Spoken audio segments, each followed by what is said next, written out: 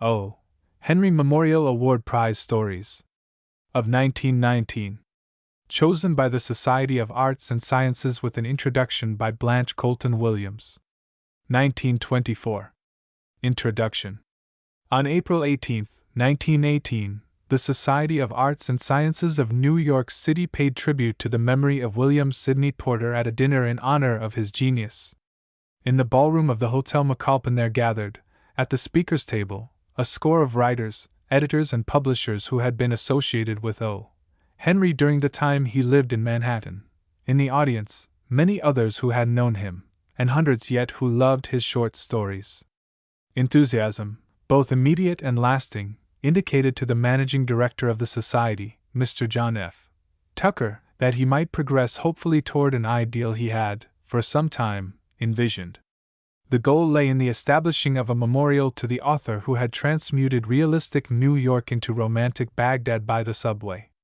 When, therefore, in December 1918, Mr. Tucker called a committee for the purpose of considering such a memorial, he met a glad response. The first question, "What form shall the monument assume?" drew tentative suggestions of a needle in Gramercy Square, or a tablet affixed to the corner of O. Henry's home in West 26th Street. But things of iron and stone, cold and dead, would incongruously commemorate the dynamic power that moved the hearts of living men and women. The master pharmacist of joy and pain, who dispensed sadness tinctured with a smile and laughter that dissolves in tears. In short, then, it was decided to offer a minimum prize of $250 for the best short story published in 1919, and the following committee of award was appointed: Blanche Colton Williams, Ph.D. Edward J. Wheeler, Doctor of Literature Ethel Watts Mumford Robert Wilson Neal, M.A. Merle St. Croix Wright, D.D. It is significant that this committee had no sooner begun its roundtable conferences than the Society promised, through the director, funds for two prizes.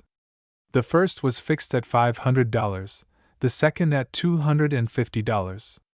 At a meeting in January 1919, the Committee of Award agreed upon the further conditions that the story must be the work of an American author, and must first appear in 1919 in an American publication. At the same time, an honorary committee was established, composed of writers and editors, whose pleasure it might be to offer advice and propose stories for consideration. The honorary committee consisted of Gertrude Atherton, Edward J. O'Brien, Fanny Hurst, John Macy, Burgess Johnson, Mrs. Edwin Markham, Robert Morse, Lovett, John S. Phillips, William Marion Reedy, Virginia Roderick, Walter Roberts, Charles G. Norris, Edward E. Hale, Max Eastman, Charles Caldwell, Doby, Margaret Sherwood, Hamlin, Garland, James Branch, Cabell, Stuart P. Sherman, William Allen White, Stephen Leacock, Major Rupert Hughes, Eugene Manlove Rhodes. The Committee of Award read throughout the year, month by month, scores of stories, rejecting many, debating over others, and passing up a comparative few for final judgment. In January, out of the 100 or more remaining, they salvaged the following: 1. The Kitchen Gods, by Guglielma Alsop, Century, September. 2. Facing It, by Edwina Stanton Babcock, Pictorial Review, June. 3. The Fairest Sex, by Mary Hastings Bradley, Metropolitan, March. 4. Bargain Price, by Don Byrne, Cosmopolitan, March. 5. Porcelain Cups, by James Branch Cabell, Century, November. 6. Gum Shoes for B, by Forrest Chrissy, Harper's, December. 7. The Trial in Tom Belcher's Store, by Samuel A. Derieux, American, June. 8. April 25th as Usual, by Edna Ferber, Ladies' Home Journal, July. 9. The Mottled Slayer, by George Gilbert, Sunset, August. 10.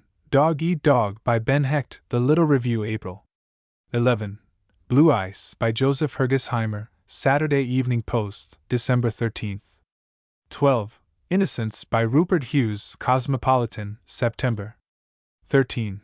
Humoresque, by Fanny Hurst, Cosmopolitan, March. 14. The Yellow Streak, by Ellen La Motte, Century, March. 15. The Elephant Remembers, by Edison Marshall, Everybody's, October. 16. England to America, by Margaret Prescott Montague, Atlantic, September. 17. $5,000 reward by Melville D. Post, Saturday Evening Post, February 15. 18. The Lubbock Kiss, by Louise Rice, Ainsley's, October. 19. The High Cost of Conscience, by Beatrice Ravenel, Harper's, January. 20. The Red Mark, by John Russell, Collier's, April 15. 21. The Trap, by Myra Sawhill, American, May. 22. Evening Primroses, by N.D. Sedgwick, Atlantic, July. 23. Autumn Crocuses, by N.D. Sedgwick, Atlantic, August. 24. The Blood of the Dragon, by Thomas Grant Springer, Live Stories, May. 25. Contact, by Wilbur Daniel Steele, Harper's, March. 26. For They Know Not What They Do, by Wilbur Daniel Steele, Pictorial Review, July. 27. La Diablesse, by Wilbur Daniel Steele, Harper's, September. 28. On Strike, by Albert Payson Terhune, The Popular Magazine, October. 29. The Other Room, by Mary Heaton Vorse, McCall's, April. 30. They Grind Exceeding Small, by Ben Ames Williams, Saturday Evening Post, September 13. 31. On the Field of Honor, by Ben Ames Williams, American, March. 32. Turkey Red, by Francis Gilchrist Wood, Pictorial Review, November. Although the exiguity of the vessel forbids inclusion of all these stories, yet the committee wished to record them as worthy of preservation under covers. Publishing by title, therefore, carries all the honor attached to publishing the complete story.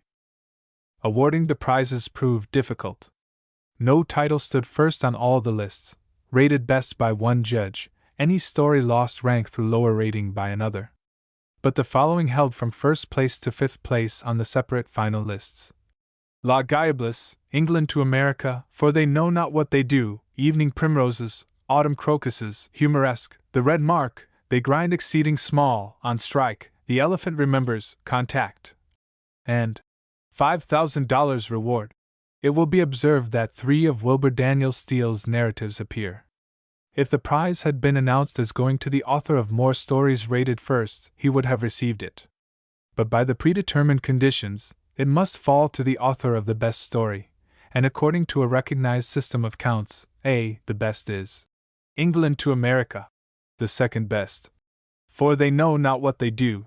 The first award, therefore, goes to Miss Margaret Prescott Montague, the second to Mr. Wilbur Daniel Steele.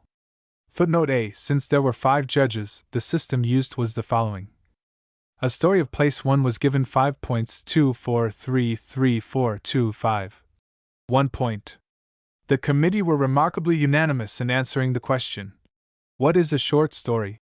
But they differed, rather violently, over the fulfillment of requirements by the various illustrations. Without doubt, the most provocative of these was Mr. Steele's Contact. 3 of the committee think it a short story, 2 declare it an article, all agree that no finer instance of literature in brief form was published in 1919. Their diverging views, however, challenged curiosity. What did the publishers think about it? The editor of Harper's wrote, Contact was written by Mr. Steele after a personal visit to the North Sea Fleet. It is a faithful portrayal of the work done by our destroyers and therefore falls under the category of articles. And the author?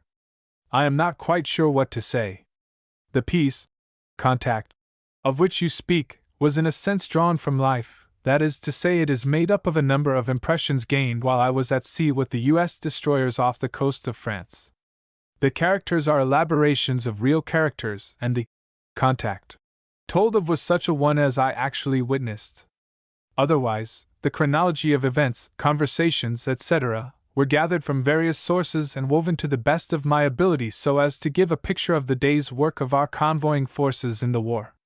These data reconcile, in part, the conflicting points of view, or at least show the tenability of each. In addition to the first requisite of struggle, the story's the thing. The judges sought originality, excellence in organization of plot incidents, skill in characterization, power in moving emotions, and again, they differed over their findings. One member would have awarded the prize to La Diablesse, on its original motif. A ship is jealous of a woman, on its masterful employment of suggestion, unique presentation of events, and on all the other counts. Another, while recognizing the essential bigness of the tale, regards it as somewhat crudely constructed and as extending the use of suggestion into the midst of obscurity. Or take characterization. Mary Hastings Bradley's The Fairest Sex represents, in the climax, a reporter's fiancé betraying the whereabouts of a young woman who is, technically, a criminal. One of the committee held that, under the circumstances, the psychology is false. Others believed that particular girl did that particular thing. Best narrative always compels belief. The longer the period of belief, the greater the story. This business of convincing the reader requires more labor than the average writer seems to care about performing. Any reader is willing to be held, for a time. But how many stories compel recollection of plot and characters as indubitably a part of all that one has met? Too frequently the writer neglects the value of atmosphere, forgetful of its weight in producing conviction.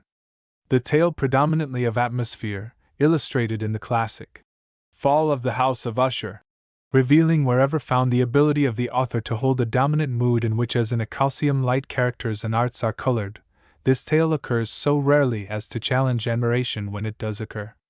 For they know not what they do, lures the reader into its exotic air and holds him until he, too, is suffused, convinced. The committee were not insensible to style. But expert phrasing, glowing appreciation of words and exquisite sense of values, the texture of the story fabric, all dropped into the abyss of the unimportant after the material they incorporated had been judged. No man brings home beefsteak and silk or sells figs as thistles. The committee accepted style as the fit medium for conveying the matter. Since the committee confessed to catholicity of taste, the chosen stories reveal predilection for no one type. They like detective stories, and particularly those of Melville Davis and Post. A follower of the founder of this school of fiction, he has none the less advanced beyond his master, and has discovered other ways than those of the Rue Morgue. $5,000 reward. In its brisk action, strong suspense, and humorous denouement carries on the technique so neatly achieved in The Dümdorf Mystery, and other tales about Uncle Abner. The committee value, also, the story about animals, universal interest in puzzles, in the science of ratiocination, is not more pronounced than the interest in rationalizing the brute. The Mottled Slayer and The Elephant Remembers offer sympathetic studies of struggles in the animal world. Mr. Marshall's white elephant will linger as a memory, even as his ghost remains, longer than the sagacious playfellow of Mr. Gilbert's little Indian, but nobody can forget the battle the latter fought with the python. For stories about the home, the committee have a weakness. Miss Ferber's April 25th, as usual, cheerfully proclaiming the inevitableness of spring cleaning, might be published with the subtitle, An Epic of the Housekeeper. They were alert for reflections of life, in America and elsewhere. The politics of gum shoes for B, the local court of law in Tom Belcher's store, the frozen west of Turkey Red, seemed to them to meet the demand that art must hold the mirror up to nature. In particular, the committee hoped to find good stories of the war. Now that fiction containing anything of the great struggle is anathema to editors, and must wait for that indefinite time of its revival, it was like getting a last bargain to read. Facing it, humoresque Contact, Autumn Crocuses, and England to America. In these small masterpieces is celebrated either manhood which keeps a rendezvous with death. The committee accepted style as the fit medium for conveying the matter. Since the committee confessed to catholicity of taste, the chosen stories reveal predilection for no one type. They like detective stories, and particularly those of Melville Davis and Post. A follower of the founder of this school of fiction, he has none the less advanced beyond his master, and has discovered other ways than those of the Rue Morgue. $5,000 reward. In its brisk action, strong suspense, and humorous denouement carries on the technique so neatly achieved in The Dümdorf Mystery, and other tales about Uncle Abner. The committee value, also, the story about animals, universal interest in puzzles, in the science of ratiocination, is not more pronounced than the interest in rationalizing the brute. The Mottled Slayer and The Elephant Remembers offer sympathetic studies of struggles in the animal world. Mr. Marshall's white elephant will linger as a memory, even as his ghost remains, longer than the sagacious playfellow of Mr. Gilbert's little Indian. But nobody can forget the battle the latter fought with the python. For stories about the home the committee have a weakness, Miss Ferber's April 25th, as usual, cheerfully proclaiming the inevitableness of spring cleaning, might be published with the subtitle, An Epic of the Housekeeper. They were alert for reflections of life, in America and elsewhere. The politics of gum shoes for B, the local court of law in Tom Belcher's store, the frozen west of Turkey Red, seemed to them to meet the demand that art must hold the mirror up to nature. In particular, the committee hoped to find good stories of the war. Now that fiction containing anything of the great struggle is anathema to editors, and must wait for that indefinite time of its revival, it was like getting a last bargain to read. Facing it, humoresque Contact, Autumn Crocuses, and England to America. In these small masterpieces is celebrated either manhood which keeps a rendezvous with death, womanhood which endures, or the courage of men and women which meets bodily misfortune and the anguish of personal loss. Leon Cantor of Humoresque and the young Virginian of England to America will bring back, to all who read, their own heroes. It is fitting that Miss Montague's stories should have received the first prize, poignant, short in words, great in significance. It will stand a minor climactic peak in that chain of literature produced during the actual progress of the World War. In the estimation of the committee, the year 1919 was not one of preeminent short stories. Why? There are several half-satisfactory explanations. Some of the acknowledged leaders, seasoned authors, have not been publishing their average annual number of tales. Alice Brown, Don Byrne, Irvin Cobb, Edna Ferber, Catherine Gerald, Fanny Hurst and Mary W. Freeman are represented by spare sheaves. Again, a number of new and promising writers have not quite attained sureness of touch, although that they are acquiring it is manifest in the work of Ben Ames Williams, Edison Marshall, Francis Wood, Samuel Dareau, John Russell, Beatrice Ravenel and Myra Sawhill. Too frequently, there is no story. A series of episodes, however charmingly strung out, is not a story. A sketch, however clever or humorous, is not a story. An essay, however wisely expounding a truth, is not a story. So patent are these facts, they are threadbare from repetition, yet of them succeeding aspirants seem to be as ignorant as were their predecessors, who at length found knowledge. For obvious reasons, names of authors who succeed in a certain literary form, but who produce no story, are omitted. Again, some stories just miss the highest mark. A certain one, praised by a magazine editor as the best of the year, suffers in the opinion of the committee, or part of the committee, from an introduction too long and top-heavy. It not only mars the symmetry of the whole, this introduction, but starts the reader in the wrong direction. One thing the brief story must not do is to begin out of tone, to promise what it does not fulfill, or to lead out a subordinate character as though he were chief. Another story suffers from plethora of phrasing, and even of mere diction. Stevenson believed few of his words too precious to be cut. Contemporary writers hold their utterances in greater esteem. A third story shows by its obvious happy ending that the author has catered to magazine needs or what he conceives to be editorial policies. Such an author requires a near, smart set, sparkle or a pseudo-Atlantic monthly sobriety. He develops facility, but at the expense, ultimately, of conventionality, dullness and boredom. According to the terms which omit foreign authors from possible participation in the prize, the work of Ahmed Abdullah, Britton Austin, Eleanor Mordaunt, and others was in effect non-existent for the committee.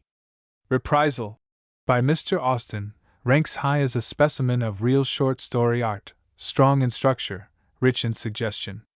The Honorable Gentleman, by the Mage from Afghanistan, in reflecting Oriental life in the Occident, will take its place in literary history. Eleanor Mordaunt's modernized biblical stories, The Strong Man, for instance, in showing that the cycles repeat themselves and that today is as one of 5,000 years ago, exemplify the universality of certain motifs, fables, characters. But, having made allowance for the truths just recounted, the committee believe that the average of stories here bound together is high. They respond to the test of form and of life. The Kitchen Gods, grows from 5 years of service to the women of China, service by the author, who is a doctor of medicine. Porcelain Cups testifies to the interest a genealogist finds in the Elizabethan age and, more definitely, in the life of Christopher Marlowe.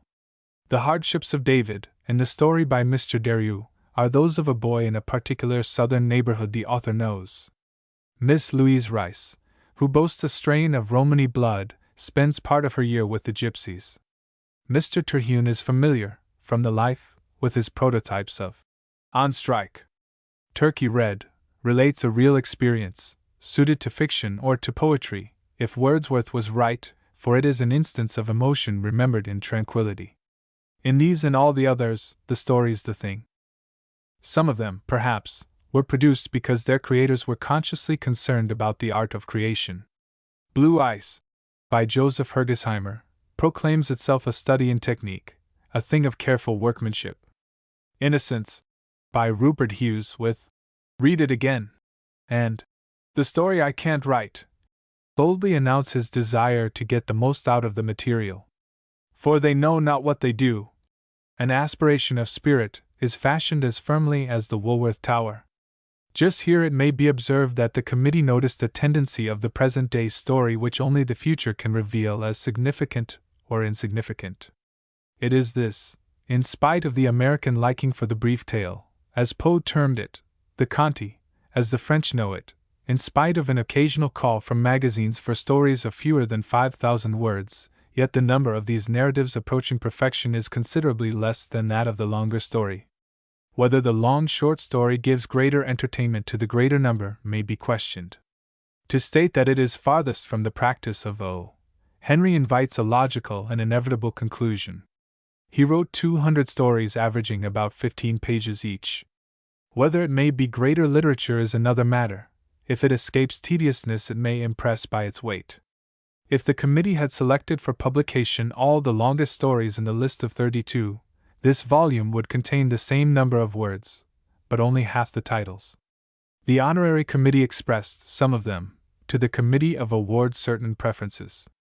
William Marion Reedy wrote, I read and printed one very good story called Baby Fever. I think it is one of the best stories of the year. John Phillips, though stating that he had not followed short stories very closely, thought the best one he had read, The Theatrical Sensation of Springtown, by Bess Streeter Aldrich, American, December. Mrs. Edwin Markham commended Charles Fingers, Canassa, Reedy's Mirror, October 30th. W. Adolph Roberts submitted a number of stories from Ainsley's Young Love, by Nancy Boyd. The Token from the Arena, by June Willard. The Light, by Catherine Wilson. He also drew attention to Phantom, by Mildred Cram, Green Book, March. That the Committee of Award, after a careful study of these and other recommendations, failed to confirm individual high estimates is but another illustration of the disagreement of doctors. To all those of the honorary committee who gave encouragement and aid the Committee of Award is most grateful. There remains the pleasure of thanking, also, the authors and publishers who have kindly granted permission for the reprinting of the stories included in this volume. The Committee of Award would like them to know that renewal of the O. Henry Prize depends upon their generous cooperation. Blanche Colton Williams. New York City, February 29, 1920. O. Henry Memorial Award Prize Stories 1919 England to America. By Margaret Prescott Montague. From Atlantic Monthly. Lord, but English people are funny! This was the perplexed mental ejaculation that young Lieutenant Skipworth Cary, of Virginia, found his thoughts constantly reiterating during his stay in Devonshire. Had he been, he wondered, a confiding fool, to accept so trustingly Chev Sherwood's suggestion that he spend a part of his leave, at least, at Bishop's Thorpe, where Chev's people lived. But why should he have anticipated any difficulty here, in this very corner of England which had bred his own ancestors, when he had always hit it off so splendidly with his English comrades at the front? Here, however, though they were all awfully kind, at least, he was sure they meant to be kind, something was always bringing him up short, something that he could not lay hold of, but which made him feel like a blind man groping in a strange place, or worse, like a bull in a china shop. He was prepared enough to find differences in the American and English points of view. But this thing that baffled him did not seem to have to do with that. It was something deeper, something very definite, he was sure, and yet what was it? The worst of it was that he had a curious feeling as if they were all, that is, Lady Sherwood and Gerald, not Sir Charles so much, protecting him from himself, keeping him from making breaks, as he phrased it. That hurt and annoyed him, and piqued his vanity. Was he a social blunderer, and weren't a Virginia gentleman's manners to be trusted in England without leading strings?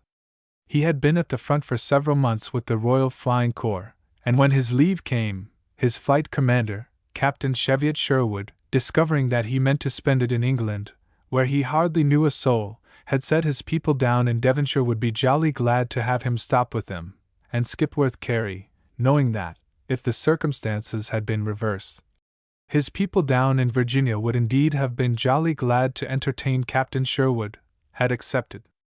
Unhesitatingly. The invitation had been seconded by a letter from Lady Sherwood, Chev's mother, and after a few days' sightseeing in London, he had come down to Bishopsthorpe, very eager to know his friend's family, feeling as he did about Chev himself. "He's the finest man that ever went up in the air," he had written home, and to his own family's disgust, his letters had been far more full of Chev Sherwood than they had been of Skipworth Cary. And now here he was, and he almost wished himself away, wished almost that he was back again at the front, carrying on under Chev. There, at least, you knew what you were up against. The job might be hard enough, but it wasn't baffling and queer, with hidden undercurrents that you couldn't chart. It seemed to him that this baffling feeling of constraint had rushed to meet him on the very threshold of the drawing-room, when he made his first appearance. As he entered, he had a sudden sensation that they had been awaiting him in a strained expectancy, and that, as he appeared, they adjusted unseen masks and began to play act at something. "But English people don't play act very well," he commented to himself, reviewing the scene afterward. Lady Sherwood had come forward and greeted him in a manner which would have been pleasant enough, if he had not, with quick sensitiveness, felt it to be forced. But perhaps that was English stiffness. Then she had turned to her husband, who was standing staring into the fireplace, although, as it was June, there was no fire there to stare at. "Charles," she said, "here is Lieutenant Cary." And her voice had a certain note in it which at home Cary and his sister Nancy were in the habit of designating "Mother making Dad mind his manners." At her words the old man, and Cary was startled to see how old and broken he was, turned round and held out his hand. "How'd you do?" he said jerkily. "How'd you do?" and then turned abruptly back again to the fireplace. "Hello? What's up? The old boy doesn't like me," was Cary's quick, startled comment to himself. He was so surprised by the look the other bent upon him that he involuntarily glanced across to a long mirror to see if there was anything wrong with his uniform. But no, that appeared to be all right. It was himself then, or his country. Perhaps the old sport didn't fall for Americans. "And here is Gerald," Lady Sherwood went on in her low remote voice, which somehow made the Virginian feel very far away. It was with genuine pleasure, though with some surprise, that he turned to greet Gerald Sherwood, Chev's younger brother, who had been, tradition in the Corps said, as gallant and daring a flyer as Chev himself, until he got his in the face 5 months ago. "I'm mighty glad to meet you," he said eagerly, in his pleasant, muffled southern voice, grasping the hand the other stretched out, and looking with deep respect at the scarred face and sightless eyes. Gerald laughed a little, but it was a pleasant laugh, and his hand-clasp was friendly. "That's real American, isn't it?" he said. "I ought to have remembered and said it first." "Sorry." Skipworth laughed too. "Well," he conceded, "we generally are glad to meet people in my country, and we don't care who says it first. But," he added, "I didn't think I'd have the luck to find you here." He remembered that Chev had regretted that he probably wouldn't see Gerald, as the latter was at St. Dunstan's, where they were re-educating the blinded soldiers. The other hesitated a moment, and then said rather awkwardly, "Oh, I'm just home for a little while. I only got here this morning, in fact." Skipworth noted the hesitation. Did the old people get panicky at the thought of entertaining a wild man from Virginia, and send an SOS for Gerald, he wondered. "We are so glad you could come to us," Lady Sherwood said rather hastily just then. And again he could not fail to note that she was prompting her husband. The latter reluctantly turned round and said, "Yes, yes, quite so. Welcome to Bishopsthorpe, my boy." As if his wife had pulled a string, Sand he responded mechanically, without quite knowing what he said. Then, as his eyes rested a moment on his guest, he looked as if he would like to bolt out of the room. He controlled himself, however, and jerking round again to the fireplace, went on murmuring, "Yes, yes, yes," vaguely, just like the dormouse at the Mad Tea Party, who went to sleep, saying, "Twinkle, twinkle, twinkle." Carrie could not help thinking to himself, but after all, it wasn't really funny, it was pathetic. Gosh, how doddering the poor old boy was. Skipworth wondered, with a sudden twist at his heart, if the war was playing the deuce with his home people, too. Was his own father going to pieces like this, and had his mother's gay vivacity fallen into that still remoteness of Lady Sherwood's? But of course not.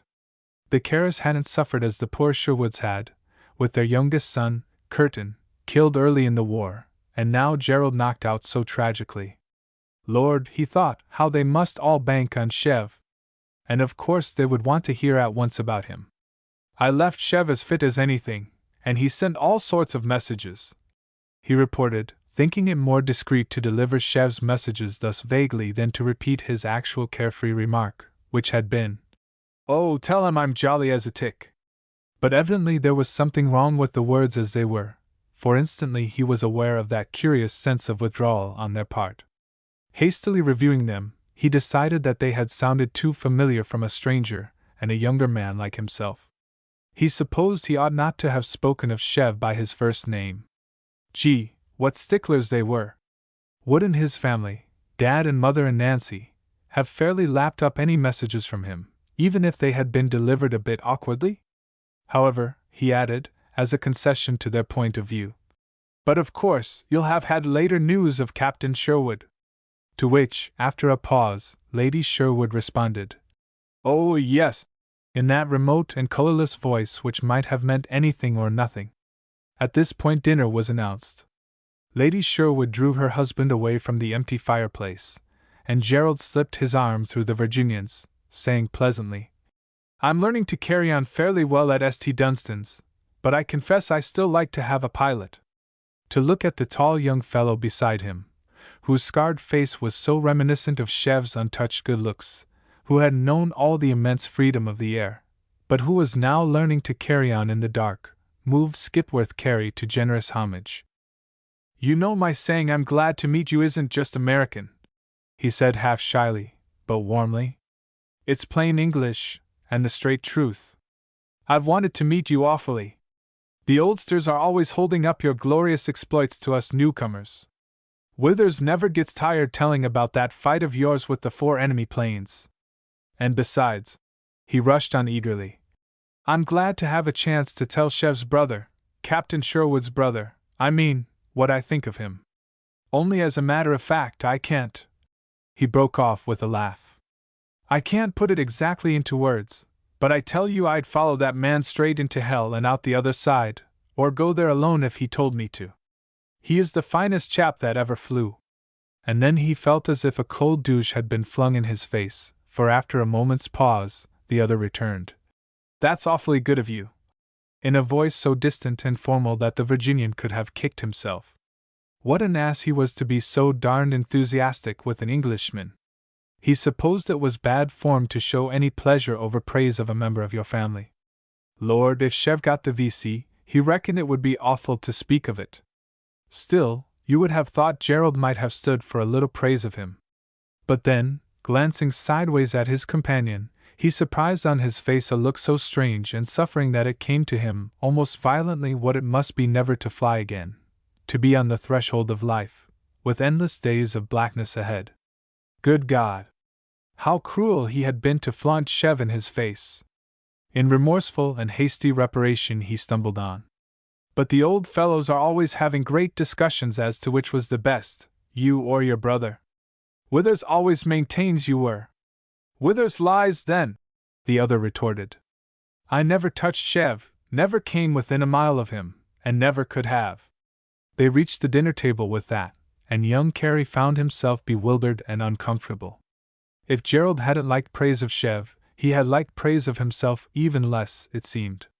Dinner was not a success. The Virginian found that, if there was to be conversation, the burden of carrying it on was upon him, and gosh!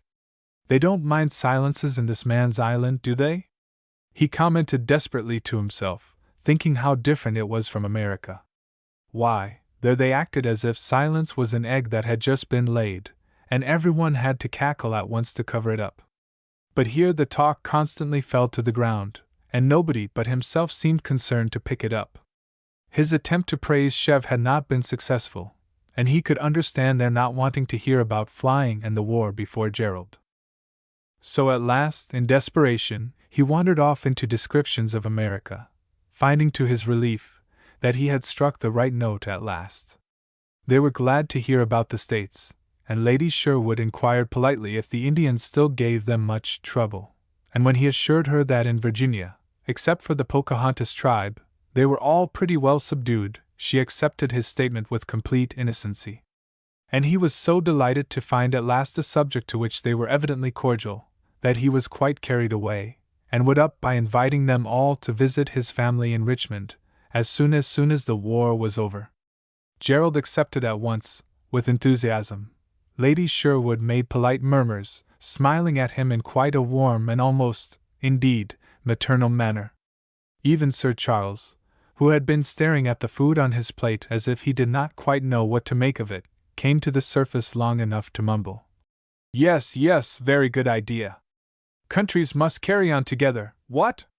But that was the only hit of the whole evening, and when the Virginian retired to his room, as he made an excuse to do early, he was so confused and depressed that he fell into an acute attack of homesickness. Heavens, he thought, as he tumbled into bed, just suppose, now, this was little old Richmond, Virginia, USA, instead of being Bishop's Thorpe, Avery Cross near Wick, and all the rest of it. And at that, he grinned to himself.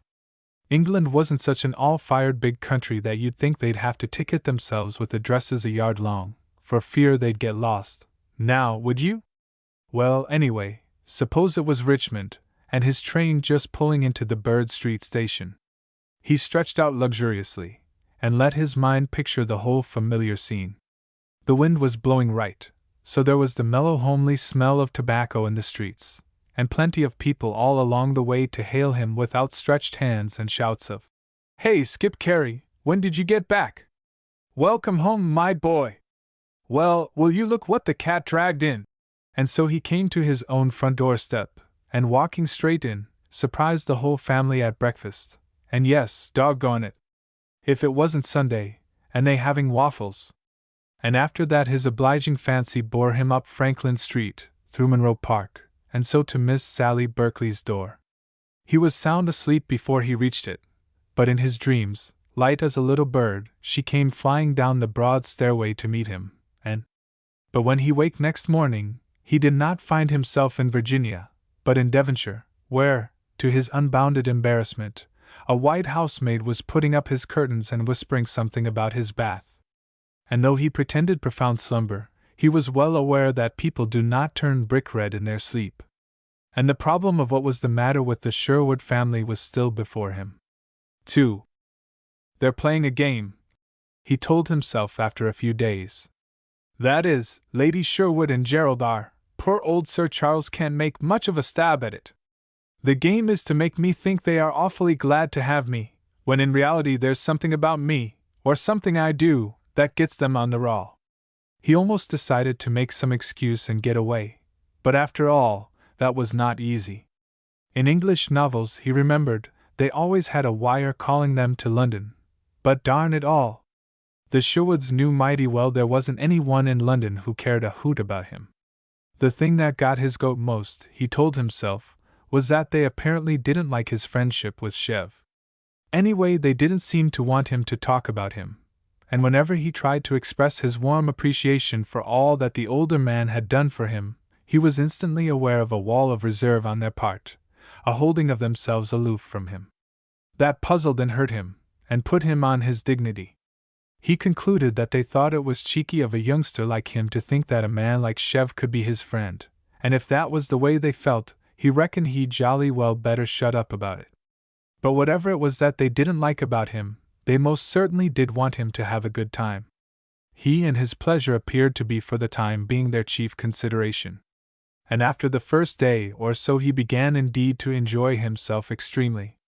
For one thing, he came to love the atmosphere of the old place and of the surrounding country, which he and Gerald explored together. He liked to think that ancestors of his own had been inheritors of these green lanes and pleasant mellow stretches. Then, too, after the first few days, he could not help seeing that they really began to like him, which of course was reassuring, and tapped his own warm friendliness, which was always ready enough to be released. And besides, he got by accident what he took to be a hint as to the trouble. He was passing the half-open door of Lady Sherwood's morning room, when he heard Sir Charles's voice break out. "Good God, Elizabeth, I don't see how you stand it. When I see him so straight and fine-looking, and so untouched, beside our poor lad, and think. Skipworth hurried out of earshot, but now he understood that look of aversion in the old man's eyes which had so startled him at first. Of course, the poor old boy might easily hate the sight of him beside Gerald. With Gerald himself he really got along famously. He was a most delightful companion, full of anecdotes and history of the countryside, every foot of which he had apparently explored in the old days with Chev and the younger brother, Curtin. Yet even with Gerald, Carrie sometimes felt that aloofness and reserve, and that older protective air that they all showed him. Take, for instance, that afternoon when they were lolling together on the grass in the park. The Virginian, running on in his usual eager manner, had plunged without thinking into an account of a particularly daring bit of flying on Chev's part, when suddenly he realized that Gerald had rolled over on the grass and buried his face in his arms, and interrupted himself awkwardly. "But, of course," he said, "he must have written home about it himself." "No, or if he did, I didn't hear of it." "Go on," Gerald said in a muffled voice. A great rush of compassion and remorse overwhelmed the Virginian, and he burst out penitently. "What a brute I am! I'm always forgetting and running on about flying, when I know it must hurt like the very devil." The other drew a difficult breath. "Yes," he admitted, "what you say does hurt in a way you can't understand. But all the same I like to hear you. Go on about Chev." So Skipworth went on and finished his account, winding up. "I don't believe there's another man in the service who could have pulled it off, but I tell you your brother's one in a million." "Good God, don't I know it!" the other burst out. "We were all three the jolliest pals together," he got out presently in a choked voice. "Chev and the young un and I, and now—" He did not finish, but Carrie guessed his meaning. Now the young un, Curtin, was dead, and Gerald himself knocked out. But heavens! The Virginian, though, did Gerald think Chev would go back on him now on account of his blindness? Well, you could everlastingly bet he wouldn't. "Chev thinks the world and all of you," he cried in eager defense of his friend's loyalty.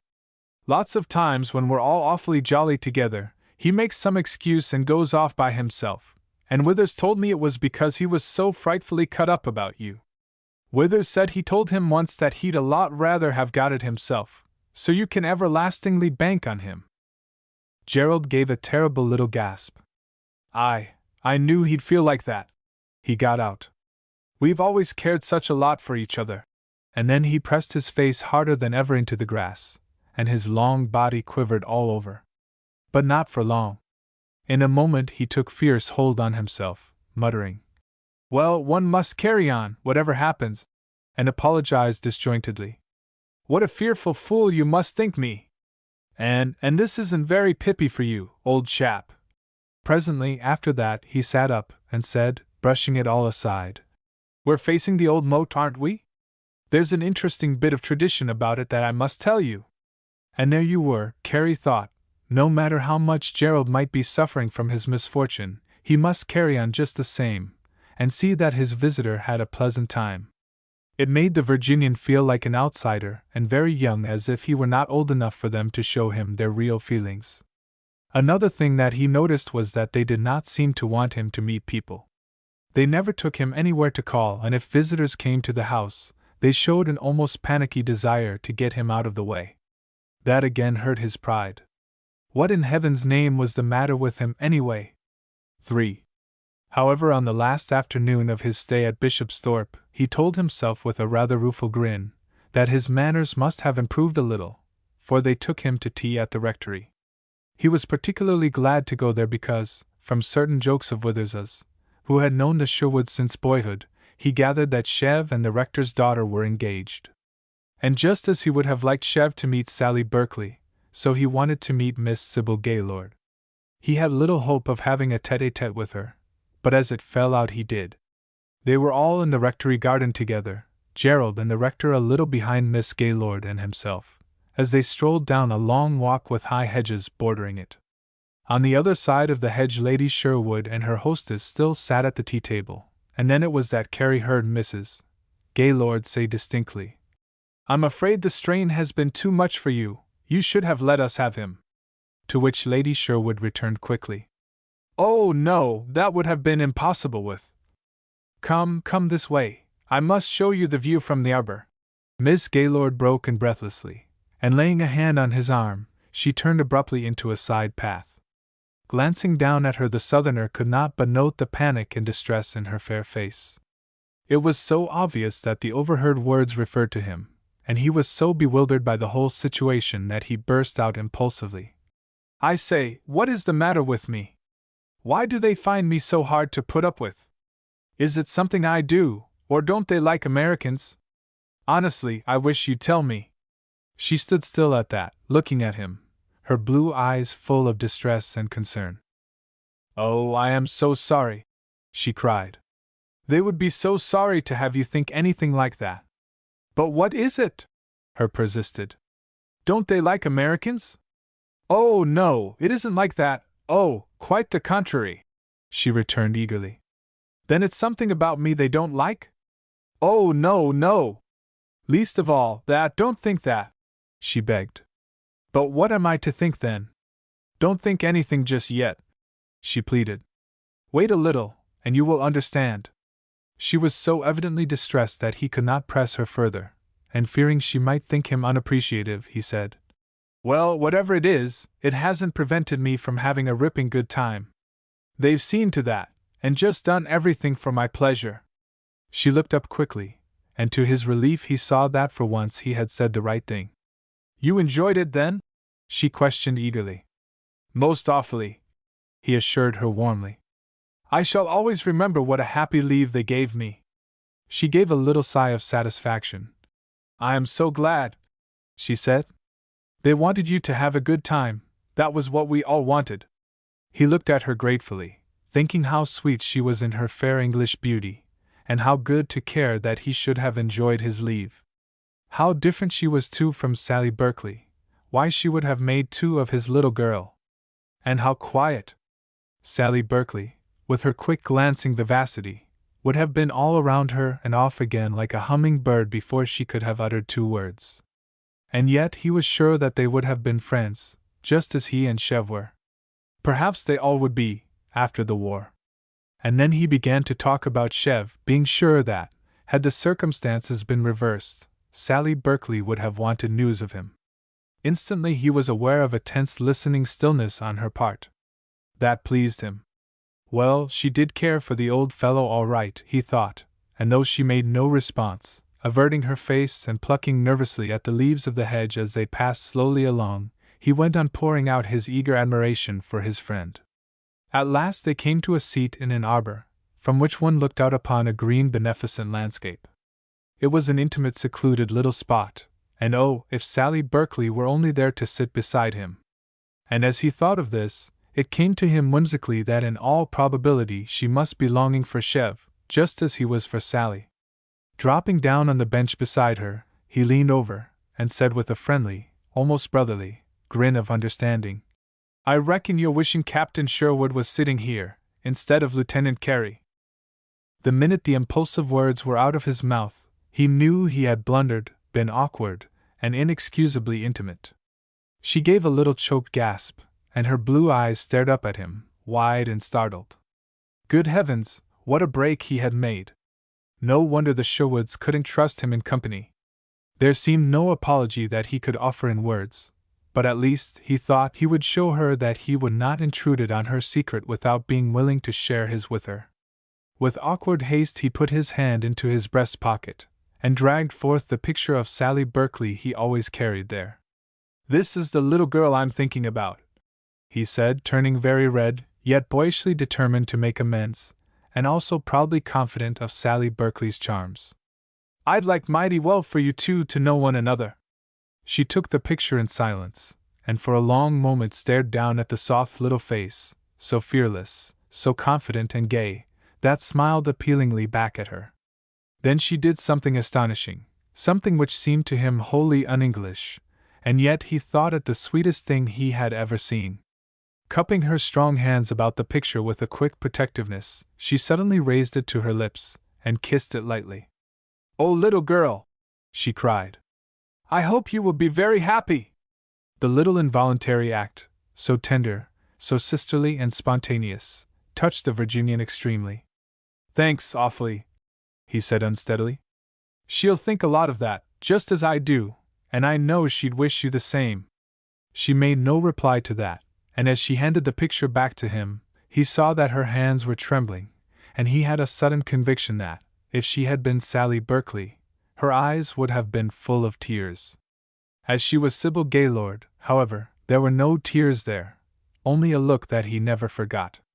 The look of one much older, protective, maternal almost, and as if she were gazing back at Sally Berkeley and himself from a long way ahead on the road of life. He supposed it was the way most English people felt nowadays. He had surprised it so often on all their faces, that he could not help speaking of it. "You all think we Americans are awfully young and raw, don't you?" he questioned. "Oh, no, not that," she deprecated. "Young perhaps for these days, yes, but it is more that your country is so unsuffered. And we don't want you to suffer," she added quickly. Yes, that was it. He understood now, and heavens, how fine it was. Old England was wounded deep, deep.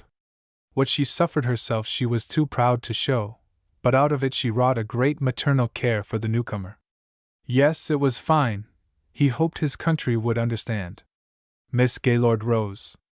"There are Gerald and Father looking for you," she said, "and I must go now." She held out her hand. "Thank you for letting me see her picture, and for everything you said about Captain Sherwood, for everything, remember. I want you to remember." With a light pressure of her fingers she was gone, slipping away through the shrubbery, and he did not see her again. 4. So he came to his last morning at Bishopsthorpe, and as he dressed, he wished it could have been different, that he were not still conscious of that baffling wall of reserve between himself and Chev's people, for whom, despite all, he had come to have a real affection. In the breakfast room he found them all assembled, and his last meal there seemed to him as constrained and difficult as any that had preceded it. It was over finally, however, and in a few minutes he would be leaving. "I can never thank you enough for the splendid time I've had here," he said as he rose. "I'll be seeing Chev tomorrow, and I'll tell him all about everything." Then he stopped dead. With a smothered exclamation, old Sir Charles had stumbled to his feet, knocking over his chair, and hurried blindly out of the room, and Gerald said, "Mother!" in a choked appeal. As if it were a signal between them, Lady Sherwood pushed her chair back a little from the table, her long delicate fingers dropped together loosely in her lap, she gave a faint sigh as if a restraining mantle slipped from her shoulders, and, looking up at the youth before her, her fine pale face lighted with a kind of glory, she said, "No, dear lad, no, you can never tell Chev, for he is gone." "Gone!" he cried. "Yes." She nodded back at him, just above a whisper, and now her face quivered, and the tears began to rush down her cheeks. "Not dead!" he cried. "Not Chev, not that! Oh my God, Gerald, not that!" "Yes," Gerald said. "They got him 2 days after you left. It was so overwhelming, so unexpected and shocking, above all so terrible, that the friend he had so greatly loved and admired was gone out of his life forever, that young Carey stumbled back into his seat, and crumpling over, buried his face in his hands, making great uncouth gasps as he strove to choke back his grief. Gerald groped hastily around the table, and flung an arm about his shoulders. "Steady on, dear fellow, steady," he said, though his own voice broke. "When did you hear?" Carey got out at last. "We got the official notice just the day before you came, and Withers has written us particulars since. And you let me come in spite of it. And stay on, when every word I said about him must have fairly crucified each one of you. Oh, forgive me! Forgive me!" he cried distractedly. He saw it all now. He understood at last. It was not on Gerald's account that they could not talk of flying and of Chev, it was because their hearts were broken over Chev himself. "Oh, forgive me!" he gasped again. "Dear lad, there is nothing to forgive," Lady Sherwood returned. "How could we help loving your generous praise of our poor darling? We loved it, and you for it, we wanted to hear it, but we were afraid. We were afraid we might break down, and that you would find out." The tears were still running down her cheeks. She did not brush them away now, she seemed glad to have them there at last. Sinking down on his knees, he caught her hands. "Why did you let me do such a horrible thing?" he cried. "Couldn't you have trusted me to understand? Couldn't you see I loved him just as you did?" "No, no!" he broke down humbly. "Of course I couldn't love him as his own people did. But you must have seen how I felt about him, how I admired him, and would have followed him anywhere, and of course if I had known, I should have gone away at once." "Ah, but that was just what we were afraid of," she said quickly. "We were afraid you would go away and have a lonely leave somewhere. And in these days a boy's leave is so precious a thing that nothing must spoil it, nothing," she reiterated, and her tears fell upon his hands like a benediction. "But we didn't do it very well, I'm afraid," she went on presently, with gentle contrition. "You were too quick and understanding, you guessed there was something wrong. We were sorry not to manage better," she apologized. "Oh, you wonderful, wonderful people!" he gasped. "Doing everything for my happiness, when all the time. His voice went out sharply, as his mind flashed back to scene after scene, to Gerald's long body lying quivering on the grass, to Sybil Gaylord wishing Sally Berkeley happiness out of her own tragedy, and to the high look on Lady Sherwood's face. They seemed to him themselves, and yet more than themselves, shining bits in the mosaic of a great nation. Disjointedly there passed through his mind familiar words. "These are they who have washed their garments, having come out of great tribulation." No wonder they seemed older. We couldn't have done it in America," he said humbly. He had a desperate desire to get away to himself, to hide his face in his arms, and give vent to the tears that were stifling him, to weep for his lost friend, and for this great heartbreaking heroism of theirs. "But why did you do it?" he persisted. "Was it because I was his friend?" "Oh, it was much more than that," Gerald said quickly. "It was a matter of the two countries. Of course, we jolly well knew you didn't belong to us, and didn't want to, but for the life of us we couldn't help a sort of feeling that you did. And when America was in at last, and you fellows began to come, you seemed like our very own come back after many years, and," he added, a throb in his voice, "we were most awfully glad to see you. We wanted a chance to show you how England felt." Skipworth Carey rose to his feet. The tears for his friend were still wet upon his lashes. Stooping, he took Lady Sherwood's hands in his and raised them to his lips. "As long as I live, I shall never forget," he said. "And others of us have seen it too in other ways. Be sure America will never forget either." She looked up at his untouched youth out of her beautiful sad eyes, the exalted light still shining through her tears. "Yes," she said. "You see it was, I don't know exactly how to put it, but it was England to America. For they know not what they do." By Wilbur Daniel Steele. From Pictorial Review.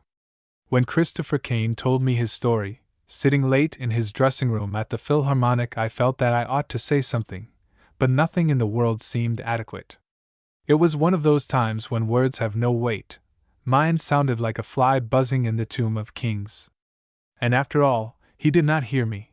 I could tell that by the look on his face as he sat there staring into the light, the lank, dark hair framing his waxen brow, his shoulders hanging forward, his lean, strong, sentient fingers wrapped around the brown neck of Hugo, the cello tightly. Agnes Kane was a lady, as a lady was before the light of that poor worn word went out. Quiet, reserved, gracious, continent, bearing in face and form the fragile beauty of a rose petal come to its fading on a windless ledge, she moved down the years with the steadfast sweetness of the gentlewoman, gentle, and a woman. They knew little about her in the city, where she had come with her son. They did not need to. Looking into her eyes, into the transparent soul behind them, they could ask no other credential for the name she bore and the lavender she wore for the husband of whom she never spoke. She spoke of him, indeed, but that was in privacy, and to her son. As Christopher grew through boyhood, she watched him. In her enveloping eagerness, she forestalled the hour when he would have asked, and told him about his father, Daniel Kane. It gave them the added bond of secret sharers. The tale grew as the boy grew. Each night when Christopher crept into his mother's bed for the quiet hour of her voice, it was as if he crept into another world, the wind-blown, sky-encompassed kingdom of the Kanes, Daniel, his father, and Maynard, his father, another Maynard before him, and all the Kanes, and the hill and the house, the willow wood, the moor under the cloud, the beach where the grey seas pounded, the boundless marsh, the lilac hedge standing against the stars. He knew he would have to be a man of men to measure up to that heritage, a man strong, grave, thoughtful, kind with the kindness that never falters, brave with the courage of that dark and massive folk whose blood ran in his veins. Coming as it did, a world of legend growing up side by side with the matter-of-fact world of Concord Street, it never occurred to him to question. He, the boy, was not massive, strong, or brave. He saw things in the dark that frightened him. His thin shoulders were bound to droop, the hours of practice on his violin left him with no blood in his legs and a queer pallor on his brow. Nor was he always grave, thoughtful, kind. He did not often lose his temper, the river of his young life ran too smooth and deep. But there were times when he did. Brief passions swept him, blinded him, twisted his fingers, left him sobbing, retching, and weak as death itself.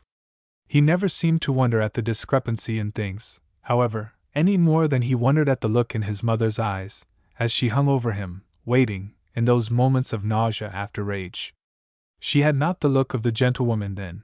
She had more the look, 1,000 times, of the prisoner led through the last grey corridor in the dawn.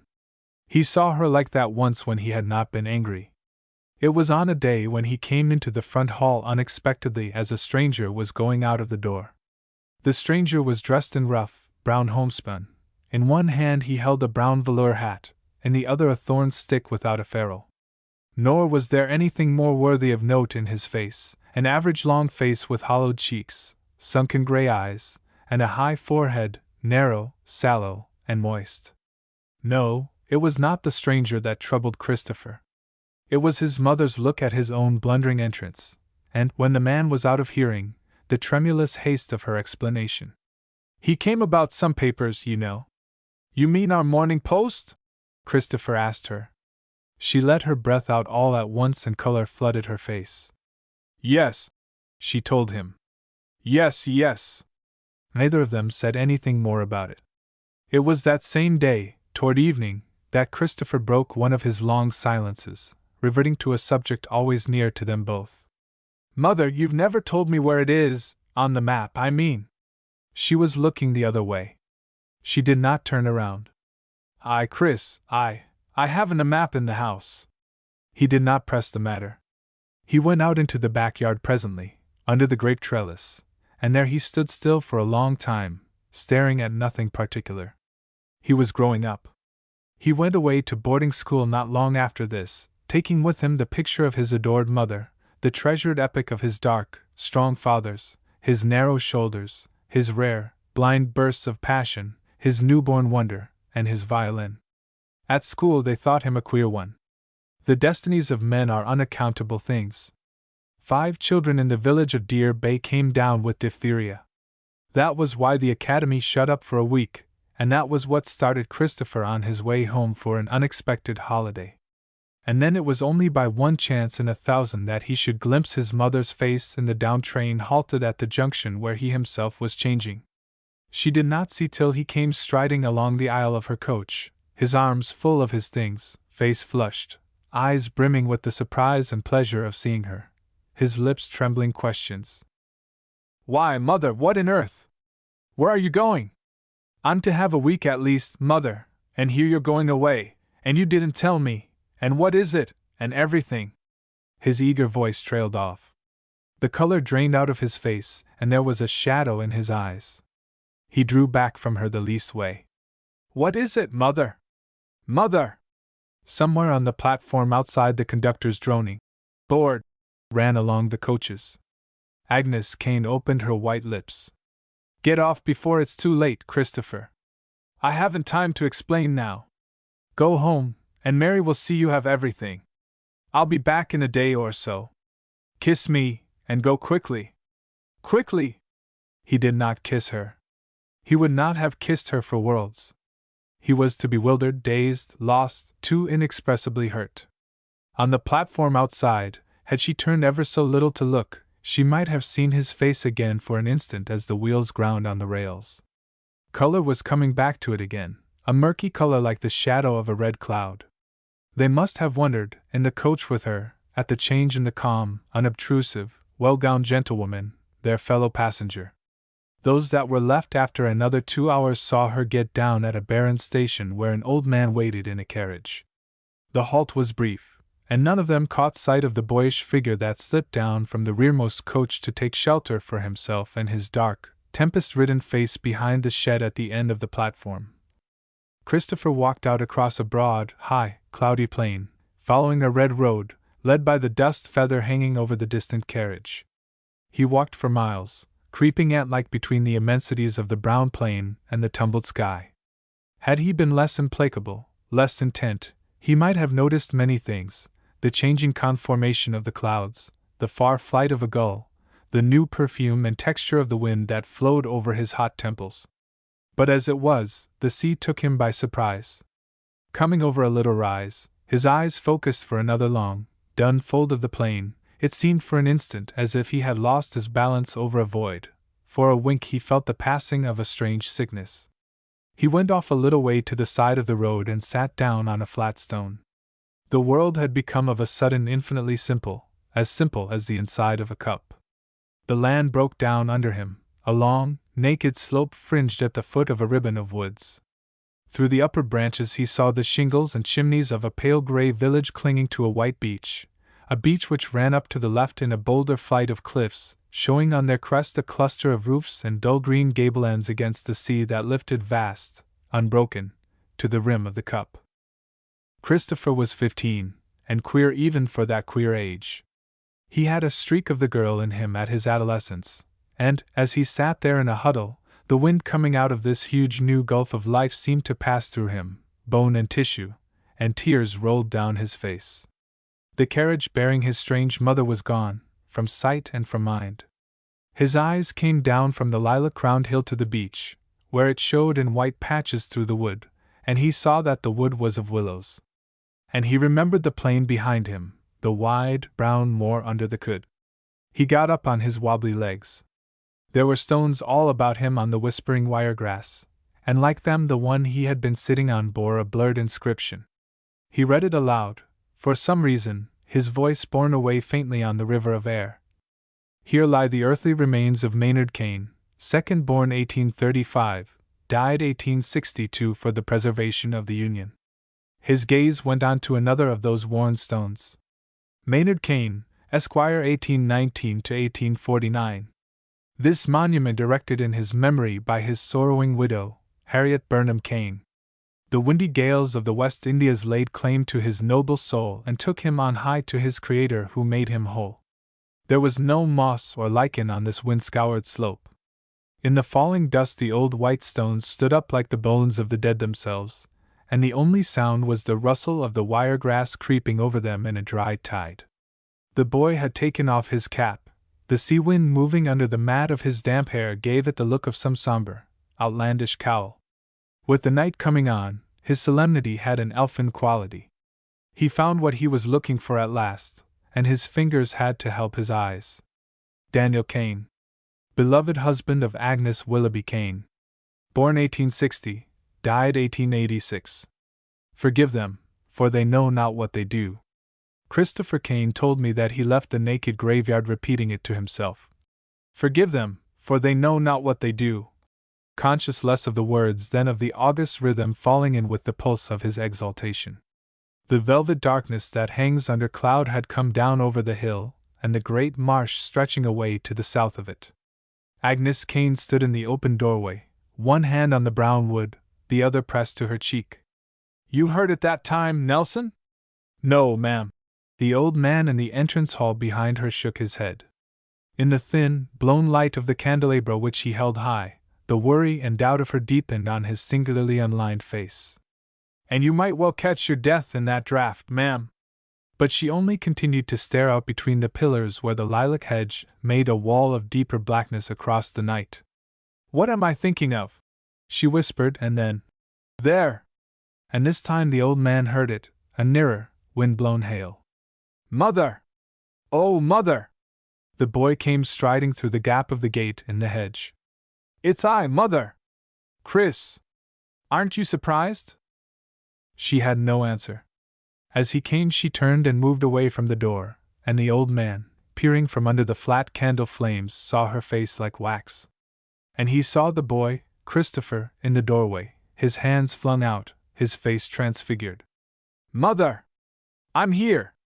Don't you understand? He touched her shoulder. She turned to him, as it were, lazily. Yes, she breathed. I see. He threw his arms about her, and felt her shaking from head to foot. But he was shaking too. I knew the way, he cried. I knew it, mother, I knew it. I came down from the moor and there was the willow wood, and I knew the way home. And when I came, mother, it was like the trees bowing down their branches in the dark.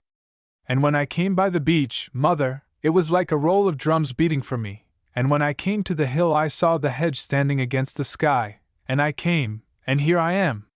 She expressed no wonder, asked no question. Yes, was all she said, and it was as if she spoke of a tree coming to its leaf, the wind to its height, the tide to its flood. Had he been less rapt and triumphant, he must have wondered more at that icy lassitude, and at the cloak of ceremony she wrapped about her to hide a terror.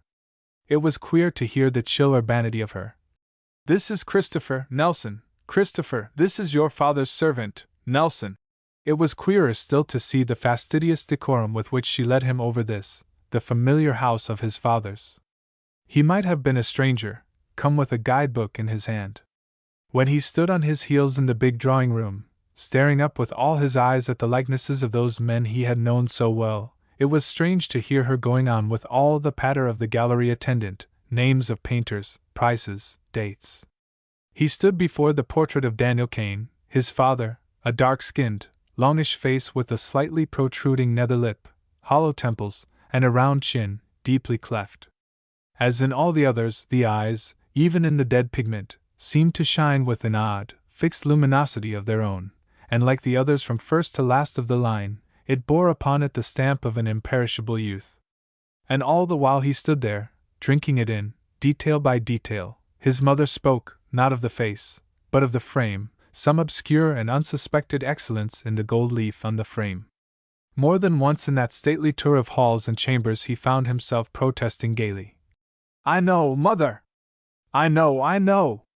But the contagion of his glory did not seem to touch her. Nothing seemed to touch her. Only once was the fragile, bright shell of her punctilio penetrated for a moment, and that was when Christopher, lagging, turned back to a door they were about to pass and threw it open with the happy laugh of a discoverer. And then, even before she could have hushed him, the laughter on his lips died of itself.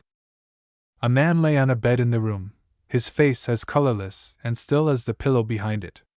His eyes were open, but they did not move from the 3 candles burning on the high bureau, and he seemed unconscious of any intrusion.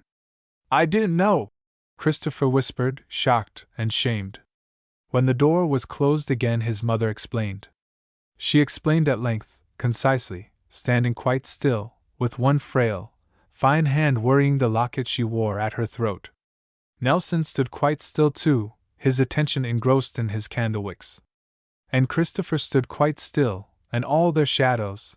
That man was the caretaker, the man, Christopher was to understand, who had been looking after the place. His name was Sanderson. He had fallen ill, very ill. In fact, he was dying. And that was why his mother had had to come down, post-haste, without warning, to see about some papers. Some papers. Christopher was to understand. Christopher understood. Indeed, there was not much to understand. And yet, when they had gone on, he was bothered by it.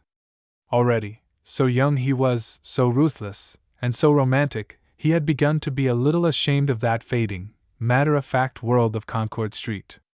And it was with just that world which he wished to forget, that the man lying ill in the candlelit chamber was linked in Christopher's memory. For it was the same man he had seen in the doorway that morning months ago, with a brown hat in one hand and a thorn stick in the other. Even a thing like that may be half put aside, though, for a while. And by the time Christopher went to his room for the night, the thought of the interloper had retired into the back of his mind, and they were all Cains there on the hill, inheritors of romance. He found himself bowing to his mother with a courtliness he had never known, and an "I wish you a good night," sounding a century old on his lips.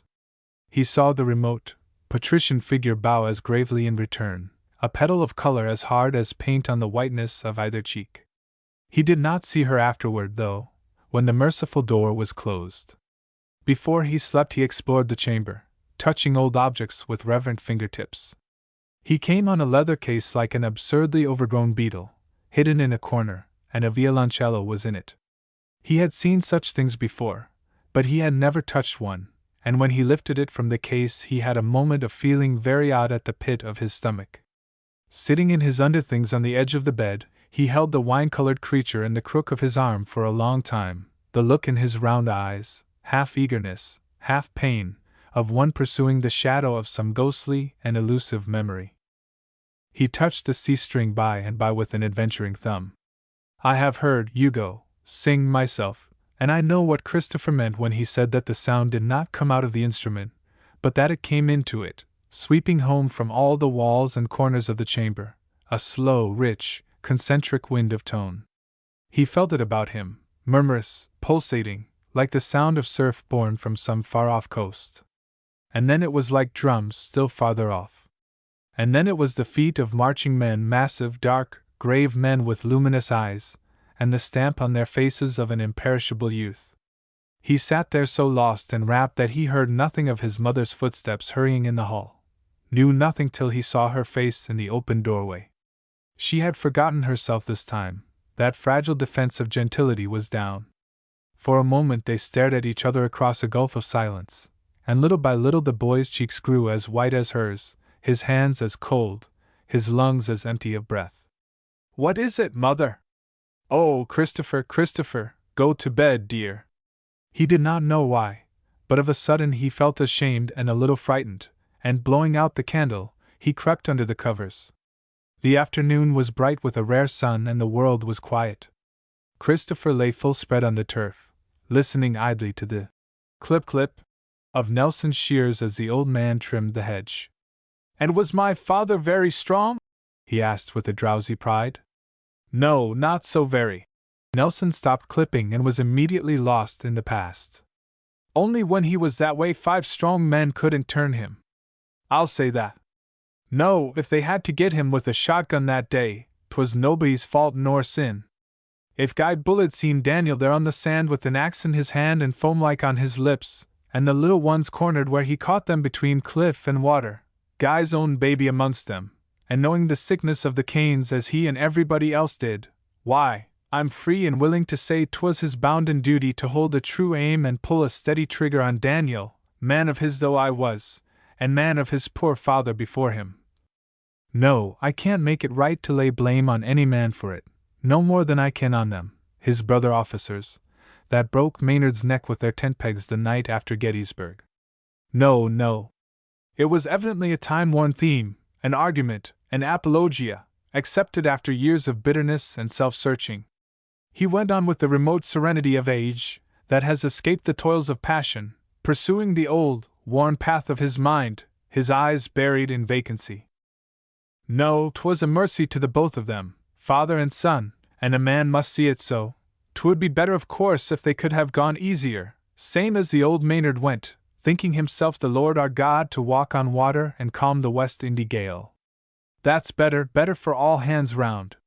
But if it had to come so, in violence and fear, then nobody need feel the sin of it on his soul, nobody excepting the old man Bickers, him that told Daniel.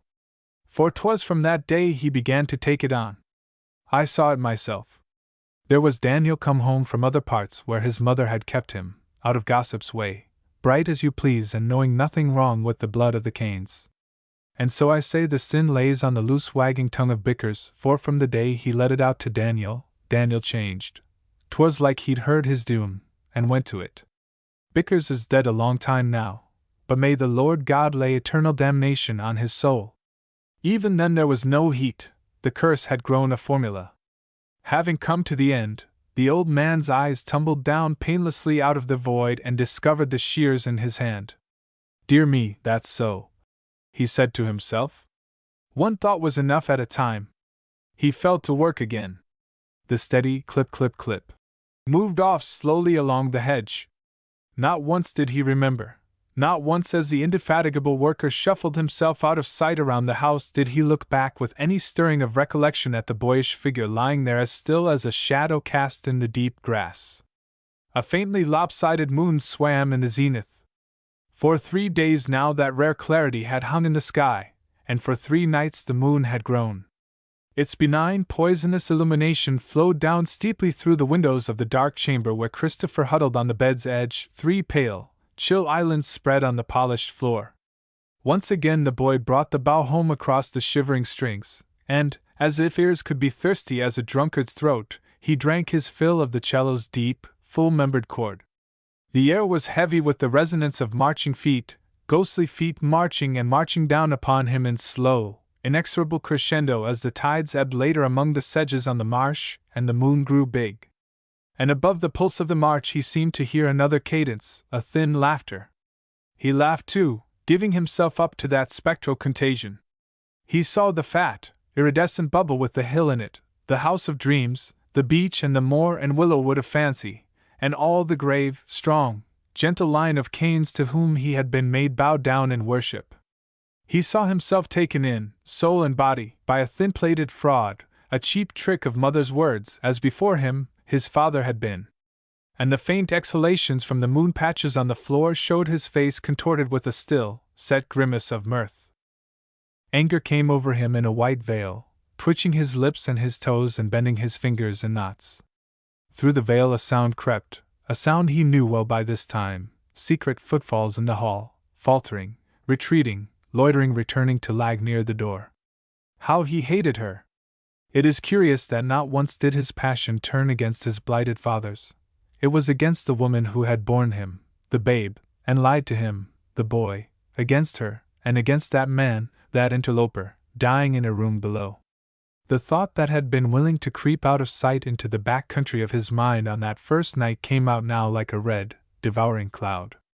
Who was that man? What was he dying of, or supposed to be dying of? What had he been doing that morning in Concord Street?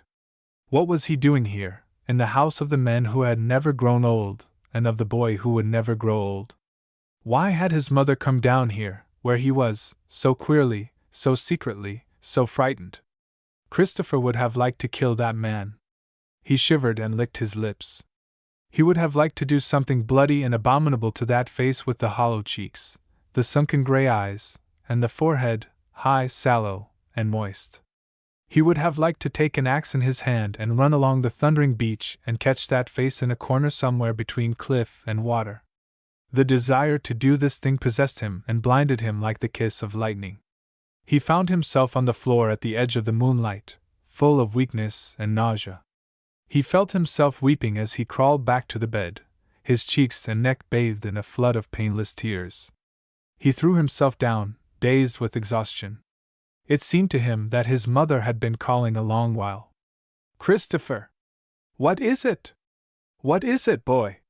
He had heard no footsteps, going or coming. She must have been there all the time, waiting, listening, her ear pressed to the thick, old paneling of the door. The thought was like wine. The torment of her whispering was sweet in his ears. "Oh, Chris! You're making yourself sick!" "Yes," he said. He lifted on an elbow and repeated in a voice which must have sounded strange enough to the listener beyond the door. "Yes," he said. "Yes." "Go away!" he cried of a sudden, making a wide, dim, imperious gesture in the dark. "No, no!" the imploring whisper crept in. "You're making yourself sick, Christopher, all over nothing in the world. It's so foolish, foolish! Oh, if I could only tell you, Christopher, if I could tell you." "Tell me what?" He shuddered with the ecstasy of his own irony. "Who that man is? That caretaker? What he's doing here? What you're doing here?" He began to scream in a high, brittle voice. "Go away from that door! Go away!" This time she obeyed. He heard her retreating, soft-footed and frightened, along the hall. She was abandoning him, without so much as trying the door, just once again, to see if it were still bolted against her. She did not care. She was sneaking off, down the stairs, oh yes, he knew where. His lips began to twitch again, and his fingernails scratched on the bedclothes. If only he had something, some weapon, an axe, a broad, keen, glittering axe. He would show them. He was strong, incredibly strong. 5 men could not have turned him back from what he was going to do, if only he had something. His hand, creeping, groping, closed on the neck of the cello leaning by the bed. He laughed. Oh yes, he would stop her from going down there. He would hold her, just where she was on the dark stair, nerveless, breathless, as long as he liked. If he liked, he would bring her back, cringing, begging. He drew the bow, and laughed higher and louder yet to hear the booming discord rocking in upon him from the shadows. Swaying from side to side, he lashed the hollow creature to madness. They came in the press of the gale, marching, the wild, dark pageant of his fathers, nearer and nearer through the moonstruck night. "Tell me what?" he laughed. "What?" And abruptly he slept, sprawled crosswise on the covers, half-clothed, disheveled, triumphant. It was not the same night, but another, whether the next or the next but one, or two, Christopher cannot say. But he was out of doors. He had escaped from the house at dusk, he knew that. He had run away, through the hedge and down the back side of the hill, torn between the two, the death, warm and red like life, and the birth, pale, chill, and inexorable as death. Most of that daft night running will always be blank in Christopher's mind. Moments and moments, like islands of clarity, remain. He brings back one vivid interval when he found himself seated on his father's gravestone among the whispering grasses, staring down into the pallid bowl of the world. And in that moment he knew what Daniel Cain had felt, and Maynard Cain before him, a passionate and contemptuous hatred for all the dullards in the world who never dreamed dreams or saw visions or sang wordless songs or ran naked-hearted in the flood of the full-blown moon. He hated them because they could not by any possibility comprehend his magnificent separation, his starry sanity, his kinship with the gods. And he had a new thirst to obliterate the whole creeping race of dust-dwellers with one wide, incomparably bloody gesture. It was late when he found himself back again before the house, and an ink-black cloud touched the moon's edge. After the airless evening a wind had sprang up in the east. It thrashed among the lilac stems as he came through them and across the turf, silent-footed as an Indian. In his right hand he had a bread knife, held but to thumb dagger-wise. Where he had come by the rust-bitten thing no one knows, least of all himself. In the broken light his eyes shone with a curious luminosity of their own, absorbed, introspective. All the windows were dark, and the entrance hall, when he slipped in between the pillars, but across its floor he saw light thrown in a yellow ribbon from the half-closed door of the drawing-room. It took his attention, laid hands on his imagination. He began to struggle against it. He would not go into that room. He was going to another room. To stay him, he made a picture of the other room in his tumbled mind: the high, bleak walls, the bureau with the 3 candles burning wanly, the bed, the face of the man on the bed. And when his rebellious feet, surrendering him up to the lure of that beckoning ribbon, had edged as far as the door, and he had pushed it a little further ajar to get his head in, he saw that the face itself was there in the drawing-room. He stood there for some time, his shoulder pressed against the door jamb, his eyes blinking. His slow attention moved from the face to the satin pillows that wedged it in, and then to the woman that must have been his mother, kneeling beside the casket with her arms crooked on the shining cover, and her head down between them. And across from her leaned Hugo, the cello, come down from his chamber to stand vigil at the other shoulder of the dead. The first thing that came into his groping mind was a bitter sense of abandonment. The little core of candlelight hanging in the gloom left him out. Its unstirring occupants, the woman, the cello, and the clay, seemed sufficient to themselves.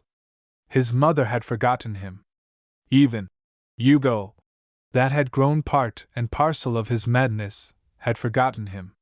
Bruised, sullen, moved by some deep-lying instinct of the clan, his eyes left them and sought the wall beyond, where there were those who would not forget him, come what might, blood of his blood and mind of his own queer mind.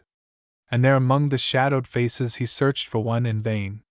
As if that candlelit tableau, somehow holy and somehow abominable, were not for the eyes of one of them, the face of Daniel, the wedded husband, had been turned to the wall.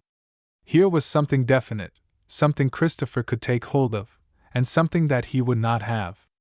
His mother seemed not to have known he was near till he flung the door back and came stalking into the light with the rusty bread knife in his hand.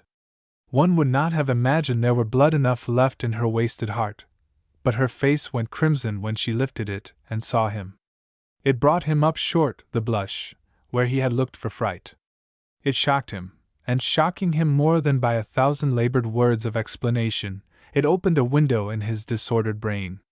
He stood gawking with the effort of thought, hardly conscious of his mother's cry. "Christopher, I never meant you to know!" He kept on staring at the ashen face between the pillows, long, as his own was long, sensitive, worn, and at the cello keeping incorruptible vigil over its dead. And then slowly his eyes went down to his own left hand, to which that same old wine-brown creature had come home from the first with a curious sense of fitness and authority and right. "Who is this man? Don't look at me so! Don't, Chris!" But he did look at her. Preoccupied as he was appalled at sight of the damage the half-dozen of days had done. She had been so much the lady, so perfectly the gentlewoman. To no one had the outward gesture and symbol of purity been more precious. No whisper had ever breathed against her. If there had been secrets behind her, they had been dead; if a skeleton, the closet had been closed. And now, looking down on her, he was not only appalled, he was a little sickened, as one might be to find squalor and decay creeping into a familiar and once immaculate room. "Who is this man?" he repeated. "He grew up with me." She half raised herself on her knees in the eagerness of her appeal. "We were boy and girl together at home in Maryland. We were meant for each other, Chris. We were always to marry, always, Chris. And when I went away, and when I married Daniel Kane, he hunted and he searched and he found me here. He was with me, he stood by me through that awful year, and that was how it happened. I tell you, Christopher, darling, we were meant for each other, John Sanderson and I. He loved me more than poor Daniel ever did or could, loved me enough to throw away a life of promise, just to hang on here after every one else was gone, alone with his cello and his one little memory. And I loved him enough to, Christopher, don't look at me so!" His eyes did not waver. "You must remember his age, the immaculate, ruthless, mid-Victorian teens, and you must remember his bringing up. And so this was my father," he said. And then he went on without waiting, his voice breaking into falsetto with the fierceness of his charge. "And you would have kept on lying to me. If I hadn't just happened, to find you here, now, you would have gone on keeping me in the dark. You would have stood by and seen me, well, go crazy. Yes, go crazy, thinking I was meant for it. And all to save your precious. She was down on the floor again, what was left of the gentlewoman, wailing. But you don't know what it means to a woman, Chris! You don't know what it means to a woman! A wave of rebellion brought her up, and she strained toward him across the coffin. Isn't it something, then, that I gave you a father with a mind? And if you think you've been sinned against, think of me. Sin! You call it sin? Well, isn't it anything at all that by my sin my son's blood came down to him clean? Tell me that! He shook himself, and his flame turned to sullenness. It's not so, he glowered. All the girl in him, the poet, the hero-worshipping boy, rebelled. His harassed eyes went to the wall beyond and the faces there, the ghosts of the doomed, glorious, youth-ridden line, priceless possessions of his dreams. He would not lose them. He refused to be robbed of a tragic birthright. He wanted some gesture puissant enough to turn back and blot out all that had been told him. It's not his! He cried. And reaching out fiercely, he dragged the cello away from the coffin's side. He stood for an instant at bay, bitter, defiant. It's not his! It's mine! It's ours! And then he fled out into the dark of the entrance hall and up the black stairs. In his room there was no moonlight now, for the cloud ran over the sky and the rain had come. It isn't so! It isn't so! It was like a sob in his throat. He struck on the full strings. And listening breathless through the dying discord, he heard the liquid whispers of the rain, nothing more. He lashed with a wild bow, time and again. But something was broken, something was lost. Out of the surf of sound he could no longer fashion the measure of marching feet. The mad canes had found him out, and cast him out. No longer could he dream them in dreams or run naked-hearted with them in the flood of the moon, for he was no blood of theirs, and they were gone. And huddling down on the edge of the bed, he wept. The tears washed his eyes and falling down bathed his strengthless hands. And beyond the phantom windows, over the marsh and the moor and the hill that were not his, the graves of strangers and the lost willow wood, lay the healing rain. He heard it in gurgling rivulets along the gutters overhead. He heard the soft impact, like a kiss, brushing the reedy cheeks of the marsh, the showery shouldering of branches, the aspiration of myriad drinking grasses, the far whisper of waters coming home to the waters of the sea, the long, low melody of the rain. And by he found it was Hugo, the cello, and he was playing. They went home the following afternoon, he and his mother. Or rather, she went home, and he with her as far as the junction, where he changed for school. They had not much to say to each other through the journey. The boy had to be given time. 5 years younger, or 15 years older, it would have been easier for him to look at his mother.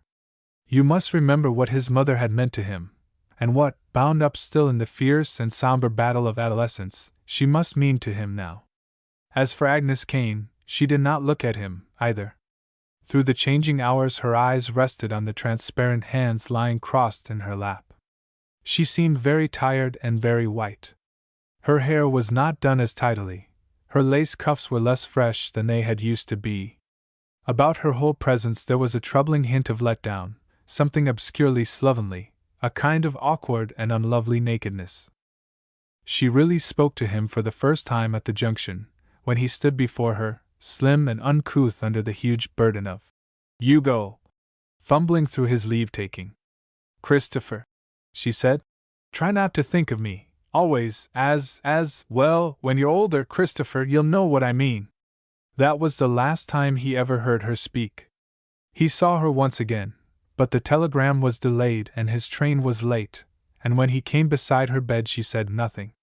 She looked into his eyes searchingly, for a long while, and died. That space stands for the interval of silence that fell after Christopher had told me the story. I thought he had quite finished. He sat motionless, his shoulders fallen forward, his eyes fixed in the heart of the incandescent globe over the dressing table, his long fingers wrapped around the neck of the cello. And so she got me through those years, he said. Those nip-and-tuck years that followed. By her lie. Insanity is a queer thing. He went on, still brooding into the light. There's more of it about than we're apt to think. It works in so many ways. In hobbies, arts, philosophies. Music is a kind of insanity. I know. I've got mine penned up in the music now, and I think I can keep it there now, and save my soul. Yours? Yes, mine. I know now that it's safe for me to know. I was down at that village by the beach a year or so ago. I'm a Kane, of course, one of the crazy Kanes, after all. John Sanderson was born in the village and lived there till his death. Only once that folks could remember had he been away, and that was when he took some papers to the city for Mrs. Kane to sign. He was caretaker at the old Kane place the last 10 years of his life, and deaf, they said, since his 10th year, deaf as a post, and they told me something else. They said there was a story that before my father, Daniel, married her, my mother had been an actress. An actress? You'll understand that I needed no one to tell me that. They told me that they had heard a story that she was a great actress. Dear God, if they could only know! When I think of that night and that setting, that scene, it killed her, and it got me over the wall. They grind exceeding small. By Ben Ames Williams. From Saturday Evening Post. I telephoned down the hill to Hazen Kinch. Hazen, I asked, are you going to town today? Yes, he said abruptly in his quick, harsh fashion. Of course I'm going to town. I've a matter of business, I suggested. Come along, he invited brusquely. Come along. There was not another man within 40 miles to whom he would have given that invitation. I'll be down in 10 minutes, I promised him, and I went to pull on my Pontiacs and heavy half boots over them and started downhill through the sandy snow. It was bitterly cold. It had been a cold winter. The bay, I could see it from my window, was frozen over for a dozen miles east and west and 30 north and south, and that had not happened in close to a score of years. Men were freighting across to the islands with heavy teams. Automobiles had beaten a rough road along the course the steamers took in summer. A man who had ventured to stock one of the lower islands with foxes for the sake of their fur, counting on the water to hold them prisoners, had gone bankrupt when his stock in trade escaped across the ice. Bitterly cold and steadily cold, and deep snow lay upon the hills, blue-white in the distance. The evergreens were blue-black blotches on this whiteness. The birches, almost indistinguishable, were like trees in camouflage. To me the hills are never so grand as in this winter coat they wear. It is easy to believe that a brooding God dwells upon them. I wondered as I plowed my way down to Hazen Kinch's farm whether God did indeed dwell among these hills, and I wondered what he thought of Hazen Kinch. This was no new matter of thought with me. I had given some thought to Hazen in the past. I was interested in the man, and in that which should come to him. He was, it seemed to me, a problem in fundamental ethics. He was, as matters stood, a demonstration of the essential uprightness of things as they are. The biologists would have called him a sport, a deviation from type, a violation of all the proper laws of life. That such a man should live and grow great and prosper was not fitting. In a well-regulated world it could not be. Yet Hazen Kinch did live. He had grown, in his small way, great, and by our lights he had prospered. Therefore I watched him. There was about the man the fascination which clothes a tight-roped walker above Niagara, an aeronaut in the midst of the nose-dive. The spectator stares with half-caught breath, afraid to see and afraid to miss seeing the ultimate catastrophe. Sometimes I wondered whether Hazen Kinch suspected this attitude on my part. It was not impossible. There was a cynical courage in the man. It might have amused him. Certainly I was the only man who had in any degree his confidence. I have said there was not another within 40 miles whom he would have given a lift to town. I doubt if there was another man anywhere for whom he would have done this small favor. He seemed to find a mocking sort of pleasure in my company. When I came to his house he was in the barn harnessing his mare to the sleigh. The mare was a good animal, fast and strong. She feared and she hated Hazen. I could see her roll her eyes backward at him as he adjusted the traces. He called to me without turning. "Shut the door! Shut the door! Damn the cold!" I slid the door shut behind me. There was within the barn the curious chill warmth which housed animals generate to protect themselves against our winters. It will snow, I told Hazen. I was not sure you would go. He laughed crookedly, jerking at the trace. Snow! He exclaimed. A man would think you were the personal manager of the weather. Why do you say it will snow? The drift of the clouds, and it's warmer, I told him. I'll not have it snowing, he said, and looked at me and cackled. He was a little, thin, old man with meager whiskers and a curious precision of speech, and I think he got some enjoyment out of watching my expression at such remarks as this. He elaborated his assumption that the universe was conducted for his benefit, in order to see my silent revolt at the suggestion. I'll not have it snowing, he said. Open the door. He led the mare out and stopped by the kitchen door. Come in, he said. A hot drink. I went with him into the kitchen. His wife was there, and their child. The woman was lean and frail, and she was afraid of him. The countryside said he had taken her in payment of a bad debt. Her father had owed him money which he could not pay. I decided it was time I had a wife, Hazen used to say to me. The child was on the floor. The woman had a drink of milk and egg and rum, hot and ready for us. We drank, and Hazen knelt beside the child. A boy baby, not yet 2 years old. It is an ugly thing to say, but I hated this child. There was evil malevolence in his baby eyes. I have sometimes thought the grey devils must have left just such hate-bred babes as this in France. Also, he was deformed, a twisted leg. The women of the neighborhood sometimes said he would be better dead. But Hazen Kinch loved him. He lifted him in his arms now with a curious passion in his movement, and the child stared at him sullenly. When the mother came near, the baby squalled at her, and Hazen said roughly, Stand away! Leave him alone! She moved back furtively, and Hazen asked me, displaying the child, A fine boy, eh? I said nothing, and in his cracked old voice he mumbled endearments to the baby.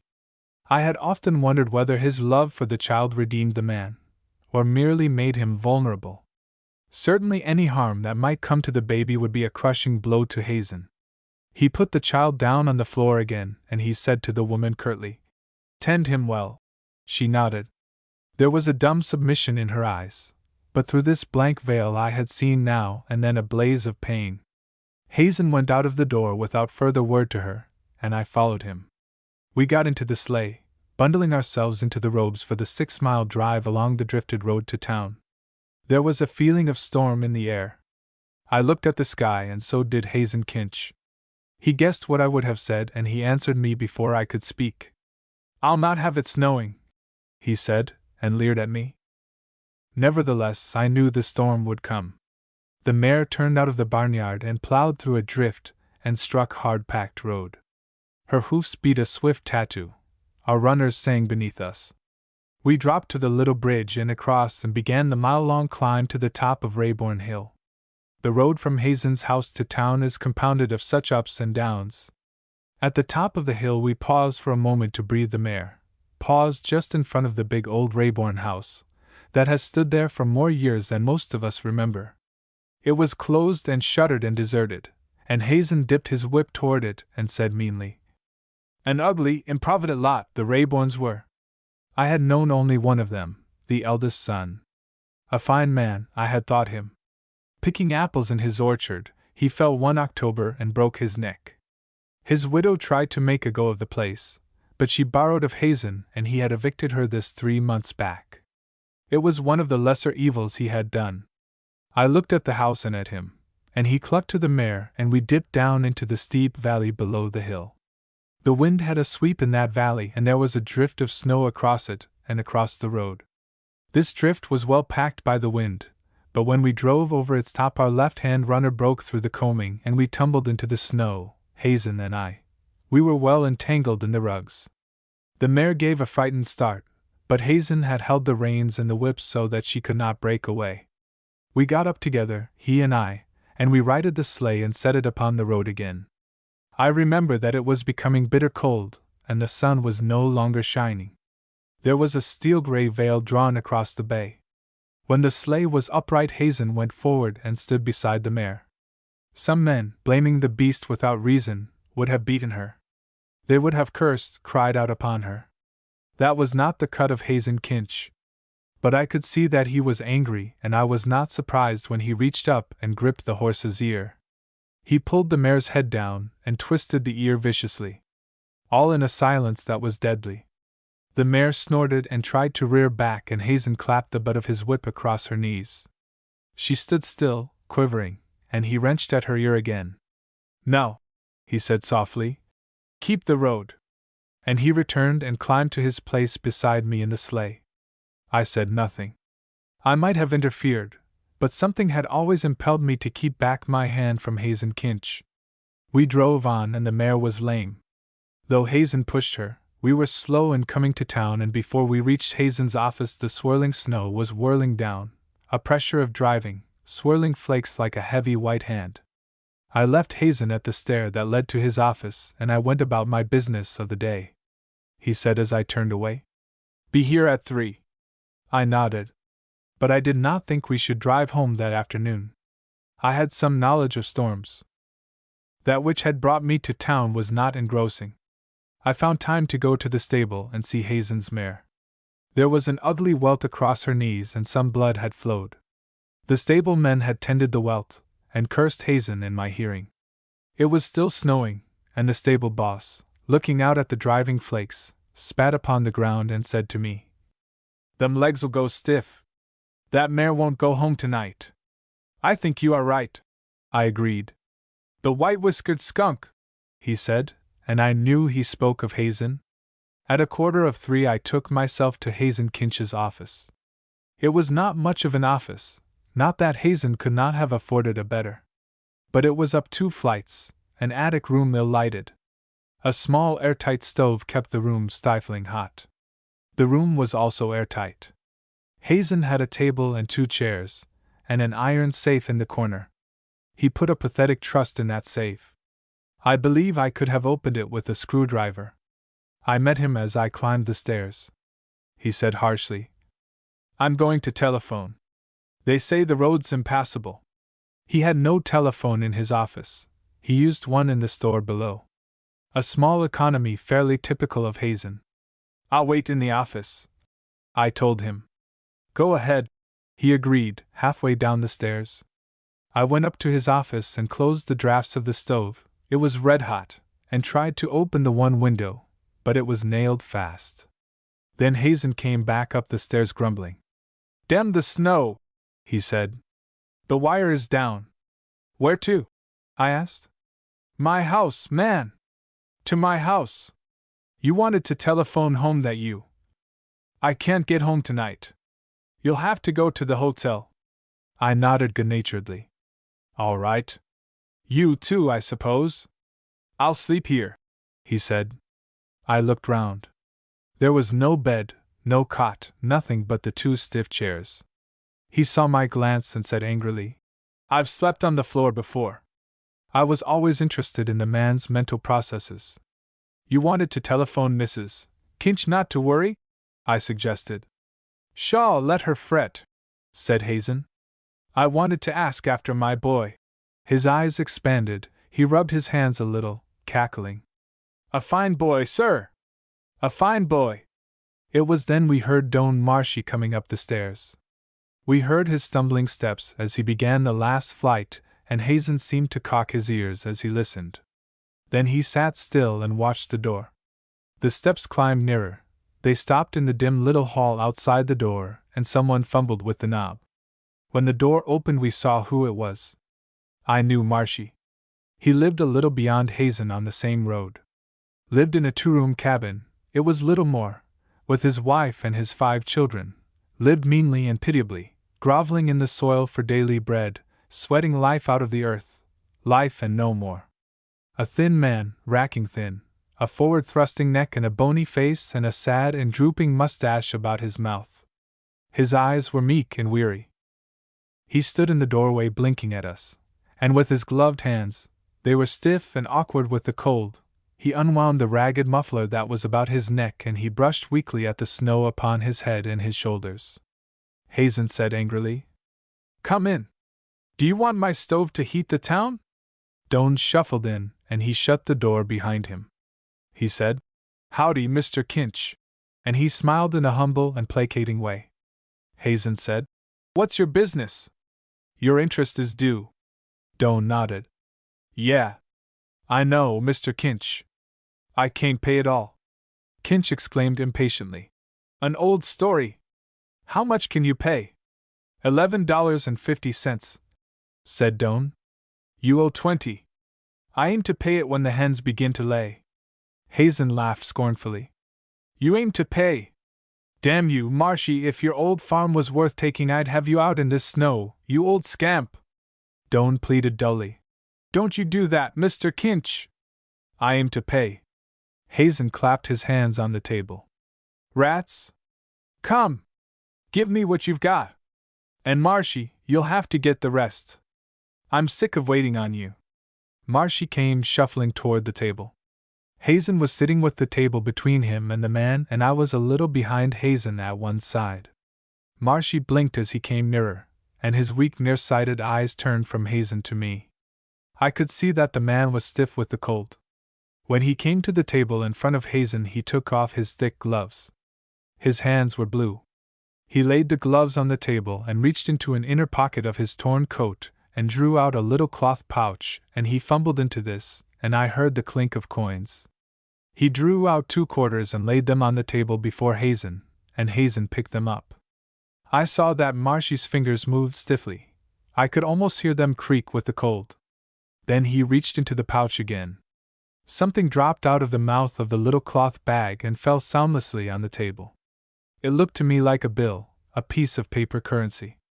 I was about to speak, but Hazen, without an instant's hesitation, had dropped his hand on the thing and drawn it unostentatiously toward him. When he lifted his hand, the money, if it was money, was gone. Marshy drew out a little roll of worn bills. Hazen took them out of his hand and counted them swiftly. All right, he said. $11.50. I'll give you a receipt. But you mind me, don't Marshy, you get the rest before the month's out. I've been too slack with you. Marshy, his dull eyes watching Hazen write the receipt, was folding the little pouch and putting it away. Hazen tore off the bit of paper and gave it to him. Doan took it, and he said humbly, Thank ye, sir. Hazen nodded. Mine now, he exclaimed, and Marshy said, I'll do my best, Mr. Kinch. Then he turned and shuffled across the room and out into the hall, and we heard him descending the stairs. When he was gone, I asked Hazen casually, What was it that he dropped upon the table? $1, said Hazen promptly. $1 bill. The miserable fool! Hazen's mental processes were always of interest to me. You mean to give it back to him? I asked. He stared at me and he laughed. No! If he can't take care of his own money, that's why he is what he is. Still, it is his money. He owes me more than that. Going to give him credit for it. Am I a fool? Hazen asked me. Do I look like so much of a fool? He may charge you with finding it. He loses $1, I find $1. Can he prove ownership? Pshaw! Hazen laughed again. If there is any spine in him, he will lay the thing to you as a theft, I suggested. I was not afraid of angering Hazen. He allowed me open speech. He seemed to find a grim pleasure in my distaste for him and for his way of life. If there were any backbone in the man, he would not be paying me $80 a year on a $500 loan, discounted. Hazen grinned at me triumphantly. I wonder if he will come back, I said. Besides, Hazen continued, he lied to me. He told me the $11.50 was all he had. Yes, I agreed. There is no doubt he lied to you. Hazen had a letter to write and he bent to it. I sat by the stove and watched him and considered. He had not yet finished the letter when we heard Marshy returning. His dragging feet on the stair were unmistakable. At the sound of his weary feet, some tide of indignation surged up in me. I was minded to do violence to Hazen Kinch, but a deeper impulse held my hand from the man. Marshy came in and his weary eyes wandered about the room. They inspected the floor, they inspected me, they inspected Hazen Kinch's table, and they rose at last humbly to Hazen Kinch. Well, said Hazen, I lost $1. Marshy told him. I load I might have dropped it here. Hazen frowned. You told me $11.50 was all you had. This here dollar wa'n't mine. The moneylender laughed. Likely. Who would give you $1? You lied to me, or you're lying now. I don't believe you lost $1. Marshy reiterated weakly. I lost $1. Well, said Hazen, there's no dollar of yours here. It was to get medicine, Marshy said. It wa'n't mine, Hazen Kinch exclaimed. By God, I believe you're accusing me. Marshy lifted both hands placatingly. No, Mr. Kinch. No, sir. His eyes once more wandered about the room. Meb, I dropped it in the snow, he said. He turned to the door. Even in his slow shuffle there was a hint of trembling eagerness to escape. He went out and down the stairs. Hazen looked at me, his old face wrinkling mirthfully. You see? He said. I left him a little later and went out into the street. On the way to the hotel I stopped for a cigar at the drug store. Marshy was there, talking with the druggist. I heard the druggist say, No, Marshy, I'm sorry. I've been stung too often. Marshy nodded humbly. I didn't know you'd figure to trust me, he agreed. It's all right. I didn't know you would. It was my impulse to give him the dollar he needed, but I did not do it. An overpowering compulsion bade me keep my hands off in this matter. I did not know what I expected, but I felt the imminence of the fates. When I went out into the snow, it seemed to me the groan of the gale was like the slow grind of millstones, one upon the other. I thought long upon the matter of Hazen Kinch before sleep came that night. Toward morning the snow must have stopped, and the wind increased and carved the drifts till sunrise, then abruptly died. I met Hazen at the post office at 10 and he said, I'm starting home. I asked, Can you get through? He laughed. I will get through, he told me. You're in haste. I want to see that boy of mine, said Hazen Kinch. A fine boy, man. A fine boy. I'm ready, I said. When we took the road the mare was limping. But she seemed to work out the stiffness in her knees, and after a mile or so of the hard going she was moving smoothly enough. We made good time. The day, as often happens after a storm, was full of blinding sunlight. The glare of the sun upon the snow was almost unbearable. I kept my eyes all but closed, but there was so much beauty abroad in the land that I could not bear to close them altogether. The snow clung to twigs and to fences and to wires, and 1,000 flames glinted from every crystal when the sun struck down upon the drifts. The pine wood upon the eastern slope of Rayborn Hill was a checkerboard of rich color. Green and blue and black and white, indescribably brilliant. When we crossed the bridge at the foot of the hill we could hear the brook playing beneath the ice that sheathed it. On the white pages of the snow wild things had writ here and there the fine traced tale of their morning's adventuring. We saw once where a fox had pinned a big snowshoe rabbit in a drift. Hazen talked much of that child of his on the homeward way. I said little.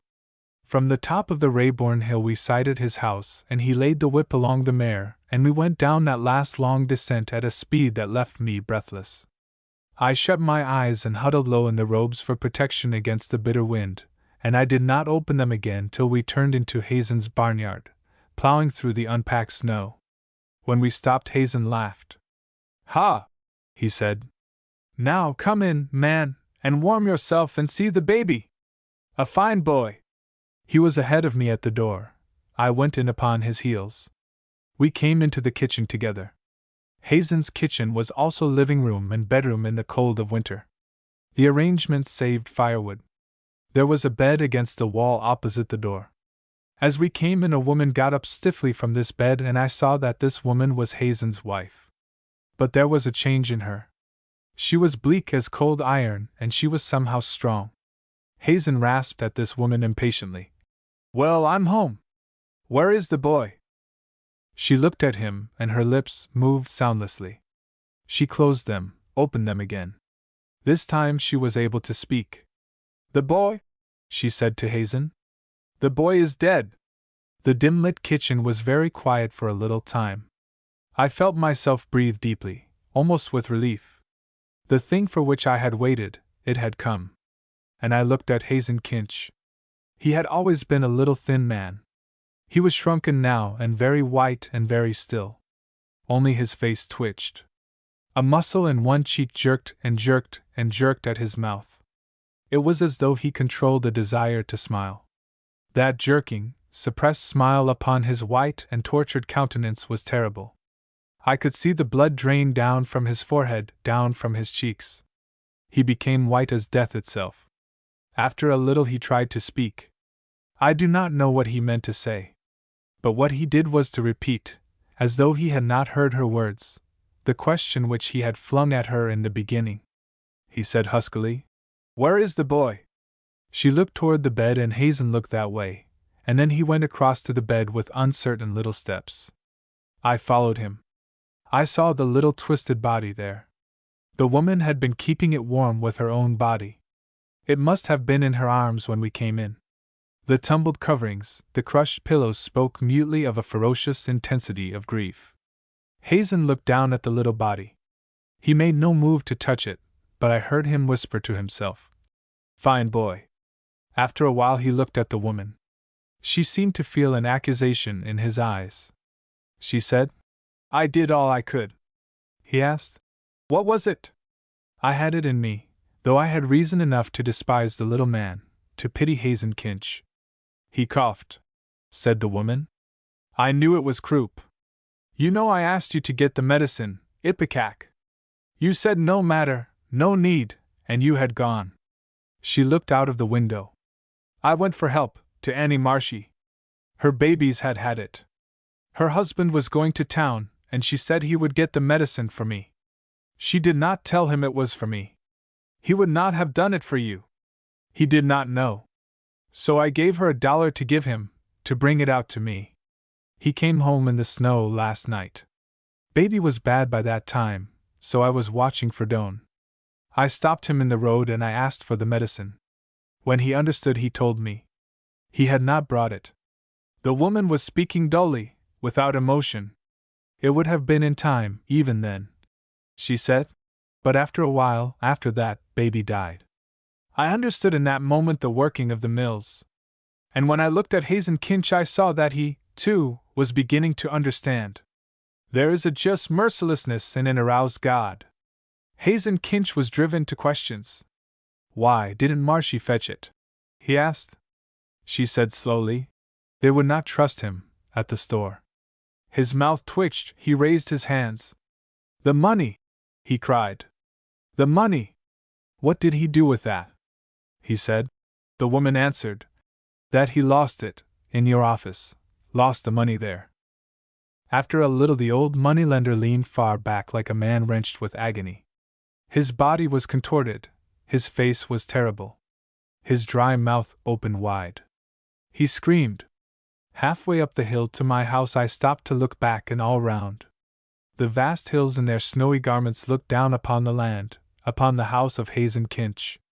Still and silent and inscrutable.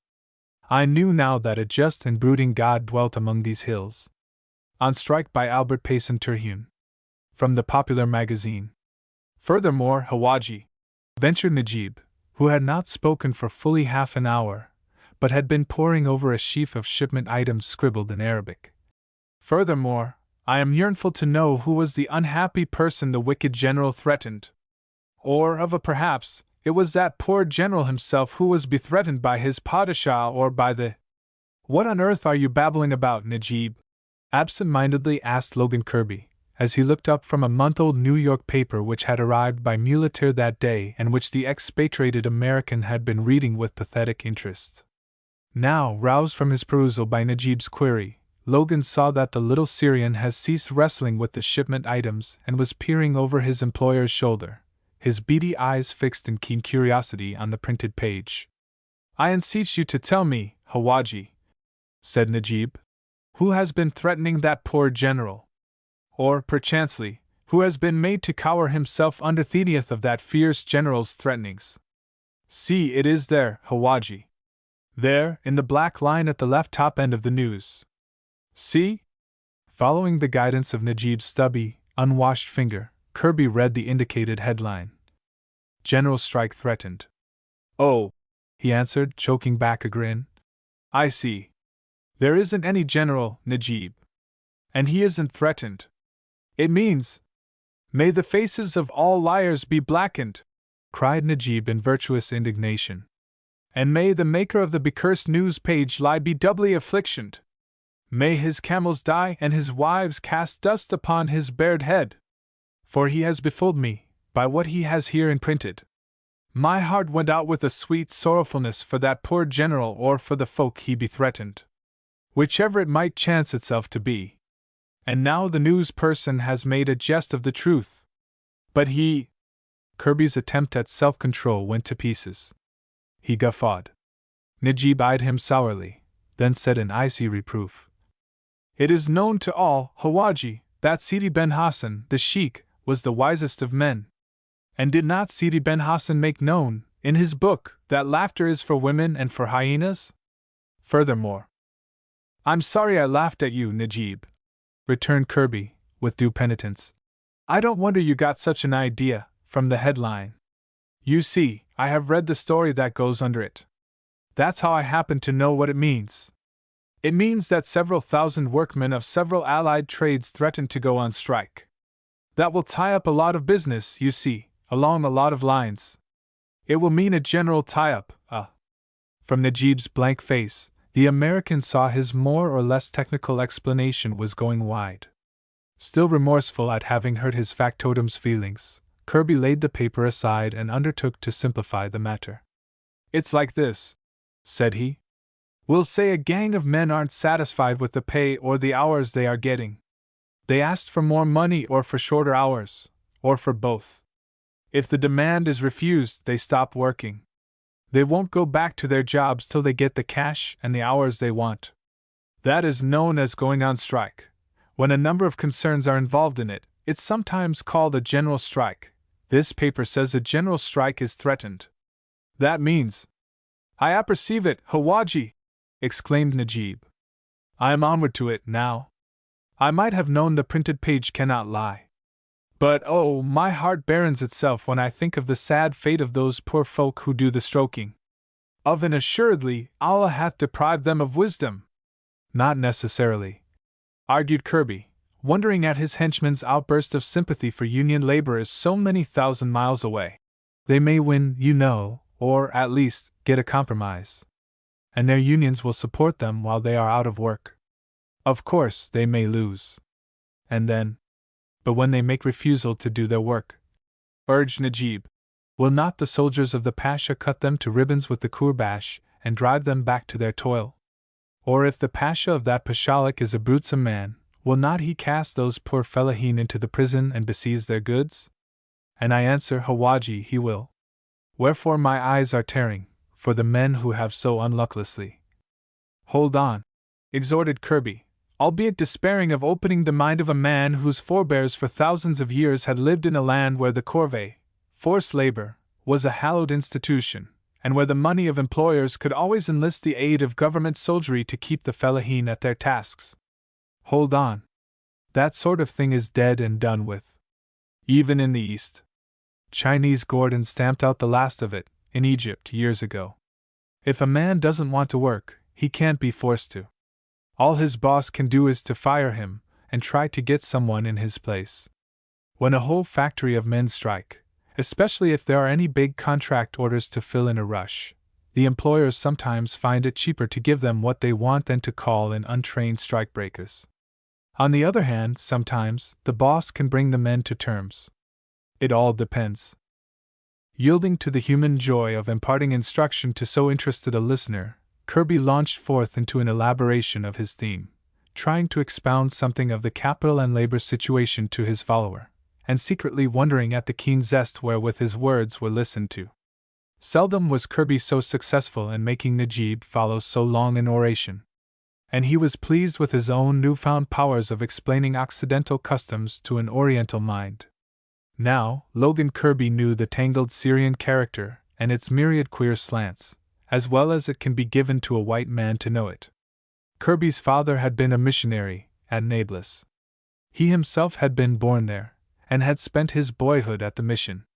That was why, after he had completed his engineering course at Columbia's School of Mines and had served an apprenticeship in Colorado and Arizona, the Cabell Smelting Company of New York had sent him out to the land of Moab, as manager of its new acquired Little Antimony mine.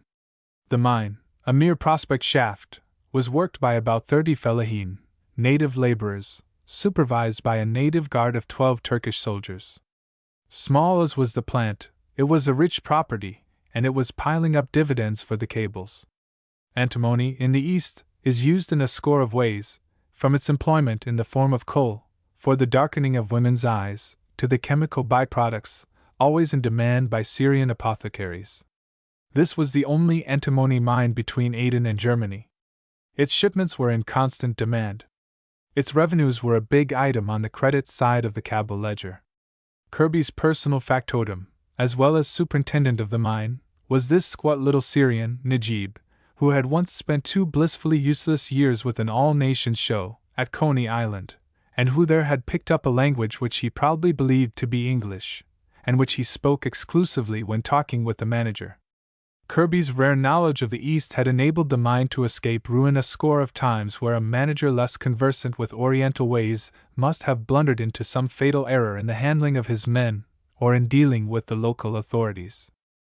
Remember, please, that in the East it is the seemingly insignificant things which bring disaster to the Ferengi, or foreigner. For example, many an American or European has met unavenged death because he did not realize that he was heaping vile affront upon his Bedouin host by eating with his left hand. Many a foreign manager of labor has lost instant and complete control over his fellahin by deigning to wash his own shirt in the nearby river or for brushing the dirt from his own clothes. Thereby he has proved himself a laborer, instead of a master of men. Many a foreigner has been shot or stabbed for speaking to a native whom he thought afflicted with a fit, and who was really engaged in prayer. Many more have lost life or authority by laughing at the wrong time or by glancing, with entire absence of interest, perhaps, at some passing woman. Yes, Kirby had been invaluable to his employers by virtue of his inborn knowledge of Syrian ways. Yet, now, he was not enough of an Oriental to understand why his lecture on the strike system should thrill his listener. He did not pause to realize that the idea of strikes was one which carries a true appeal to the Eastern imagination. It has all the elements of revenge, of coercion, and of trapping, of wily give and take, and of simple and logical gambling uncertainty, which characterize the most popular of the Arabian Nights yarns, and which have made those tales remain as Syrian classics for more than 10 centuries. It is of an assuredly a pleasing and noble plan, applauded Najib when Kirby finished the divers ramifications of his discourse. And I do not misdoubt but what that cruel general betrembled himself inside of his boots when they threatened to strike. If the stroking ones may not be lawfully attack led by the Pashalik troops, indeed must the general. I told you there wasn't any general, interrupted Kirby, jarred that his luminous explanations had still left Najib more or less where it found him, so far as any lucid idea was concerned. And I've wasted enough time trying to ding the notion of the thing into your thick head. If you've got those shipment items catalogued, go back to the shaft and check off the inventory. The first load ought to be on the way to the coast before sunrise tomorrow. Chase. As he picked up the duplicate sets of the list and ran over their items once more, Kirby tried to forget his own silly annoyance at his failure to make the dull little Syrian comprehend a custom that had never reached the land of Moab. Presently, in his absorption in his work, the American forgot the whole incident. It was the beginning of a rush period at the mine. The busiest month in its history was just setting in. The Alexandretta-bound shipment of the morrow was but the first of 12 big shipments scheduled for the next 29 days. The restoration of peace and the shutting out of several Central European rivals had thrown an unprecedented sheaf of rush orders on the Cabell mine. It was such a chance as Kirby had longed for, a chance to show his rivals' customers the quality of the Cabell product and the speed and efficiency wherewith orders could and would be filled by him. If he could but fill these new customers' orders in quicker and more satisfactory fashion than the firms were accustomed to receiving, it might well mean that the new buyers would stick to the cables, after the other mines should again be in operation. It was a big chance, as Kirby had explained at some length to Najib, during the past few weeks. At his behest, the little superintendent had used every known method to get extra work and extra speed out of the fellahin, and by judicious baksheesh, had even impressed to the toil several members of the haughty Turkish Guard and certain folk from the nearest hill village. As a result, the first shipment was ready for the muleteers to carry coastward a full week ahead of schedule time. And the contract chanced to be one for which the eager wholesalers at Alexandretta had agreed to pay a bonus for early arrival.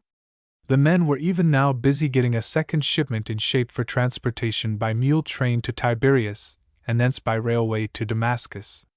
The work was progressing finely. Kirby thrilled at the thought. And he was just a little ashamed of his own recent impatience at Najib, when he remembered how the superintendent was pushing the relays of consignments along. After all, he mused, it was no reflection on Najib's intelligence that the poor little chap could not grasp the whole involved Occidental strike system in one hasty lecture, and that his simple mind clung to the delusion that there was some fierce general involved in it. In the Arabian Nights, was there not always a scheming sultan or a baffled wazir, in every clash with the folk of the land? Was it unnatural that Najib should have substituted for these the mythical general of whom he thought he had seen mention in the news headline? But soon after dusk, Kirby had reason to know that his words had not all fallen on barren soil. At close of the working day, Najib had brought the manager the usual diurnal report from the mine. Now, after supper, Kirby, glancing over the report again, found a gap of terse yet complete reports. And occasionally Kirby was obliged to summon his henchmen to correct or amend the day's tally sheet. Wherefore, the list in his hand, the American strolled down from his own knoll-top tent toward Najib's quarters. As Najib was superintendent, and thus technically an official, Kirby could make such domiciliary visits without loss of prestige, instead of summoning the Syrian to his presence by handclap or by messenger, as would have been necessary in dealing with any of the other employees. Najib's hut lay 100 yards beyond the hollow where the fellahin and soldiers were encamped. For Najib, too, had a dignity to uphold. He might no more lodge or break bread with his underlings than might Kirby with him. Yet, at times, preparatory to pattering up the knoll for his wonted evening chat with the American at the latter's campfire, Najib would so far unbend as to pause at the fellahin's camp for a native discussion of many gestures and much loud talking. So it was tonight. Just outside the radius of the fellahin's firelight, Kirby paused. For he heard Najib's shrill voice uplifted in speech. And amusedly he halted and prepared to turn back. He had no wish to break in upon a harangue so interesting as the speaker seemed to find this one. Najib's voice was pitched far above the tones of normal Eastern conversation, louder and more excited even than that of a professional storyteller. In Syria it is hard to believe that these professionals are merely telling an oft-heard Arabian Nights narrative, and not indulging in delirium or apoplexy. Yet at a stray word of Najib's, Kirby checked involuntarily his own retreat, and paused again to look back. There stood Najib, in the center of the firelit circle, hands and head in wild motion. Around him, spellbound, squatted the ring of his dark-faced and unwashed hearers. The superintendent, being with his own people, was orating in pure Arabic, or, rather, in the colloquial vernacular which is as close to pure Arabic as one can expect to hear, except among the remoter Bedouins. Thus it is, he was declaiming, even as I have sought to show you, O addle-witted offspring of mangy camels and one-eyed mules. In that far country, when men are dissatisfied with their wage, they take counsel together and they say, one unto the other, Lo, we shall labor no more, unless our hire be greater and our toil hours less. Then go they to their sheikh or whomever he be who hath hired them, and they say to him, O favored of Allah, behold we must have such and such wage and such hours of labor. Then doth their sheikh cast ashes upon his beard and rend his garments. For doth he not know his fate is upon him and that his breath is in his nostrils? Yet will they not listen to his prayers, but at once they make strike. Then doth their sheikh betake himself to the Pasha with his grievance, beseeching the Pasha, with many rich gifts, that he will throw those strike-making laborers into prison and scourge their kinsmen with the courbash. But the Pasha mocketh answer, with tears, Lo, I am helpless. What saith the law? It saith that a man may make strike at will, and that his employer must pay what is demanded, Now, this Pasha is named General, and his heart is as gall within him that he may not accept the rich gifts offered by the sheik, and punish the laborers. Yet the law restraineth him. Then the sheik, perchance, still refuseth the demands of his toilers. And they say to him then, If you will not employ us and on the terms we ordain, then shall ye hire none others, for we shall overthrow those whom you set in our places. And perchance we shall destroy your warehouses or barns or shops, this say they, when they know he hath greatest need of them. Then boweth their master his head upon his breast, and saith, Be it even as ye will, my hirelings. For I must obey, and he giveth them, of his substance, whatsoever they may require. And all are glad. And under the new law, even in this land of ours, none may imprison or beat those who will not work. And all may demand and receive what wage they will. And Kirby waited to hear no more. With a groan of disgust at the orator's imbecility, he went back, up the hill, to his own tent. There, he drew forth his rickety sea-chair and placed it in front of a patch of campfire that twinkled in the open space in front of the tent door. For, up there in the hills, the nights had an edge of chill to them, be the days ever so hot. Stretching himself out lazily in his long chair, Kirby exhumed from a shirt pocket his disreputable briar pipe, and filled and lighted it. The big white Syrian stars glinted down on him from a black velvet sky. Along the nearer peaks and hollows of the Moab mountains, the knots of prowling jackals kept up a running chorus of yapping, a discordant chant punctuated now and then by the faraway howl of a hunting wolf, or by the choking laugh of a hyena in the valley below, who thus gave forth the news of some especially delicious bit of carrion discovered among the rocks. And Kirby was reminded of Najib's quoted dictum that laughter is for women and for hyenas. The memory brought back to him his squat henchman's weird jumbling of the strike system. And he smiled in reminiscent mirth. The Syrian had been his comrade in many a vicissitude, and he knew that Najib's fondness for him was as sincere as can be that of any Oriental for a foreigner, an affection based not wholly on self-interest. Kirby enjoyed his evening powwows with Superintendent beside the campfire, and the little man's amazing faculty for mangling the English tongue. He rather missed Najib's presence tonight. But he was not to miss it for long. Just as he was about to knock out his pipe and go to bed, the native came pattering up the slope on excitedly rapid feet, and squatted as usual on the ground beside the American's lounging chair. In Najib's manner there was a scarce repressed jubilant thrill. His beady eyes shone wildly. Hardly had he seated himself when he broke the custom of momentary grave silence by blurting forth, Furthermore, Hawaji, I am the bearer of gladly tidings which will make you to beshout yourself aloud for joyfulness and leap about and disclaim, pretty fair, and other words of a grand rapture. For the bird will sing gleesome dirges in your heart. Well? Queried Kirby in no especial excitement. I'm listening. But if the news is really so wonderful you surely took your time in bringing it. I've been here all evening, while you've stayed below there, trying to increase those fellaheens' stock of ignorance. What's the idea? Oh, I pry thee you, do not let my awareness beget your goat, Hawaji, pleaded Najib, ever sensitive to any hint of reproof from his master. It was that which made the grand tidings. If I had not have been where I have been this evening, and doing what I have done, there would not be any tidings at all. I made the tidings myself. Both of them. And I made them for you. Is it that I may now tell them to you, Hawaji? Go ahead, adjured Kirby, humoring the wistful eagerness of the man. What's the news you have for me? It is more than just a news, Hawaji, corrected Najib with jealous regard for shades of meaning. It is a tidings. And it is this, you and my poor self and the fellaheen and even those hell-selected Pashalik soldiers, we are all to be rich. Most especially you, Hawaji. Wealthiness bewaits us all. No longer shall any of us be downward and outward from poverty. No more shall any of us toil early and belatedly. We shall all live in easiness of ours and with much payment. Inshallah.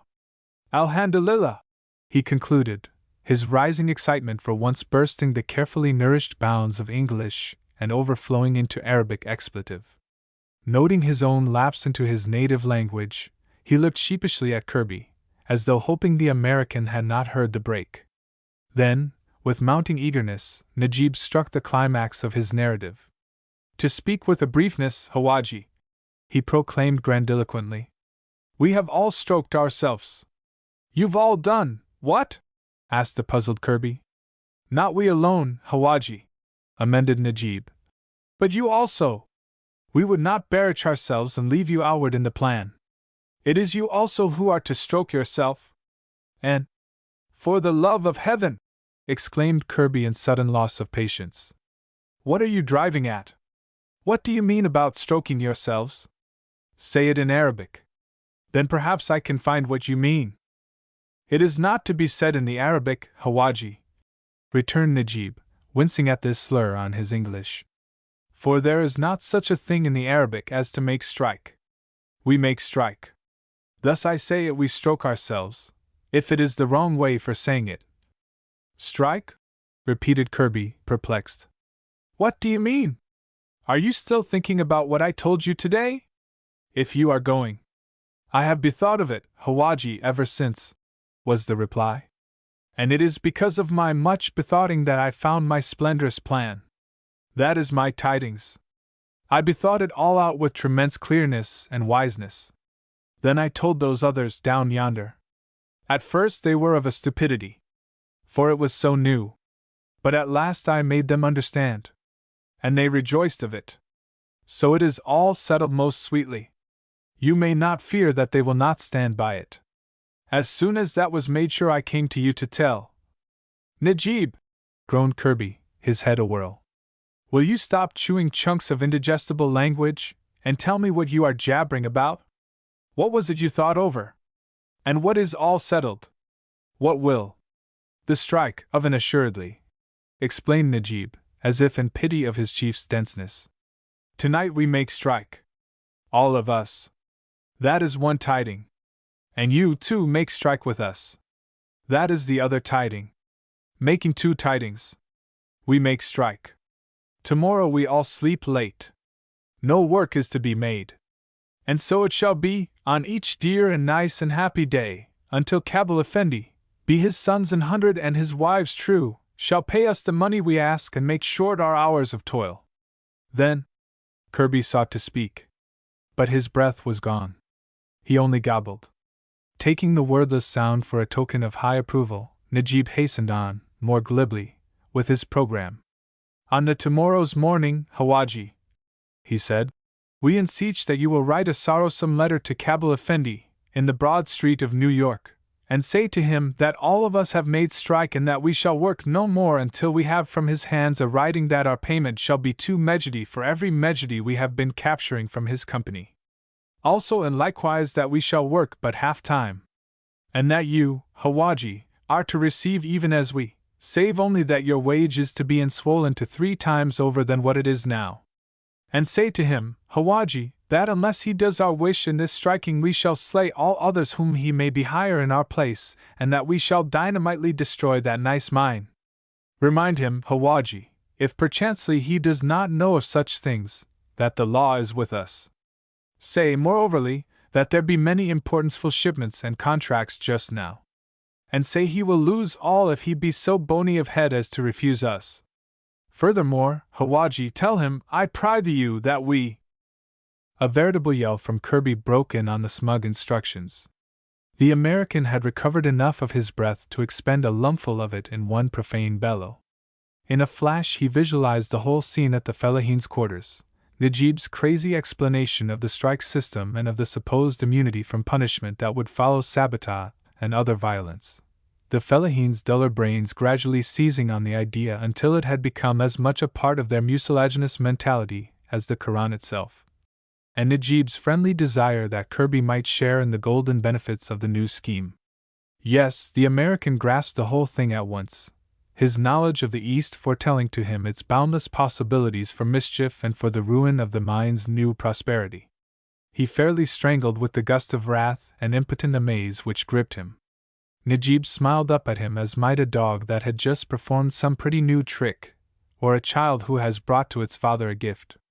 But the aspect of Kirby's distorted face there in the dying firelight shocked the Syrian into a grunt of terror. Scrambling to his feet, he sputtered quaveringly. Tame yourself, Hawaji, I enseech you. Why are you not rejoiceful? Will it not mean much money for you, and— You mangy brown rat! Shouted Kirby in fury. What in blazes have you done? You know, as well as I do, that such an idea will never get out of those fellaheens' skulls, once it's really planted there. They'll believe every word of that wall-eyed rot you've been telling them. And they'll go on a genuine strike on the strength of it. They'll— Of an assuredly, Hawaji, they will, assented the bewildered Najib. I made me very assured of that. 4 times I told it all over to them, until even Purimbarak, whose witfulness hath been blown out from his brain by the breath of the Most High, until even Imbarak understood. But why it should enrouse you to alliancem raging I cannot think. I bethought you would be pleasured.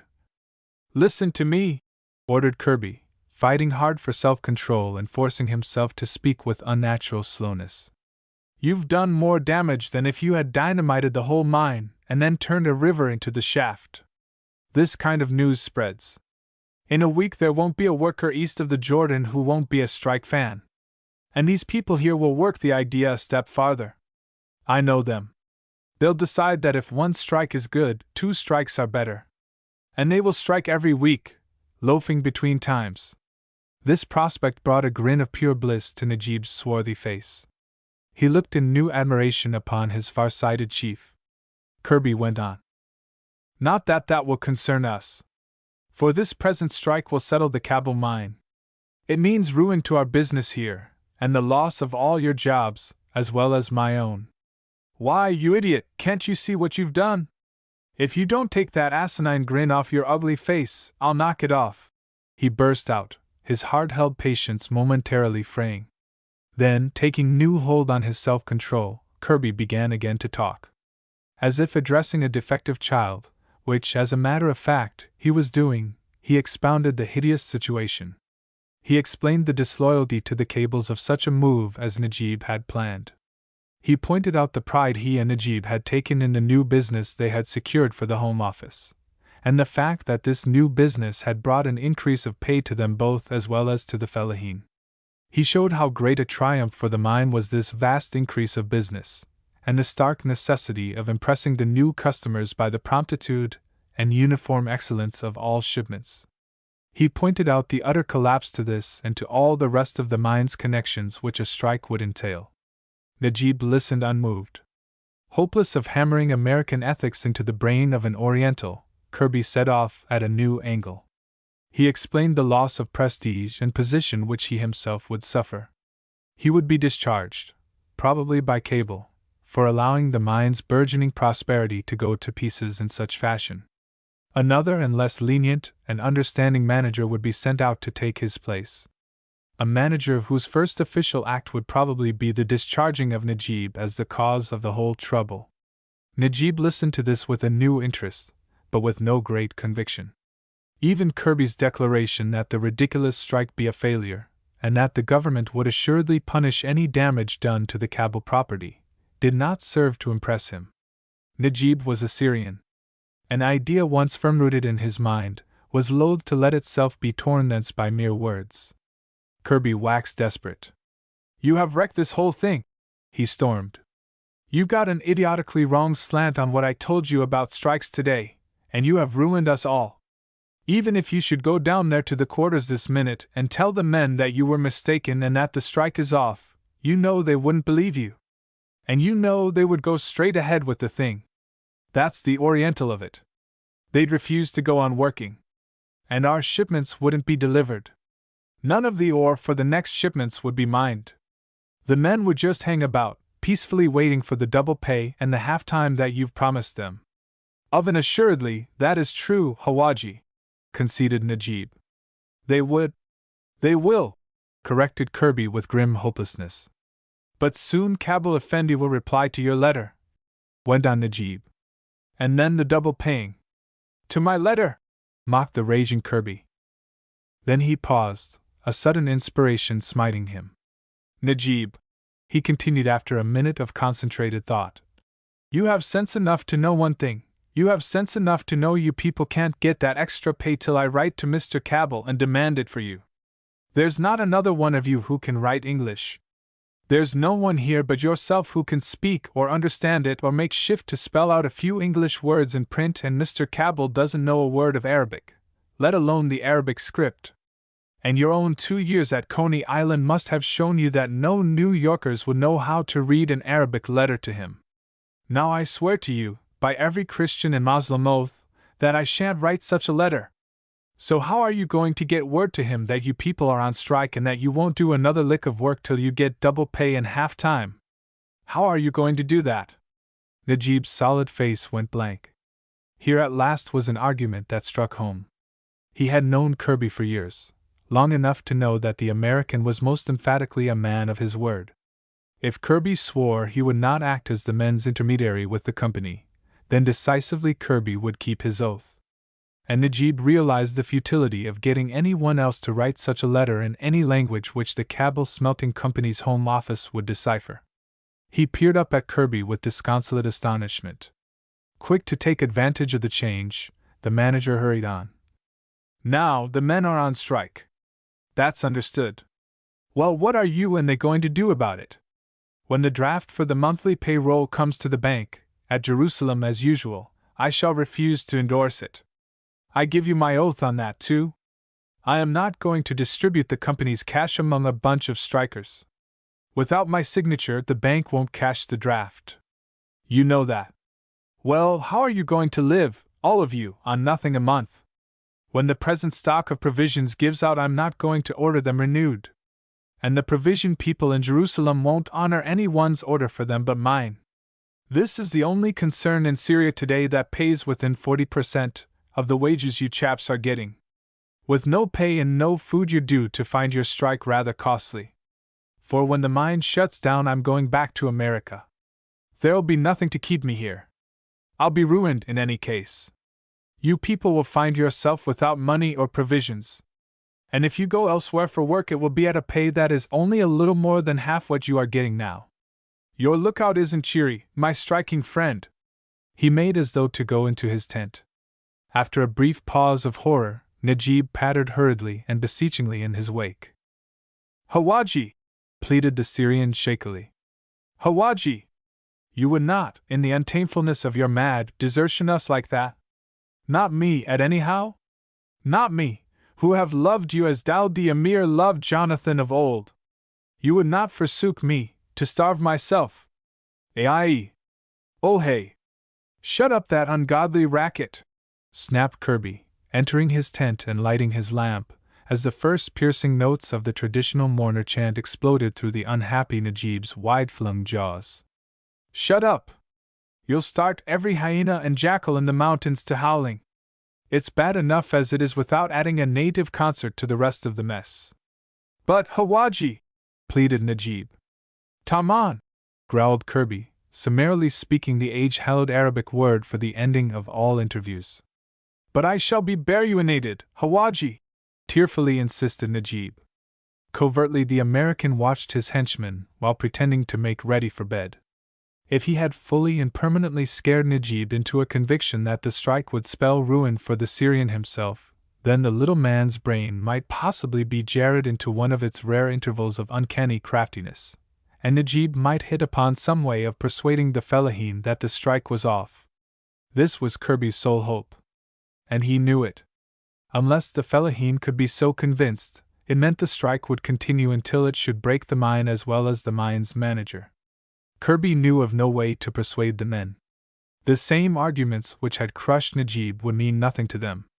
All their brains could master at one time, without the aid of some uprooting shock, was that henceforth they were to get double pay and half labor. A calm fatalism of hopelessness, bred perhaps of his long residence in the homeland of fatalism, began to creep over Kirby. In 1 hour his golden ambitions for the mine and for himself had been smashed. At best he saw no hope of getting the obsessed mine crew to work soon enough to save his present contracts. He would be lucky if, on non-receipt of their demanded increase, they did not follow Najib's muddled preachments to the point of sabotage. The more he thought of it, the less possible did it seem to Kirby that Najib could undo the damage he had so blithely done. Ordering the blubbering little fellow out of the tent and refusing to speak or listen further, Kirby went to bed. Oddly enough, he slept. There was nothing to worry about. When a man's job or fortune are imperiled, sleep vanishes. But after the catastrophe, what sense is there in lying awake? Depression and nervous fatigue threw Kirby into a troubled slumber. Only once in the night was he roused. Perhaps 2 hours before dawn he started up at sound of a humble scratching at the open door flap of his tent. On the threshold cowered Najib. "Furthermore, Hawaji," came the Syrian's woebegone voice through the gloom, "could I borrow me a book if I shall use it with much carefulness?"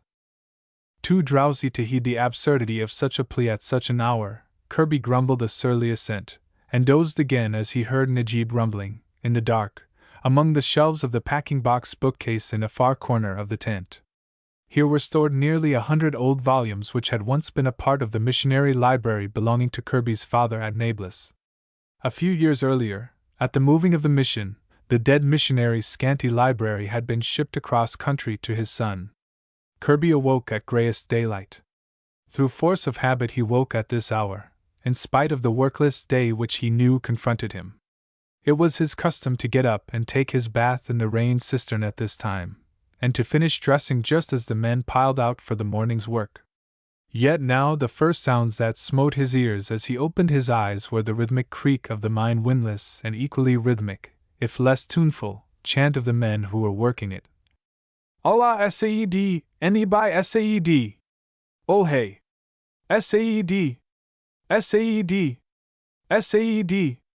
In the distance, dying away, he heard the plodding hoofs of a string of pack mules. From the direction of the mine came the hoodlum racket which betokens, in Syria, the efforts of a number of honest laborers to perform their daily tasks in an efficient and orderly way. Kirby, in sleepy amaze, looked at his watch in the dim dawn light. He saw it was still a full half-hour before the men were due to begin work. And by the sounds he judged that the day's labor was evidently well underway. Yes, and today there was to have been no work done. Kirby jumped out of bed and strode dazedly to his tent door. At the mine below him his fellaheen were as busy as so many dirty and gaudy bees. Even the lordly lazy Turkish soldiers were lending a hand at windlass and crane. Over the nick of the pass, leading toward Jerusalem, the last animal of a mule train was vanishing. Najib, who had as usual escorted the departing shipment of ore to the opening in the pass, was trotting back toward camp. At sight of Kirby in the tent door, the little superintendent veered from his course toward the mine, and increased his pace to a run as he bore down upon the American. Najib's swart face was aglow. But his eyes were those of a man who has neglected to sleep. His cheeks still bore flecks of the dust he had thrown on his head when Kirby had explained the wreck of his scheme and of his future. There, in all likelihood, the dust smears would remain until the next rain should wash them off. But beyond these tokens of recent mental strife, Najib's visage shone like a full moon that is streaked by dun dust clouds. "Furthermore, Hawaji," he hailed his chief as soon as he was within earshot, "the shipment for Alexandretta is on its wayward, over then an hour earlier than it was due to bestart itself. And those poor hell-selected fellaheen are betolling themselves grand. Have I done well, oh Hawaji?" "Najib," stammered Kirby, still dazed. "And here is that most sweet book of great worthiness and wit, which I borrowed me of you in the night, Hawaji," pursued Najib, taking from the soiled folds of his abi a large old volume, bound in stout leather, after the manner of religious or scientific books of a half-century ago. On the brown back a scratched gold lettering proclaimed the gruesome title: "Martyrs of Ancient and Modern Error." Well did Kirby know the tome. Hundreds of times, as a child, had he sat on the stone floor of his father's cell-like mission study at Nablus, and had pored in shuddering fascination over its highly colored illustrations. The book was a compilation, chiefly in the form of multichrome pictures with accompanying borders of text, of all the grisly scenes of martyrdom which the publishers had been able to scrape together from such classics as Fox's Book of Martyrs, and the like. Twice this past year he had surprised Najib scanning the gruesome pages in frank delight. "I betook the book to their campfire, Hawaji," And I smote upon my breast, and I bewept me, and I wailed aloud, and I would not make comfort. Till at last they all awoken, and they came out of their huts, and they reviled at me for disturbing them as they slept themselves so happily. Then I spake much to them. And all the time I teared with my eyes and moaned aloudly. But, put in Kirby, I don't see what this. In a presently you shall, Hawaji. Yesterday I begot your goat. Today I shall make you to frisk with peacefulness of heart. Those fellaheen cannot read. They are not of an education, as I am. And they know my wiseness in reading. For over than 1,000,000,000,000 times I have told them. And they believe. Pictures also they believe.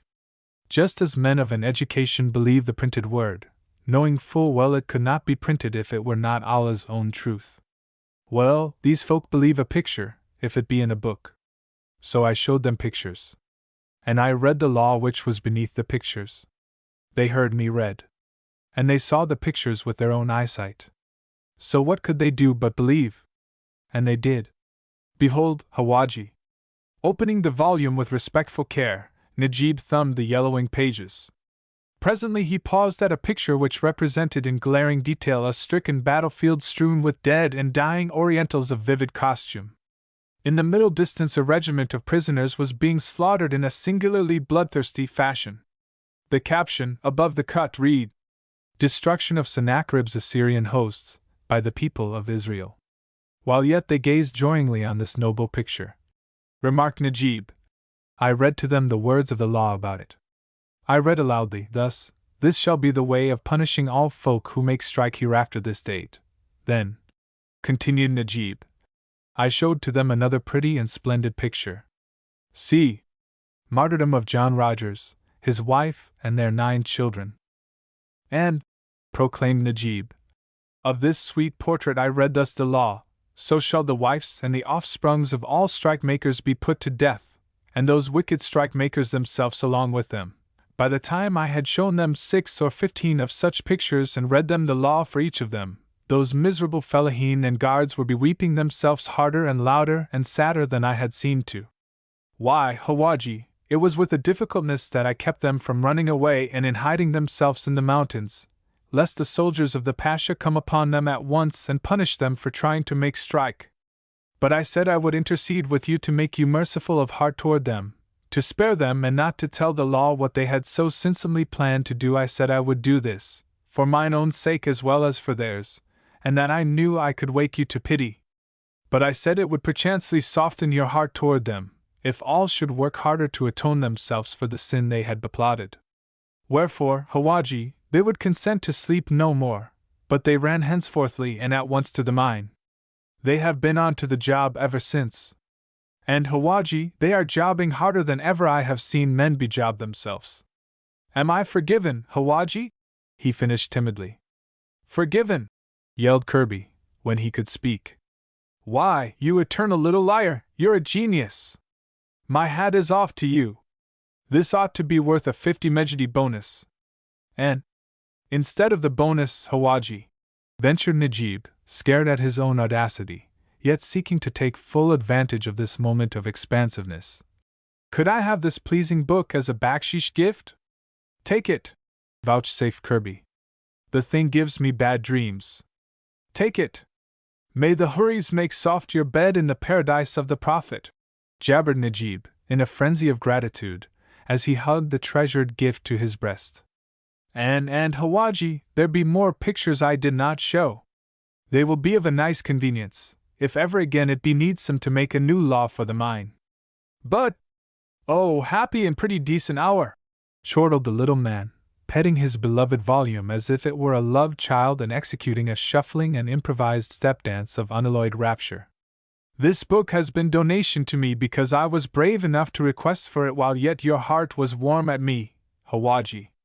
It is even as your sainted Ferengi proverb says, never put off till tomorrow the man who may be done today. The Elephant Remembers. By Edison Marshall. From Everybody's Magazine.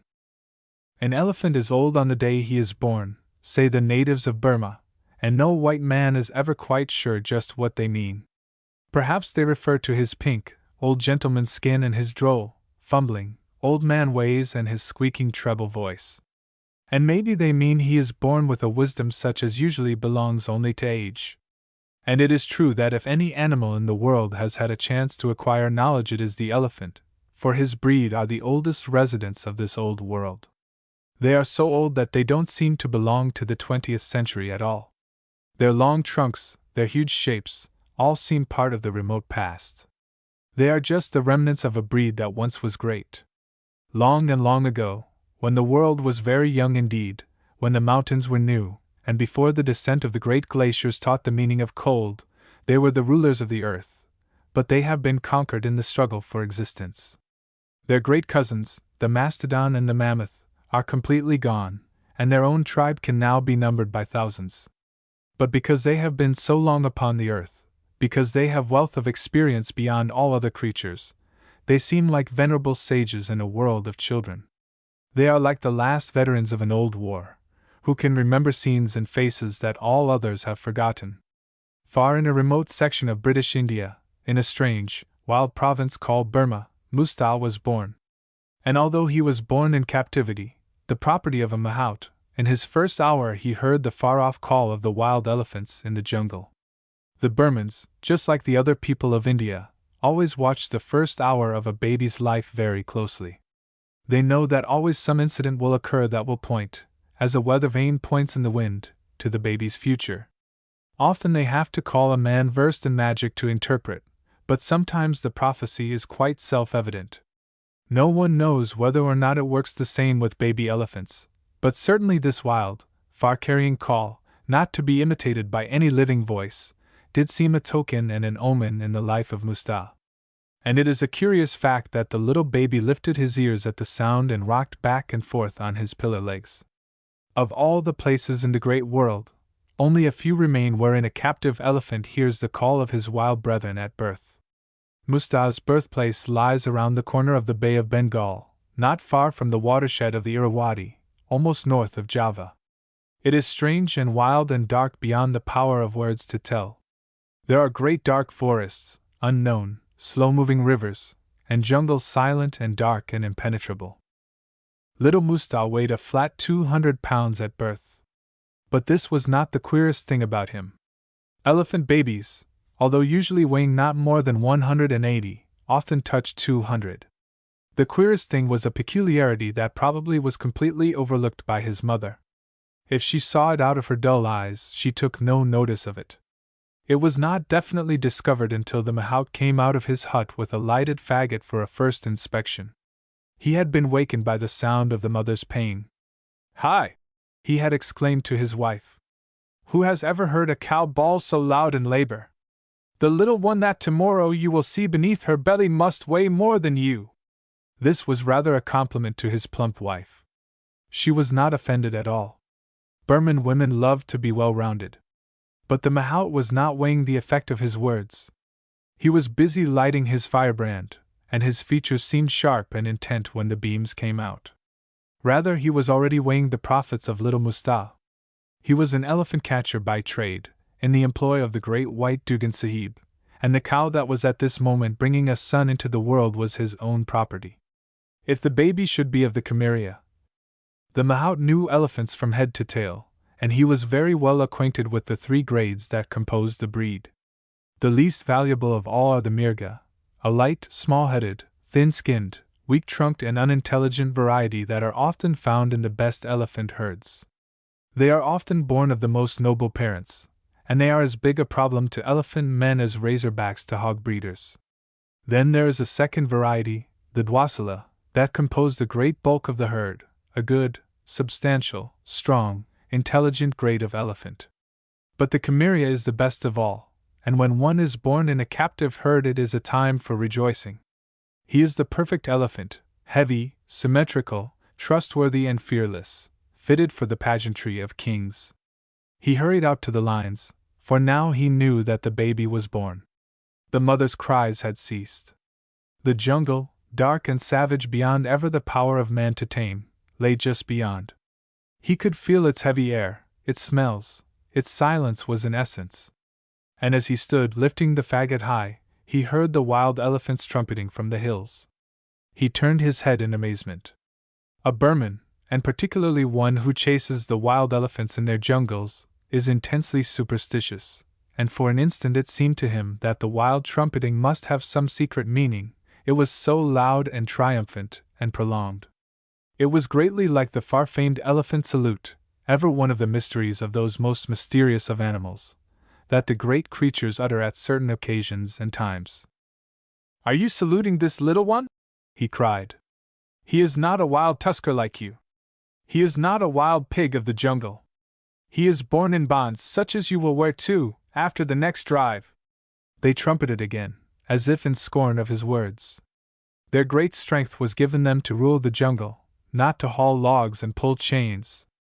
The man turned back to the lines and lifted higher his light. Yes, the little elephant in the light glow was of the Chimeria. Never had there been a more perfect calf. The light of greed sprang again in his eyes.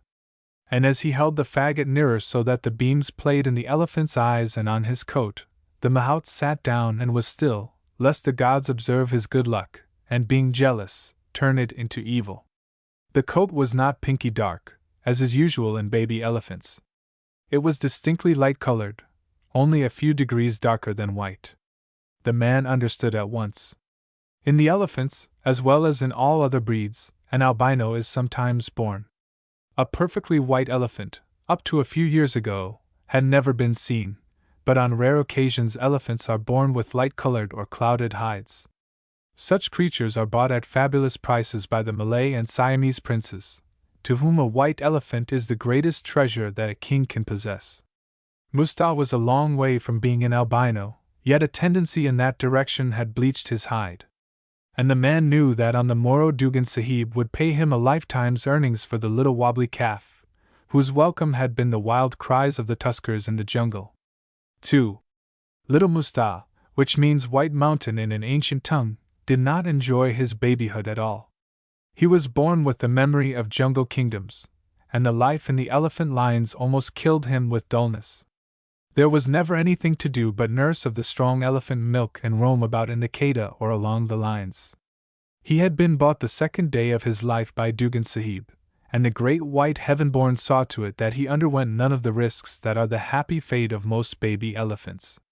His mother was not taken on the elephant drives into the jungles, so he never got a taste of this exciting sport. Mostly she was kept chained in the lines, and every day Langur Das, the low-caste hillman in Dugan's employ, grubbed grass for her in the valleys. All night long, except the regular 4 hours of sleep, he would hear her grumble and rumble and mutter discontent that her little son shared with her. Mustapha's second year was little better. Of course he had reached the age where he could eat such dainties as grass and young sugar cane, but these things could not make up for the fun he was missing in the hills. He would stand long hours watching their purple tops against the skies, and his little dark eyes would glow. He would see the storms break and flash above them, behold the rains lash down through the jungles, and he was always filled with strange longings and desires that he was too young to understand or to follow. He would see the white haze steam up from the labyrinth of wet vines, and he would tingle and scratch for the feel of its wetness on his skin. And often, when the mysterious Burman night came down, it seemed to him that he would go mad. He would hear the wild tuskers trumpeting in the jungles a very long way off, and all the myriad noises of the mysterious night, and at such times even his mother looked at him with wonder. "Oh, little restless one," Langur Das would say, "thou and that old cow thy mother and I have one heart between us. We know the burning, we understand, we three." It was true that Langur Das understood more of the ways of the forest people than any other hillman in the encampment. But his caste was low, and he was drunken and careless and lazy beyond words, and the hunters had mostly only scorn for him. They called him Langur after a gray-bearded breed of monkeys along the slopes of the Himalayas, rather suspecting he was cursed with evil spirits, for why should any sane man have such mad ideas as to the rights of elephants? He never wanted to join in the drives, which was a strange thing indeed for a man raised in the hills. Perhaps he was afraid, but yet they could remember a certain day in the bamboo thickets, when a great, wild buffalo had charged their camp and Langur Das acted as if fear were something he had never heard of and knew nothing whatever about. One day they asked him about it. "Tell us, Lungur Das," they asked, mocking the ragged, dejected-looking creature. "If thy name speaks truth, thou art brother to many monkey folk, and who knows the jungle better than thou or they?" "None but the monkey folk, and thou canst talk with my lord the elephant." "Hi! We have seen thee do it, Lungur Das. How is it that when we go hunting, thou art afraid to come?" Lungur looked at them out of his dull eyes, and evaded their question just as long as he could. "Have you forgotten the tales you heard on your mother's breasts?" he asked at last. "Elephants are of the jungle. You are of the cooking pots and thatch. How should such folk as ye are understand?" This was flat heresy from their viewpoint. There is an old legend among the elephant catchers to the effect that at one time men were subject to the elephants. Yet mostly the elephants that these men knew were patient and contented in their bonds. Mostly they loved their mahouts, gave their strong backs willingly to toil, and were always glad and ready to join in the chase after others of their breed. Only on certain nights of the year, when the tuskers called from the jungles, and the spirit of the wild was abroad, would their love of liberty return to them.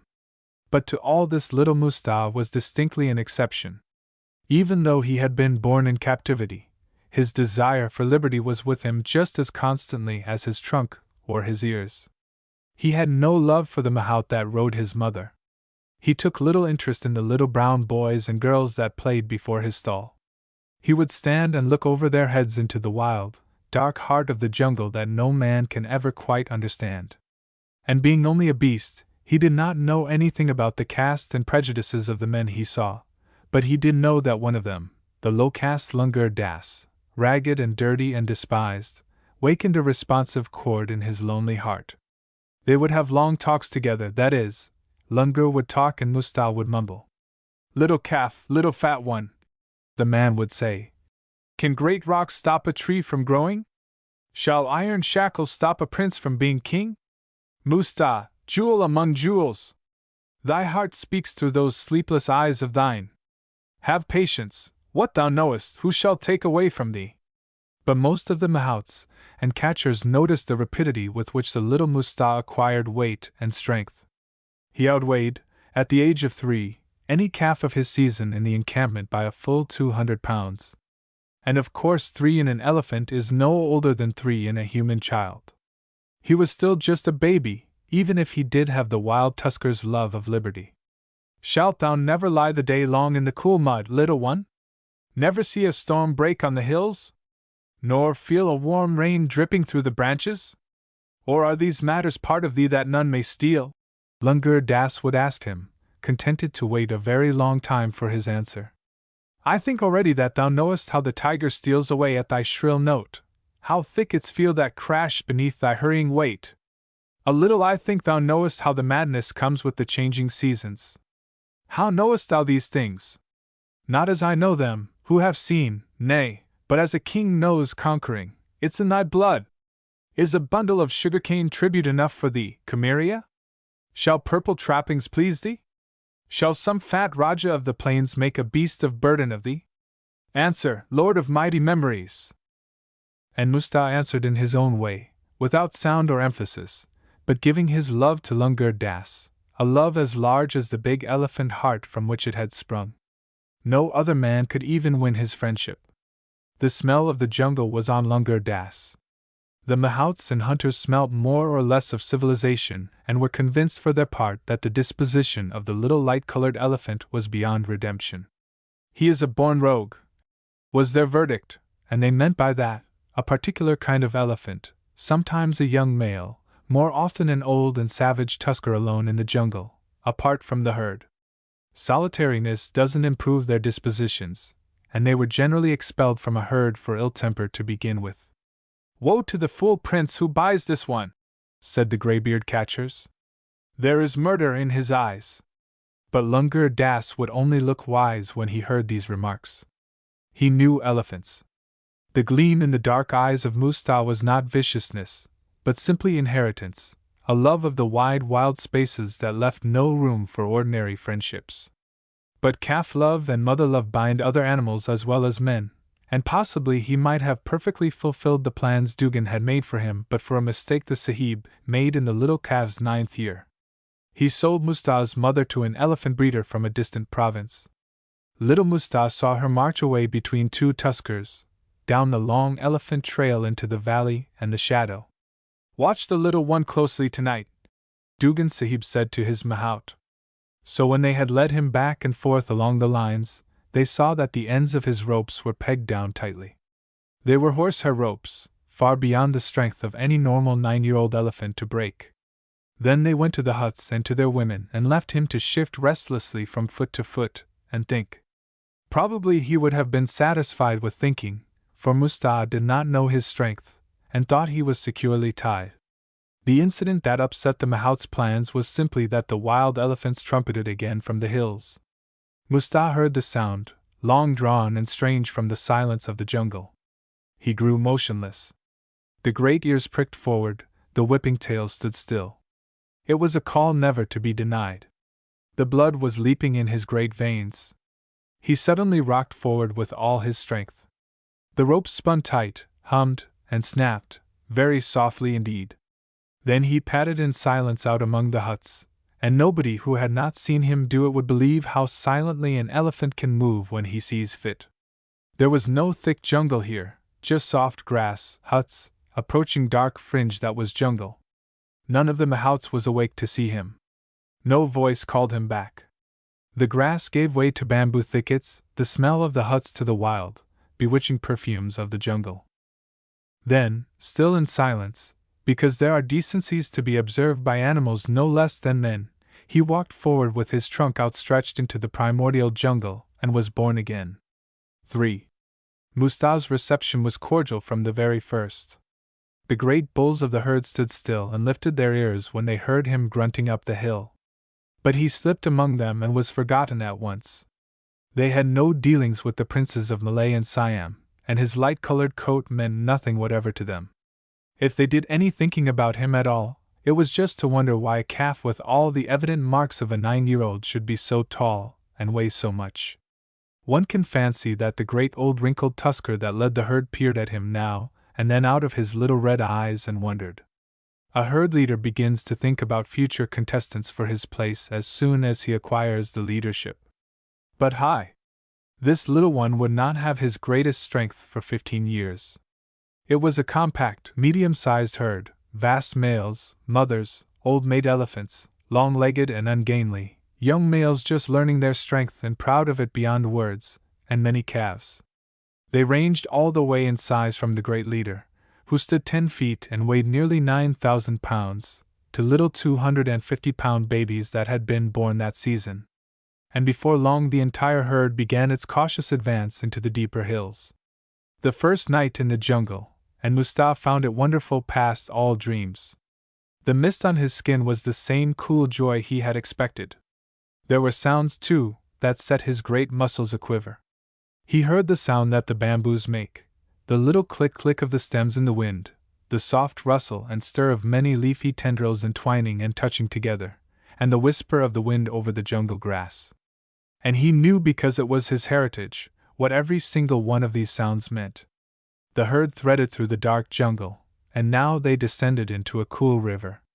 A herd of deer, either the dark sambar or black buck, sprang from the misty shoreline and leaped away into the bamboos. Farther down, he could hear the grunt of buffalo. It was simply a caress, the touch of the soft, cool water on his flanks. Then they reared out, like great sea gods rising from the deep, and grunted and squealed their way up the banks into the jungle again. But the smells were the book that he read best. He understood them even better than the sounds of green things growing. Flowers that he could not see hung like bells from the arching branches. Every fern and every seeding grass had its own scent that told sweet tales. The very mud that his 4 feet sank into emitted scent that told the history of jungle life from the world's beginnings. When dawn burst over the eastern hills, he was weary in every muscle of his young body, but much too happy to admit it. This day was just the first of 3,000 joyous days. The jungle, old as the world itself, is ever new. Not even the wisest elephant, who, after all, is king of the jungle, knows what will turn up at the next bend in the elephant trail. It may be a native woodcutter, whose long hair is stirred with fright. It may easily be one of the great breed of bears, large as the American grizzly, that some naturalists believe are to be found in the Siamese and Burman jungles. It may be a herd of wild buffalo, always looking for a fight, or simply some absurd armadillo-like thing, to make him shake his vast sides with mirth. The herd was never still. They ranged from one mysterious hill to another, to the ranges of the Himalayas and back again. There were no rivers that they did not swim, no jungles that they did not penetrate, no elephant trails that they did not follow, in the whole northeastern corner of British India. And all the time Mustapha's strength grew upon him until it became too vast a thing to measure or control. Whether or not he kept with the herd was by now a matter of supreme indifference to him. He no longer needed its protection. Except for the men who came with the ropes and guns and shoutings, there was nothing in the jungle for him to fear. He was 20 years old, and he stood nearly 11 feet to the top of his shoulders. He would have broken any scales in the Indian Empire that tried to weigh him. He had had his share of adventures, yet he knew that life in reality had just begun. The time would come when he would want to fight the great arrogant bull for the leadership of the herd. He was tired of fighting the young bulls of his own age. He always won, and to an elephant constant winning is almost as dull as constant losing. He was a great deal like a youth of 20 in any breed of any land, light-hearted, self-confident, enjoying every minute of wakefulness between one midnight and another. He loved the jungle smells and the jungle sounds, and he could even tolerate the horrible laughter of the hyenas that sometimes tore to shreds the silence of the grassy plains below. But India is too thickly populated by human beings for a wild elephant to escape observation entirely. Many natives had caught sight of him, and at last the tales reached a little circle of trackers and hunters in camp on a distant range of hills. They did not work for Dugan Sahib, for Dugan Sahib was dead long since. They were a determined little group, and one night they sat and talked softly over their fire. If Mustapha's ears had been sharp enough to hear their words across the space of hills, he wouldn't have gone to his mud baths with such complacency the next day. But the space between them was 50 miles of sweating jungle, and of course he did not hear. "You will go, Khusru," said the leader, "for there are none here half so skillful with horsehair rope as you. If you do not come back within 12 months we shall know you have failed." Of course all of them knew what he meant. If a man failed in the effort to capture a wild elephant by the hair rope method, he very rarely lived to tell of it. "In that case," Ahmad Din went on, "there will be a great drive after the monsoon of next year. Picked men will be chosen. No detail will be overlooked. It will cost more, but it will be sure. And our purses will be fat from the selling price of this king of elephants with a white coat. 4. There is no need to follow Khusra on his long pursuit through the elephant trails. He was an able hunter and, after the manner of the elephant trackers, the scared little man followed Mustapha through jungle and river, over hill and into dale, for countless days, and at last, as Mustapha slept, he crept up within a half-dozen feet of him. He intended to loop a horsehair rope about his great feet, one of the oldest and most hazardous methods of elephant catching. But Mustapha wakened just in time. And then a curious thing happened. The native could never entirely believe it, and it was one of his best stories to the day he died. Any other wild tusker would have charged in furious wrath, and there would have been a quick and certain death beneath his great knees. Mustapha started out as if he had intended to charge. He lifted his trunk out of the way. The elephant trunk is for 1,000 uses, but fighting is not one of them, and sprang forward. He went just 2 paces. Then his little eyes caught sight of the brown figure fleeing through the bamboos. And at once the elephant set his great feet to break himself, and drew to a sliding halt 6 feet beyond. He did not know why. He was perfectly aware that this man was an enemy, jealous of his most loved liberty. He knew perfectly it was the man's intention to put him back into his bonds. He did not feel fear, either, because an elephant's anger is too tremendous an emotion to leave room for any other impulse such as fear. It seemed to him that memories came thronging from long ago, so real and insistent that he could not think of charging. He remembered his days in the elephant lines. These brown creatures had been his masters then. They had cut his grass for him in the jungle, and brought him bundles of sugar cane. The hill people say that the elephant memory is the greatest single marvel in the jungle, and it was that memory that saved Khusra then. It wasn't deliberate gratitude for the grass cutting of long ago. It wasn't any particular emotion that he could reach out his trunk and touch. It was simply an impulse, another one of the thousand mysteries that envelop, like a cloud, the mental processes of these largest of forest creatures. These were the days when he lived apart from the herd. He did it from choice. He liked the silence, the solitary mud baths, the constant watchfulness against danger. One day a rhino charged him, without warning or reason. This is quite a common thing for a rhino to do. They have the worst tempers in the jungle, and they would just as soon charge a mountain if they didn't like the look of it. Mustah had awakened the great creature from his sleep, and he came bearing down like a tank over no man's land. Mustah met him squarely, with the full shock of his tusks, and the battle ended promptly. Mustah's tusk, driven by 5 tons of might behind it, would have pierced the ship's side, and the rhino limped away to let his hurt grow well and meditate revenge. Thereafter for a full year, he looked carefully out of his bleary, drunken eyes and chose a smaller objective before he charged. Month after month Mustah wended alone through the elephant trails, and now and then rooted up great trees just to try his strength. Sometimes he went silently, and sometimes like an avalanche. He swam alone in the deep holes, and sometimes shut his eyes and stood on the bottom, just keeping the end of his trunk out of the water.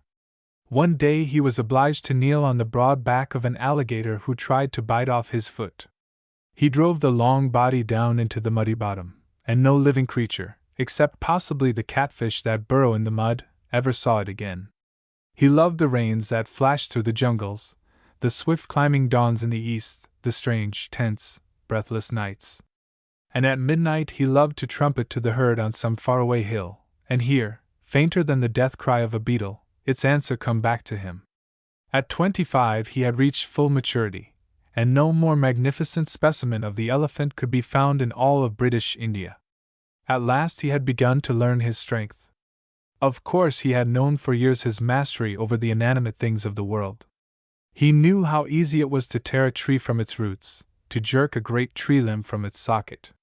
He knew that under most conditions he had nothing to fear from the great tigers, although a fight with a tiger is a painful thing and well to avoid. But he did not know that he had developed a craft and skill that would avail him in battle against the greatest of his own kind. He made the discovery one sunlit day beside the Manipur River. He was in the mud bath, grunting and bubbling with content. It was a bath with just room enough for one.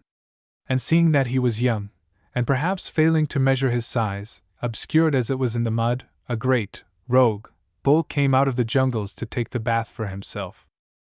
He was a huge creature, wrinkled and yellow-tusked and scarred from the wounds of 1,000 fights. His little red eyes looked out malignantly, and he grunted all the insults the elephant tongue can compass to the youngster that lolled in the bath. He confidently expected that Mustah would yield at once, because as a rule young 25-year-olds do not care to mix in battle with the scarred and crafty veterans of 60 years. But he did not know Mustah. The latter had been enjoying the bath to the limit, and he had no desire whatever to give it up. Something hot and raging seemed to explode in his brain, and it was as if a red glare, such as sometimes comes in the sunset, had fallen over all the stretch of river and jungle before his eyes. He squealed once, reared up with one lunge out of the bath, and charged.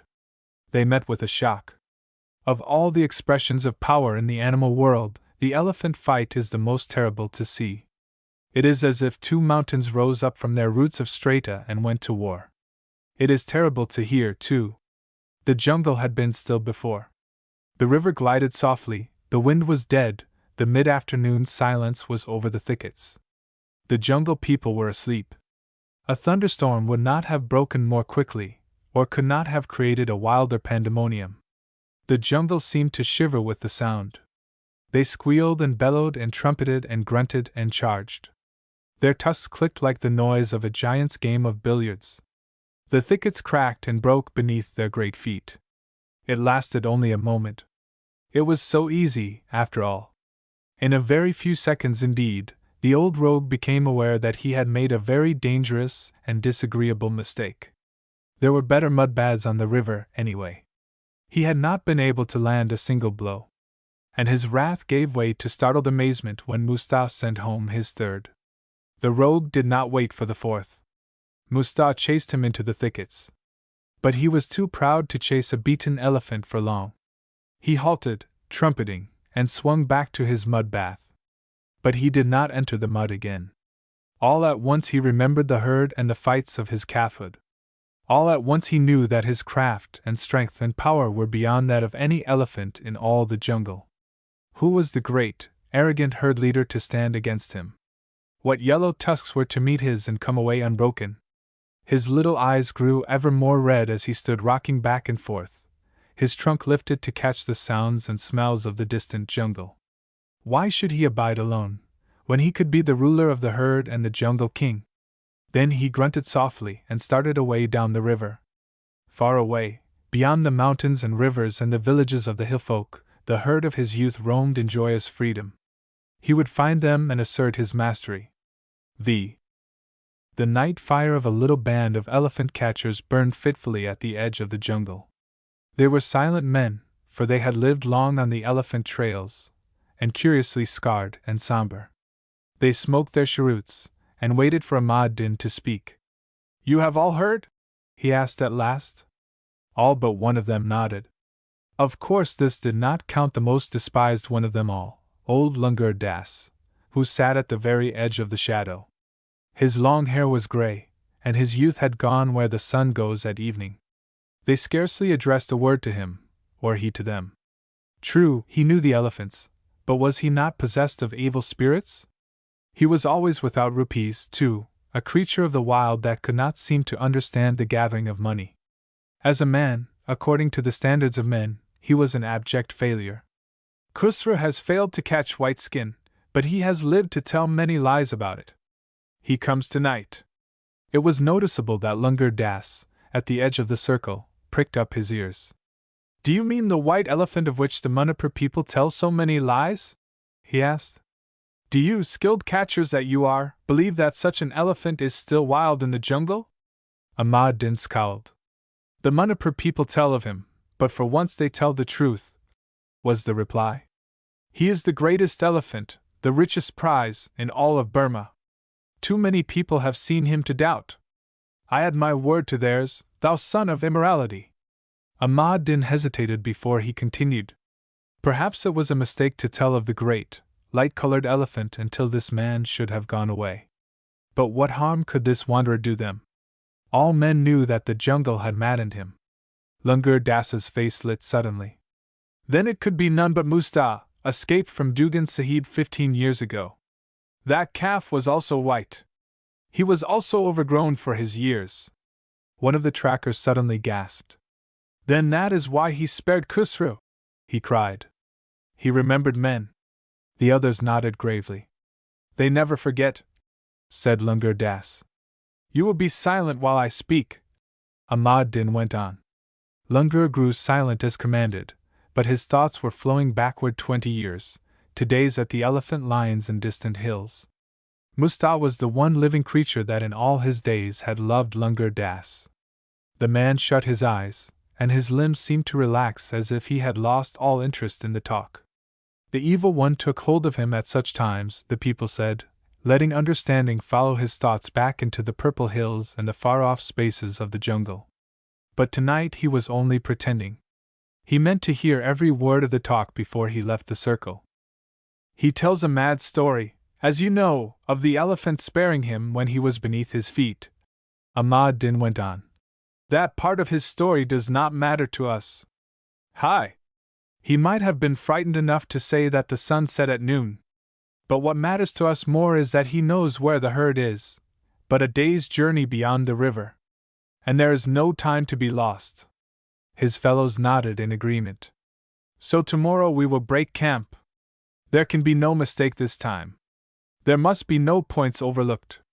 The chase will cost much, but it will return 100-fold. Khusra says that at last the White One has started back toward his herd, so that all can be taken in the same Qaeda. And the White Sahib that holds the license is not to know that White Coat is in the herd at all. The circle nodded again, and contracted toward the speaker.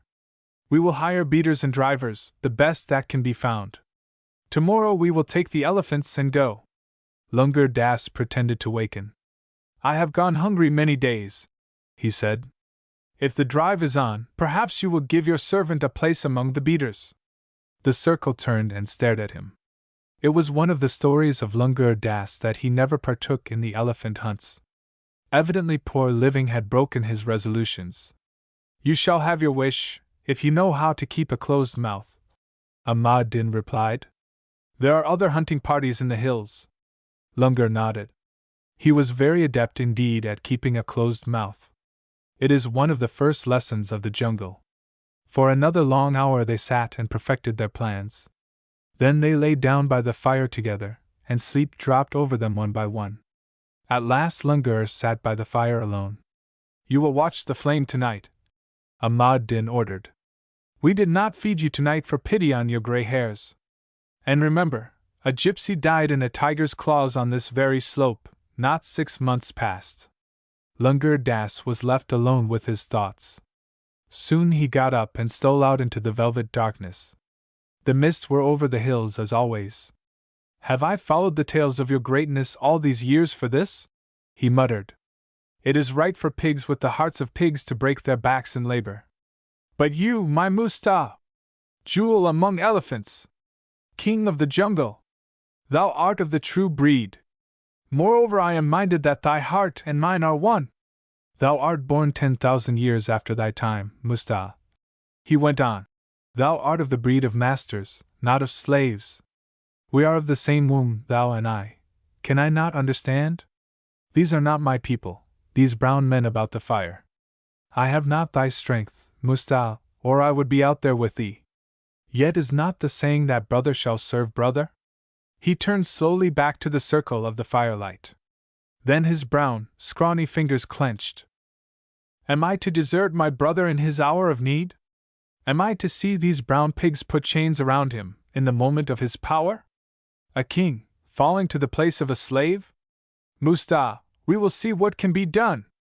Musta, my king, my pearl, my pink baby, for whom I dug grass in the long ago. Thy Lungar Das is old, and his whole strength is not that of thy trunk, and men look at him as a worm in the grass. But hi!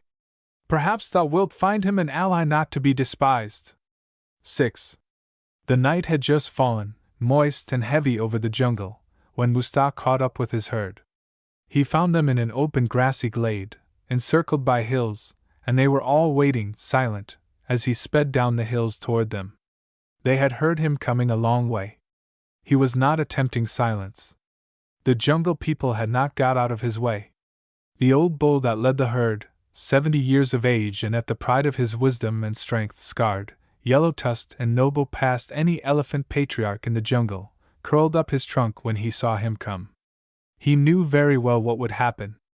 And because no one knows better than the jungle people what a good thing it is to take the offensive in all battles, and because it was fitting his place and dignity, he uttered the challenge himself. The silence dropped as something from the sky. The little pink calves who had never seen the herd grow still in the same way before, felt the dawn of the storm that they could not understand, and took shelter beneath their mothers' bellies. But they did not squeal. The silence was too deep for them to dare to break. It is always an epoch in the life of the herd when a young bull contests for leadership. It is a much more serious thing than in the herds of deer and buffalo. The latter only live a handful of years, then grow weak and die. A great bull who has attained strength and wisdom enough to obtain the leadership of an elephant herd may often keep it for 40 years. Kings do not rise and fall half so often as in the kingdoms of Europe. For, as most men know, an elephant is not really old until he has seen 100 summers come and go. Then he will linger 50 years more, wise and gray and wrinkled and strange and full of memories of a time no man can possibly remember. Long years had passed since the leader's place had been questioned. The aristocracy of strength is drawn on quite inflexible lines. It would have been simply absurd for an elephant of the Dwasala or Mirga grades to covet the leadership. They had grown old without making the attempt. Only the great Kamiria, the Grand Dukes in the aristocracy, had ever made the trial at all. And besides, the bull was a better fighter after 30 years of leadership than on the day he had gained the honor. The herd stood like heroic figures in stone for a long moment, until Mustapha had replied to the challenge. He was so surprised that he couldn't make any sound at all at first. He had expected to do the challenging himself. The fact that the leader had done it shook his self-confidence to some slight degree. Evidently the old leader still felt able to handle any young and arrogant bulls that desired his place.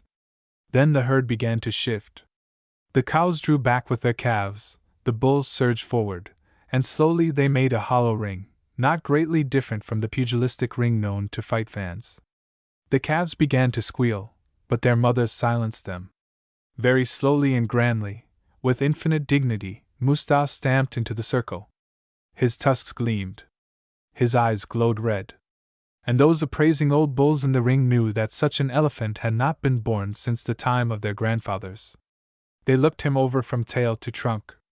They marked the symmetrical form, the legs like mighty pillars, the sloping back, the wide-apart, intelligent eyes. His shoulders were an expression of latent might, power to break a tree trunk at its base.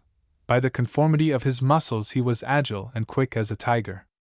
And knowing these things, and recognizing them, and honoring them, devotees of strength that they were, they threw their trunks in the air till they touched their foreheads and blared their full-voiced salute. They gave it the same instant, as musicians strike the same note at their leader's signal. It was a perfect explosion of sound, a terrible blare, that crashed out through the jungles and wakened every sleeping thing. The dew fell from the trees. A great tawny tiger, lingering in hope of an elephant calf, slipped silently away. The sound rang true and loud to the surrounding hills and echoed and re-echoed softer and softer, until it was just a tiny tremor in the air. Not only the jungle folk marveled at the sound. At an encampment 3 miles distant Ahmad Din and his men heard the wild call, and looked with wondering eyes upon each other. Then out of the silence spoke Lungur Das. "My lord Mustapha has come back to his herd, that is his salute," he said. Ahmad Din looked darkly about the circle. "And how long shall he stay?" he asked. The trap was almost ready. The hour to strike had almost come.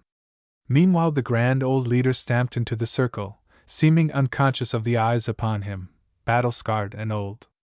Even if this fight were his last, he meant to preserve his dignity. Again the salute sounded, shattering out like a thunderclap over the jungle. Then challenger and challenge closed. At first the watchers were silent. Then as the battle grew ever fiercer and more terrible, they began to grunt and squeal, surging back and forth, stamping the earth and crashing the underbrush. All the jungle folk for miles about knew what was occurring. And Ahmad Din wished his Cato were completed, for never could there be a better opportunity to surround the herd than at the present moment, when they had forgotten all things except the battling monsters in the center of the ring. The two bulls were quite evenly matched. The patriarch knew more of fighting, had learned more wiles, but he had neither the strength nor the agility of Mustapha. The late twilight deepened into the intense dark, and the stars of midnight rose above the eastern hills. All at once, Mustapha went to his knees. But as might a tiger, he sprang aside in time to avoid a terrible tusk blow to his shoulder.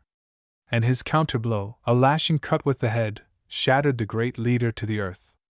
The elephants bounded forward, but the old leader had a trick left in his trunk. As Mustapha bore down upon him, he reared up beneath, and almost turned the tables. Only the youngster's superior strength saved him from immediate defeat. But as the night drew to morning, the bulls began to see that the tide of the battle had turned. Youth was conquering, too mighty and agile to resist.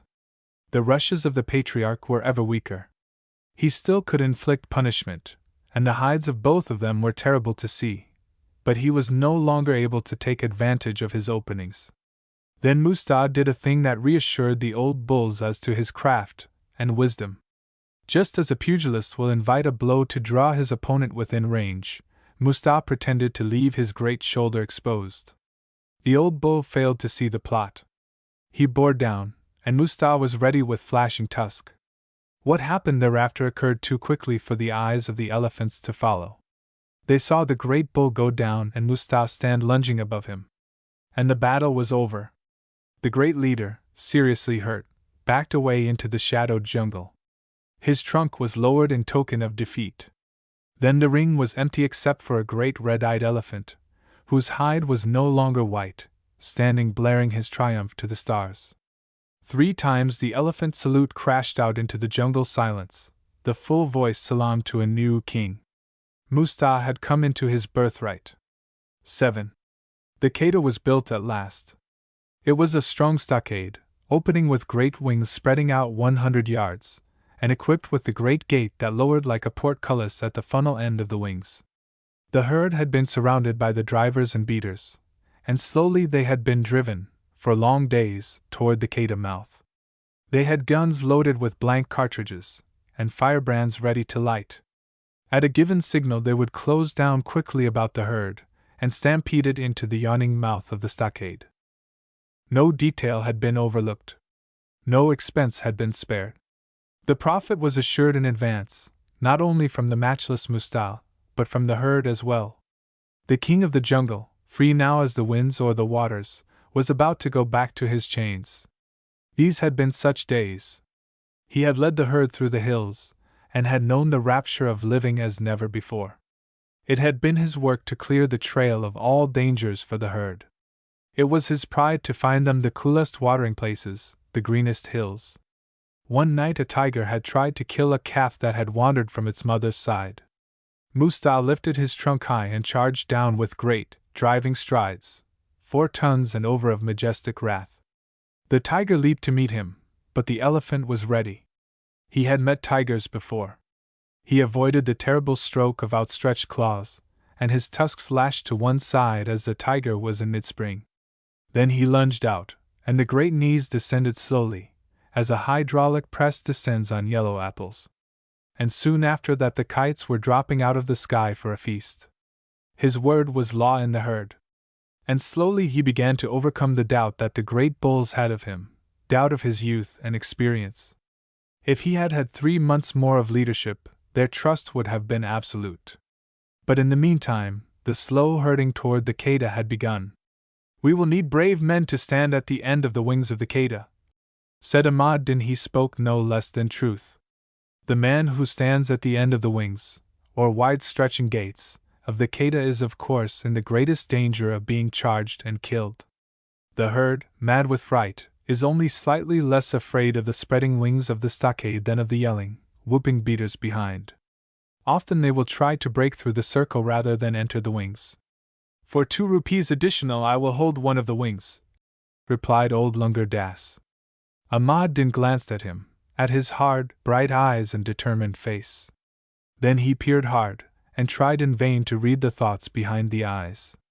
"You are a madman, Lungar Das," he said wonderingly. "But thou shalt lie behind the right-wing men to pass them torches." "I have spoken." "And the 2 extra rupees?" Lungar asked cunningly. "Maybe. One does not throw away rupees in Upper Burma." Within the hour the signal of "Mail, mail! Go on," was given, and the final lapse of the drive began. The hills grew full of sound. The beaters sprang up with firebrand and rifle, and closed swiftly about the herd. The animals moved slowly at first. The time was not quite ripe to throw them into a panic. Many times the herd would leave their trail and start to dip into a valley or a creek bed, but always there was a new crowd of beaters to block their path. But presently the beaters closed in on them. Then the animals began a wild descent squarely toward the mouth of the Qaeda. "Hi!" the wild men cried. "Oh, you forest pigs! On, on! Block the way through that valley, you brainless sons of jackals! Are you afraid? Ai! Stand close! Watch, Paran! Guard your posts, Khusru! Now on, do not let them halt! Ar! I hi!" Firebrands waved, rifles cracked, the wild shout of beaters increased in volume. The men closed in, driving the beasts before them. But there was one man that did not raise his voice. Through all the turmoil and pandemonium he crouched at the end of the stockade wing, tense, and silent and alone. To one that could have looked into his eyes, it would have seemed that his thoughts were far and far away. It was just old Lungur Das, named for a monkey and despised of men. He was waiting for the instant that the herd would come thundering down the hill, in order to pass lighted firebrands to the bold men who held that corner. He was not certain that he could do the thing he had set out to do. Perhaps the herd would sweep past him, through the gates. If he did win, he would have to face alone the screaming, infuriated hillmen, whose knives were always ready to draw. But knives did not matter now. Lungur Das had only his own faith and his own creed, and no fear could make him betray them. Musta had lost control of his herd. At their head ran the old leader that he had worsted. In their hour of fear they had turned back to him. What did this youngster know of elephant drives? Ever the waving firebrands drew nearer, the beaters lessened their circle, the avenues of escape became more narrow. The yawning arms of the stockade stretched just beyond. "Will I win, jungle gods?" A little gray man at the Keda wing was whispering to the forests. "Will I save you, great one that I knew in babyhood? Will you go down into chains before the night is done? Ai! I hear the thunder of your feet. The moment is almost here. And now, your last chance, Musta! Close down, close down!" Ahmad Din was shouting to his beaters. "The thing is done in another moment. Hasten, pigs of the hills! Raise your voice! Now! Hi! The herd was at the very wings of the stockade. They had halted an instant, milling, and the beaters increased their shouts. Only one of all the herd seemed to know the danger, Musta himself, and he had dropped from the front rank to the very rear. He stood with uplifted trunk, facing the approaching rows of beaters. And there seemed to be no break in the whole line. The herd started to move on into the wings of captivity, and they did not heed his warning squeals to turn. The circle of fire drew nearer. Then his trunk seemed to droop, and he turned, too. He could not break the line. He turned, too, toward the mouth of the Keda. But even as he turned, a brown figure darted toward him from the end of the wing. A voice known long ago was calling to him, a voice that penetrated high and clear above the babble of the beaters. "Musta!" it was crying. "Musta!" But it was not the words that turned Musta. An elephant cannot understand words, except a few elemental sounds such as a horse or dog can learn. Rather, it was the smell of the man, remembered from long ago, and the sound of his voice, never quite forgotten. For an elephant never forgets. "Musta! Musta!" The elephant knew him now. He remembered his one friend among all the human beings that he knew in his calfhood, the one mortal from whom he had received love and given love in exchange. "More firebrands!" yelled the men who held that corner of the wing. "Firebrands! Where is Lungur Das?" But instead of firebrands that would have frightened beasts and aided men, Lungur Das stepped out from behind a tree and beat at the heads of the right-wing guards with a bamboo cane that whistled and whacked and scattered them into panic, yelling all the while, "Musta! Oh my Musta! Here is an opening! Musta, come!" And Musta did come, trumpeting, crashing like an avalanche, with Lungur Das hard after him, afraid, now that he had done the trick. And hot on the trail of Lungur Das ran Ahmad Din, with his knife drawn, not meaning to let that prize be lost to him at less than the cost of the trickster's life. But it was not written that the knife should ever enter the flesh of Lungur Das. The elephant never forgets, and Musta was monarch of his breed. He turned back 2 paces, and struck with his trunk. Ahmad Din was knocked aside as the wind whips a straw. For an instant elephant and man stood front to front. To the left of them the gates of the stockade dropped shut behind the herd. The elephant stood with trunk slightly lifted, for the moment motionless. The long-haired man who saved him stood lifting upstretched arms. It was such a scene as one might remember in an old legend, wherein beasts and men were brothers, or such as sometimes might steal, likely something remembered from another age, into a man's dreams. Nowhere but in India, where men have a little knowledge of the mystery of the elephant, could it have taken place at all. For Lungur Das was speaking to my lord the elephant. Take me with thee, Musta! Monarch of the hills! Thou and I are not of the world of men, but of the jungle and the rain, the silence, and the cold touch of rivers. We are brothers, Musta! O beloved, wilt thou leave me here to die? The elephant slowly turned his head and looked scornfully at the group of beaters bearing down on Lungur Das, murder shining no less from their knives than from their lighted eyes. Take me, the old man pleaded. Thy herd is gone. The elephant seemed to know what he was asking. He had lifted him to his great shoulders many times, in the last days of his captivity. And besides, his old love for Lungur Das had never been forgotten. It all returned, full and strong as ever. For an elephant never can forget. It was not one of the man-herd that stood pleading before him.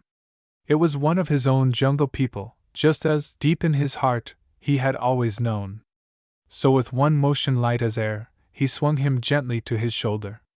The jungle, vast and mysterious and still, closed its gates behind them.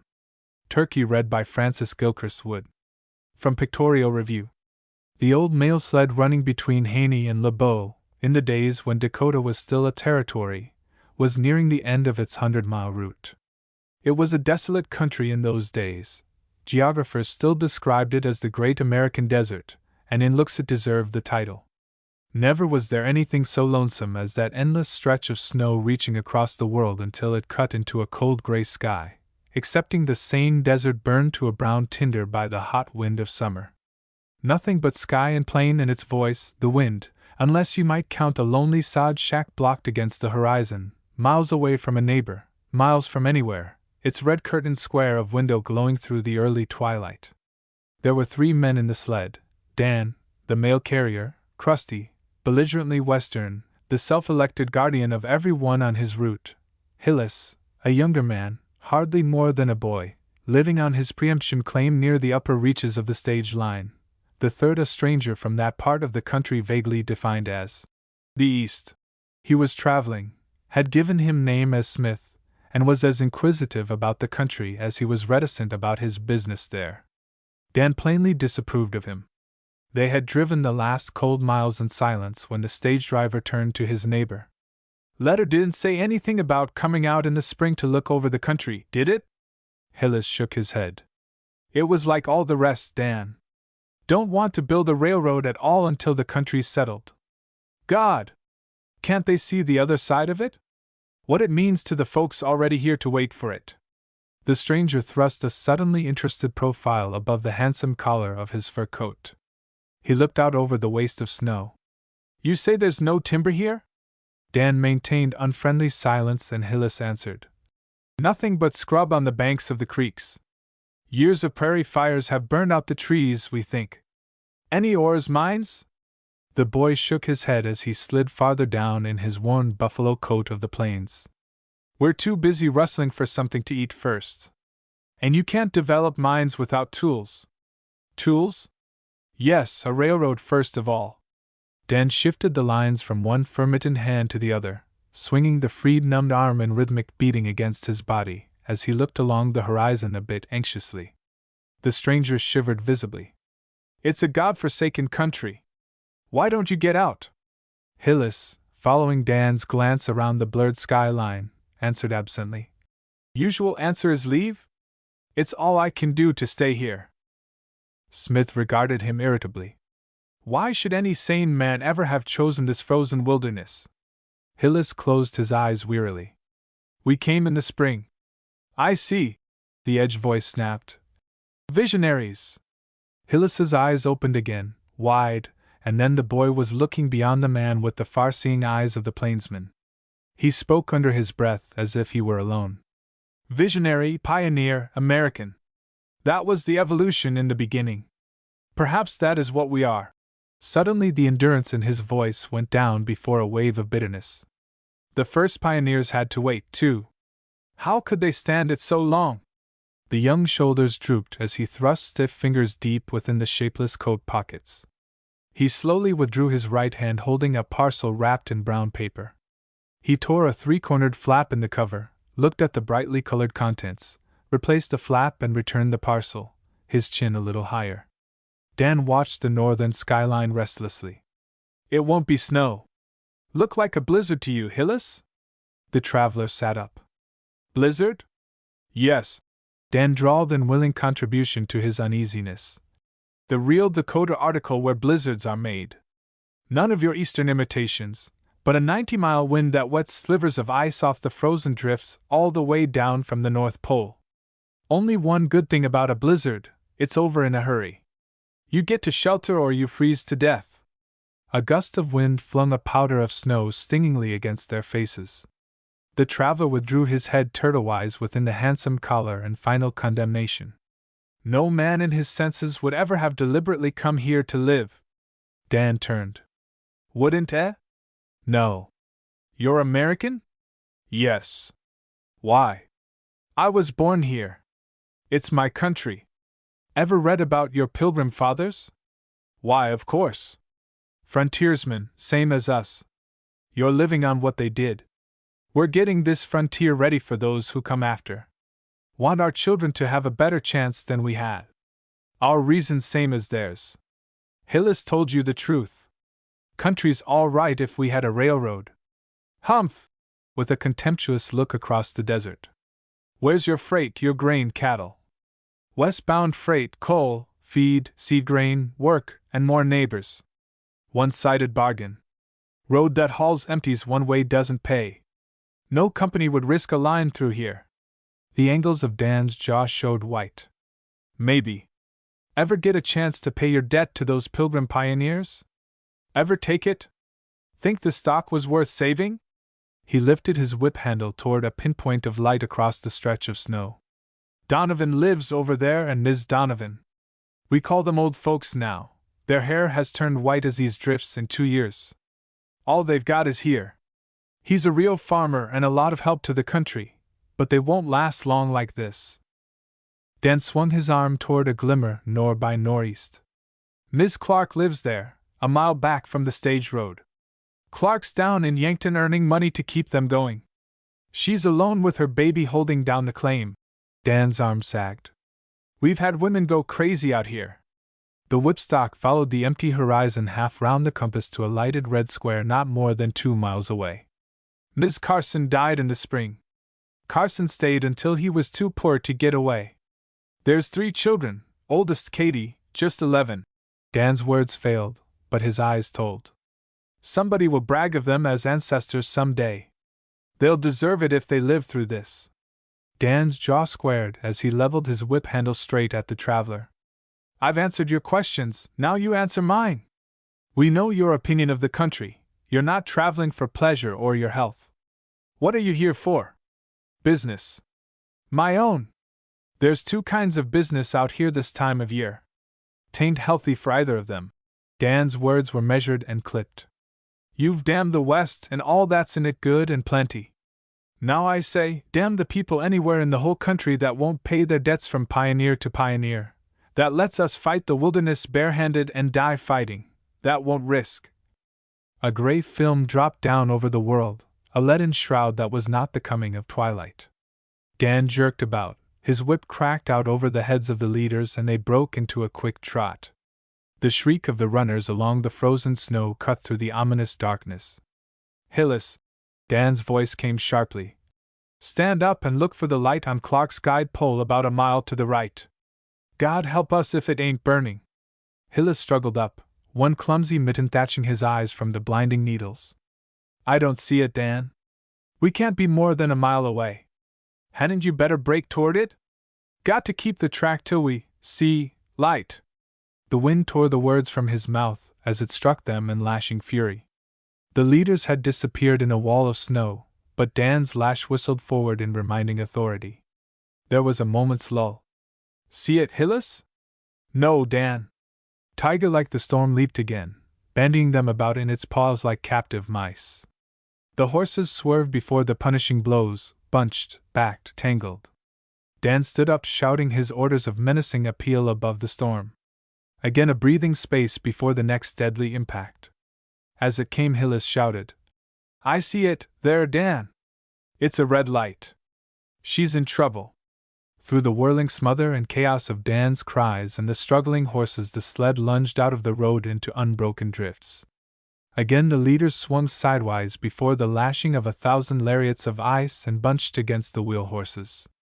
Dan swore, prayed, mastered them with far-reaching lash, then the off-leader went down. Dan felt behind him for Hillis, and shoved the reins against his arm.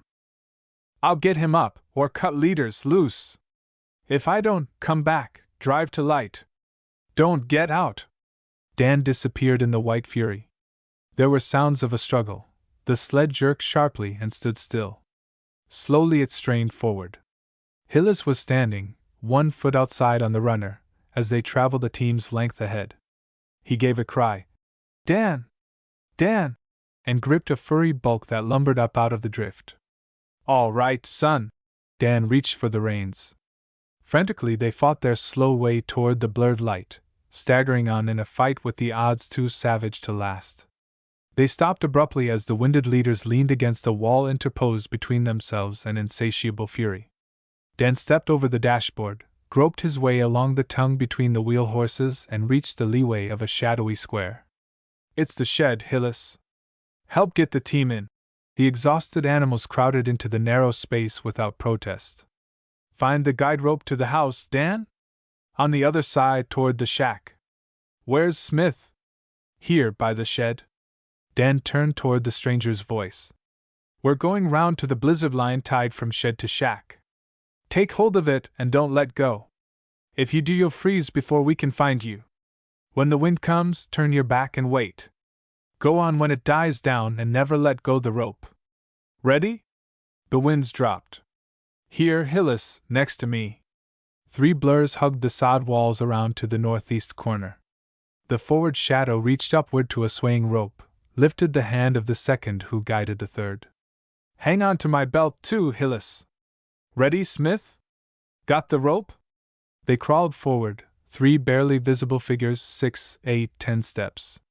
With a shriek the wind tore at them, beat the breath from their bodies, cut them with stinging needle points and threw them aside. Dan reached back to make sure of Hillis, who fumbled through the darkness for the stranger. Slowly they struggled ahead, the cold growing more intense. 2 steps, 4, and the mounting fury of the blizzard reached its zenith. The blurs swayed like battered leaves on a vine that the wind tore into at last and flung the living beings wide. Dan, clinging to the broken rope, rolled over and found Hillis with the frayed end of the line in his hand, reaching about through the black drifts for the stranger. Dan crept closer, his mouth at Hillis's ear, shouting, "Quick! Right behind me if we're to live through it!" The next moment Hillis let go the rope. Dan reached madly. "Boy, you can't find him. It'll only be 2 instead of 1. Hillis! Hillis!" The storm screamed louder than the plainsmen, and began heaping the snow over 3 obstructions in its path, 2 that groped slowly and 1 that lay still. Dan fumbled at his belt, unfastened it, slipped the rope through the buckle, knotted it, and crept its full length back toward the boy. A snow-covered something moved forward, guiding another, one arm groping in blind search, reached and touched the man clinging to the belt. Beaten and buffeted by the ceaseless fury that no longer gave quarter, they slowly fought their way hand over hand along the rope, Dan now crawling last. After a frozen eternity they reached the end of the line, fastened man-high against a second haven of wall. Hillis pushed open the unlocked door, the 3 men staggered in and fell panting against the side of the room. The stage driver recovered first, pulled off his mittens, examined his fingers and felt quickly of nose, ears, and chin. He looked sharply at Hillis and nodded. Unceremoniously they stripped off the stranger's gloves, reached for a pan, opened the door, dipped it into the drift, and plunged Smith's fingers down in the snow. "Your nose is white, too. Thaw it out." Abruptly Dan indicated a bench against the wall where the 2 men seated would take up less space. The stranger's voice was unsteady. But Dan had turned his back and his attention to the homesteader. The 8-by-10 room constituted the entire home. A shed roof slanted from 8 feet high on the door, and windows side to a bit more than 5 on the other. A bed in one corner took up most of the space, and the remaining necessities were bestowed with the compactness of a ship's cabin. The rough boards of the roof and walls had been hidden by a covering of newspapers, with a row of illustrations pasted picture height.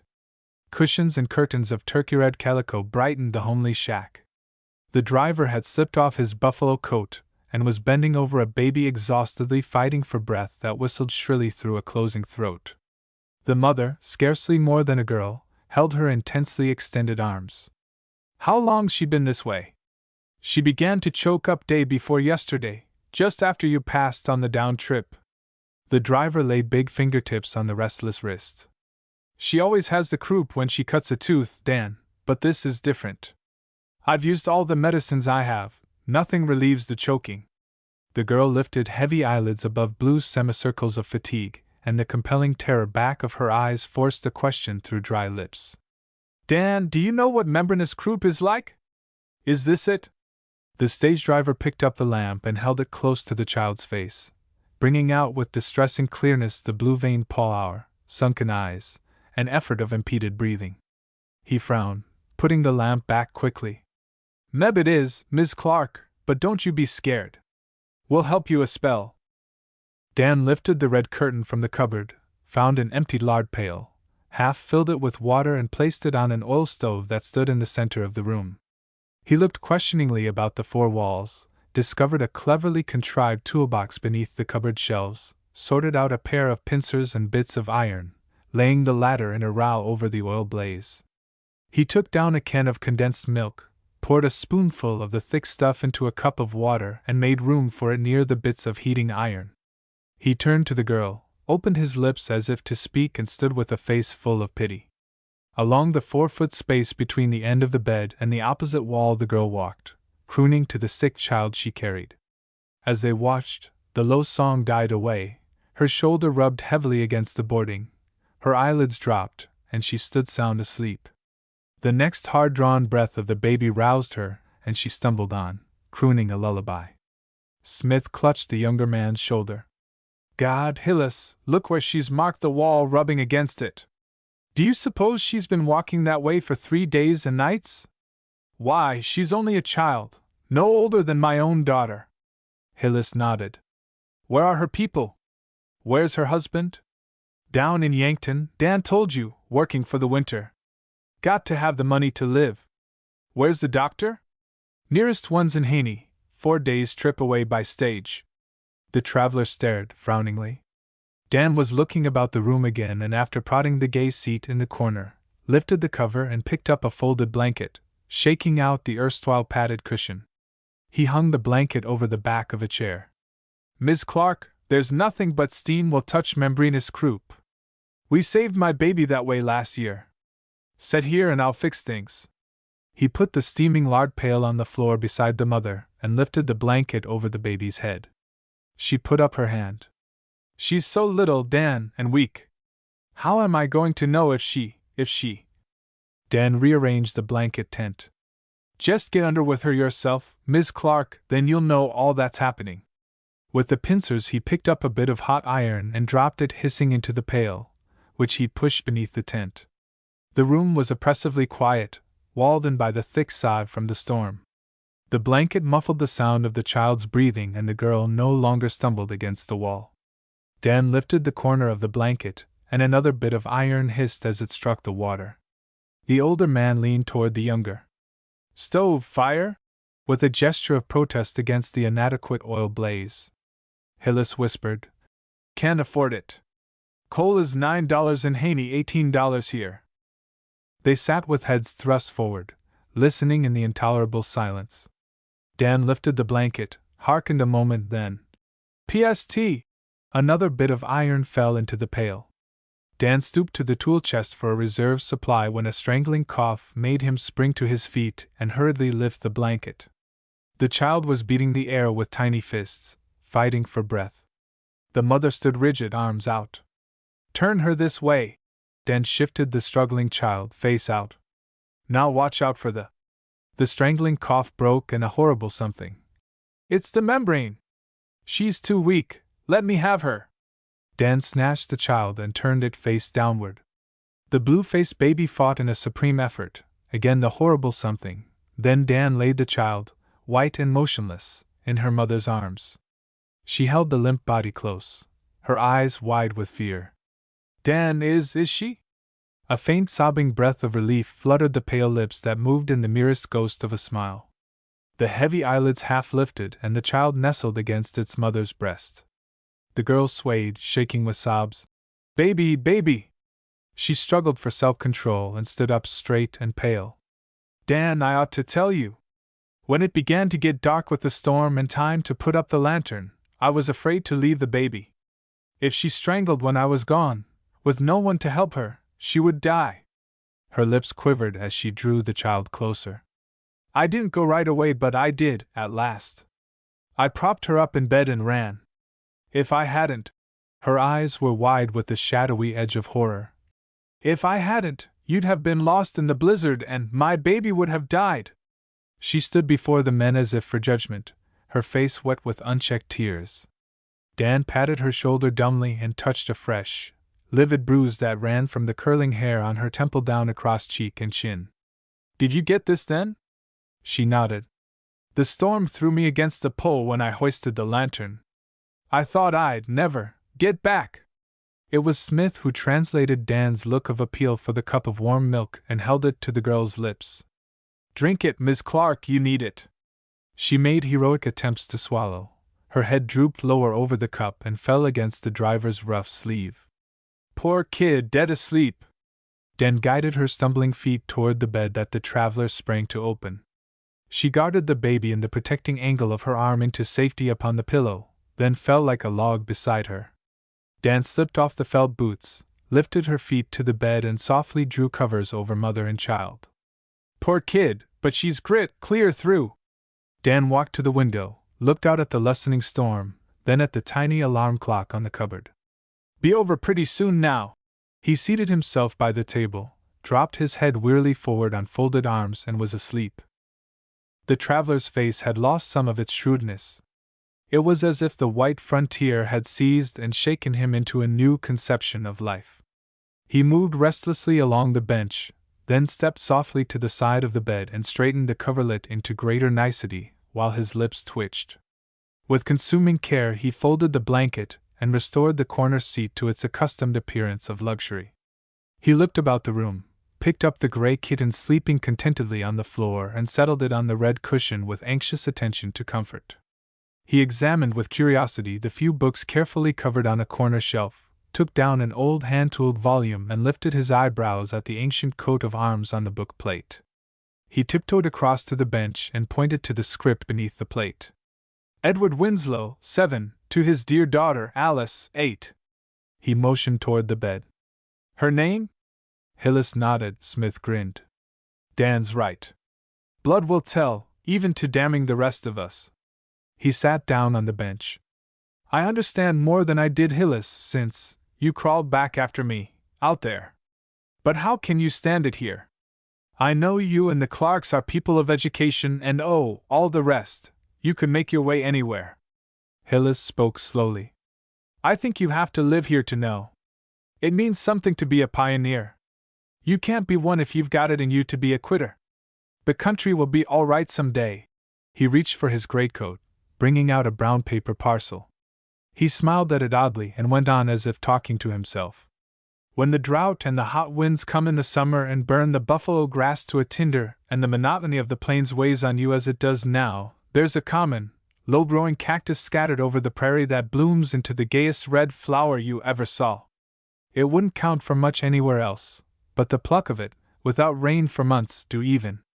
It's the colors of courage. He turned the torn parcel, showing the bright red within, and looked at the cupboard and window with shining, tired eyes. Up and down the frontier in these shacks, homes, you'll find things made of turkey red calico, cheap, common elsewhere. He fingered the three-cornered flap. It's our colors. He put the parcel back in his pocket. I bought 2 yards yesterday after. I got a letter at Haney. Smith sat looking at the gay curtains before him. The fury of the storm was dying down into fitful gusts. Dan stirred, looked quickly toward the bed, then the window, and got up quietly. I'll hitch up. We'll stop at Peterson's and tell her to come over. He closed the door noiselessly. The traveler was frowning intently. Finally, he turned toward the boy who sat with his head leaning back against the wall, eyes closed. Hillis. His very tones were awkward. They call me a shrewd businessman. I am. It's a selfish job and I'm not reforming now. But twice tonight you, children, have risked your lives, without thought for a stranger. I've been thinking about that railroad. Haven't you raised any grain or cattle that could be used for freight? The low answer was toneless. Drought killed the crops, prairie fires burned the hay, of course the cattle starved. There's no timber or nothing that could be used for eastbound shipment. The plainsman looked searchingly into the face of the older man. There's no timber this side the Missouri. Across the river it's reservation, Sioux. He frowned and stopped. Smith stood up, his hands thrust deep in his pockets. I admitted I was shrewd, Hillis, but I'm not yellow clear through, not enough to betray this part of the frontier anyhow. I had a man along here last fall spying for minerals. That's why I'm out here now. If you know the location, and we both think you do, I'll put capital in your way to develop the mines and use what pull I have to get the road in. He looked down at the boy and thrust out a masterful jaw. There was a ring of sincerity no one could mistake when he spoke again. This country's a desert now, but I'd back the Sahara peopled with your kind. This is on the square, Hillis. Don't tell me you won't believe I'm American enough to trust? The boy tried to speak. With stiffened body and clenched hands he struggled for self-control. Finally, in a ragged whisper, if I try to tell you what it means, I can't talk. Dan and I know of outcropping coal over in the buttes. He nodded in the direction of the Missouri. But we haven't had enough money to file mining claims. Nowhere to dig for samples under this snow. The boy nodded. Some in my shack, too. His head went down upon the crossed arms. Smith laid an awkward hand on the heaving shoulders, then rose and crossed the room to where the girl had stumbled in her vigil. Gently he touched the darkened streak where her shoulders had rubbed and blurred the newspaper print. He looked from the relentless white desert outside to the gay bravery within and bent his head. Turkey red calico! There was the sound of jingling harness and the crunch of runners. The men bundled into fur coats. Hillis, the draw right by the house here. Smith stopped and looked sharply at the plainsman, then went on with firm carelessness.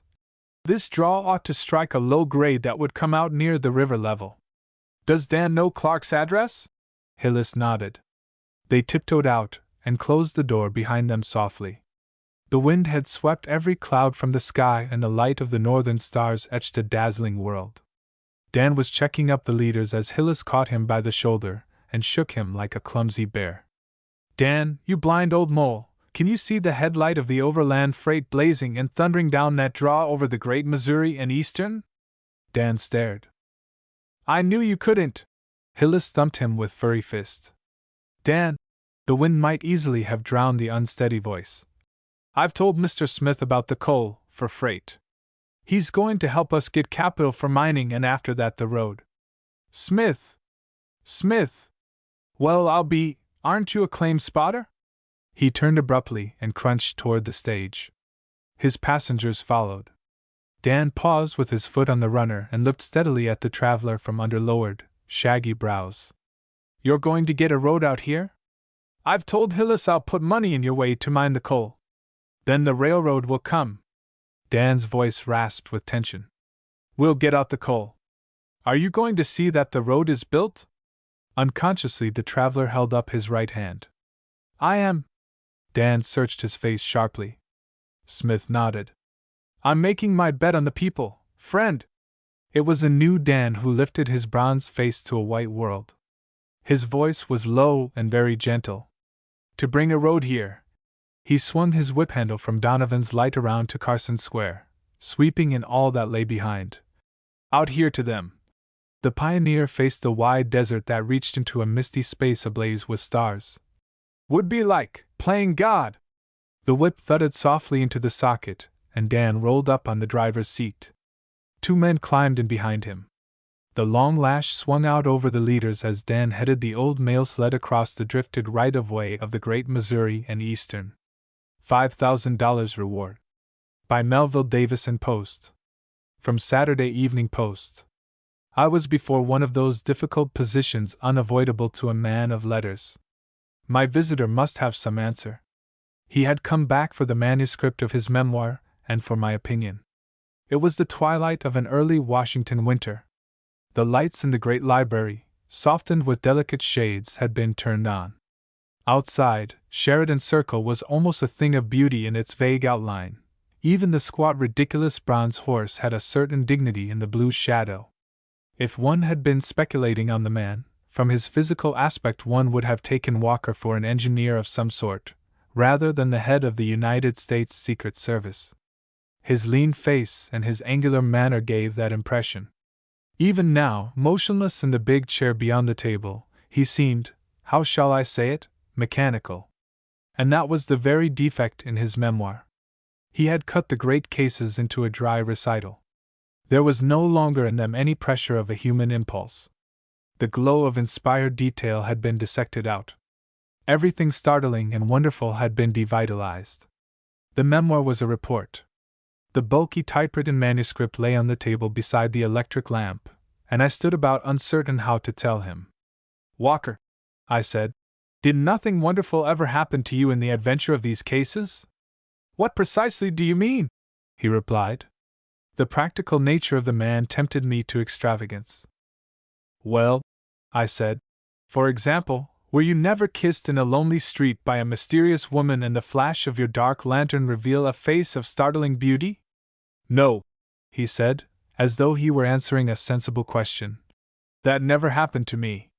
"Then," I continued, "perhaps you have found a prince of the church, pale as alabaster, sitting in his red robe, who put together the indicatory evidence of the crime that baffled you with such uncanny acumen that you stood aghast at his perspicacity?" "No," he said, and then his face lighted. "But I'll tell you what I did find. I found a drunken hobo at Atlantic City who was the best detective I ever saw." I sat down and tapped the manuscript with my fingers. "It's not here," I said. "Why did you leave it out?" He took a big gold watch out of his pocket and turned it about in his hand. The case was covered with an inscription. "Well," he said, "the boys in the department think a good deal of me. I shouldn't like them to know how a dirty tramp faked me at Atlantic City. I don't mind telling you, but I couldn't print it in a memoir." He went directly ahead with the story, and I was careful not to interrupt him. "I was sitting in a rolling chair out there on the boardwalk before the Traymore. I was nearly all in, and I had taken a run to Atlantic for a day or two of the sea air. The fact is, the whole department was down and out. You may remember what we were up against. It finally got into the newspapers. The government plates of the third Liberty Bond issue had disappeared. We knew how they had gotten out, and we thought we knew the man at the head of the thing. It was a Mulehaus job, as we figured it. It was too big a thing for a little crook. With the government plates they could print Liberty Bonds just as the Treasury would. And they could sow the world with them." He paused and moved his gold-rimmed spectacles a little closer in on his nose. "You see, these war bonds are scattered all over the country. They are held by everybody. It's not what it used to be, a banker's business that we could round up. Nobody could round up the holders of these bonds. A big crook like Mulehaus could slip 100 million of them into the country, and never raise a ripple." He paused and drew his fingers across his bony, protruding chin. "I'll say this for Mulehaus. He's the hardest man to identify in the whole kingdom of crooks. Scotland Yard, the Service de la Charite, everybody says that. I don't mean dime novel disguises, false whiskers and a limp. I mean the ability to be the character he pretends, the thing that used to make Joe Jefferson Rip Van Winkle, and not an actor made up to look like it. That's the reason nobody could keep track of Mulehaus, especially in South American cities. He was a French banker in the Egypt business, and a Swiss banker in the Argentine." He turned back from the digression. "And it was a clean job. They had got away with the plates. We didn't have a clue. We thought, naturally, that they'd make for Mexico or some South American country to start their printing press. And we had the ports and the border netted up. Nothing could have gone out across the border or through any port. All the customs officers were working with us, and every agent of the Department of Justice." He looked at me steadily across the table. You see, the government had to get those plates back before the crooks started to print, or else take up every bond of that issue over the whole country. It was a hell of a thing. Of course, we had gone right after the record of all the big crooks to see whose line this sort of job was. And the thing narrowed down to Mielhaus or old Vronsky. We soon found out it wasn't Vronsky. He was in Joliet. It was Mielhaus. But we couldn't find him. We didn't even know that Mielhaus was in America. He's a big crook with a genius for selecting men. He might be directing the job from Rio or a Mexican port. But we were sure it was a Mielhaus job. He sold the French securities in Egypt in '90, and he's the man who put the bogus Argentine bonds on our market. You'll find the case in the 115th Federal Reporter. Well, he went on. I was sitting out there in the rolling chair, looking at the sun on the sea and thinking about the thing, when I noticed this hobo that I've been talking about. He was my chair attendant, but I hadn't looked at him before. He had moved round from behind me and was now leaning against the galvanized pipe railing. He was a big human creature, a little stooped, unshaved and dirty. His mouth was slack and loose, and he had a big mobile nose that seemed to move about like a piece of soft rubber. He had hardly any clothing, a cap that must have been fished out of an ash barrel, no shirt whatever, merely an old ragged coat buttoned round him, a pair of canvas breeches and carpet slippers tied onto his feet with burlap, and wrapped round his ankles to conceal the fact that he wore no socks. As I looked at him, he darted out, picked up the stump of a cigarette that someone had thrown down, and came back to the railing to smoke it, his loose mouth and his big soft nose moving like kneaded putty. Altogether, this tramp was the worst human derelict I ever saw. And it occurred to me that this was the one place in the whole of America where any sort of a creature could get a kind of employment, and no questions asked. Anything that could move and push a chair could get 15 cents an hour from Medullio. Wise man, poor man, beggar man, thief, it is all one to Medullio. And the creatures could sleep in the shed behind the rolling chairs. I suppose an impulse to offer the man a garment of some sort moved me to address him. You're nearly naked, I said. He crossed one leg over the other with the toe of the carpet slipper touching the walk, in the manner of a burlesque actor, took the cigarette out of his mouth with a little flourish, and replied to me, Sure, Governor, I ain't dolled up like John Drew. There was a sort of cocky unconcern about the creature that gave his miserable state a kind of beggarly distinction. He was in among the very dregs of life, and he was not depressed about it. But if I had a sawbuck, he continued, I could bulge your eye. Couldn't point the way to one? He arrested my answer with a little flourish of his fingers holding the stump of the cigarette. Not work, Governor, and he made a little duck of his head, and not murder. Go as far as you please between 'em. The fantastic manner of the derelict was infectious. Okay, I said, go out and find me a man who is a deserter from the German army, was a tanner in Bale and began life as a sailor, and I'll double your money, I'll give you a $20 bill.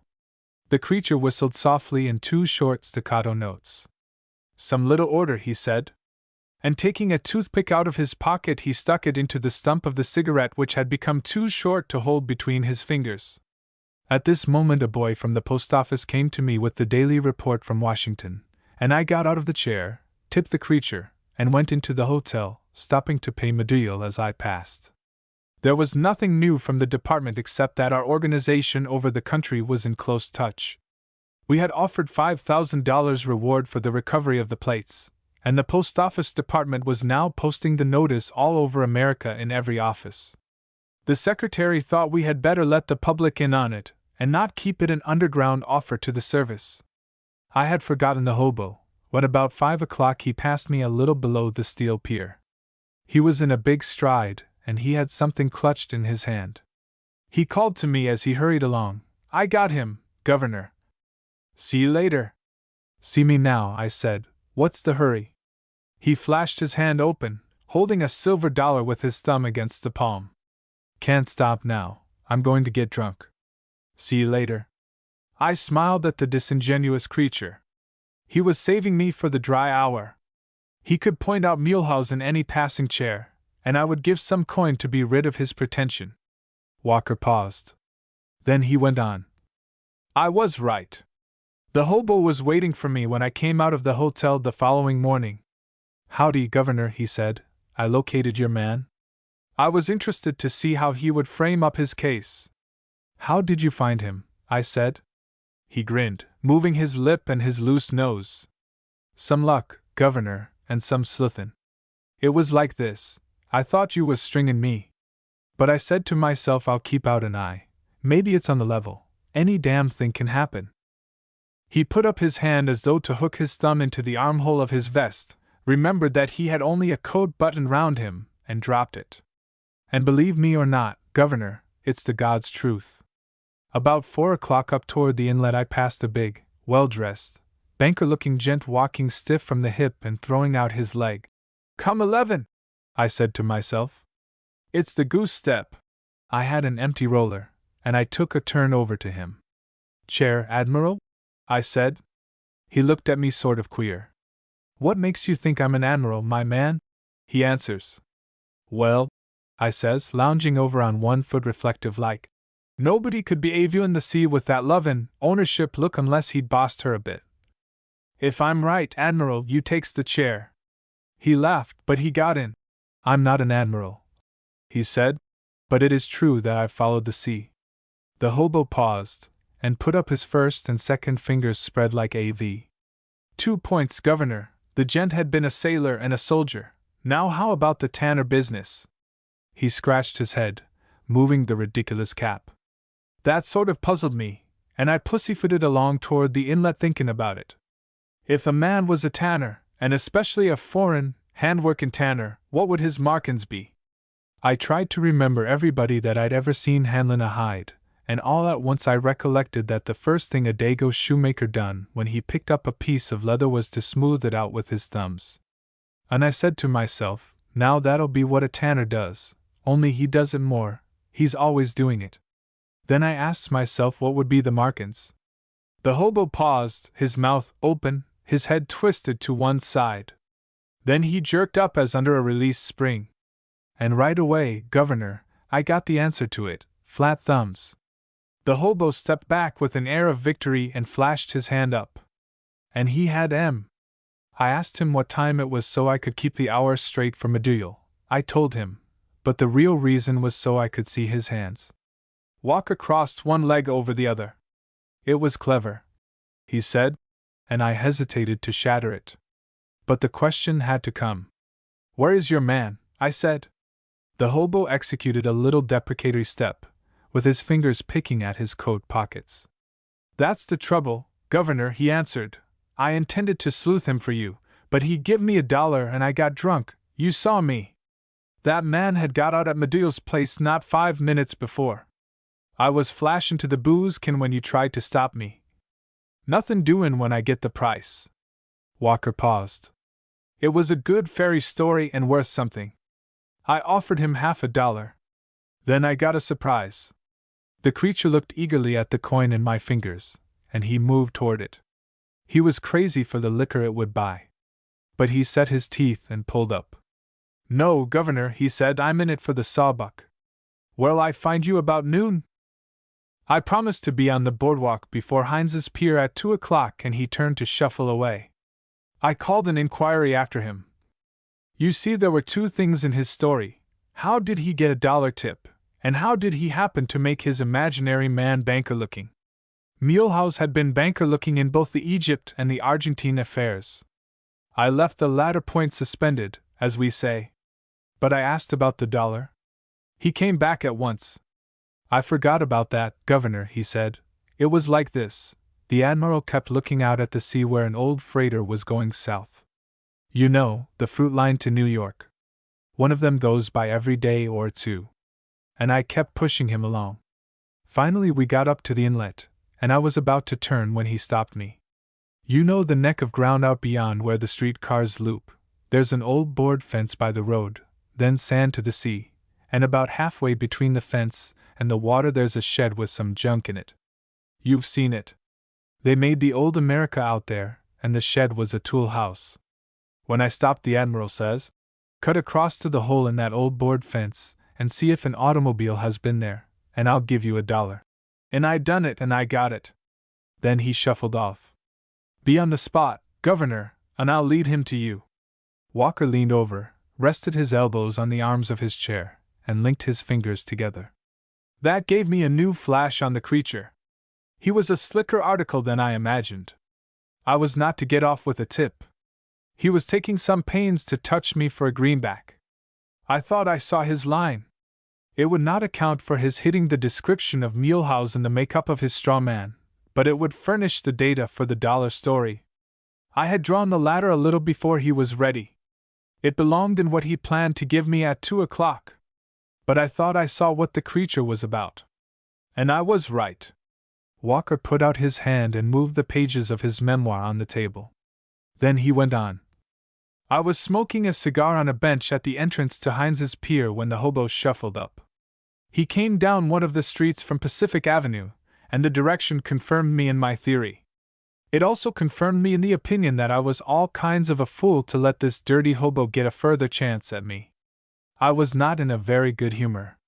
Everything I had set going after Muehlhaus was marking time. The only report was progress in linking things up, not only along the Canadian and Mexican borders and the custom houses, but we had also done a further unusual thing. We had an agent on every ship going out of America to follow through to the foreign port and look out for anything picked up on the way. It was a plan I had set at immediately the robbery was discovered. It would cut out the trick of reshipping at sea from some fishing craft or small boat. The reports were encouraging enough in that respect. We had the whole country as tight as a drum. But it was slender comfort when the Treasury was raising the devil for the plates and we hadn't a clue to them. Walker stopped a moment. Then he went on. I felt like kicking the hobo when he got to me. He was so obviously the extreme of all worthless creatures, with that apologetic, confidential manner which seems to be an abominable attendant on human degeneracy. One may put up with it for a little while, but it presently becomes intolerable. Governor, he began, when he shuffled up, you won't get mad if I say a little something? Go on and say it, I said. The expression on his dirty, unshaved face became, if possible, more foolish. Well then, Governor, askin your pardon, you ain't Mr. Henry P. Johnson, from Erie, you're the Chief of the United States Secret Service, from Washington. Walker moved in his chair. That made me ugly. He went on.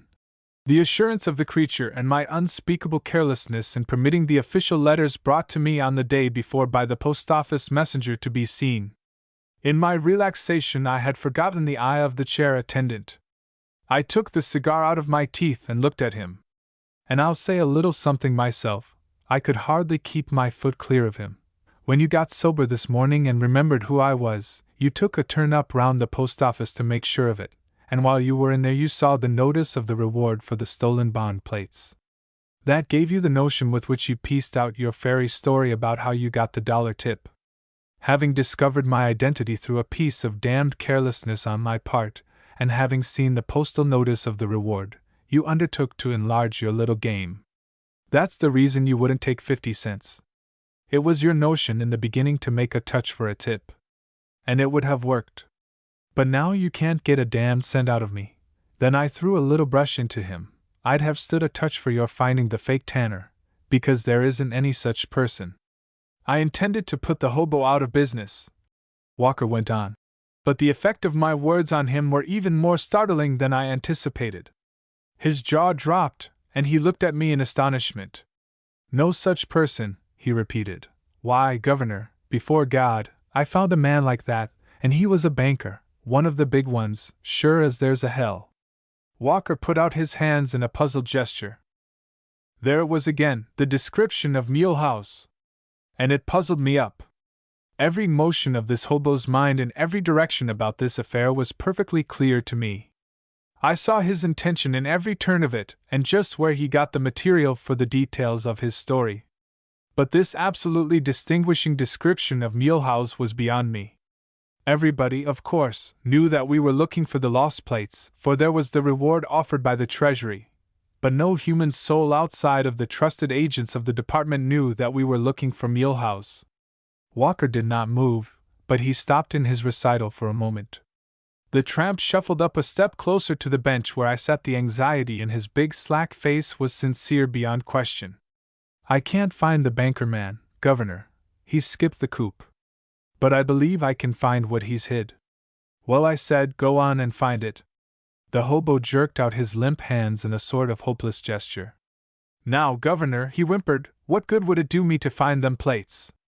You'd get $5,000, I said. I'd get kicked into the discard by the first cop that got to me, he answered, that's what I'd get. The creature's dirty, unshaved jowls began to shake, and his voice became wholly a whimper.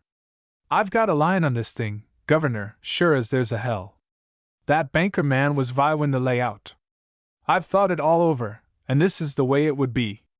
They're afraid of the border and they're afraid of the custom houses, so they runs the loot down here in an automobile, hides it up about the inlet, and plans to go out with it to one of them fruit steamers passing on the way to Tampico. They'd have them plates bundled up in a sailor's chest most like. Now, Governor, you'd say why ain't they already done it, and I'd answer the main guy, this banker man, didn't know the automobile had got here until he sent me to look, and there ain't been no ship along since then. I've been special careful to find that out. And then the creature began to whine. Have a heart, Governor, come along with me. Gimme a show. It was not the creature's plea that moved me, nor his pretended deductions. I'm a bit old to be soft. It was the banker man sticking like a burr in the hobo's talk. I wanted to keep him in right until I understood where he got it. No doubt that seems a slight reason for going out to the inlet with the creature. But you must remember that slight things are often big signboards in our business. He continued, his voice precise and even. We went directly from the end of the boardwalk to the old shed. It was open, an unfastened door on a pair of leather hinges. The shed is small, about 20 feet by 11, with a hard dirt floor packed down by the workmen who had used it, a combination of clay and sand like the Jersey roads put in to make a floor. All round it, from the sea to the board fence, was soft sand. There were some pieces of old junk lying about in the shed, but nothing of value or it would have been nailed up. The hobo led right off with his deductions. There was the track of a man, clearly outlined in the soft sand, leading from the board fence to the shed and returning, and no other track anywhere about. Now, Governor, he began, when he had taken a look at the tracks, the man that made them tracks carried something into this shed, and he left it here, and it was something heavy. I was fairly certain that the hobo had salted the place for me, made the tracks himself, but I played out a line to him. How do you know that? I said. Well, Governor, he answered, take a look at them 2 line of tracks. In the one comin' to the shed the man was walkin' with his feet apart, and in the one goin' back he was walkin' with his feet in front of one another. That's because he was carryin' somethin' heavy when he come and nothin' when he left. It was an observation on footprints, he went on. That had never occurred to me. The hobo saw my awakened interest, and he added, did you never notice a man carryin' a heavy load? He kind of totters, walkin' with his feet apart to keep his balance. That makes his foot track side by side like, instead of one before the other as he makes them when he's goin' light. Walker interrupted his narrative with a comment. It's the truth, I've verified it 1,000 times since that hobo put me onto it. A line running through the center of the heel prints of a man carrying a heavy burden will be a zigzag, while one through the heel prints of the same man without the burden will be almost straight. The tramp went right on with his deductions. If it come in and didn't go out, it's here.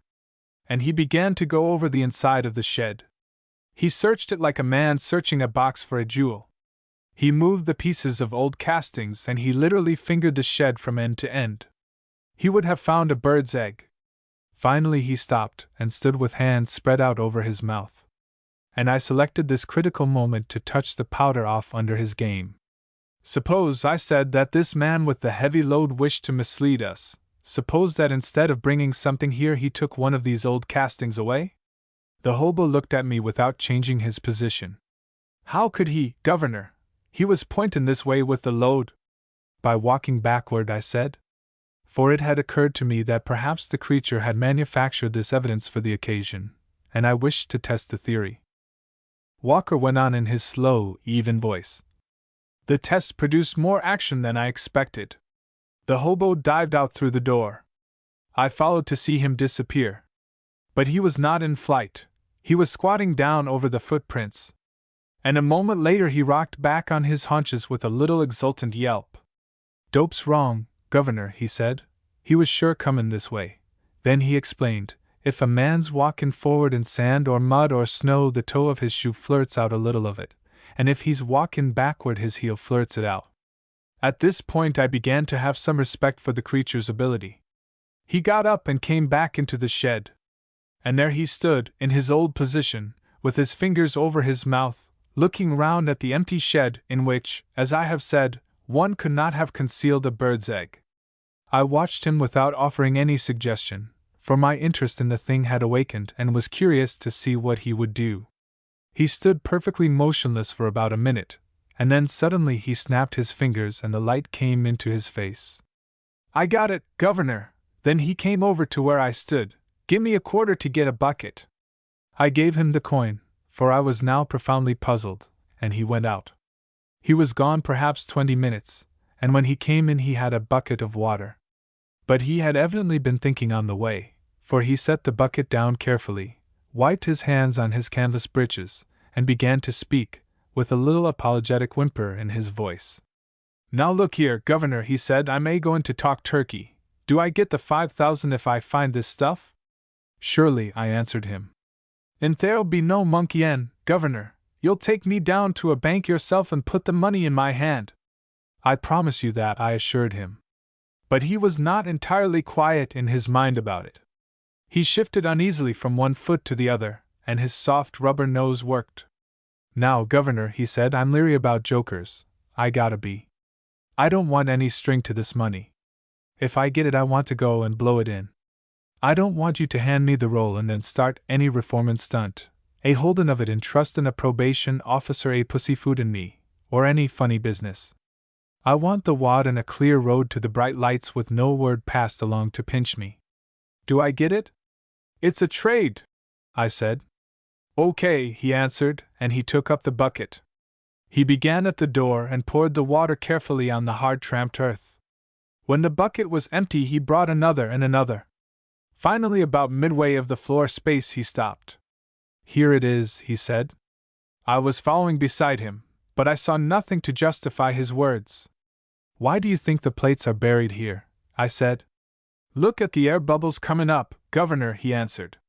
Walker stopped, then he added, "It's a thing which I did not know until that moment, but it's the truth. If hard-packed earth is dug up and repacked, air gets into it, and if one pours water on the place, air bubbles will come up." He did not go on, and I flung the big query of his story at him. "And you found the plates there?" "Yes," he replied, "in the false bottom of an old steamer trunk." "And the hobo got the money?" "Certainly," he answered. I put it into his hand, and let him go with it, as I promised. Again he was silent, and I turned toward him in astonishment. "Then," I said, "why did you begin this story by saying the hobo faked you?"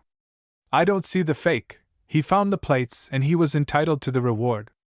Walker put his hand into his pocket, took out a leather case, selected a paper from among its contents, and handed it to me. "I didn't see the fake either," he said, "until I got this letter." I unfolded the letter carefully.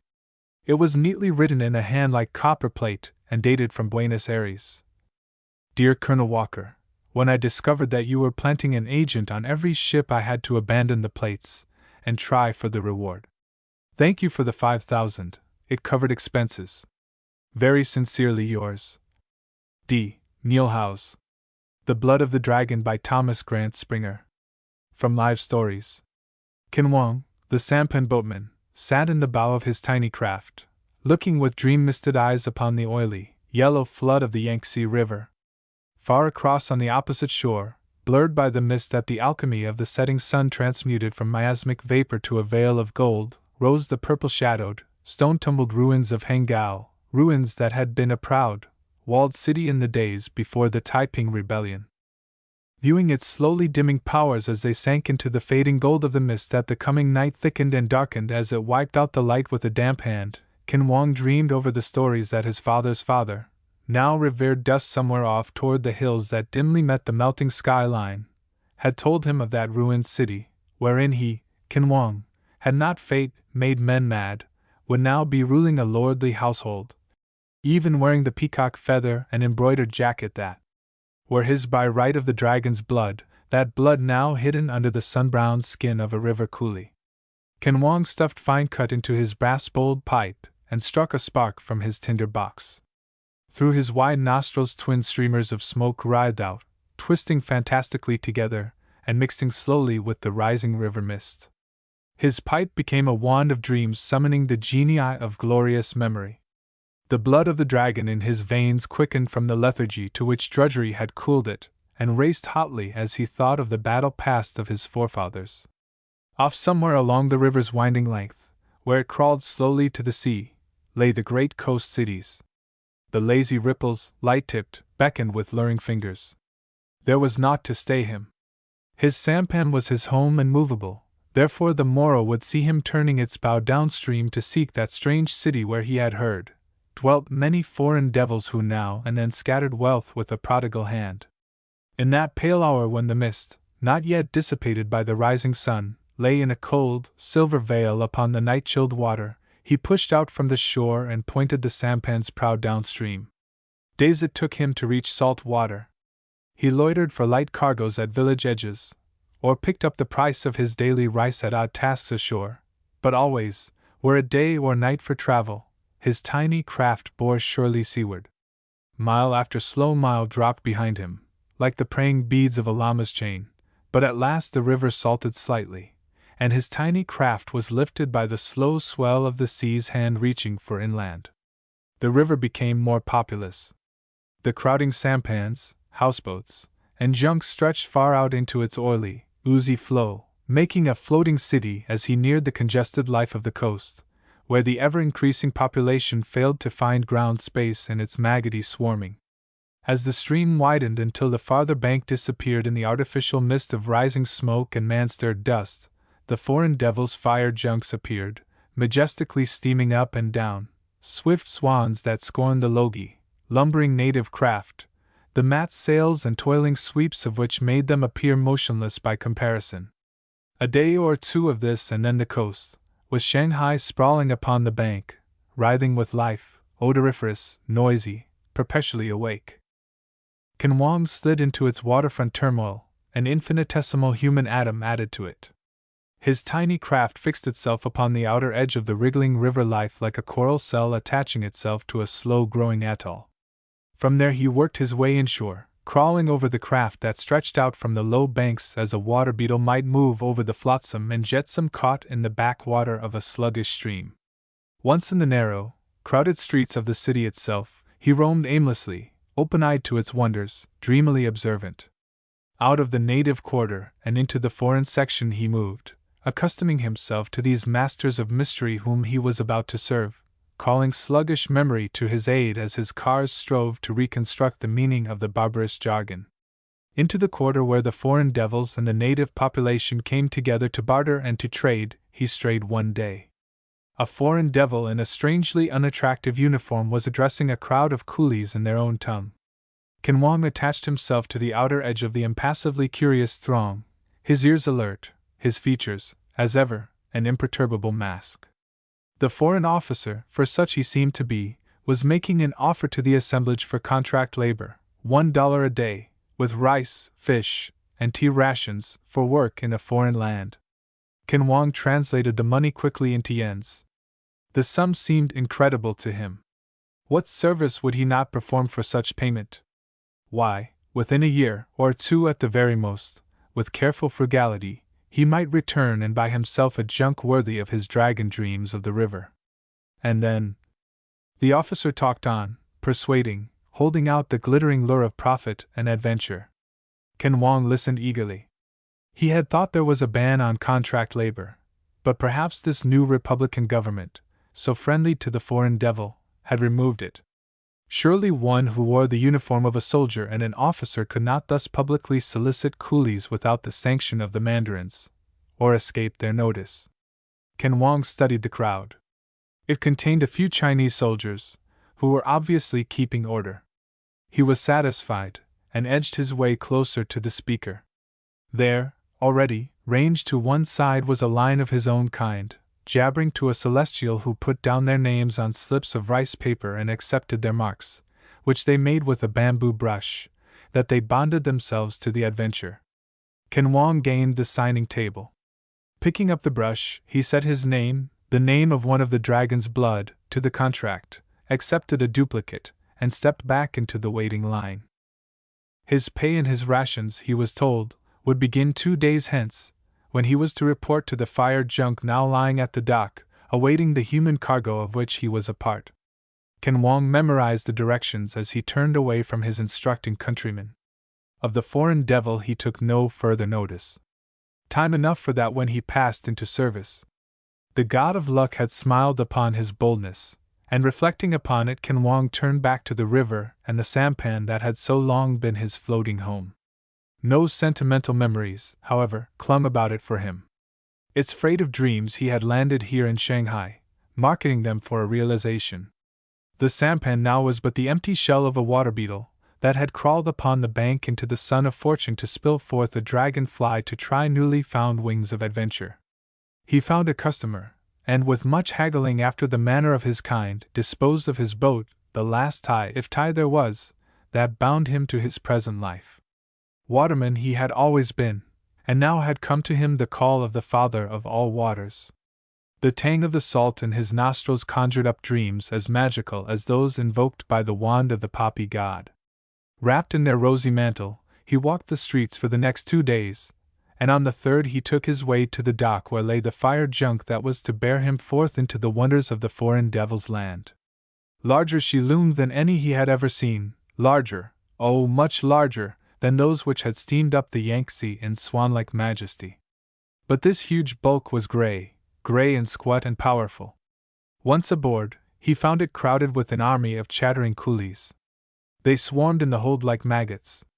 Every inch of space was given over to them, an army, it seemed to Ken Wong, in which he was all but lost. Day after day across the waste of water the ship took its eastern way. Never had Ken Wong dreamed there was so much water in the world. The broad, long river that had been his life's path seemed but a narrow trickle on the earth's face compared with this stretch of sea that never ended, though the days ran into weeks. The land coolies chafed and found much sickness in the swell, but Ken Wong, used ever to a moving deck, round the way none too long, and smiled softly to himself as he counted up the dollars they were paying him for the keenest pleasure he had ever known. At last land appeared. The ship swung into the dock, disclosing to the questioning eyes of Ken Wong and his kind a new strange land. In orderly discipline they were marched off the vessel and on to the dock. But rest was not theirs as yet, nor was this their final destination. From the fire junk they boarded the flying iron horse of the foreign devils. Again they were on the move. Swiftly across the land they went, over high mountains crowded with eternal snow, thence down upon brown, rolling plains as wide as the flat stretches of the broad Yangtze Valley, eastward, ever eastward, through a land sparsely peopled for all its virgin fertility. Behind their flying progress the days dropped, 1, 2, 3, 4, at last 5, and then they entered a more populous region. Ken Wong, his nose flattened against the glass that held the moving picture as in a frame, wondered much at the magic that unrolled to his never-sated eyes. Yet the journey's end was beyond his questioning. Once more they came to a seaport. Marching from the carriages, once more they beheld the sea. But this time it was different, more turbulent, harsher, more somber with the hint of waiting storms. Was there, then, more than one ocean? Ken Wong asked himself. He found that it was indeed so when once more a fire junk received them. This one was grayer than the first that they had known. Upon her decks were guns, and at her side were other junks, low, menacing, with a demon flurry of vicious speed, and short, squat funnels that belched dense smoke clouds. Within the town were many foreign devils, all dressed alike in strange drab uniforms. On the docks and here and there at other places they bore arms and other unmistakable equipment of fighting men, which even Ken Wong could not but notice. The gray ship moved into a cold gray fog. With it other ships as gray and as crowded, ships that crawled with men, strange foreign devils who clanked with weapons as they walked aboard. Again a waste of water, through which the ships seemed to crawl with a caution that Ken Wong felt, but did not understand. With it on either side moved those other junks, squat, menacing, standing low on the horizon, but as haunting as dark ghosts. Where were they bound, this strangely mixed fleet? Often Kan Wong pondered this, but gave it no tongue to his fellow passengers, holding a bit aloof from them by virtue of his caste. Again they neared the shore, where other boats, low-built and bristling with guns, flew swiftly out to meet them like fierce ocean birds of prey. Now they skirted high, bleak cliffs, their feet hid in a lather of white foam. Then they rounded the cliffs and passed into a storm-struck stretch of sea through which they rolled to a more level land, off which they cast anchor. The long ocean journey was finished at last. There was a frantic bustle at this port, increasing 100-fold when once they set foot upon the land. Men were everywhere, men in various uniforms, men who spoke various tongues in a confusing babel, yet they all seemed intent upon one purpose, the import of which Kan Wong could but vaguely guess. All about them was endless movement, but no confusion, and once ashore their work commenced immediately. From the fleet of fire junks various cargoes were to be unloaded with all speed, and at this the coolies toiled. Numberless crates, boxes, and bags came ashore to be stowed away in long, low buildings, or loaded into long lines of rough, box-like carriages that then went scurrying off behind countless snorting and puffing fire horses to the east, always to the east and north. Strange engines, which the foreign devils saw to it that they handled most tenderly, were also much in evidence, and always, at all hours, the uniformed men with their bristling arms and clanking equipment crowded into the carriages and were whisked off to the east, always to the east and north. They went with much strange shouting and, to Kan Wong's ears, discordant sounds that they mistook for music. Yet now and then other strings of carriages came back from the east and north, with other men broken, bloody, lacking limbs, groping in blindness, their faces twisted with pain as they were loaded into the waiting fire junks to recross the rough sea.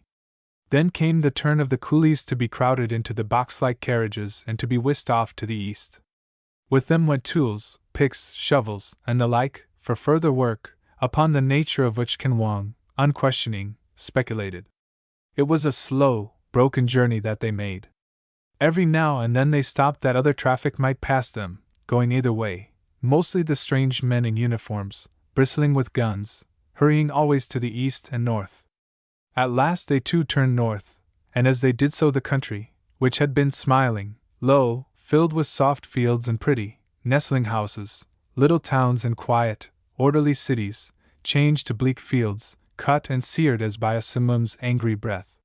Still there were little towns, or what had been little towns, now tumbled ruins, fire-smitten, gutted, their windows gaping like blind eyes in the face of a twisted cripple.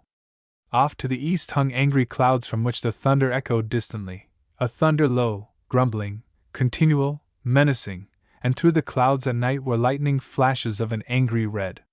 Toward this storm it seemed that all the men were hurrying, and so too were the coolies of whom Kan Wong was one. Often they chattered speculatively of the storm beyond. What did it mean? Why did the men hurry toward instead of away from it? Truly the ways of the foreign devils were strange. As they drew nearer to the storm, the river dreams of Kan Wong returned. This was indeed the land of the dragon's wrath.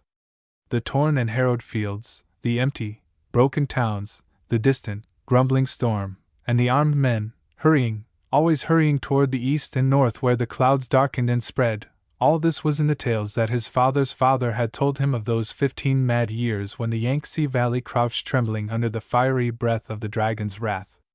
Here once more he saw the crumbling towers and walls of Hangao in fresh rain. Here was the ruthless wreck that even nature in her fiercest mood could never make. Truly the lure of the dragon's blood in him was drawing him, magnet-like, to the glory of his ancestors. The one who had them in charge and spoke their tongue gave them their tools and bade them dig narrow ditches head deep. From them they ran tunnels into deep caves hollowed out far under the ground. They burrowed like moles, cutting galleries here and there, reinforcing them with timbers, and lining them with the stone which they made out of dust and water. Many they cut, stretching far back behind the ever-present storm in front of them, while from that storm cloud, in swift and unseen lightning bolts that roared and burst and destroyed their work often as fast as it was completed, fell death among them, who were only laborers, not soldiers, as Kan Wong now knew those foreign devils in the strange and dirty uniforms to be. As the storm roared on, never ceasing, it stirred the dragon's blood in Kan Wong's veins.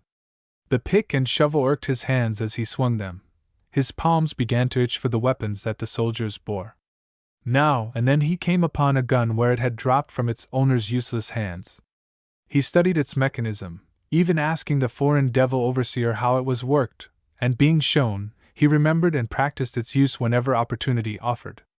He took to talking with his fellow workers, some of whom had themselves fought with the rebels of New China, who, with just such foreign devil's tools, had clipped the claws of the Manchu dragon, freeing the celestial kingdom forever from its crooked grip. He took much interest in these war implements. He became more intimate and friendly with his fellows, feeling them now to be brothers in a danger that had awakened the soldier's soul beneath the brown of his coolie skin. Little could he make of all the strife about him. All of which he was sure was that this was the dragon's field, and he, a son of the dragon, had been guided to it to fulfill a destiny his forefathers had begun in the Yangtze Valley when with the hairy rebels they had waged such war as this. The flying death all about him that now and then claimed toll of one of his own kind was but a part of it, but all the time he grew to hate his humble work and long for a real part, in the fighting that raged ahead, where an unseen enemy, of whom he grew to think as his own, hurled destruction among them. Often he spoke of this to the gang under him, imbuing them with the spirit of the dragon's blood that, eager to fulfill its destiny, once more boiled within him. Then one day the storm grew more furious. The thunder was a continual roll, and both from the front and rear flew the whining lightning bolts, spewing out death and destruction. Many a coolie fell, his dust buried under the dust of this fierce foreign land, never to be returned and mixed with that of his own flowery kingdom. Now and then came stinkpots, filling the air with such foul vapors that men coughed out their lives in the putrid fumes. The breath of the dragon, fresh from his awful mouth, was wrapped about them in hot wrath. Past them the soldiers streamed, foul with fight, their hot guns spitting viciously back into the rolling, pungent gray fog that followed them malignantly. Confusion reigned, and in that confusion a perfect riot of death. On all sides the soldiers fell, blighted by the dragon's breath. The coolies crouched in the heaped-up ruins of their newly dug ditches, knowing not which way to turn, bereft of leadership since the foreign devil who commanded them was gone, buried beneath a pile of earth where a giant cracker had fallen. Suddenly Kan Wong noticed that there were no more soldiers save only those who lay writhing or in still, twisted heaps upon the harrowed ground. The coolie crowd huddled here alone, clutching their futile picks and shovels, groveling in helpless panic. Disaster had overtaken them. The dragon was upon them, and they were unprotected.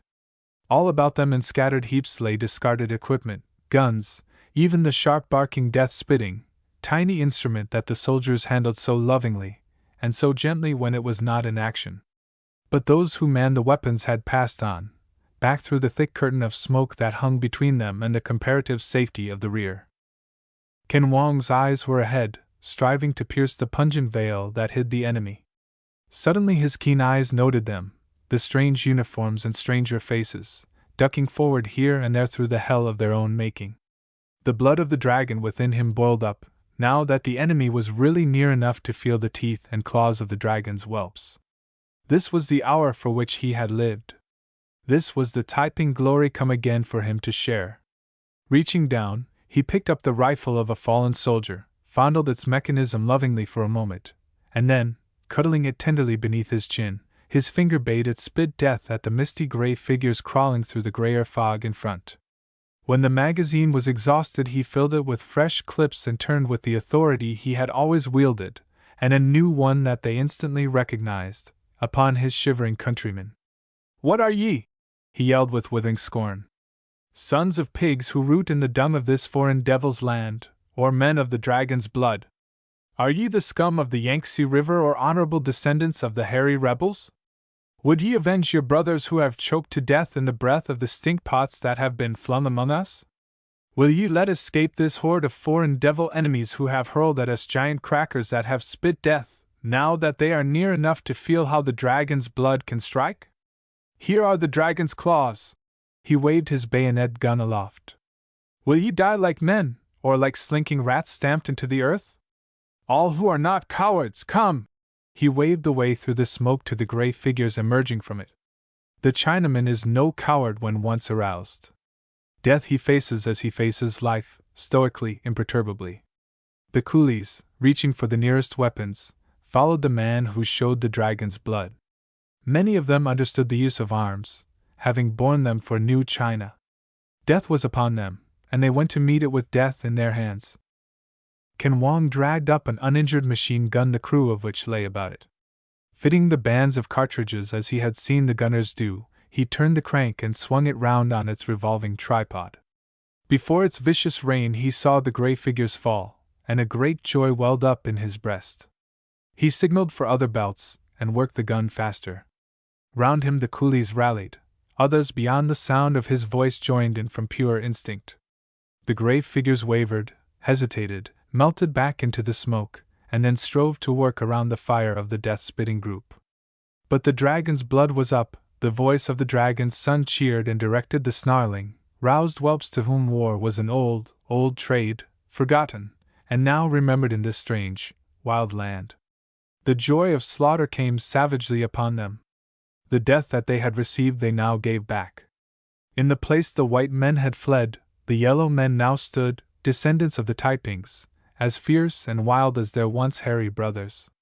Meanwhile, behind them the retreating line halted, stiffened by hurried reinforcements.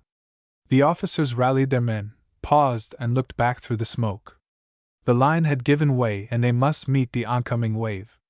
Quickly reforming, they picked their ground for a stand and waited. The moments passed, but no sign of the victors. "What the hell is up?" snarled one of the reinforcing officers. "I thought the line had given way." "It has," replied the panting, battle-torn commander. "My men are all back here. There's no one in front but the enemy." "What's that ahead, then?" The sharp bark of rifles, the rat-a-tat of machine guns, the boom of bursting grenades, and the yells, groans, screams, and shouts of the hand-to-hand conflict came through the curtaining smoke in a mad jumble of savage sound. "Damned if I know!" "We'd better find out." They began moving their now rallied men back into it. Suddenly they came upon it, a writhing mass of jeans-clad coolies, wild-eyed, their teeth bared in devilish, savage grins, their hands busy with the implements of death, standing doggedly at bay before gray waves that broke upon them as a sullen sea breaks and recedes before a jutting point of land.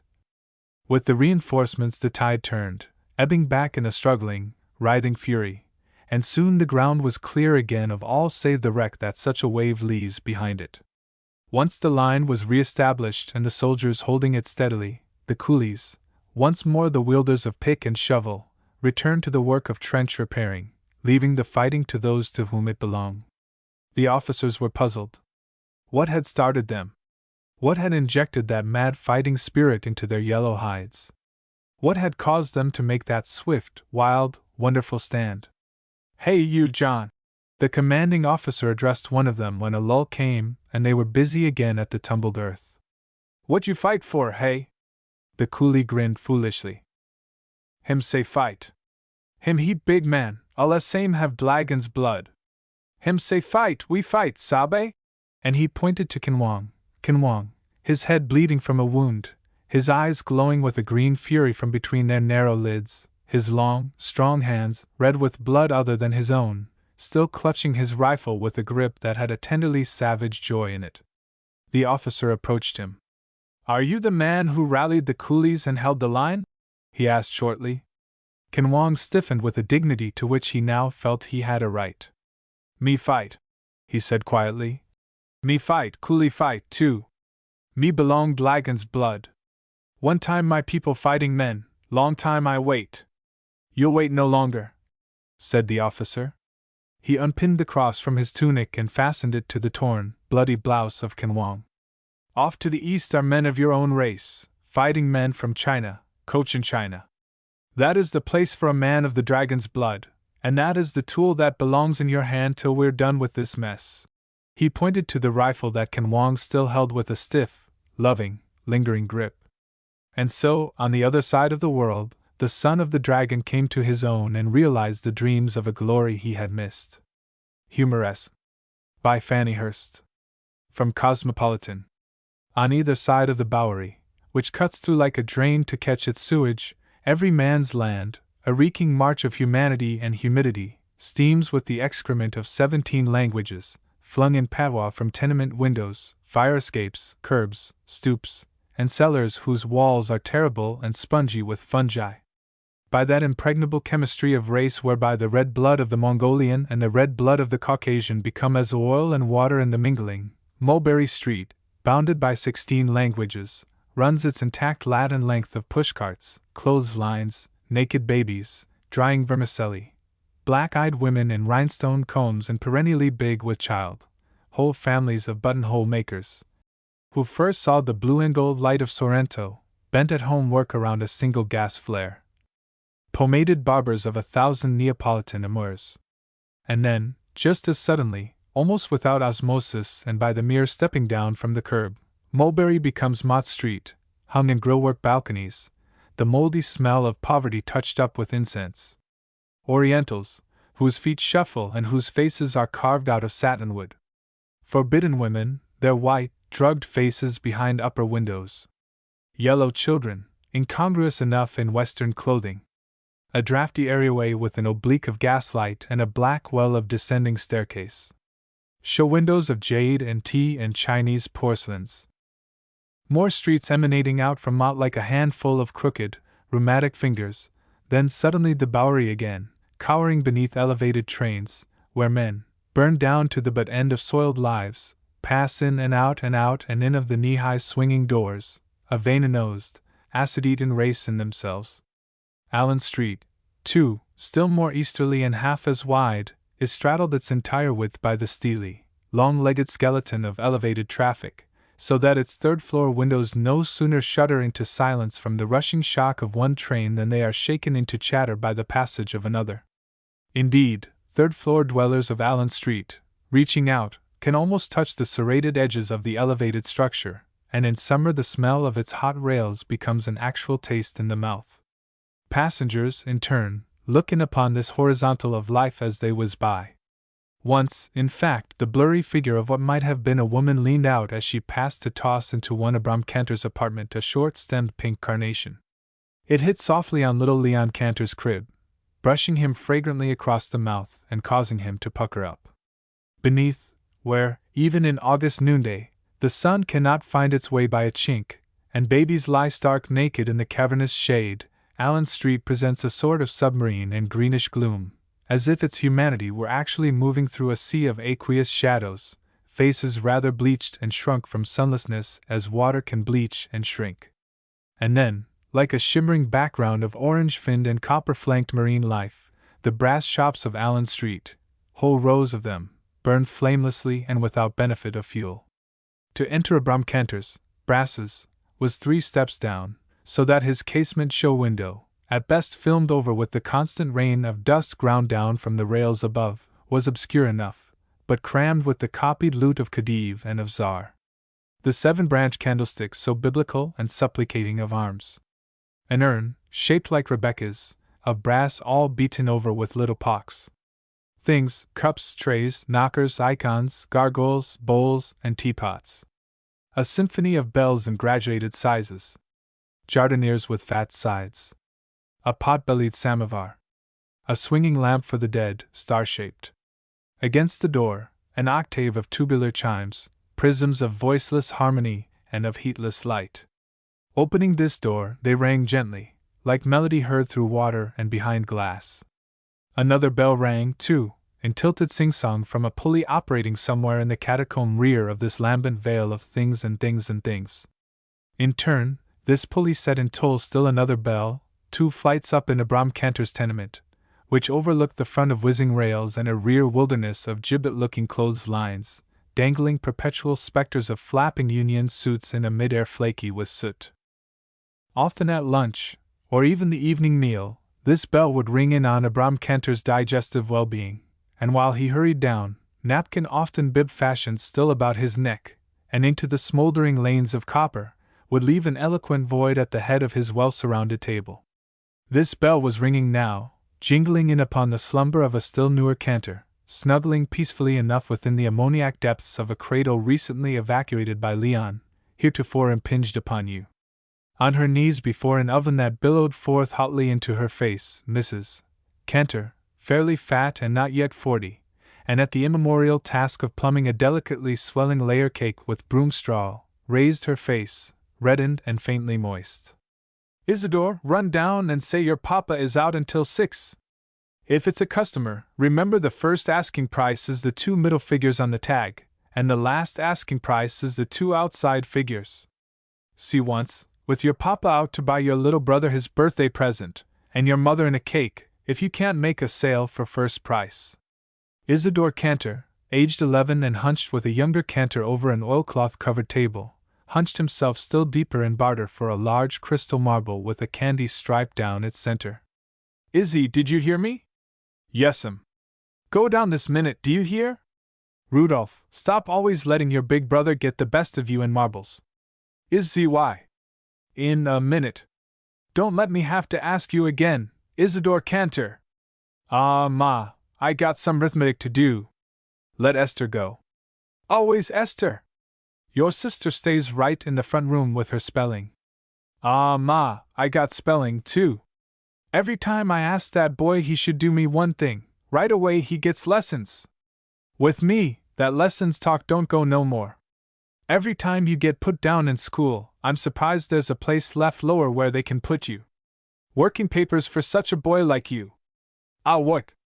How I worried myself. Violin lessons yet 30 cents lesson out of your papa's pants while he slept. That's how I wanted to have in the family a profession, maybe a musician on the violin. Lessons for you out of money I had to lie to your papa about. Honest, when I think of it, my own husband, it's a wonder I don't potch you just for remembering it. Rudolph, will you stop licking that cake pan? It's saved for your little brother Leon. Ain't you ashamed even on your little brother's birthday to steal from him? Ma, gimme the spoon? I'll give you the spoon, Isidore Cantor, where you don't want it. If you don't hurry down the way that bell is ringing, not one bite out of your little brother's birthday cake tonight. I'm going, ain't I? Always on my children's birthdays a meanness sets into this house. Are you, Dolph? Will you put down that bowl? Izzy, why? For the last time I ask you, for the last time. Erect now, Mrs. Cantor lifted a portentous hand, letting it hover. I'm going, Ma, for golly sakes, I'm going, said her recalcitrant one, shuffling off toward the staircase, shuffling. Then Mrs. Cantor resumed her plumbing, and through the little apartment, its middle and only bedroom of 3 beds and a crib lighted vicariously by the front room and kitchen, began to wind the warm, the golden-brown fragrance of cake in the rising. By 6 o'clock, the shades were drawn against the dirty dusk of Allen Street, and the oilcloth-covered table dragged out center and spread by Esther Cantor, 9 in years, in the sturdy little legs bulging over shoe-tops, in the pink cheeks that sagged slightly of plumpness, and in the utter roundness of face and gaze, but mysteriously older in the little mother lore of crib and knee-dandling ditties and in the ropey length and thickness of the 2 brown plates down her back.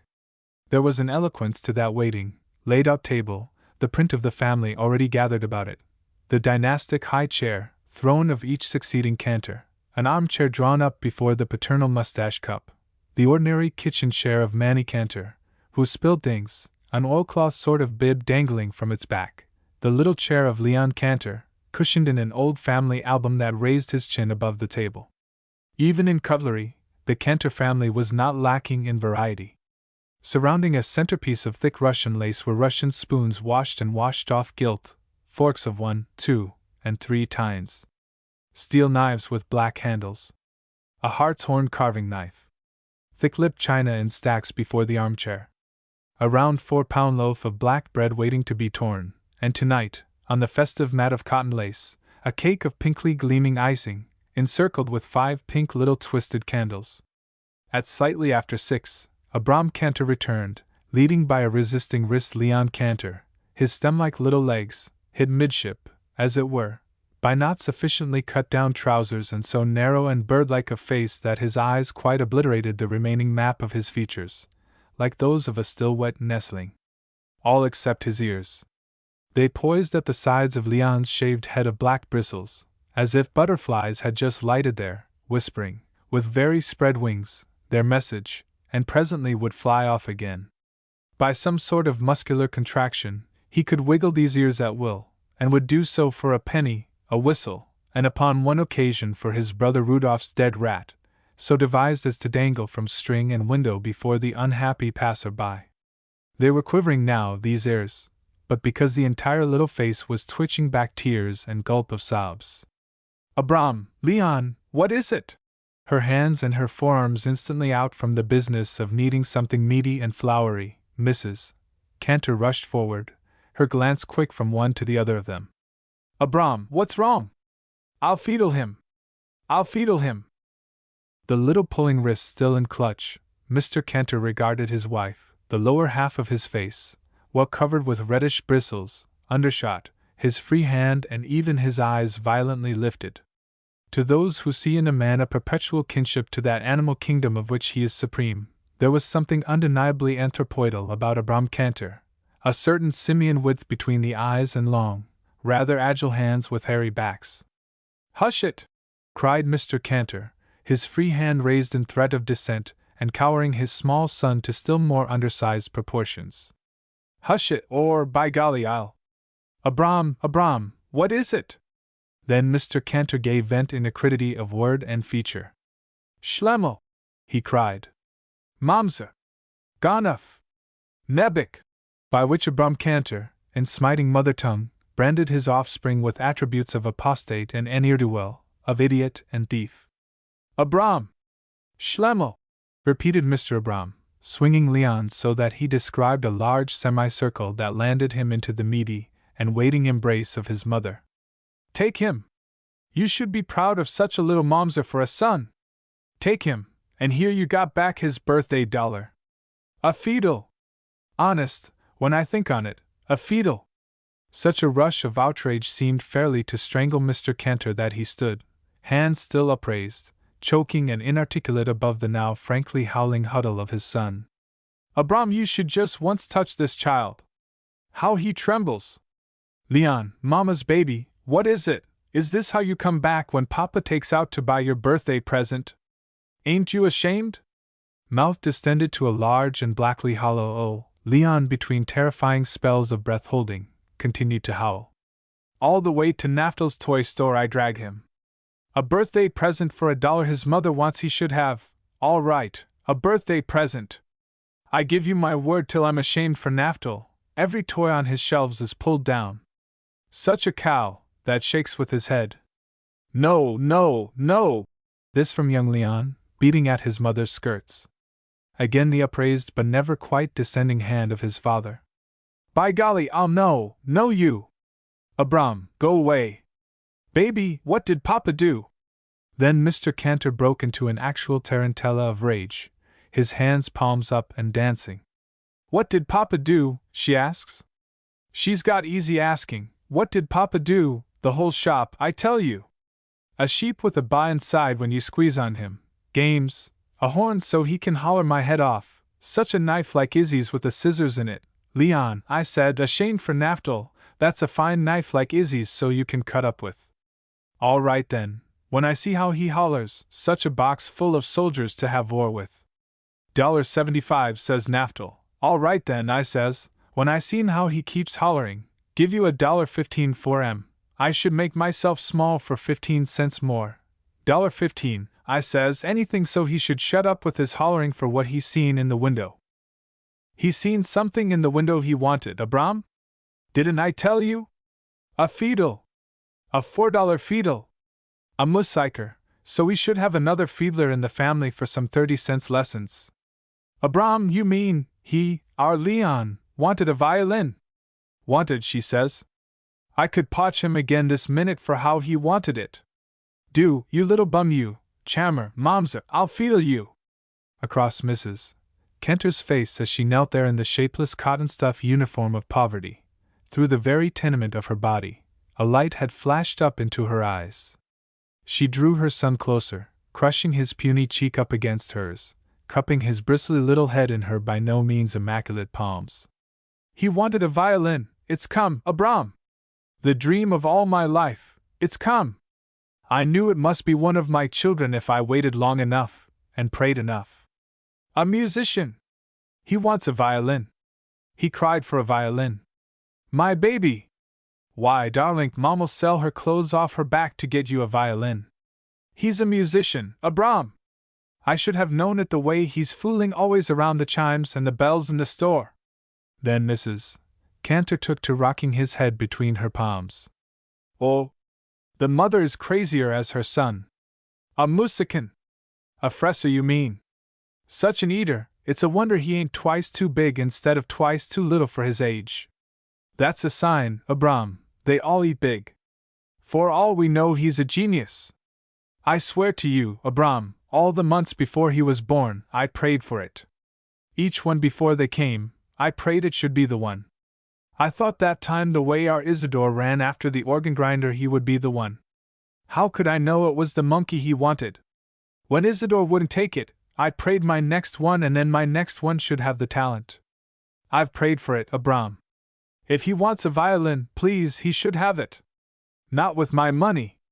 With mine. I've got enough saved, Abram. Them $3 extra right here inside my own waist, that I saved toward that cape down on Grand Street. I wouldn't have it now the way they say the wind blows up them. I tell you the woman's crazy. I feel it. I know he's got talent. I know my children so well. A father don't understand. I'm so next to them. It's like I can tell always everything that will happen to them. It's like a pain, somewheres here, in back of my heart. A pain in the heart she gets. For my own children I'm always a prophet, I tell you. You think I didn't know that terrible night after the pogrom after we got out of Kiev to cross the border. You remember, Abram, how I predicted it to you then, how our Manny would be born too soon and not right from my suffering? Did it happen on the ship to America just the way I said it would? Did it happen just exactly how I predicted our Izzy would break his leg that time playing on the fire escape? I tell you, Abram, I get a real pain here under my heart that tells me what comes to my children. Didn't I tell you how Esther would be the first in her confirmation class and our baby Boris would be red-headed? At only 5 years, our Leon all by himself cries for a fiddle. Get it for him, Abram, get it for him. I tell you, Sarah, I got a crazy woman for a wife. It ain't enough we celebrate 8 birthdays a year with $1 presents each time and copper goods every day higher. It ain't enough that right tomorrow I got a $50 note over me from Sol Ginsburg, a $4 present she wants for a child that don't even know the name of a fiddle. Leon baby, stop hollering. Papa will go back and get the fiddle for you now before supper. See, Mama's got money here in her waist. Papa will go back for the fiddle, not $3 she saved for herself he can holler out of her for a fiddle. Abram, he's screaming so he'll have a fit. He should have 2 fits. Darling, I tell you the way you spoil your children it will someday come back on us. It's his birthday night, Abram, 5 years since his little head first lay on the pillow next to me. All right, drive me crazy because he's got a birthday. Leon baby, if you don't stop hollering you'll make yourself sick. Abram, I never saw him like this, he's green. I'll green him. Where is that old fiddle from Isadora, that 75-cent one? I never thought of that. You broke it that time you got mad at Isadora's lessons. I'll run down. Maybe it's with the junk behind the store. I never thought of that fiddle, Leon darling. Wait, Mom'll run down and look. Wait, Leon, till Mama finds you a fiddle. The raucous screams stopped then suddenly, and on their very lustiest crest, leaving an echoing gash across silence. Unwilling feet of haste, Mrs. Cantor wound down backward the high, ladder-like staircase that led to the brass shop. Meanwhile, to a gnawing consciousness of dinner hour, had assembled the house of Cantor. Attuned to the intimate atmosphere of the tenement which is so constantly rent with cry of childbearing, delirium tremens, Leon Cantor had howled no impression into the motley din of things. Isidore, already astride his chair, well into center table, for first vociferous tear at the 4-pound loaf. Esther Cantor, old at chores, settled an infant into the high chair, careful of tiny fingers and lowering the wooden bib. Papa, Izzy's eating first again. Put down that loaf and wait until your mother dishes up, or you'll get a potch you won't soon forget. Say, Pop. Don't say Pop me. I don't want no street bum freshness from you. I mean, Papa, there was an uptown swell in, and she bought one of them 75-cent candlesticks for the first price. Schlemmel, chammer, said Mr. Cantor, rinsing his hands at the sink. Didn't I always tell you it's the first price times two when you see uptown business come in? Haven't I learned it to you often enough? A slummer must pay for her nosiness? There entered then, on poor shuffling feet, Manny Cantor, so marred in the mysterious and ceramic process of life that the brain and the soul had stayed back sooner than inhabit him.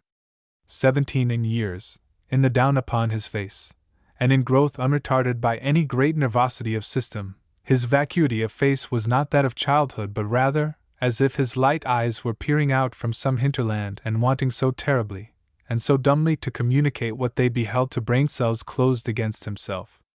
At sight of Manny, Leon Cantor, the tears still wetly and dirtily down his cheeks, left off his black, fierce-eyed stare of waiting long enough to smile, darkly it is true, but sweetly. "Guinea AP!" he cried. "Guinea AP!" And then Manny, true to habit, would scamper and scamper. Up out of the trap-like stair-opening came the head of Mrs. Cantor, disheveled and a smudge of soot across her face, but beneath her arm, triumphant, a violin of one string and a broken back. "See, Leon, what Mama got! A violin! A fiddle! Look, the bow too I found. It ain't much, baby, but it's a fiddle. Ah, Ma, that's my old violin, gimme, I want it, where'd you find? Hush up, Izzy! This ain't yours no more. See, Leon, what Mama brought you! A violin! Now, you little chammer, you got a fiddle, and if you ever let me hear you holler again for a fiddle, by golly if I don't." From his corner, Leon Cantor reached out, taking the instrument and fitting it beneath his chin, the bow immediately feeling, surely and lightly for string. "Look, Abram! He knows how to hold it! What did I tell you? A child that never in his life seen a fiddle, except a beggar's on the street." Little Esther suddenly cantered down floor, clapping her chubby hands. "Looky, looky, Leon!" The baby ceased clattering his spoon against the wooden bib. A silence seemed to shape itself. So black and so bristly of head, his little claw-like hands hovering over the bow, Leon Cantor withdrew a note, strangely round and given up almost sobbingly from the single string. A note of warm twining quality, like a baby's finger. "Leon, darlink!" Fumbling for string and for notes the instrument could not yield up to him, the bird-like mouth began once more to open widely and terribly into the orificial O. It was then Abram Cantor came down with a large hollow resonance of palm against the aperture, lifting his small son and depositing him plop upon the family album. "Take that! By golly, one more whimper out of you and if I don't make you black and blue, birthday or no birthday! Dish up, Sarah, quick, or I'll give him something to cry about." The 5 pink candles had been lighted, burning pointedly and with slender little smoke wisps. Regarding them olishly, the tears dried on Leon's face, his little tongue licking up at them. "Look how solemn he is, like he was thinking of something a million miles away, except how lucky he is he should have a pink birthday cake. Don't you begin to holler again. Here, I'm putting the fiddle next to you. To a meal plentifully ladled out directly from stove to table, the Cantor family drew up, dipping first into the rich black soup of the occasion. All except Mrs. Cantor. "Esther, you dish up, I'm going somewhere. I'll be back in a minute." "Where you going, Sarah? Won't it keep until?" But even in the face of query, Sarah Cantor was 2 flights down, and well through the lambent aisles of the copper shop. Outside, she broke into a run, through 2 blocks of the indescribable bizarre atmosphere of Grand Street, then 1 block to the right. Before Naftal's show window, a jet of bright gas burned into a Jibberwock land of toys. There was that in Sarah Cantor's face that was actually lyrical, as, fumbling at the bosom of her dress, she entered. To Leon Cantor, by who knows what symphonic scheme of things, life was a chromatic scale, yielding up to him through throbbing, living nerves of sheep gut, the sheerest semitones of man's emotions. When he tucked his Stradivarius beneath his chin, the book of life seemed suddenly translated to him in melody. Even Sarah Cantor, who still brewed for him, on a small portable stove carried from city to city and surreptitiously unpacked in hotel suites, the blackest of soups, and despite his protestation, would encase his ears of nights in an old homemade device against their flightiness, would oftentimes bleed inwardly at this sense of his isolation. There was a realm into which he went alone, leaving her as detached as the merest ticket purchaser at the box office. At 17, Leon Cantor had played before the crowned heads of Europe, the aching heads of American capital, and even the shaved head of a South Sea prince. There was a layout of anecdotal gifts, from the molar tooth of the South Sea prince set in a South Sea pearl to a blue enameled snuff-box encrusted with the rearing lion coat of arms of a very royal house. At 18, came the purchase of a king's Stradivarius for a king's ransom, and acclaimed by Sunday supplements to repose of nights in an ivory cradle. At 19, under careful auspices of press agent, the 10 singing digits of the son of Abram Cantor were insured at $10,000 a finger. At 20, he had emerged surely and safely from the perilous quicksands which have sucked down whole Lilliputian worlds of infant prodigies. At 21, when Leon Cantor played a Sunday night concert, there was a human queue curling entirely around the square block of the Opera House, waiting its 1, 2, even 3 and 4 hours for the privilege of standing room only. Usually these were Leon Cantor's own people pouring up from the lowly lands of the East Side to the white lands of Broadway, parched for music, these burning brethren of his, old men in that line, frequently carrying their own little folding camp chairs, not against weariness of the spirit but of the flesh, youth with Slavic eyes and cheekbones. These were the 6 deep human phalanx which would presently slant down at him from tiers of steepest balconies and stand frankly emotional, and jammed in the unreserved space behind the railing which shut them off from the $3 seats of the reserved. At a very special one of these concerts, dedicated to the meager purses of just these, and held in New York's Super Opera House, the amphitheater, a great bowl of humanity, the metaphor made perfect by tiers of seats placed upon the stage, rose from orchestra to dome. A gigantic coliseum of a cup, lined in stacks and stacks of faces. From the door of his dressing room, leaning out, Leon Cantor could see a great segment of it, buzzing down into adjustment, orchestra twitting and tuning into it. In a bare little room, illuminated by a sheaf of roses just arrived, Mrs. Cantor drew him back by the elbow. "Leon, you're in a draught." The amazing years had dealt kindly with Mrs. Cantor. Stouter, softer, apparently even taller, she was full of small new authorities that could shut out cranks, newspaper reporters, and autograph fiends. A fitted over corset's black taffeta and a high comb in the graying hair had done their best with her. Pride, too, had left its flush upon her cheeks, like 2 round spots of fever. "Leon, it's 30 minutes till your first number. Close that door. Do you want to let your papa and his excitement in on you?" The son of Sarah Cantor obeyed, leaning on his short, rather narrow form in silhouette against the closed door.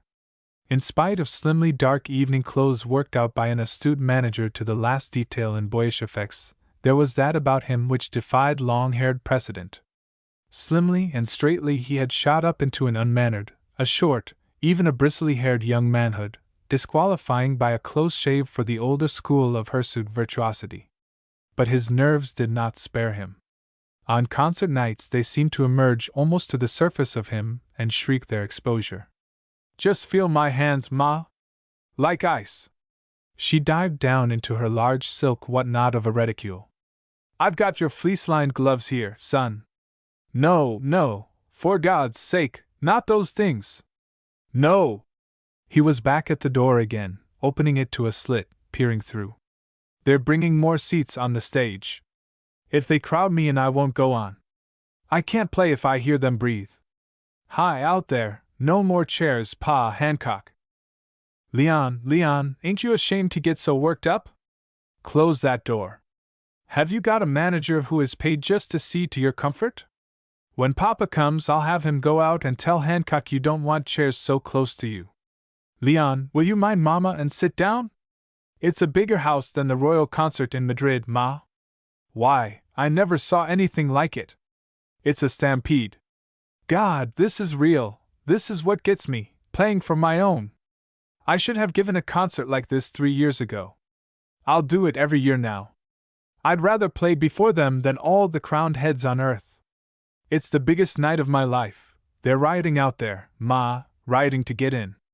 Leon, won't you sit down if Mama begs you to? He sat then, strumming with all 10 fingers upon his knees. Try to get quiet, son. Count, like you always do. 1, 2, 3. Please, Ma, for God's sake, please, please. Look, such beautiful roses. From Sol Ginsberg, an old friend of Papa's. He used to buy brasses from 18 years ago. 6 years he's been away with his daughter in Munich.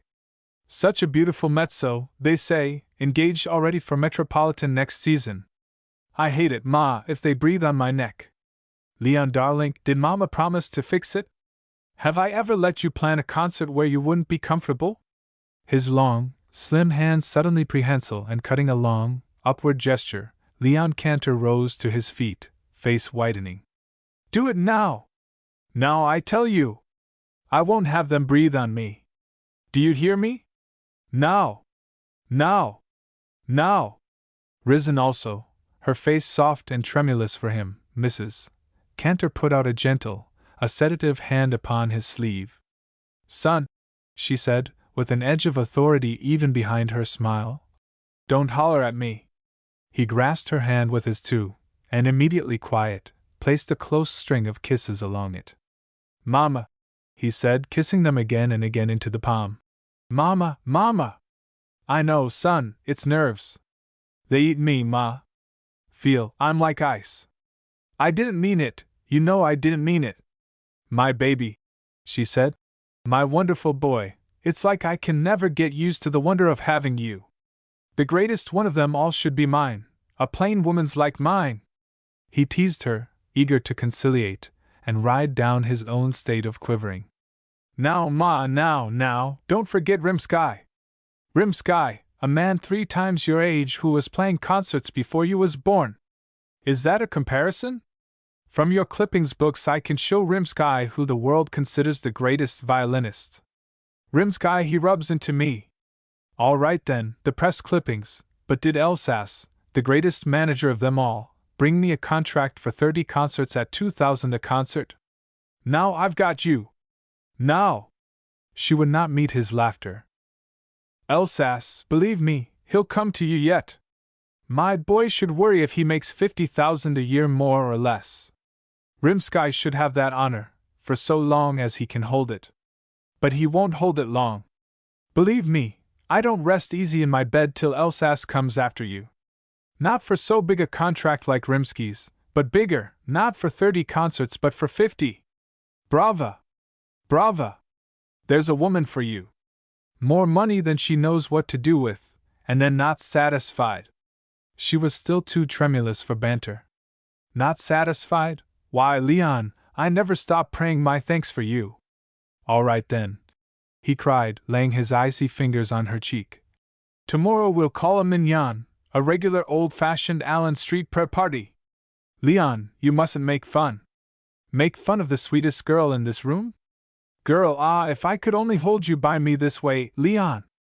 Always a boy, with me, your poor old mother, your only girl. That's a fear I suffer with, Leon, to lose you to a girl. That's how selfish the mother of such a wonder child like mine can get to be. All right. Trying to get me married off again. Nice. Fine. Is it any wonder I suffer, son? 21 years to have kept you by me a child. A boy that's never in his life was out after midnight except to catch trains. A boy that never has so much as looked at a girl and could have looked at princesses. To have kept you all these years, mine, is it any wonder, son, I never stop praying my thanks for you? You don't believe Hancock, son, the way he keeps teasing you always you should have a, what he calls, affair, a love affair? Such talk is not nice, Leon, an affair. Love affair poppycock, said Leon Cantor, lifting his mother's face and kissing her on eyes about ready to tear. Why, I've got something, Ma, right here in my heart for you that. Leon, be careful your shirt front. That's so what you call tender, for my best sweetheart that I, oh, love affair, poppycock. She would not let her tears come.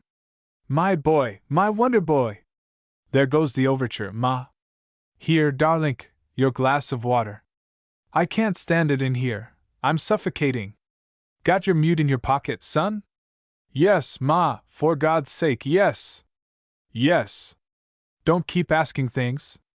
Ain't you ashamed, Leon, to be in such an excitement? For every concert you get worse. The chairs, they'll breathe on my neck. Leon, did Mama promise you those chairs would be moved? Where's Hancock? Say, I'm grateful if he stays out. It took me enough work to get this room cleared.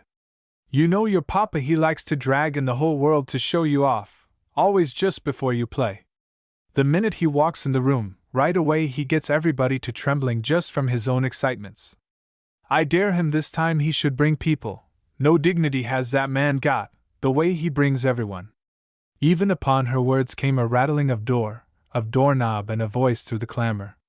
Open, quick, Sarah! Leon! A stiffening raced over Mrs.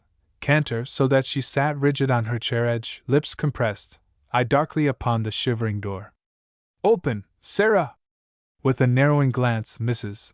Cantor laid to her lips a forefinger of silence. Sarah, it's me! Quick, I say! Then Leon Cantor sprang up, the old prehensile gesture of curving fingers shooting up. For God's sake, Ma, let him in! I can't stand that infernal battering. Abram, go away! Leon's got to have quiet before his concert. Just a minute, Sarah. Open quick! With a spring, his son was at the door, unlocking and flinging it back. Come in, Pa. The years had weighed heavily upon Abram Cantor in avoirdupois only. He was himself plus 18 years, 50 pounds, and a new sleek pomposity that was absolutely oleaginous. It shone roundly in his face, doubling of chin, in the bulge of waistcoat, heavily gold-chained, and in eyes that behind the gold-rimmed glasses gave sparklingly forth his estate of well-being. Abram, didn't I tell you not to dare to? On excited balls of feet that fairly bounced him, Abram Cantor burst in. Leon, Mama, I got out here an old friend, Sol Ginsberg, you remember, Mama, from Brasses.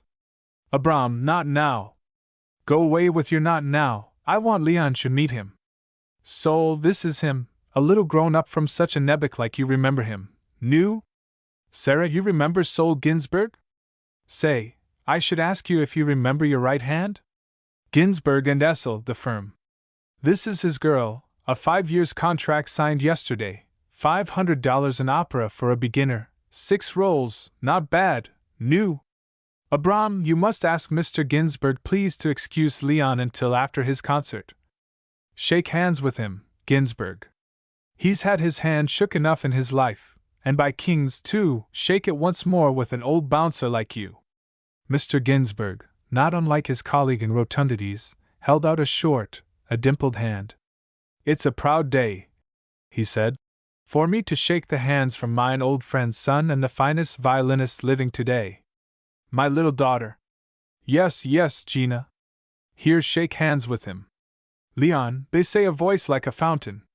Gina Berg, Ginsberg, is how you stage named her? You hear, Mama, how fancy, Gina Berg. We go hear her, There was about Miss Gina Berg, whose voice could soar to the tirolera of a lark and then deep into mezzo, something of the actual slimness of the poor, maligned Elsa so long buried beneath the buxomness of divas. She was like a little flower that in its cranny nook keeps dewy longest. How do you do, Leon Cantor?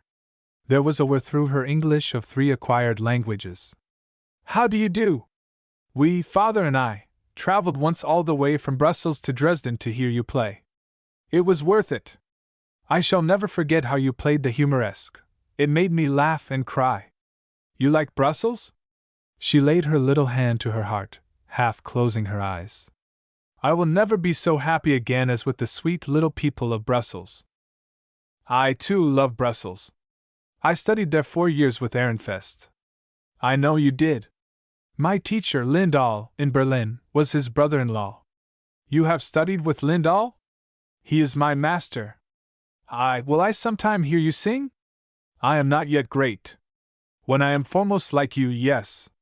Gina Berg, that is a beautiful name to make famous. You see how it is done? Gina Berg. Clever. They stood then smiling across a chasm of the diffidence of youth, she fumbling at the great fur pelt out of which her face flowered so dewily. Well, we are in the fourth box. I guess we had better be going. Fourth box left. He wanted to find words, but for consciousness of self could not.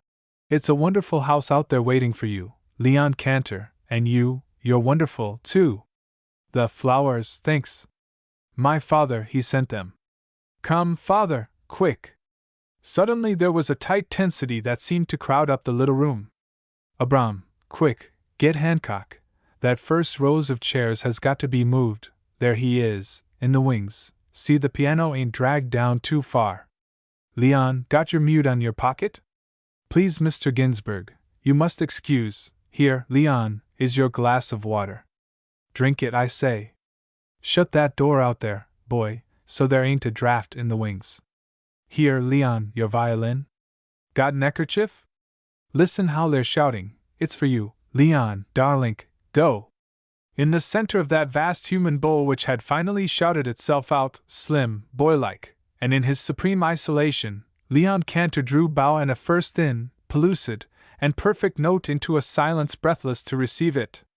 Throughout the arduous flexuosities of the Mendelssohn E minor concerto, singing, winding from tonal to tonal climax, and out of the slow movement, which is like a tourniquet twisting the heart into the spirited allegro molto vivace, it was as if beneath Leon Cantor's fingers the strings were living vein chords, youth, vitality, and the very foam of exuberance racing through them.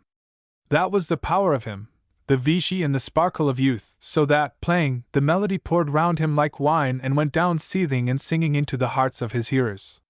Later, and because these were his people and because they were dark and Slavic with his Slavic darkness, he played, as if his very blood were weeping, the Kol Nidra, which is the prayer of his race for atonement. And then the superamphitheater, filled with those whose emotions lie next to the surface and whose pores have not been closed over with a watertight veneer, burst into its cheers and its tears. There were 15 recalls from the wings, Abram Cantor standing counting them off on his fingers, and trembling to receive the Stradivarius. Then, finally, and against the frantic negative pantomime of his manager, a scherzo, played so lacily that it swept the house in lightest laughter.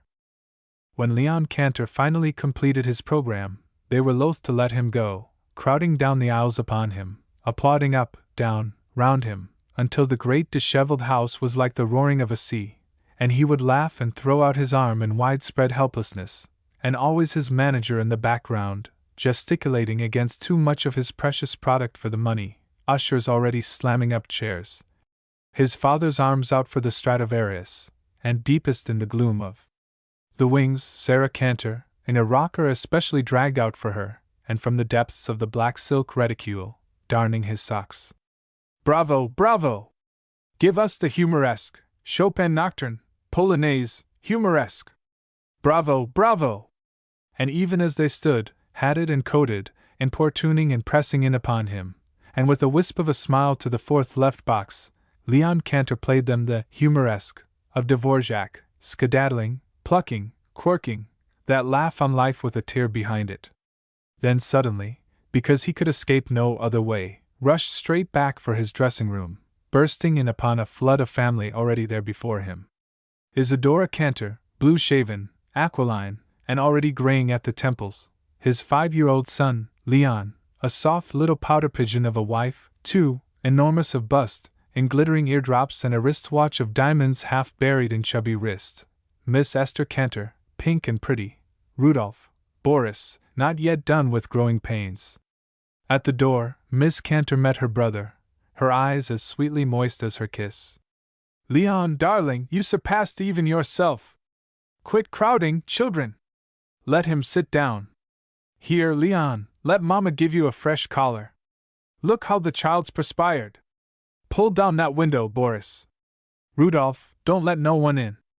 I give you my word if tonight wasn't as near as I ever came to seeing a house go crazy. Not even that time in Milan, darling, when they broke down the doors, was it like tonight.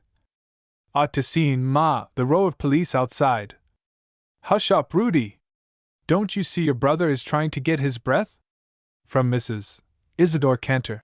You ought to seen the balconies, Mother. Isidore and I went up just to see the jam. $6,000 in the house tonight if there was a cent, said Isidore Cantor. Hand me my violin, please, Esther. I must have scratched it, the way they pushed. No, son, you didn't. I've already rubbed it up. Sit quiet, darling. He was limply white, as if the vitality had flowed out of him. God! Wasn't it tremendous? 6,000 if there was a cent, repeated Isidore Cantor. More than Rimsky ever played to in his life. Oh, Izzy, you make me sick, always counting. Your sister's right, Isidore. You got nothing to complain of if there was only 600 in the house. A boy whose fiddle has made already enough to set you up in such a fine business, his brother Boris in such a fine college, automobiles, style, and now because Vladimir Rimsky, 3 times his age, gets signed up with Alsace for a few thousand more a year, right away the family gets a long face. Ma, please, Isidore didn't mean it that way. Pa's knocking, Ma, shall I let him in? Let him in, Rudy. I'd like to know what good it will do to try to keep him out. In an actual rain of perspiration, his tie slid well under one ear. Abram Cantor burst in, mouthing the words before his acute state of strangulation would let them out. Alsace, it's Alsace outside. He wants to sign, Leon, 50 concerts, coast to coast, 2,000, next season. He's got the papers, already drawn up, the pen outside waiting. Abram! Pa! In the silence that followed, Isidore Cantor, a poppiness of stare and a violent redness set in, suddenly turned to his 5-year-old son, sticky with lollipop, and came down soundly and was smack against the infantile, the slightly outstanding, and unsuspecting ear. Momsa! He cried. Chammer! Lump! Gonuff! You hear that? 2,000! 2,000! Didn't I tell you to practice? Even as Leon Cantor put pen to this princely document, Francis Ferdinand of Austria, the assassin's bullet true, lay dead in state, and let slip were the dogs of war. In the next years, men, 40 deep, were to die in piles, hayricks of fields to become human hayricks of battlefields. Belgium disemboweled, her very entrails dragging to find all the civilized world her champion, and between the poppies of Flanders, crosses, thousands upon thousands of them, to mark the places where the youth of her allies fell, avenging outrage. Seas, even when calmest, were to become terrible, and men's heartbeats, a bit sluggish with the fatty degeneration of a sluggard peace, to quicken and then to throb with the rat-a-tat-tat, the rat-a-tat-tat of the most peremptory, the most reverberating call to arms in the history of the world. In June 1917, Leon Cantor, answering that rat-a-tat-tat, enlisted. In November, honed by the interim of training to even a new leanness, and sailing orders heavy and light in his heart, Lieutenant Cantor, on 2 days' home leave, took leave of his home, which can be cruelest when it is tenderest. Standing there in the expensive, the formal, the enormous French parlor of his uptown apartment de luxe, from not one of whose chairs would his mother's feet touch floor, a wall of living flesh, mortared in blood, was throbbing and hedging him in. He would pace up and down the long room, heavy with the faces of those who mourn, with a laugh too ready, too facetious in his fear for them. Well, what is this, anyway, awake?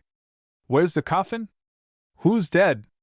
His sister-in-law shot out her plump, watch-encrusted wrist. Don't, Leon, she cried. Such talk is a sin. It might come true. Rosy-posy butterball, he said, pausing beside her chair to pinch her deeply soft cheek. Crybaby roly-poly, you can't shove me off in a wooden kimono that way.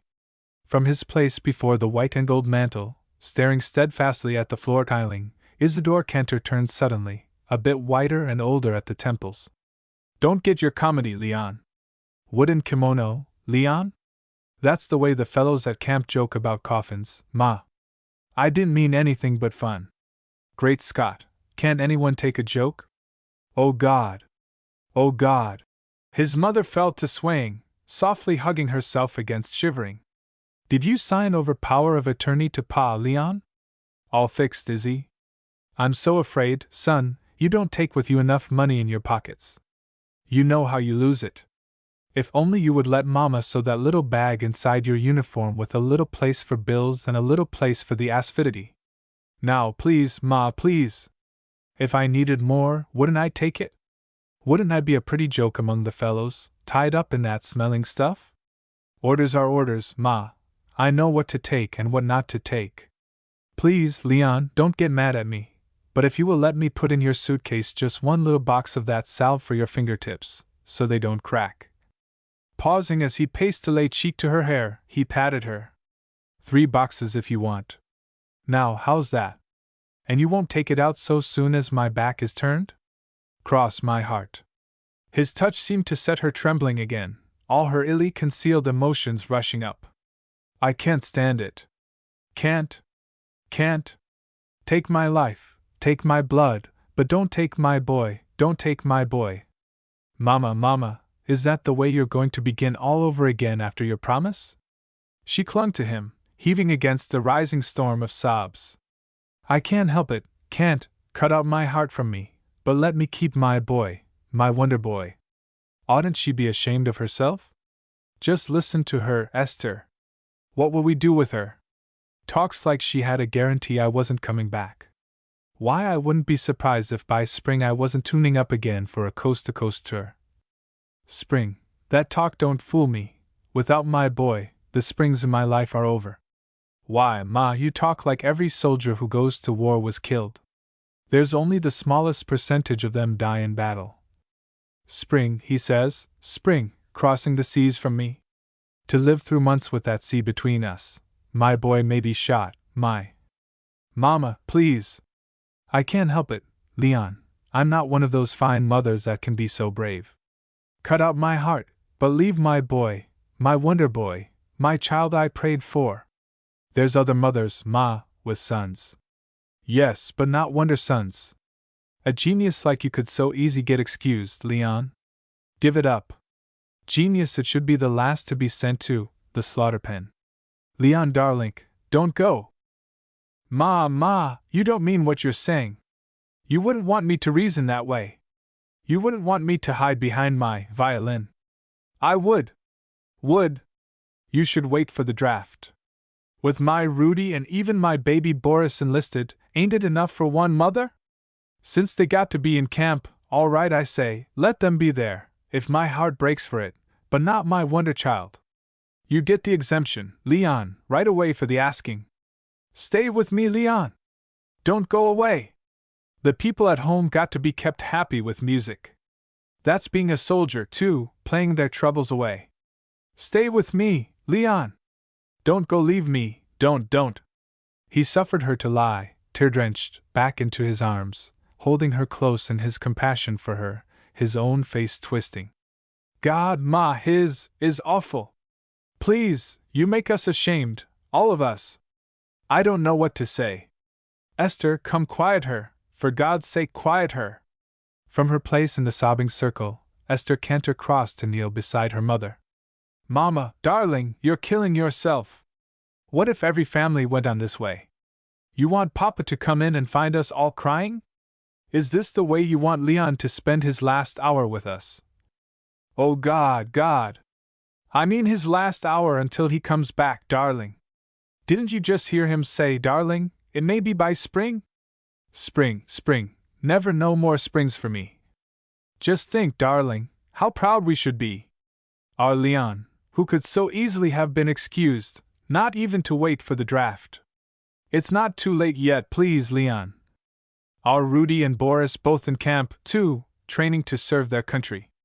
Why, Mama, we ought to be crying for happiness. As Leon says, surely the Cantor family who fled out of Russia to escape massacre should know how terrible slavery can be. That's why we must help our boys, Mama, in their fight to make the world free. Right, Leon? Trying to smile with her red-rimmed eyes. We've got no fight with no one. Not a child of mine was ever raised to so much as lift a finger against no one. We've got no fight with no one. We have got a fight with someone. With autocracy. Only this time it happens to be Hunnish autocracy. You should know it, Mama. Oh, you should know it deeper down in you than any of us, the fight our family right here has got with autocracy. Leon's right, Mama darling, the way you and Papa were beaten out of your country. There's not a day in your life you don't curse it without knowing it. Every time we three boys look at your son and our brother Manny, born an imbecile, because of autocracy, we know what we're fighting for. We know. You know, too. Look at him over there, even before he was born, ruined by autocracy. Know what I'm fighting for? Why, this whole family knows.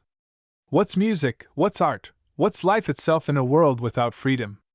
Every time, Ma, you get to thinking we've got a fight with no one, all you have to do is look at our poor Manny. He's the answer. He's the answer.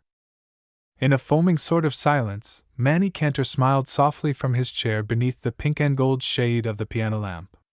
The heterogeneous sounds of women weeping had ceased. Straight in her chair, her great shelf of bust heaving, sat Rosa Cantor, suddenly dry of eye, Isidore Cantor head up. Erect now, and out from the embrace of her daughter, Sarah looked up at her son. "What time do you leave, Leon?" she asked, actually firm of lip. "Any minute, Ma." "Getting late." This time she pulled her lips to a smile, waggling her forefinger. "Don't let them little devils of French girls fall in love with my dude in his uniform." Her pretense at pleasantry was almost more than he could bear. "Here. Here. Our mother thinks I'm a regular lady killer. Hear that, Esther?" Pinching her cheek. "You are, Leon, only you don't know it. Don't you bring down too many beaux while I'm gone, either, Miss Cantor." "I won't, Leon." Sotto voce to her. "Remember, Esther, while I'm gone, the royalties from the discophone records are yours. I want you to have them for pin money and maybe a dowry?" She turned from him. "Don't, Leon, don't. I like him. Nice fellow, but too slow. Why, if I were in his shoes, I'd have popped long ago." She smiled with her lashes dewy. There entered then, in a violet-scented little whirl, Miss Gina Berg, rosy with the sting of a winter's night, and, as usual, swathed in the high-napped furs. "Gina!" She was for greeting everyone, a wafted kiss to Mrs. Cantor, and then arms wide, a great bunch of violets in one outstretched hand, her glance straight, sure, and sparkling for Leon Cantor. "Surprised, everybody, surprise! Why, Gina, we thought you were singing in Philadelphia tonight." "So did I, Esther darling, until a little bird whispered to me that Lieutenant Cantor was home on farewell leave." He advanced to her down the great length of room, lowering his head over her hand. His putty-clad legs clicked together. "You mean, Miss Gina, you didn't sing?" "Of course I didn't. Hasn't every prima donna a larynx to hide behind?" She lifted off her fur cap, spilling curls. "Well, I'll be hanged," said Lieutenant Cantor, his eyes lakes of her reflected loveliness. She let her hand linger in his.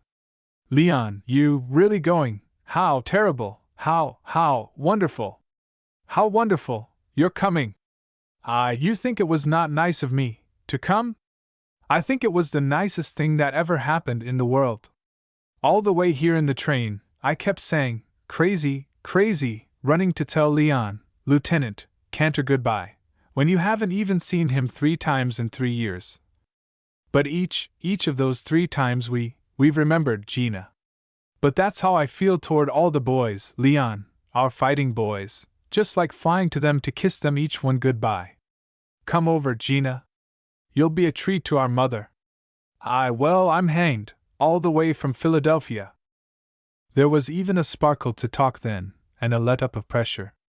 After a while, Sarah Cantor looked up at her son, tremulous but smiling. "Well, son, you going to play for your old mother before you go? It'll be many a month, spring, maybe longer before I hear my boy again except on the discophone." He shot a quick glance to his sister. "Why, I don't know. I'd love it, Ma, if you think, Esther, I'd better. You don't need to be afraid of me, darling. There's nothing can give me strength to bear what's before me like my boy's music. That's my life, his music. Why, yes, if Mama is sure she feels that way, play for us, Leon." He was already at the instrument, where it lay swathed, atop the grand piano. "What'll it be, folks?" Something to make Ma laugh, Leon, something light, something funny. Humoresque? He said, with a quick glance for Miss Berg. Humoresque, she said, smiling back at him. He capered through, cutting and playful of bow, the melody of Dvorak's, which is as ironic as a grinning mask. Finished, he smiled at his parent, her face still untearful. How's that? It's like life, son, that piece. Laughing and making fun of, the way just as we think we ain't got. Play that new piece, Leon, the one you set to music. You know. The words by that young boy in the war who wrote such grand poetry before he was killed. The one that always makes poor Manny laugh. Play it for him, Leon. Her plump little unlined face innocent of fault, Mrs. Isidore Cantor ventured her request, her smile tired with tears. No, no, Rosa, not now, Ma wouldn't want that. I do, son, I do. Even Manny should have his share of goodbye. To Gina Berg. They want me to play that little setting of mine of Alan Seeger's poem, I Have a Rendezvous. It's beautiful, Leon. I was to have sung it on my program tonight, only, I'm afraid you had better not. Please, Leon. Nothing you play can ever make me as sad as it makes me glad. Manny should have too his goodbye. All right then, Ma, if you're sure you want it. Will you sing it, Gina? She had risen. Why, yes, Leon. She sang it then, quite purely, her hands clasped simply together and her glance mistily off, the beautiful, the heroic, the lyrical prophecy of a soldier poet and a poet soldier. But I've a rendezvous with death on some scarred slope of battered hill, when spring comes round again this year and the first meadow flowers appear. In the silence that followed, a sob burst out stifled from Esther Cantor, this time her mother holding her in arms that were strong. That, Leon, is the most beautiful of all your compositions. What does it mean, son, that word rendezvous? Why, I don't exactly know. A rendezvous. It's a sort of meeting, an engagement, isn't it, Miss Gina? Gina? That's it, Leon, an engagement. Have I an engagement with you, Gina? Oh, how I hope you have, Leon. When? In the spring? That's it, in the spring. Then they smiled, these two, who had never felt more than the merest butterfly wings of love brushing them, light as lashes. No word between them, only an unfinished sweetness, waiting to be linked up. Suddenly there burst in Abram Cantor. Quick, Leon! I got the car downstairs. Just 15 minutes to make the ferry. Quick! The sooner we get him over there, the sooner we get him back. I'm right, Mama? Now, no waterworks. Get your brother's suitcase, Isidore.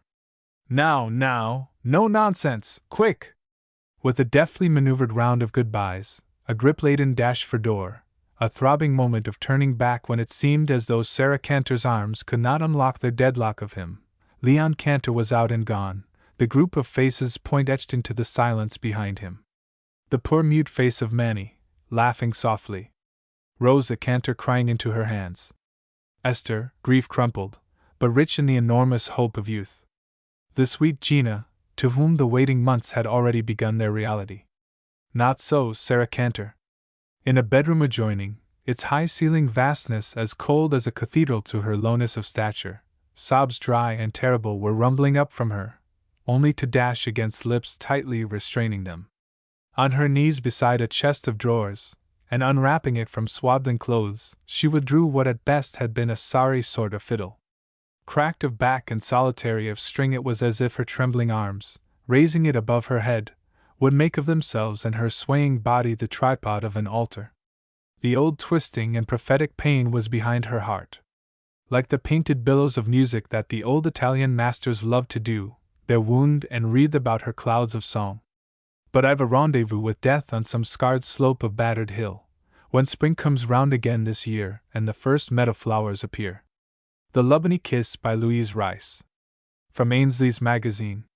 For many hours the hot July sun had beaten down upon the upland meadows and the pine woods of the lower New Jersey hills. So, when the dew began to fall, there arose from them a heady brew, distilled from blossoming milkweed and fruiting wild raspberry canes and mountain laurel and dried pine needles. The Princess Dora Pars took this perfume into her lusty young lungs and blew it out again in a long sigh, after which she bent her first finger over her thumb as one must when one returns what all Romanes know to be the breath of God. She did this almost unconsciously, for all her faculties were busied in another matter. The eyes of a Gorgio, weakened by an indoor life, would never have been able to distinguish the small object for which the princess looked, for she was perched up on the high seat of the red Romany Wardo, and she drove her two strong, shaggy horses with a free and careless hand. But to Dora Pars the blur of vague shadows gliding by each wheel was not vague at all. Suddenly she checked her horses and sprang down. The pattern for which she was looking was laid beneath a clump of the flowering weed which the Romanes call stars in the sky. The Gorgios know it as Queen Anne's lace, and the farmers curse it by the name of the wild carrot. The pattern was like a miniature log cabin without a roof, and across the top one large stick was laid, pointing upward along the mountain road. Two brown and slender fingers on the big braid which dropped over her shoulder, the princess meditated, a shiver of fear running through her. What, she asked herself, could this mean? Why, for the first time in years, were the wagons to go to the farm of Jan Jacobus? Even if it were only a chance happening, it was a most unfortunate one, for young Jan, the fair-haired, giant son of old Jacobus, with his light blue eyes and his drawling, insolent speech, was the last person in the world that she wanted to see, especially with her man near. For she had meant no harm. Many and many a time she had smiled into the eyes of men and felt pride in her power over them. Still, and yet, the princess scattered the pattern with her foot, for she knew that all the wagons must be ahead of her, since she had lagged so, and she leaped to her seat with one easy, lithe swing and drove on up the darkening road. Jan Jacobus, like several other descendants of the Dutch settlers of New Jersey, held his upland farm on shares with John Lane's tribe of gypsies. Jacobuses and Bantus and Copts, they made no bones about having business dealings with the tribe of English Romanes which had followed a regular route, twice a year, from Maryland to the upper part of New Jersey, since before the beginning of the Revolutionary days. The descendants of the English settlers, the Hardys, the Lesters, the Vincents, and the Farrens, looked with still persisting English reserve upon the roamers of the woods and would have no traffic with them, though a good many of their sons and daughters had to know the few Romany young people who were left, by twos and threes in the towns for occasional years of schooling. The tribe, trading in land in the two states which they frequented, and breeding horses, was very rich, but not very many people knew that. However, they were conceded to be shrewd bargainers, and when old John bought Martin Debon's upland and rocky farm one year, with the money that he had made by a lucky purchase of a gangling colt whose owner had failed rightly to appraise its possibilities as a racer, Boonton and Dover and Morristown laughed. "Sell away," old John retorted pleasantly to the cashier of the bank in Boonton, where the Tube had deposited its surplus funds for many years. "But you won't sell so much when you dick what I will make out of that joke." The cashier thereupon looked thoughtful. It might well be that he and others would not laugh when they saw good fortune which might have been theirs following this genial old outlaw. That summer the wagons camped on the Debons' place, and old John stocked it with a lot of fine hogs, for which the land was especially adapted. They fattened on the many acres, wooded with walnut trees, and Jacobus, as keen a bargainer as any Romany, upon whom John Lane had had his eye all the time, took the farm on shares, and every year thereafter the cashier at the bank added a neat little total to the big balance which the tribe was rolling up. And every year, as the wagons beat up toward Dover in July, old John would drive on ahead and spend a night of mingled business and pleasure with old Jan, reckoning up the profits on the Berkshires for which the farm was now famous, and putting down big mugs of the black drink, for which Auntie Alice Lee, John Lane's ancient cousin, was equally famous. The amount of this fiery and head-splitting liquor which the two old men thus got away with was afterward gleefully recounted in the wagons and fearfully whispered of in the little Dutch church at Horse's Neck which the Jacobuses had attended for over 100 years. But never, as wagon after wagon had gone up the turning that led to the upward farm, had there been a pattern pointing that way. Always it had shown the way onward and downward, to the little hamlet of Rockaway, where there was an old and friendly camping place, back of the blacksmith shop beyond the church. Old John never encouraged the wagons to visit any of the properties held by the tribe. "Silver blackens the salt of friendship," he would say. Dora Parse was driving her own Wardo, a very fine one which had belonged to her mother. Lester Montague, of SeaTac, Maryland, who makes the wagons of Romanies for all the Atlantic coast tribes, like his father before him, had done an especially good job of it. The princess had been certified, by the Romany rights, to old John's eldest son, George, for she had flatly refused to be married according to the Gorgio ways. Not having been married a full year, he was not yet entitled to carry the heavy, silver-topped stick which is the badge of the married man, nor could he demand a place in his wife's tent or wagon unless she expressly invited him. Dora Parse and George Lane were passionately in love with each other, and their meeting and mating had been the flowering romance of the tribe, the previous summer.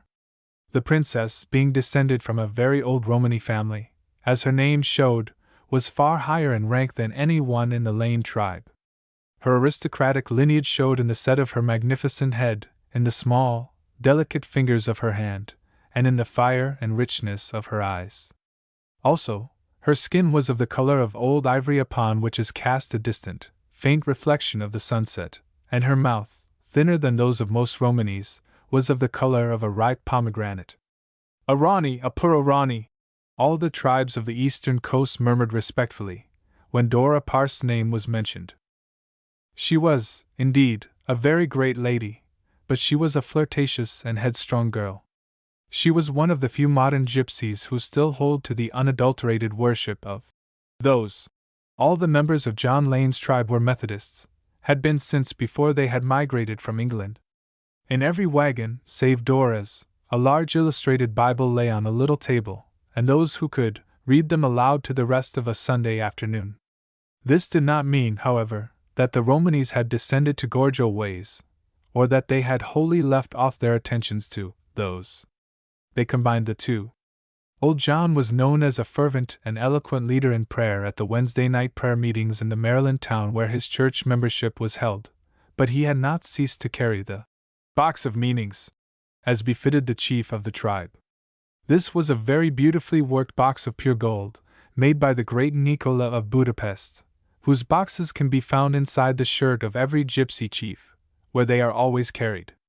In them are some grains of wheat, garnered by moonlight, a peacock's feather, and a small silver bell with a coiled snake for a handle.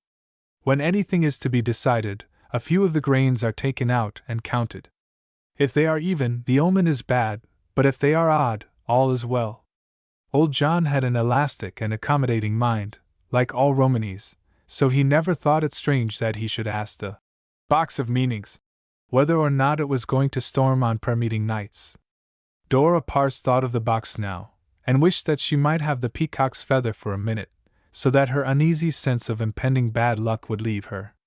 Then she stopped beside a cross-barred gate where an old man was evidently waiting for her. "Lane was gettin' troubled about ya," he said, as he turned the horses and peered curiously up at her. He knew who she was, not only because John Lane had said who it was who was late, but because Dora Parse's appearance was well known to the whole countryside.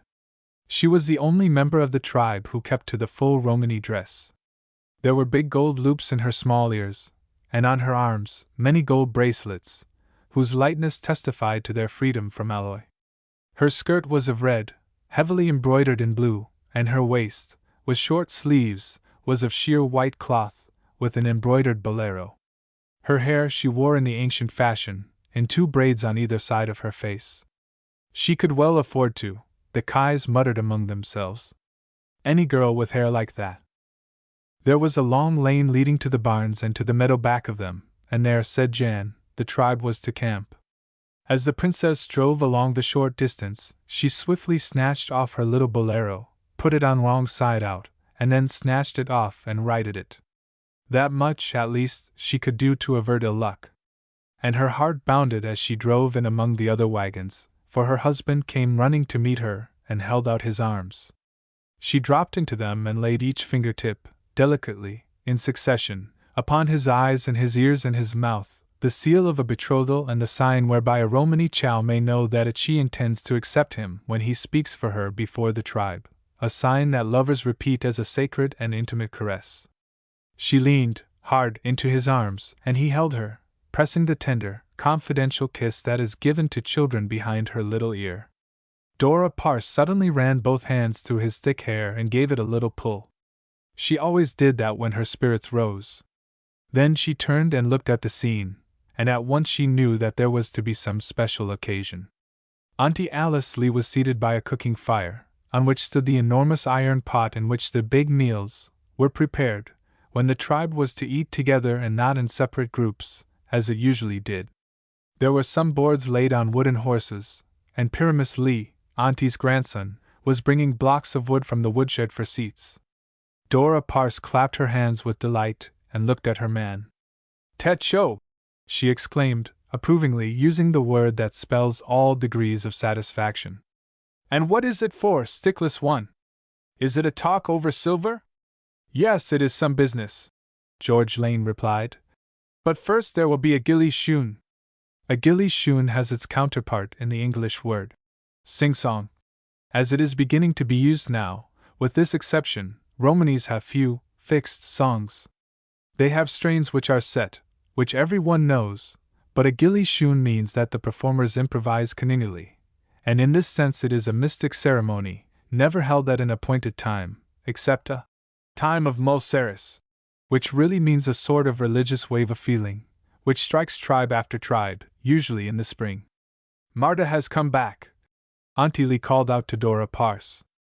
No one ever called her by her full name of Marta Lee, because she was a Lee only by courtesy, having been adopted from a distant wagon when both her parents were killed in a thunderstorm. Marta, wearing the trim tailored skirt and waist that were her usual costume, was putting the big red tablecloth of the big meals on the boards. Dora went quickly toward the young girl and embraced her. "How is our little scholar?" she asked affectionately. "I am very well, Dora Parse, but a little tired," Marta answered. "And did you receive another paper?" "Yes. I passed my exams. It will save me half a year in Dover." "That is good," Dora Parse replied, although she had only the dimmest idea of what Marta meant. The young girl knew that.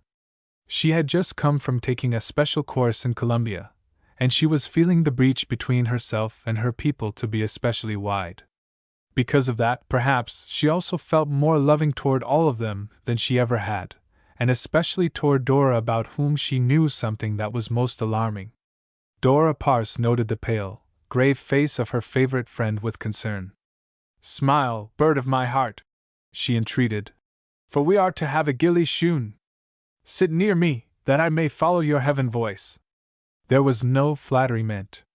The Romanis called the soprano the heaven voice, the tenor the sky voice, the contralto the earth voice, and the basso the sea voice.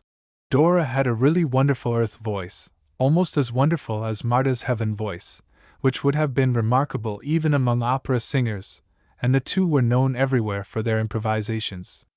In answer to the remark of the princess, Marta gave her a strange look and said, "I shall be near you, Dora Parse. Do not forget." Her manner was certainly peculiar, the princess thought, as she walked away. But then one never knew what Marta was thinking about. Her great education set her apart from others. Any chief who habitually read herself to sleep over those most puro libros, the works of William Shakespeare, in 8 volumes, complete, with glossary and appendix, must not be judged by ordinary standards. The princess knew the full title of those puro libros, having painfully spelled it out, all one rainy afternoon, in Marta's mother's wagon, with repeated accidents and explanations from Marta, which had left the princess with a headache. Now Auntie Lee took off the heavy iron cover of the pot, and the odor of Romany duck stew, than which there is nothing in the world more appetizing, mingled with the sweet fragrance of the drying hay. Auntie thrust a fork as long as a poker into the bubbling mass, and then gave the call that brings the tribe in a hurry. "Empo!" she said in her shrill, cracked voice. "Empo! Empo!" Laughing, teasing, jostling, talking, they all came, spilling out from the wagons, running from the barn, sauntering in, the lovers, by twos, and sat down before the plates heaped high with the duck and the vegetables with which it was cooked and the big loaves of Italian bread which the Romanis like and always buy as they pass through towns where there are Italian bakeries. But they sat quiet then, and each one looked toward the princess, as politeness demanded, since she was the highest in rank among them. She drew a sliver of meat from her plate, and tossed it over her shoulder. "To the great rye," she said. "To the shul," each one murmured. Then, having paid their compliments to the sun and the moon, as all good Romanis must before eating, they fell to with heartiness. When they were through, the mothers and the old men cleared away the tables and put the younger children to bed in the wagons, and the princess, and George Lane and Marta and young Adam Lane, George's youngest brother, walked up and down, outside the glow from the cooking fire, taking the deep, full breaths which cleanse the mouth and prepare the soul for the ecstasy of song. The men took away the table and the lanterns which had been standing about, and put out the cooking fire, for the big moon was rolling up over the treetops, and Romanis sing by her light alone, if they can. Frogs were calling in the shallow stretches of the upper Rockaway. People began to sit down in a big circle. Then Marta started the gilly shoon. At first you could not have been sure whether the sound was far or near, for she covered her tones in a way that many a gorgio gives years and much silver to learn. Then the wonderful tones swelled out, as if an organ stop were being pulled open, and one by one, the 4 leaders cast in the dropping notes, which followed and sustained the theme that Marta was weaving. La la ai la la lalo. Ai la lalo. Old John, who had not appeared before, slid into the circle, holding by the sleeve a giant of a man who seemed to come half unwillingly. Dora Parr saw him, and she could not repress the shiver that ran through her at the sight of young Jan Jacobus, yet she sang on. The deep, majestic basses throbbed out the foundation of the great fugue-like chorus, and the sopranos soared and soared until they were singing falsetto, according to gorgio standards, only it sounded like the sweetly piercing high notes of violins, and the tenors and contraltos wove a garland of glancing melody between the two. They were all singing now, rocking back and forth a little, swaying gently from side to side, lovers clasped together, mothers in their young sons' arms, and fathers clasping their daughters. They sent out to the velvet arch above them the heart cry of a race, proud and humble, cleanly voluptuous, strong and cruel, passionate and loving, elemental like the north wind and subtle as the fragrance of the poppy. Ai lolu! Ai lala lala! Ai lolu! Jan Jacobus sat with his big jaw dropping. Stupid burr that he was, he could not have explained the terrifying effect which this wild music and those tense, uplifting faces had upon him, but he would have given anything to be back in his mother's kitchen, with the lamp lit and the dark, unfamiliar night shut out. As suddenly as the singing had begun, it stopped. People coughed, moved a little, whispered to one another. Then George Lane stood upon his feet, pulling Dora Parr with him. "You see her?" he asked them all, holding out his wife in his arms. Dora Parr knew then, for he was beginning the ritual of the man or woman who accuses a partner, before the tribe, of unfaithfulness. He was using the most puro Romani jib, for only so can the serious affairs of the tribe tribunal be conducted. Dora Parr struggled in the strong hands of her man. "No! No!" she cried. "No, no! You see her?" George Lane repeated to the circle. "We see her," they answered in a murmur that ran around from end to end. "She is mine? She is yours. What shall be done to her if she has lost the spirit of our love?" Again Dora Parr furiously struggled, but George Lane held her. "What shall be done with her? If that is so?" Auntie Lee, as the oldest woman present, now took up the replies, as was her right and duty. "Let her go to that other, if she wishes, and do you close your tent and your wagon against her. And if she does not wish? Then punish her. What shall be done to the man? Is he a Romani?" "No." Jan Jacobus half started up, but strong hands instantly jerked him down. "He is a gorgio." "Yes." "Do nothing. We do not soil our hands with gorgios. Let the woman bear the blame. She is a Romani. She should have known better. She is a woman, the wiser sex. It is her fault. Let her be punished. Do you all say so? George Lane demanded. We say so. Again the rippling murmur. Jan Jacobus made a desperate attempt to get on his feet, but for all his strength, he might as well have tried to uncoil the folds of a great snake as to unbind the many hands that held him, for the Romanis have as many secret ways of restraining a person as the Japanese. George Lane drew his wife tenderly close to him. She shall be punished, he said. But first she shall hear, before you all, that I love her and that I know she has not lost the spirit of our love. Her fault was born of lightness of heart and vanity, not of evil. What is her fault? Name it, commanded Auntie Lee. George Lane looked over at Jan. Her fault is that she trusted a Gorgio to understand the ways of a Romany.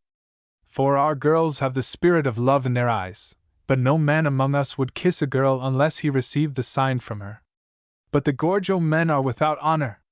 Today, as this woman who is mine stopped to talk with a Gorgio, among some trees where I waited, thinking to enter her wagon there, he kissed her, and she kissed him, in return. Not with the Lubany kiss, not with that kiss! Dora Parse cried. May I be lost as Pharaoh was in the sea if I speak not the truth! The solemn oath, never taken by any Romany lightly and never falsely sworn to, rang out on the still night air. A cold but firm little hand was slipped into Dora Parse. Marta was near, as she had promised, and the hot palm of the princess closed gratefully upon it. George Lane drew his wife upon his breast, and over her glossy head he looked for encouragement to Auntie Lee, who knew what he must do. He was very pale, but he must not hesitate. Kiss me, my love, he said loudly and clearly, here before my people, that I may punish you. Give me the kiss of love, when tongues and lips meet, that you may know your fault. Now Dora Parse grew very pale, too, and she leaned far back against her man's arms, her eyes wide with terror. And no one spoke, for in all the history of the tribe this thing had never happened before, though every one had heard of it. Dora Parse knew that, if she refused, her oath would be considered false, and she would be cast out, not only from her husband's tent and wagon, but from all Romany tribes. And slowly she leaned forward, and George Lane bent down. Jan Jacobus, although he had not understood the words of the ritual, thought he knew what had happened. The gypsy fool was forgiving his pretty wife. The young Dutchman settled back on his haunches, suddenly aware that he was no longer held.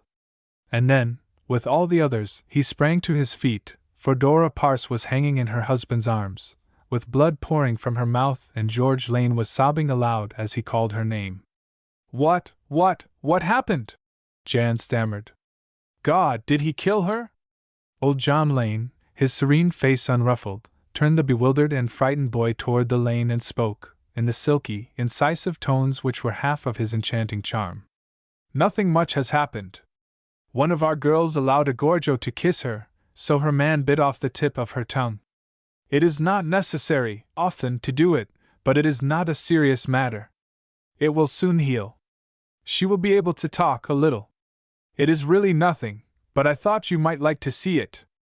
It is seldom that Gorgios are allowed to see a thing like that. Please say to your father that I will spend the evening as usual with him. My people will pass on. The Trial in Tom Belcher's Store by Samuel A. Derieux. From the American Magazine. It was a plain case of affinity between Davy Allen and old man Thornycroft's hound dog Buck. Davy, hurrying home along the country road one cold winter afternoon, his mind intent on finishing his chores before dark, looking back after passing old man Thornycroft's house to find Buck trying to follow him, because the old man, who hated to see anybody or anything but himself have his way, had chained a heavy block to him to keep him from doing what nature had intended him to do. Roam the woods and poke his long nose in every briar patch after rabbits. At the sight Davy stopped, and the dog came on, dragging behind him in the road the block of wood fastened by a chain to his collar, and trying at the same time to wag his tail. He was tan-colored, lean as a rail, long-eared, a hound every inch, and Davy was a ragged country boy who lived alone with his mother, and who had an old single-barrel shotgun at home, and who had in his grave boy's eyes a look, clear and unmistakable, of woods and fields. To say it was love at first sight when that hound, dragging his prison around with him, looked up into the boy's face, and when that ragged boy who loved the woods and had a gun at home looked down into the hound's eyes, would hardly be putting it strong enough. It was more than love, it was perfect understanding, perfect comprehension. "I'm your dog," said the hound's upraised, melancholy eyes. "I'll jump rabbits and bring them around for you to shoot. I'll make the frosty hills echo with music for you. I'll follow you everywhere you go. I'm your dog if you want me, yours to the end of my days." And Davy, looking down into those upraised beseeching eyes, and at that heavy block of wood, and at the raw place the collar had worn on the neck, then at old man Thornycroft's bleak, unpainted house on the hill, with the unhomelike yard and the tumble-down fences, felt a great pity, the pity of the free for the imprisoned, and a great longing to own, not a dog, but this dog. "Want to come along?" he grinned. The hound sat down on his haunches, elevated his long nose and poured out to the cold winter sky the passion and longing of his soul. Davy understood, shook his head, looked once more into the pleading eyes, then at the bleak house from which this prisoner had dragged himself. "That old devil," he said. "He ain't fittin' to own a dog. Oh, I wish he was mine!" A moment he hesitated there in the road, then he turned and hurried away from temptation. "He ain't mine," he muttered. "Oh, damn it all!" But temptation followed him as it has followed many a boy and man. A little way down the road was a pasture through which by a footpath he could cut off half a mile of the 3 miles that lay between him and home. Poised on top of the high rail fence that bordered the road, he looked back. The hound was still trying to follow, walking straddle-legged, head down, all entangled with the taut chain that dragged the heavy block. The boy watched the frantic efforts, pity and longing on his face. Then he jumped off the fence inside the pasture and hurried on down the hill, face set straight ahead. He had entered a pine thicket when he heard behind the frantic, choking yelps of a dog in dire distress. Knowing what had happened, he ran back. Within the pasture the hound, only his hind feet touching the ground, was struggling and pawing at the fence. He had jumped, the block had caught, and was hanging him. Davy rushed to him. Breathing fast, he unclicked the chain. The block and chain fell on the other side of the fence, and the dog was free. Shrewdly the boy looked back up the road. The woods hid the old man's house from view, and no one was to be seen. With a little grin of triumph he turned and broke into a run down the pasture hill toward the pines, the wind blowing gloriously into his face, the dog galloping beside him. Still running, the two came out into the road that led home, and suddenly Davy stopped short, and his face flushed. Yonder around the bend on his gray mare jogged Squire Kirby toward them, his pipe in his mouth, his white beard stuck cozily inside the bosom of his big overcoat. There was no use to run, no use to try to make the dog hide, no use to try to hide himself. The old man had seen them both. Suppose he knew whose dog this was? Heart pounding, Davy waited beside the road. Mr. Kirby drew rein opposite them and looked down with eyes that twinkled under his bushy white brows. He always stopped to ask the boy how his mother was, and how they were getting along. Davy had been to his house many a time with eggs and chickens to sell, or with a load of seasoned oak wood. Many a time he had warmed before Mr. Kirby's fire in the big living and bedroom combined, and eaten Mrs. Kirby's fine white cake covered with frosting. Never before had he felt ill at ease in the presence of the kindly old man. "That's a genuine hound you got there, son, ain't it?" "Yes, sir," said Davy. "Good for rabbits and possums and coons, eh?" "He sure is." "Well, next big fat possum you and him catch, you bring that possum round and me and you'll talk business. Maybe we'll strike a bargain. Got any good sweet potatoes? Well, you bring 4 or 5 bushels along to eat that possum with. Haulin' any wood these days? Bring me a load or 2 of good dry oak, pick it out, son, here? How's your ma?" "All right." "That's good. Here." He reached deep down in a pocket of his enormous faded overcoat, brought out 2 red apples, and leaned down out of his saddle, that creaked under the strain of his weight. "Try one of 'em yourself, and take one of 'em home to your ma. Get up, Mag." He jogged on down the road, and the boy, sobered, walked on. One thing was certain, though, Mr. Kirby hadn't known whose dog this was. What difference did it make anyhow? He hadn't stolen anything. He couldn't let a dog choke to death before his eyes. What did Old Man Thornycroft care about a dog, anyhow, the hard-hearted old skinflint? He remembered the trouble his mother had had when his father died, and Old Man Thornycroft pushed her for a note he had given. He had heard people talk about it at the time, and he remembered how white his mother's face had been. Old Man Thornycroft had refused to wait, and his mother had had to sell 5 acres of the best land on the little farm to pay the note. It was after the sale that Mr. Kirby, who lived 5 miles away, had ridden over. "Why didn't you let me know, Mrs. Allen?" he had demanded. "I would have loaned you the money, gladly, gladly." He had risen from the fire and pulled on the same overcoat he wore now. It was faded then, and that was 2 years ago. It was sunset when Davy reached home to find his mother out in the clean-swept yard picking up chips in her apron. From the bedroom window of the little one-storied unpainted house came a bright red glow, and from the kitchen the smell of cooking meat. His mother straightened up from her task with a smile when with his newfound partner he entered the yard. "Why, Davy?" she asked. "Where did you get him?" He just followed me, Ma." "But whose dog is he?" "He's mine, Ma. He just took up with me." "Where, Davy?" "Oh, way back down the road, in a pasture." "He must belong to somebody." "He's just a ol' hound dog, Ma, that's all he is." "Lots of hounds don't belong to nobody. Everybody knows that, Ma." "Look at him, Ma. Mighty nigh starved to death. Lemme keep him. We can feed him on scraps.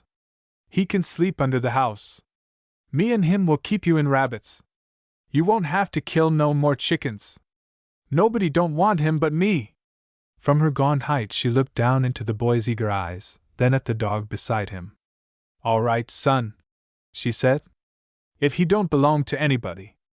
That night Davy alternately whistled and talked to the dog beside him as he husked the corn he had raised with his own hands, and chopped the wood he had cut and hauled, for since his father's death he had kept things going. He ate supper in a sort of haze. He hurried out with a tin plate of scraps. He fed the grateful, hungry dog on the kitchen steps. He begged some Vaseline from his mother and rubbed it on the sore neck. Then he got 2 or 3 empty gunny sacks out of the corn crib, crawled under the house to a warm place beside the chimney, and spread them out for a bed. He went into the house whistling. He didn't hear a word of the chapter his mother read out of the Bible. Before he went to bed in the shed room, he raised the window. "You all right, old feller?" he called. Underneath the house he heard the responsive tap-tap of a tail in the dry dust. He climbed out of his clothes, leaving them in a pile in the middle of the floor, tumbled into bed, and pulled the covers high over him. "Golly!" he said. "Oh, golly!" Next day he hunted till sundown. The Christmas holidays were on and there was no thought of school. He went only now and then, anyway, for since his father's death there was too much for him to do at home. He hunted in the opposite direction from Old Man Thornycroft's. It was 3 miles away. Barriers of woods and bottoms and hills lay between, and the old man seldom stirred beyond the boundaries of his own farm, but Davy wanted to be on the safe side. There were moments, though, when he thought of the old man, and wondered if he had missed the dog and whether he would make any search for him. There were sober moments, too, when he thought of his mother and Mr. Kirby, and wished he had told them the truth. But then the long-drawn bay of the hound would come from the bottoms ahead, and he would hurry to the summons, his face flushed and eager. The music of the dog running, the sound of the shots, and his own triumphant yells started many an echo among the silent frosted hills that day. He came home with enough meat to last a week, 6 rabbits. As he hurried into the yard he held them up for the inspection of his mother, who was feeding the chickens. "He's the finest rabbit dog ever was, Ma. Oh, golly, he can follow a trail. I never see anything like it, Ma, I never did. I'll skin 'em and clean 'em after supper. You ought to have saw him, Ma. Golly!" And while he chopped the wood and milked the cow and fed the mule, and skinned the rabbits, he saw other days ahead like this, and whistled and sang and talked to the hound, who followed close at his heels every step he took. Then one afternoon, while he was patching the lot fence, With Buck sunning himself near the woodpile, came Old Man Thornycroft. Davy recognized his buggy as it turned the bend in the road. He quickly dropped his tools, called Buck to him, and got behind the house where he could see without being seen. The buggy stopped in the road, and the old man, his hard, pinched face working, his buggy whip in his hand, came down the walk and called Mrs.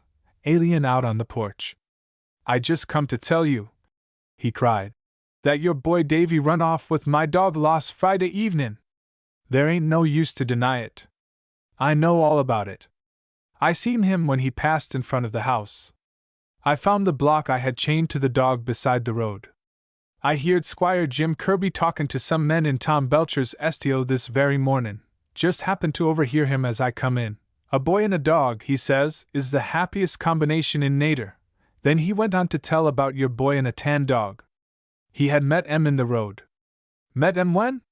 "Last Friday evening." "Oh, there ain't no use to deny it, Mrs. Allen. Your boy Davy, he stole my dog." "Mr. Thornycroft." Davy could not see his mother, but he could hear her voice tremble. "He did not know whose dog it was." "He didn't? He didn't?" yelled the old man. "And him a boy that knows ever dog for 10 miles around. Right in front of my house, I tell you. That's where he picked him up, that's where he told him off. Didn't I tell you, woman, I seen him pass? Didn't I tell you I found he blocked down the road? Didn't know whose dog it was? Ridiculous, ridiculous. Call him, ask him, face him with it. Likely he'll lie, but you'll see his face. Call him, that's all I ask. Call him." "Davy!" called Mrs. Allen. "Davy!" Just a moment the boy hesitated. Then he went around the house. The hound stuck very close to him, eyes full of terror, tail tucked as he looked at the old man. "There he is, with my dog!" cried the old man. "You didn't know whose dog it was, did you, son? Eh? You didn't know now, did you?" "Yes," cried the boy. "I knowed. Hear that, Mrs. Allen? Did he know? What do you say now? He stole my dog, didn't he? That's what he done, didn't he? Answer me, woman! You come here!" he yelled, his face livid, and started, whip raised, toward boy and dog. There were some smooth white stones the size of hen eggs arranged around a flower bed in the yard, and Davy stood near these stones, and now, quick as a flash, he stooped down and picked one up.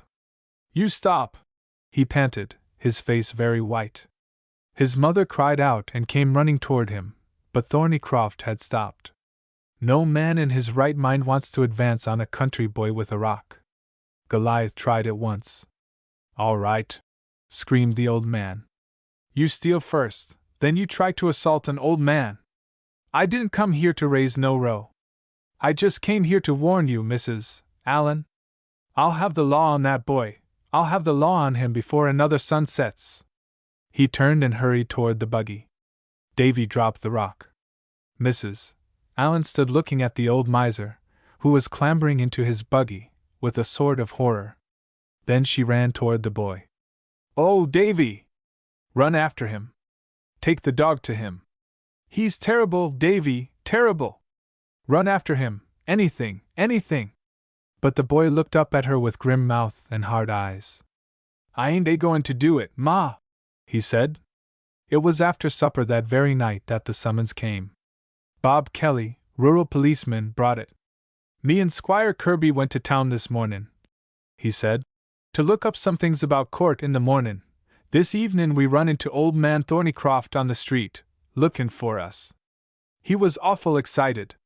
He had been to Mr. Kirby's house, and found out Mr. Kirby was in town, and followed us. He wanted a warrant swore out right there. Mr. Kirby tried to argue with him, but it warn't no use. So at last Mr. Kirby turned to me. 'You go on back, Bob,' he said. 'This'll give me some more looking up to do. Tell my wife I'll just spend the night with Judge Fowler, and get back in time for court in Belcher's estio in the morning. And Bob, you just stop by Mrs. Allen's, she's guardian of the boy, and tell her I say to bring him to Belcher's estio tomorrow morning at 9. You be there, too, Mr. Thornycroft, and, by the way, bring that block of wood you've been talking about.' That was all the squire had said, declared the rural policeman. No, he hadn't sent any other message, just said he would read up on the case. The rural policeman went out and closed the door behind him. It had been informal, haphazard, like the life of the community in which they lived. But, for all that, the law had knocked at the door of the widow Allen, and left a white-faced mother and a bewildered boy behind. They tried to resume their usual employments. Mrs. Allen sat down beside the table, picked up her sewing and put her glasses on, but her hands trembled when she tried to thread the needle. Davy sat on a split-bottomed chair in the corner, his feet up on the rungs, and tried to be still, but his heart was pounding fast, and there was a lump in his throat.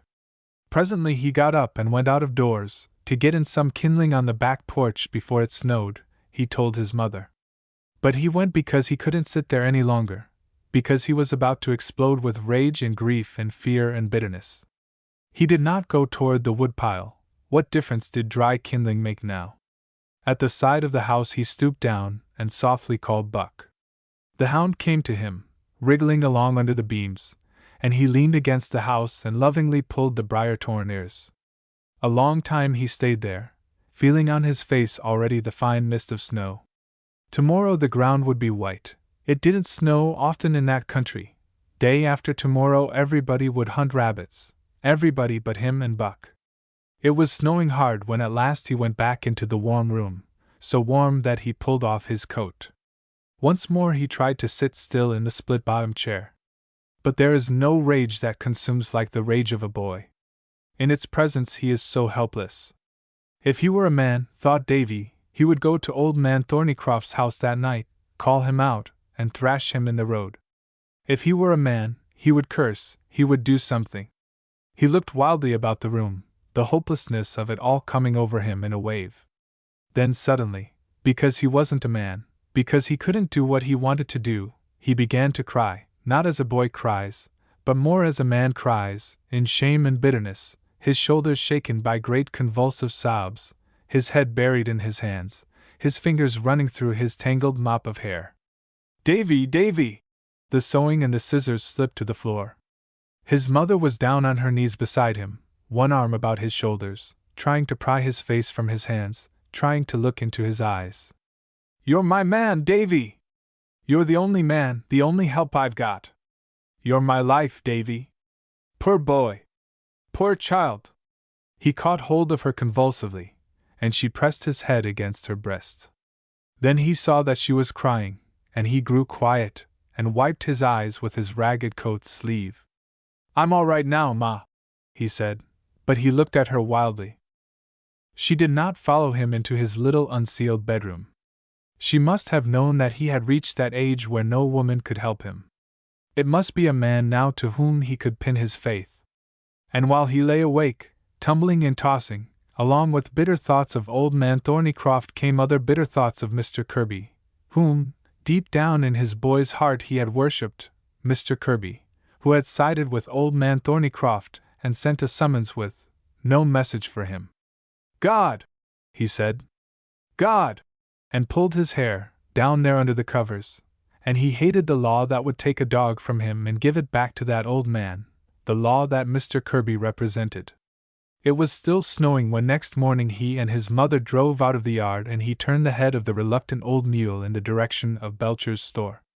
A bitter wind cut their faces, but it was not as bitter as the heart of the boy. Only twice on that 5-mile ride did he speak. The first time was when he looked back to find Buck, whom they had left at home, thinking he would stay under the house on such a day, following very close behind the buggy. "Might as well let him come on," said the boy. The second time was when they came in sight of Belcher's store, dim yonder through the swirling snow. Then he looked up into his mother's face. "Ma," he said grimly, "I ain't no thief." She smiled as bravely as she could with her stiffened face and with the tears so near the surface. She told him that she knew it, and that everybody knew it. But there was no answering smile on the boy's set face. The squire's gray mare, standing huddled up in the midst of other horses and of buggies under the shed near the store, told that court had probably already convened. Hands numb, The boy hitched the old mule to the only rack left under the shed, then made Buck lie down under the buggy. Heart pounding, he went up on the store porch with his mother and pushed the door open. There was a commotion when they entered. The men, standing about the pot-bellied stove, their overcoats steaming, made way for them. Old man Thornycroft looked quickly and triumphantly around. In the rear of the store the squire rose from a table, in front of which was a cleared space. "Pull up a chair nigh the stove for Mrs. Allen, Tom Belcher," he said. "I'm busy trying this chicken-stealin' nigger. When I get through, Mrs. Allen, if you're ready I'll call your case." Davy stood beside his mother while the trial of the Negro proceeded. Some of the fight had left him now, crowded down here among all these grown men, and especially in the presence of Mr. Kirby, for it is hard for a boy to be bitter long. But with growing anxiety he heard the sharp questions the magistrate asked the Negro. He saw the frown of justice. He heard the sentence. 60 days on the gang. And the Negro had stolen only a chicken, and he had run off with another man's dog. "The old man's rough this mornin'," a man whispered to another above him, and he saw the furtive grin on the face of old man Thornycroft, who leaned against the counter, waiting. His heart jumped into his mouth when after a silence the magistrate spoke. "Mr. Thornycroft, step forward, sir. Put your hand on the book here. Now tell us about that dog of yours that was stole." Looking first at the magistrate, then at the crowd, as if to impress them also, the old man told in a high-pitched, excited voice all the details: his seeing Davy Allen pass in front of his house last Friday afternoon, his missing the dog, his finding the block of wood down the road beside the pasture fence, his overhearing the squire's talk right here in the store, his calling on Mrs. Allen, the boys threatening him. "I tell you," he cried, "that's a dangerous character, that boy." "Is that all you've got to say?" asked the squire. "It's enough, ain't it?" demanded Thornycroft angrily. The squire nodded and spat into the cuspidor between his feet. "I think so," he said quietly. "Stand aside." Davy Alien stepped forward. "Put your hand on the book here, son." "Davy, how old are you?" The boy gulped. 13 years old, goin' on 14. "You're old enough, son, to know the natur of the oath you're about to take. For over 2 years you've been the mainstay and support of your mother. You've had to carry the burdens and responsibilities of a man, Davy. The testimony you give in this case will be the truth, the whole truth and nothing but the truth, so help you God." "What about it?" Davy nodded, his face very white. "All right now. Tell us about it. Talk loud so we can hear, all of us." The boy's eyes never left Mr. Kirby's while he talked. Something in them held him, fascinated him, overawed him. Very large and imposing he looked there behind his little table, with his faded old overcoat on, and there was no sound in the room but the boy's clear voice. "And you come off and left the dog at first?" "Yes, sir." "And you didn't unfasten the chain from the block till the dog got caught in the fence?" "No, sir, I didn't." "Did you try to get him to follow you then?" "No, sir, he wanted to." "Ask him, Mr. Kirby," broke in Thornycroft angrily, "if he tried to drive him home." "I'll ask him whatever seems fit and right to me, sir," said Mr. Kirby. "What did you tell your ma, Davy, when you got home?" "I told her he followed me." "Did you tell her whose dog he was?" "No, sir." "Ain't that what you ought to have done?" "Ain't it?" Davy hesitated. "Yes, sir." There was a slight shuffling movement among the men crowded about. Somebody cleared his throat. Mr. Kirby resumed. "This block you been tellin' about, how was it fastened to the dog?" "There was a chain fastened to the block by a staple. The other end was fastened to the collar." "How heavy do you think that block was?" "About 10 pound. I reckon." 5. Broke an old man Thornycroft with a sneer. Mr. Kirby turned to him. "You fetched it with you, didn't you?" "I told you to." "It's evidence. Bob Kelly, go out to Mr. Thornycroft's buggy and bring that block of wood into court." The room was silent while the rural policeman was gone. Davy still stood in the cleared space before Mr. Kirby, his ragged overcoat on, his tattered hat in his hand, breathing fast, afraid to look at his mother. Everybody turned when Kelly came in with the block of wood. Everybody craned their necks to watch, while at the magistrate's order Kelly weighed the block of wood on the store's scales, which he'd put on the magistrate's table. "14 pounds," said Mr. Kirby. "Take the scales away." "It had rubbed all the skin off and the dog's neck," broke in Davy impulsively. "It was all raw and bleedin'. "Ah, that ain't so!" cried Thornycroft. "Is the dog out there?" asked Mr. Kirby. "Yes, sir, under the buggy. Bob Kelly, you go out and bring that dog into court." The rural policeman went out, and came back with the hound, who looked eagerly up from one face to the other, then, seeing Davy, came to him and stood against him, still looking around with that expression of melancholy on his face that a hound dog always wears except when he's in action. "Bring the dog here, son!" commanded Mr. Kirby. He examined the raw place on the neck. "Any of you gentlemen care to take a look?" he asked. "It was worse than that," declared Davy, "till I rubbed Vaseline on it." Old man Thornycroft pushed forward, face quivering. "What's all this got to do with the boy stealin' the dog?" he demanded. "That's what I want to know. What's it got to do?" "Mr. Thornycroft," said Kirby, "at 9 o'clock this mornin' this place ceased to be Tom Belcher's estio, and become a court of justice. Some things are seemly in a court, some not. You stand back there." The old man stepped back to the counter, and stood gelling his chin, his eyes running over the crowd of faces. "Davy Allen," spoke Mr. Kirby, "you stand back there with your ma. Tom Belcher, make way for him. And Tom, suppose you put another stick of wood in that stove and poke up the fire." He took off his glasses, blew on them, polished them with his handkerchief, and readjusted them. Then, leaning back in his chair, he spoke. "Gentlemen, from the beginning of time, as fur back as records go, a dog's been the friend, companion, and protector of man.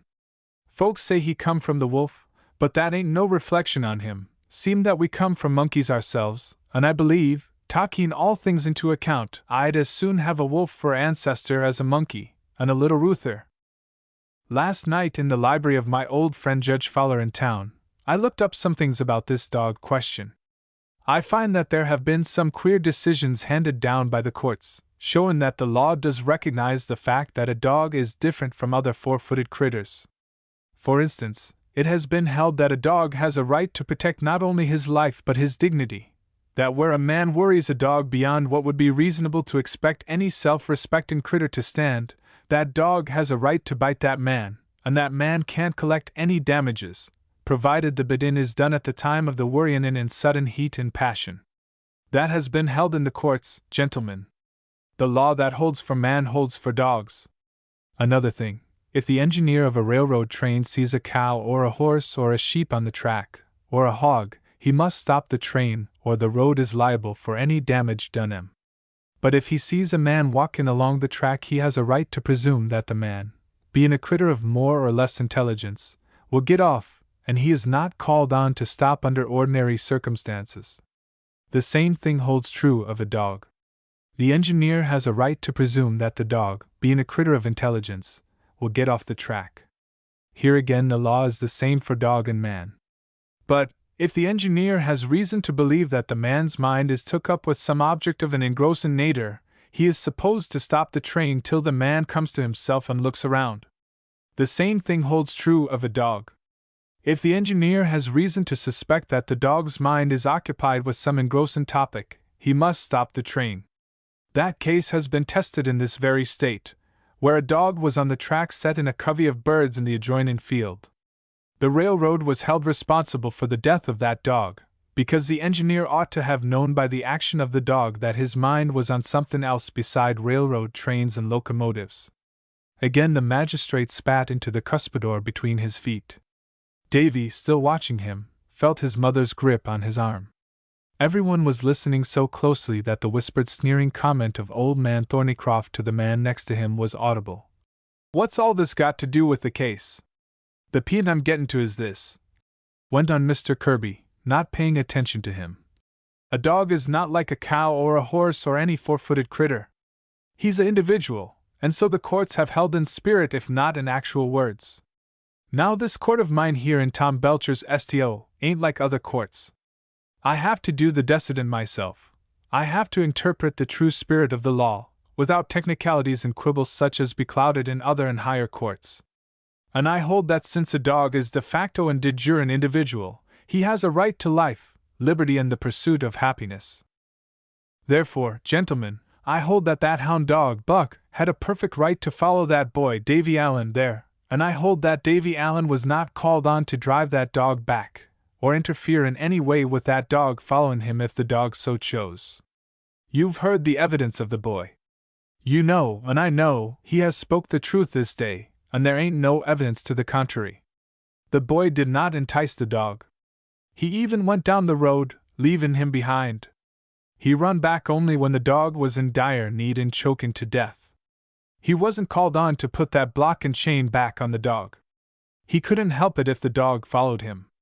He no more stole that dog than I stole him. He's no more a thief than I am. I dismiss this case, Mr. Thornycroft, this case you've brought against Davy Allen. I declare him innocent of the charge of theft. I set it down right here on the records of this court. Davy! Gasped Mrs. Allen. Davy! But face working, eyes blazing, old man Thornycroft started forward, and the dog, panting, shrank between boy and mother. Jim Kirby! Cried the old man, stopping for a moment in the cleared space. Your magistrate. What you say goes. But that dog thar, he's mine. He's my property, mine by law. He jerked a piece of rope out of his overcoat pocket and came on toward the cowering dog. Tom Belcher, Bob Kelly. Stop that dog. He's mine. Davy. Mrs. Alien was holding the boy. Don't say anything. You're free to go home. Your record's clear. The dog's his. Hold on. Mr. Kirby had risen from his chair. You come back here, Mr. Thornycroft. This court's not adjourned yet. If you don't get back, I'll stick a fine to you for contempt you'll remember the rest of your days. You stand where you are, sir. Right there. Don't move till I'm through. Quivering, the old man stood where he was. Mr. Kirby sat down, face flushed, eyes blazing. Punch up that fire, Tom Belcher, he said. I ain't through yet. The hound came trembling back to Davy, looked up in his face, licked his hand, then sat down at the side opposite his former master, looking around now and then at the old man, terror in his eyes. In the midst of a deathly silence, the magistrate resumed. What I was going to say, gentlemen, is this. I'm not only magistrate, I'm an officer in an organization that you country fellers likely don't know of, an organization known as the Society for the Prevention of Cruelty to Animals. As such an officer, it's my duty to report and bring to trial any man who treats a dumb brute in a cruel and inhuman way. Mr. Thornycroft, judgin' by the looks of that hound, you ain't give him enough to eat to keep a cat alive, and a cat, we all know, don't eat much, just messes over her victuals. You condemned that beast, for no fault of his own, to the life of a felon. A hound that ain't happy at best, he's melancholy, and a hound that ain't allowed to run free is of all critters the wretchedest. This hound's neck is rubbed raw. God only knows what he's suffered in mind and body. A man that would treat a dog that way ain't fittin' to own one. And I hereby notify you that, on the evidence of this boy, and the evidence before our eyes, I will indict you for breaking the law regarding the treatment of animals. And I notify you, furthermore, that as magistrate I'll put the law on you for that same thing. And it might be interesting to you to know, sir, that I can fine you as much as $500, or send you to jail for 1 year, or both if I see fit, and there ain't no tellin' but what I will see fit, sir. He looked sternly at Thornycroft. Now I'm going to make a proposition that I advise you to jump at like you never jumped at anything before. If you will give up that hound Buck, to me, say, or to anybody I decide will be kind to him, I will let the matter drop. If you will go home like a peaceable citizen, you won't hear no more about it from me, but if you don't, get out of my way, cried old man Thornycroft. All of you. I'm going. Hold on, said Mr. Kirby, when he had got almost to the door. Do you, in the presence of these witnesses, turn over this dog to me, relinquishing all claims to him, on the conditions named? Answer yes or no? There was a moment's silence. Then the old man cried out, Take the old hound. He ain't with the salt in his victuals. He jerked the door open. Yes or no? Called Mr. Kirby inexorably. Yes, yelled the old man, and slammed the door behind him. 1 minute, gentlemen, said Mr. Kirby, rising from the table and gathering his papers and records together. Just one more thing. If anybody here has any evidence, or knows of any, tending to show that this boy Davy Allen is not the proper person to turn over a hound dog to, I hope he will speak up. He waited a moment. In the absence of any objections, and considering the evidence that's been given here this morning, I think I'll just let that dog go back the way he come.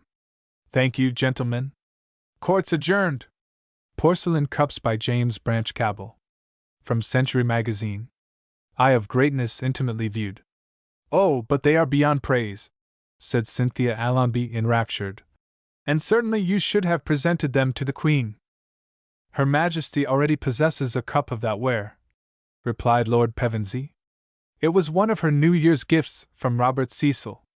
Hers is, I believe, not quite so fine as either of yours, but then, they tell me, there is not the like of this pair in England, nor indeed on the hither side of Cathay.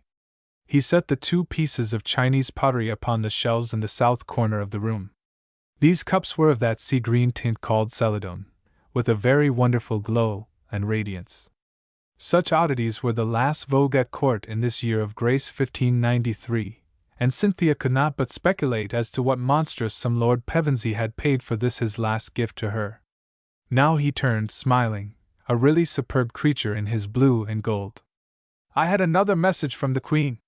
George, Cynthia said with fond concern, it frightens me to see you thus foolhardy, in tempting alike the Queen's anger and the plague.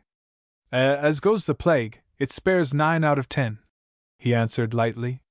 The Queen, I grant you, is another pair of sleeves, for an irritated tutor spares nobody. But Cynthia Allonby kept silence, and did not exactly smile, while she appraised her famous young kinsman. She was flattered by, and a little afraid of, the gay self-confidence which led anybody to take such chances. 2 weeks ago it was that the painted terrible old Queen had named Lord Pevensey to go straightway into France, where rumor had it, King Henry was preparing to renounce the reformed religion, and making his peace with the Pope, and for 2 weeks Pevensey had lingered, on one pretence or another, at his house in London, with the plague creeping about the city like an invisible incalculable flame. And the Queen asking questions at Windsor? Of all the monarchs that had ever reigned in England, Elizabeth was the least used to having her orders disregarded. Meanwhile Lord Pevensey came every day to the Marquis of Falmouth's lodgings at Deptford, and every day Lord Pevensey pointed out to the Marquis's daughter that Pevensey, whose wife had died in childbirth a year back, did not intend to go into France, for nobody could foretell how long a stay, as a widower. Certainly it was all very flattering. Yes, and you would be an excellent match, said Cynthia aloud, if that were all. And yet what must I reasonably expect in marrying, sir, the famous Earl of Pevensey? A great deal of love and petting, my dear. And if there were anything else to which you had a fancy, I would get it for you. Her glance went to those lovely cups and lingered fondly. Yes, dear Master Generosity, if it could be purchased or manufactured, you would get it for me. If it exists, I will get it for you, he declared. I think that it exists. But I am not learned enough to know what it is. George, if I married you, I would have money and fine clothes and soft hours and many lackeys to wait on me, and honor from all men. And you would be kind to me, I know, when you return from the day's work at Windsor, or Holyrood or the Louvre. But do you not see that I would always be to you only a rather costly luxury, like those cups, which the Queen's minister could afford to keep for his hours of leisure? He answered, You are all in all to me. You know it. Oh, very well do you know and abuse your power, you adorable and lovely baggage, who have kept me dancing attendance for a fortnight, without ever giving me an honest yes or no. He gesticulated. Well, but life is very dull in Deptford village, and it amuses you to twist a Queen's adviser around your finger. I see it plainly, you minx, and I acquiesce because it delights me to give you pleasure, even at the cost of some dignity.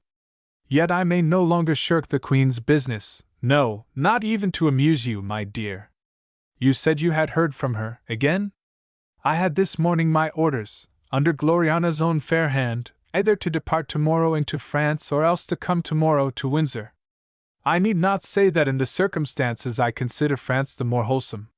Now the girl's voice was hurt and wistful.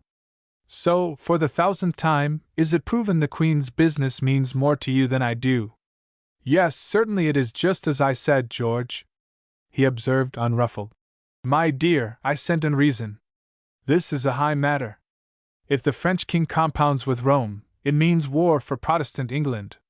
Even you must see that, she replied sadly. Yes, even I. Oh, certainly, my lord, even a half-witted child of 17 can perceive as much as that. I was not speaking of half-witted persons, as I remember.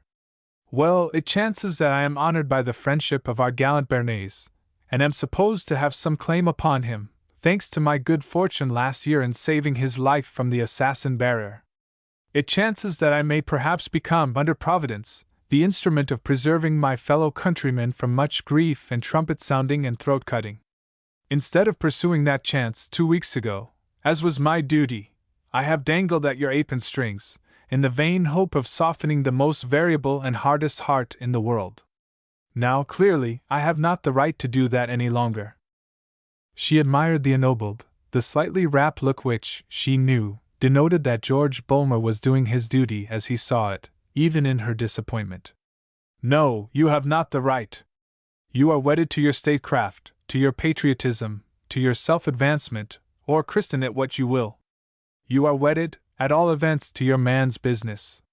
You have not time for such trifles as giving a maid that foolish and lovely sort of wooing to which every maid looks forward in her heart of hearts. Indeed, when you married the first time it was a kind of infidelity, and I am certain that poor dear mouse-like Mary must have felt that often and over again. Why, do you not see, George, even now, that your wife will always come second to your real love? In my heart, dear sophist, you will always come first. But it is not permitted that any loyal gentleman devote every hour of his life to sighing and making sonnets, and to the general solacing of a maid's loneliness in this dull little Deptford. Nor would you, I am sure, desire me to do so. I hardly know what I desire, she told him ruefully. But I know that when you talk of your man's business I am lonely and chilled and far away from you. And I know that I cannot understand more than half your fine high notions about duty and patriotism and serving England and so on, the girl declared, and she flung wide her lovely little hands in a despairing gesture. I admire you, sir, when you talk of England. It makes you handsomer, yes, even handsomer, somehow.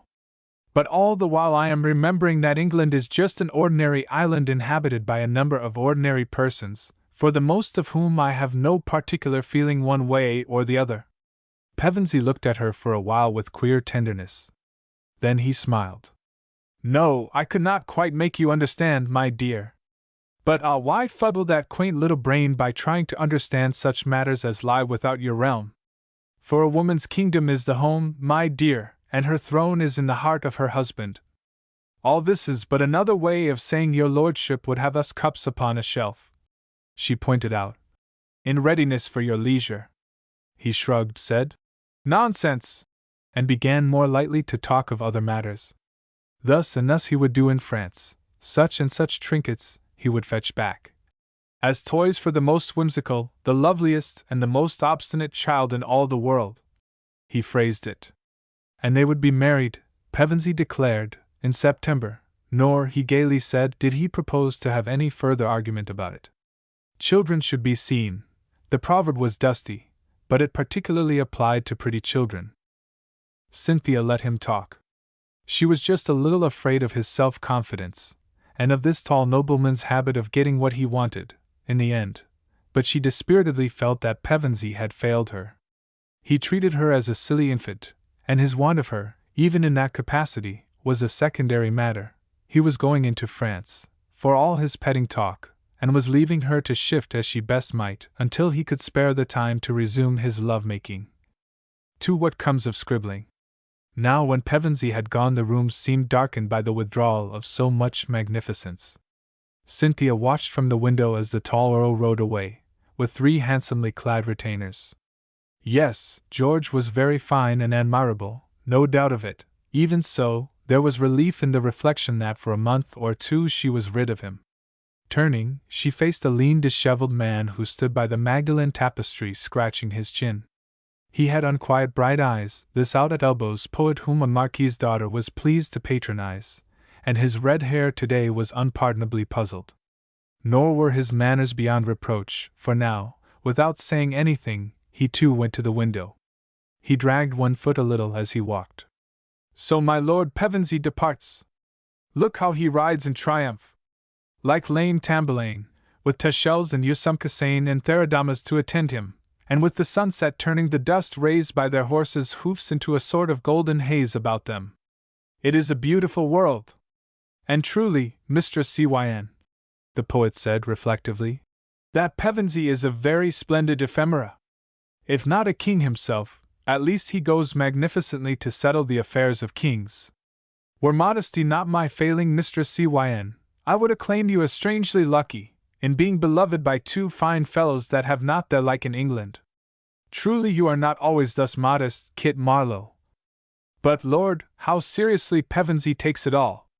And himself in particular. Why, there departs from us, in befitting state, a personage whose opinion as to every topic in the world is written legibly in the carriage of those fine shoulders, even when seen from behind and from so considerable a distance. And in not one syllable do any of these opinions differ from the opinions of his great-great-grandfathers. Oh ho, and hark to Deptford! Now all the oafs in the corn market are cheering this bulwark of Protestant England, this rising young hero of a people with no nonsense about them. Yes, it is a very quaint and rather splendid ephemera.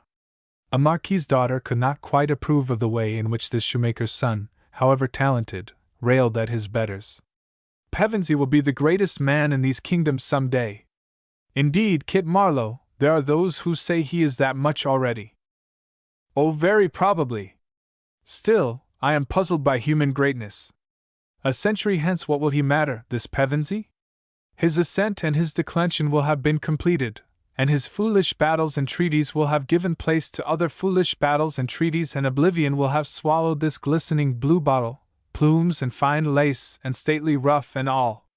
Why, he is but an adviser to the queen of half an island, whereas my Tamburlaine was lord of all the golden ancient East, and what does my Tamburlaine matter now, save that he gave Kit Marlowe the subject of a drama? Ha, softly though! For does even that very greatly matter? Who really cares today about what scratches were made upon wax by that old Euripides, the latchet of whose sandals I am not worthy to unloose? No, not quite worthy as yet.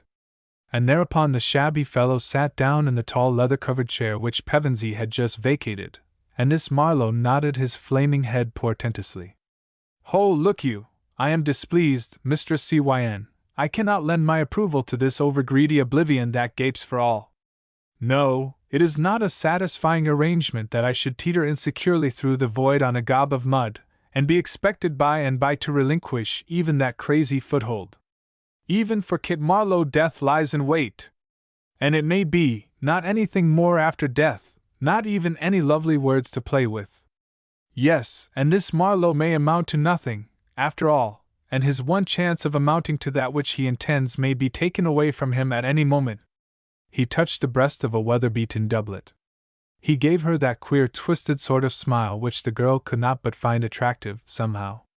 He said, Why, but this heart thumping here inside me may stop any moment like a broken clock.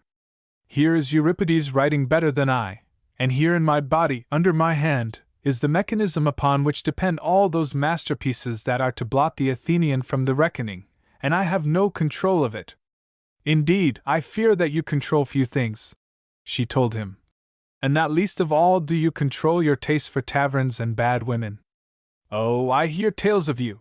And Cynthia raised a reproving forefinger. True tales, no doubt. He shrugged. Lacking the moon he vainly cried for, the child learns to content himself with a penny whistle. Ah, but the moon is far away, the girl said, smiling. Too far to hear the sound of human crying, and besides, the moon, as I remember it, was never a very amorous goddess. Just so, he answered. Also she was called Cynthia, and she, too, was beautiful. Yet is it the heart that cries to me, my poet? She asked him, softly. Or just the lips? Oh, both of them, most beautiful and inaccessible of goddesses. Then Marlowe leaned toward her, laughing and shaking that disreputable red head. Still you are very foolish, in your latest incarnation, to be wasting your rays upon carpet earls who will not outwear a century. Were modesty not my failing, I repeat, I could name somebody who will last longer.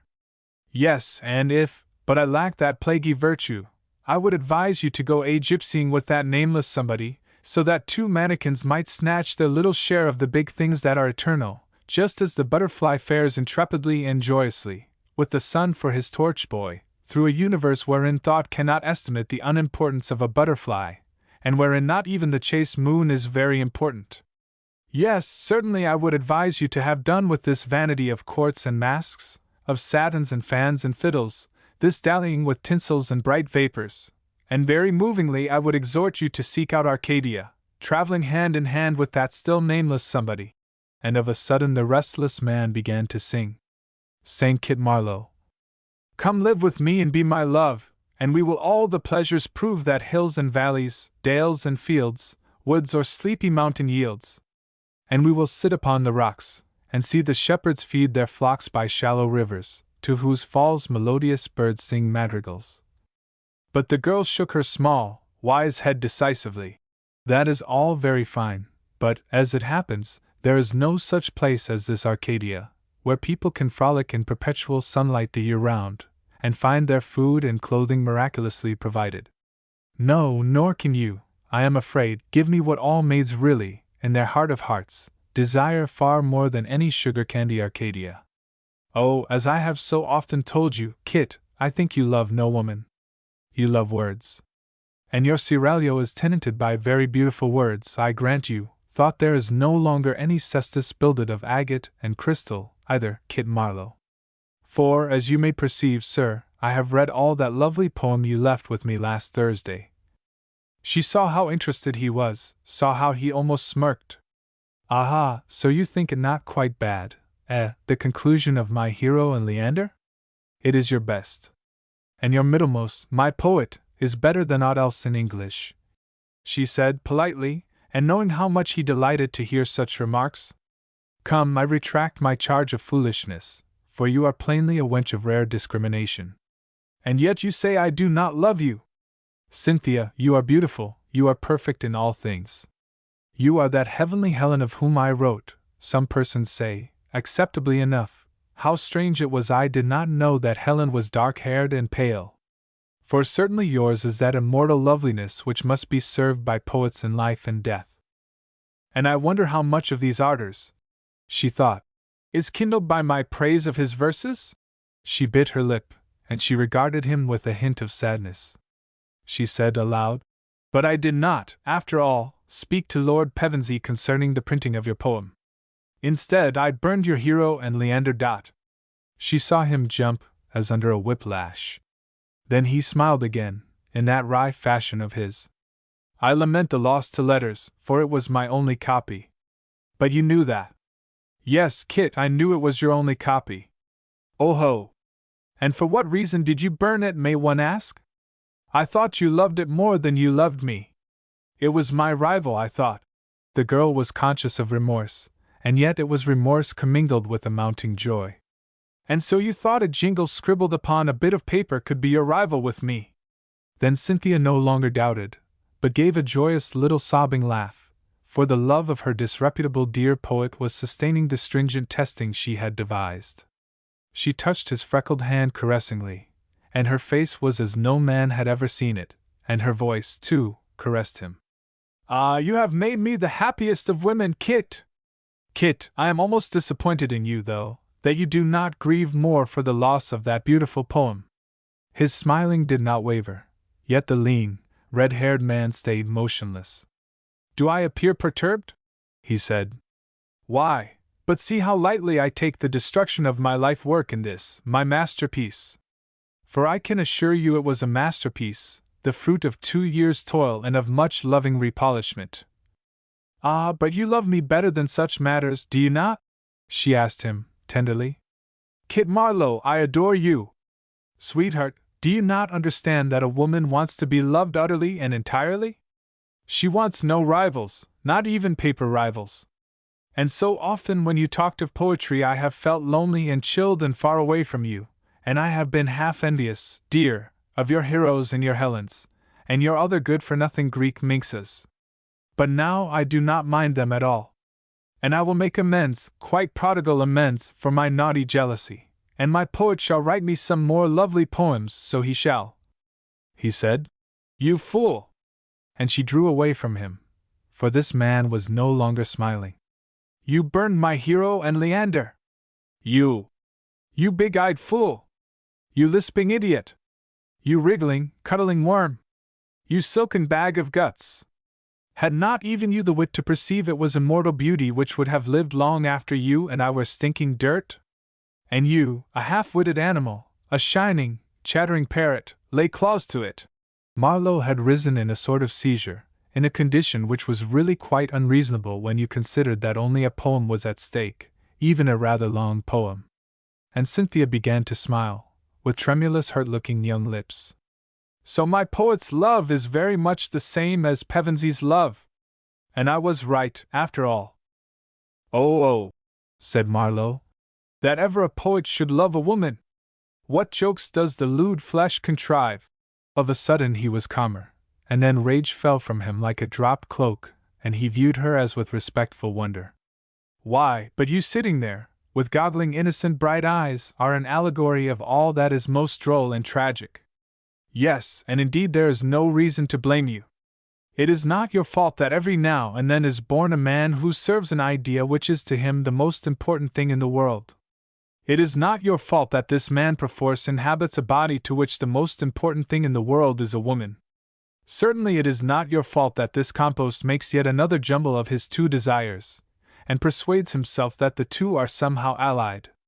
The woman inspires, the woman uplifts, the woman strengthens him for his high work, saith he. Well, perhaps there are such women, but by land and sea I have encountered none of them.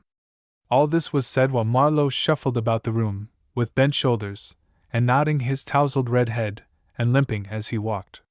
Now Marlowe turned, futile and shabby-looking, just where Pevensey had loomed resplendent a while since. Again she saw the poet's queer, twisted, jeering smile. What do you care for my ideals? What do you care for the ideals of that tall earl whom you have held from his proper business for a fortnight? Or for the ideals of any man alive? Why, not one thread of that dark hair, not one snap of those white little fingers, except when ideals irritate you by distracting a man's attention from Cynthia Allonby. Otherwise, he is welcome enough to play with his incomprehensible toys. He jerked a thumb toward the shelves behind him. Oh-ho, you virtuous pretty ladies! What all you value is such matters as those cups. They please the eye, they are worth sound money, and people envy you the possession of them. So you cherish your shiny mud cups, and you burn my hero and Leander, and I declaim all this dull nonsense, over the ashes of my ruined dreams, thinking at bottom of how pretty you are, and of how much I would like to kiss you. That is the real tragedy, the immortal tragedy, that I should still hanker after you, my Cynthia. His voice dwelt tenderly upon her name. His fever-haunted eyes were tender, too, for just a moment.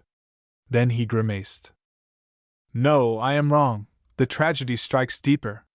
The root of it is that there is in you and in all your glittering kind no malice, no will to do harm nor to hurt anything, but just a bland and invincible and, upon the whole, a well-meaning stupidity, in forming a bright and soft and delicately scented animal.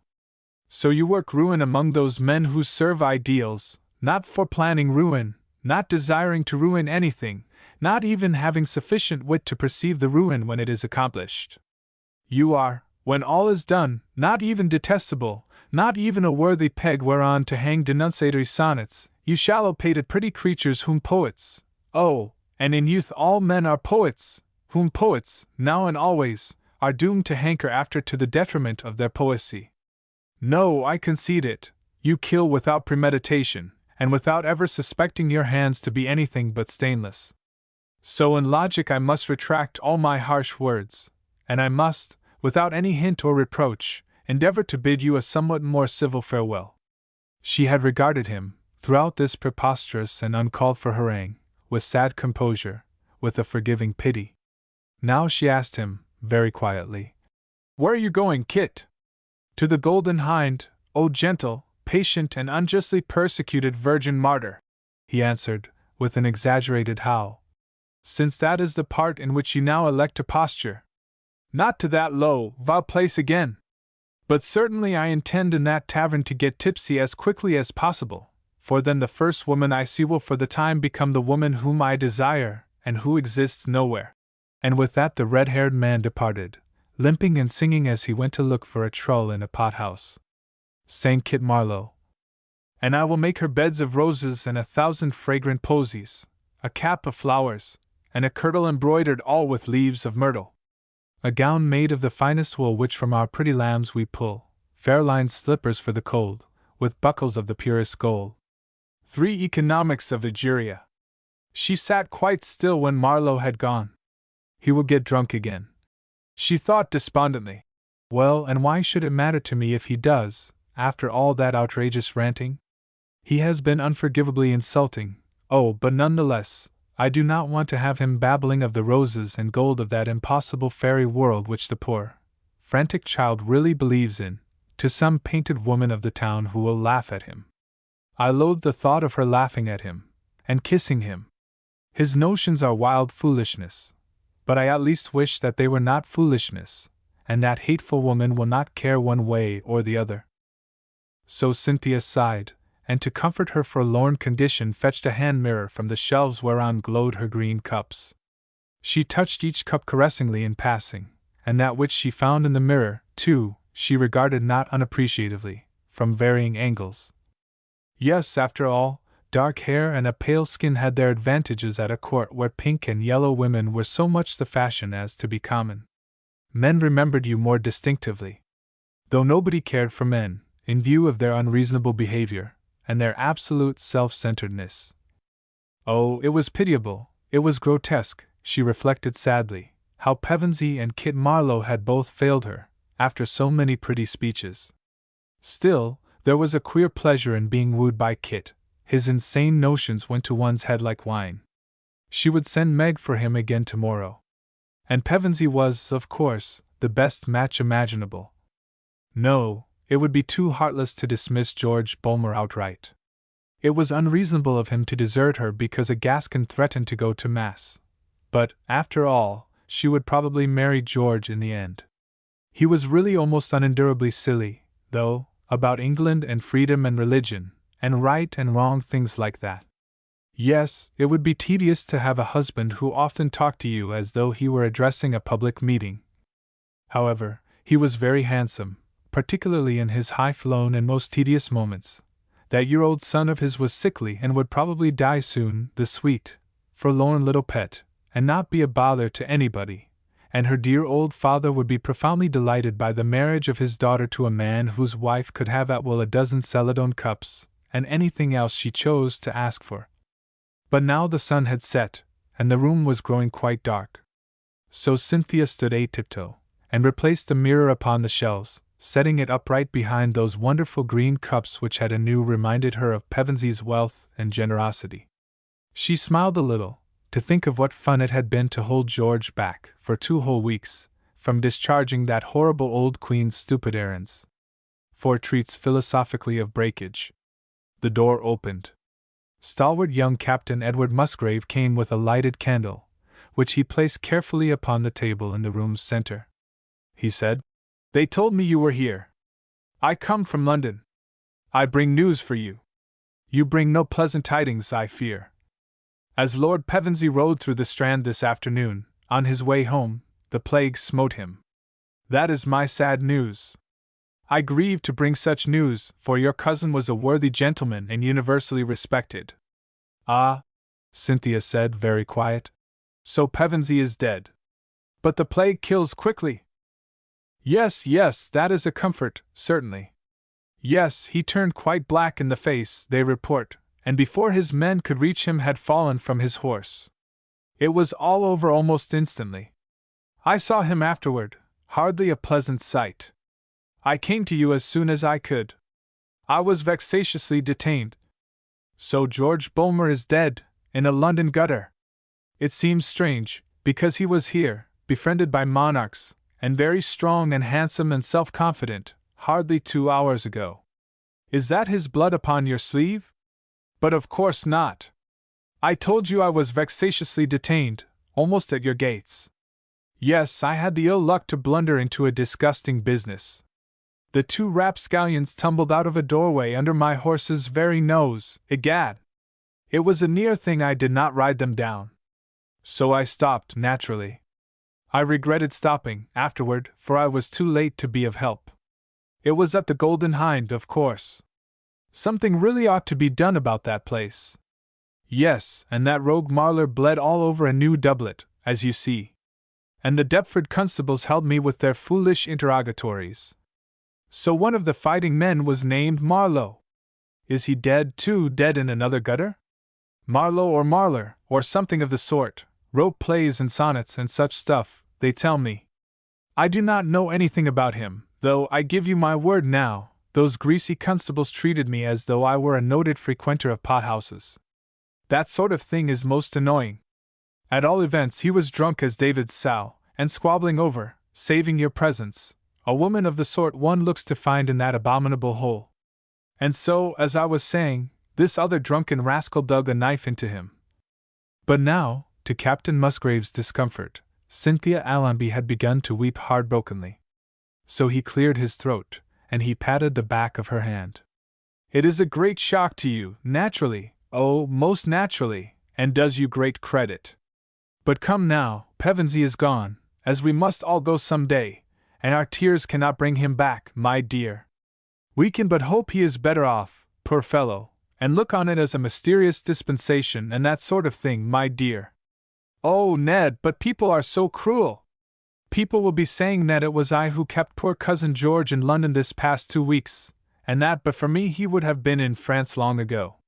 And then the Queen, Ned, why, that pig-headed old woman will be blaming it on me, that there is nobody to prevent that detestable French king from turning Catholic and dragging England into new wars, and I shall not be able to go to any of the court dances. Nor to the masque, sobbed Cynthia. Nor anywhere. Now you talk tender-hearted and angelic nonsense. It is noble of you to feel that way, of course. But Pevensey did not take proper care of himself, and that is all there is to it. Now I have remained in London since the plague's outbreak. I stayed with my regiment, naturally. We have had a few deaths, of course. People die everywhere. But the plague has never bothered me. And why has it never bothered me? Simply because I was sensible, took the pains to consult an astrologer, and by his advice wear about my neck night and day a bag of dried toad's blood and powdered cinnamon. It is an infallible specific for men born in February. No, not for a moment do I wish to speak harshly of the dead, but sensible persons cannot but consider Lord Pevensey's death to have been caused by his own carelessness. Now, certainly that is true, the girl said, brightening. It was really his own carelessness, and his dear, lovable rashness. And somebody could explain it to the Queen. Besides, I often think that wars are good for the public spirit of a nation, and bring out its true manhood. But then it upset me, too, a little, Ned, to hear about this Marlowe, for I must tell you that I knew the poor man, very slightly. So I happened to know that today he flung off in a rage, and began drinking, because somebody, almost by pure accident, had burned a packet of his verses. Thereupon Captain Musgrave raised heavy eyebrows, and guffawed so heartily that the candle flickered. To think of the fellow's putting it on that plea, when he could so easily have written some more verses. That is the trouble with these poets, if you asked me, they are not practical even in their ordinary, everyday lying. No, the truth of it was that the rogue wanted a pretext for making a beast of himself, and seized the first that came to hand. Egad, my dear, it is a daily practice with these poets. They hardly draw a sober breath. Everybody knows that. Cynthia was looking at him in the half-lit room with very flattering admiration. Seen thus, with her scarlet lips a little parted, disclosing pearls, and with her naive dark eyes aglow, she was quite incredibly pretty and caressable. She had almost forgotten until now that this stalwart soldier, too, was in love with her. But now her spirits were rising venturously, and she knew that she liked Ned Musgrave. He had sensible notions, he saw things as they really were, and with him there would never be any nonsense about top-lofty ideas. Then, too, her dear old white-haired father would be pleased, because there was a very fair estate. So Cynthia said, "I believe you are right, Ned. I often wonder how they can be so lacking in self-respect." "Oh, I am certain you must be right, for it is just what I felt without being able quite to express it. You will stay for supper with us, of course." "Yes, but you must, because it is always a great comfort for me to talk with really sensible persons. I do not wonder that you are not very eager to stay, though, for I am probably a fright, with my eyes red, and with my hair all tumbling down, like an old witch's." "Well, let us see what can be done about it, sir." There was a hand mirror. And thus speaking, she tripped, with very much the reputed grace of a fairy, toward the far end of the room, and standing a tiptoe, groped at the obscure shelves, with a resultant crash of falling china. "Oh, but my lovely cups!" said Cynthia in dismay. "I had forgotten they were up there, and now I have smashed both of them, in looking for my mirror, sir, and trying to prettify myself for you. And I had so fancied them, because they had not their like in England." She looked at the fragments, and then at Musgrave, with wide, innocent hurt eyes. She was honestly grieved by the loss of her quaint toys. But Musgrave, in his sturdy, common-sense way, only laughed at her seriousness over such kickshaws. "I am for an honest earthenware tankard myself," he said jovially, as the two went in to supper. The High Cost of Conscience by Beatrice Ravenel. From Harper's Magazine. "Any woman who can accept money from a gentleman who is in no way related to her." Miss Fowler delivered judgment. "My dear Aunt Maria, you mean a gentleman's disembodied spirit." Hugh's light, pleasant tones intervened. "A legacy, Maria, is not quite the same thing." Mr. Winthrop Fowler's perfect intonation carried its usual implication that the subject was closed. "Is what I call an adventuress," Miss Fowler summed up. She had a way of ignoring objections, of reappearing beyond them like a submarine with the ultimate and detonating answer. And now she wants to reopen the matter when the whole thing's over and done with. After 3 years. Extraordinary taste. She hitched her black velvet Voltaire armchair a little away from the fire and spread a vast knitting bag of Chinese brocade over her knees. "I suppose she isn't satisfied, she wants more." "Naturally. I cannot imagine what other reason she could have for insisting on a personal interview." Her brother agreed dryly. He retired into the transcript as a Trappist withdraws into his vows. A chastened client of Mr. Fowler's once observed that a half-hour's encounter with him resulted in a rooful of asphyxiated topics. Miss Maria, however, preferred disemboweling hers. "I shouldn't have consented," she snapped. "Hugh, if you would be so good as to sit down. You are obstructing the light. And the curtain cord. If you could refrain from twisting it for a few moments." Hugh let his long, high-shouldered figure lapse into the window seat. "And besides, we're all dying to know what she looks like," he suggested. "Speak for yourself, please," said Miss Fowler, with the vivacity of the lady who protests too much. I do. Good Lord! I'm just as bad as the rest of you.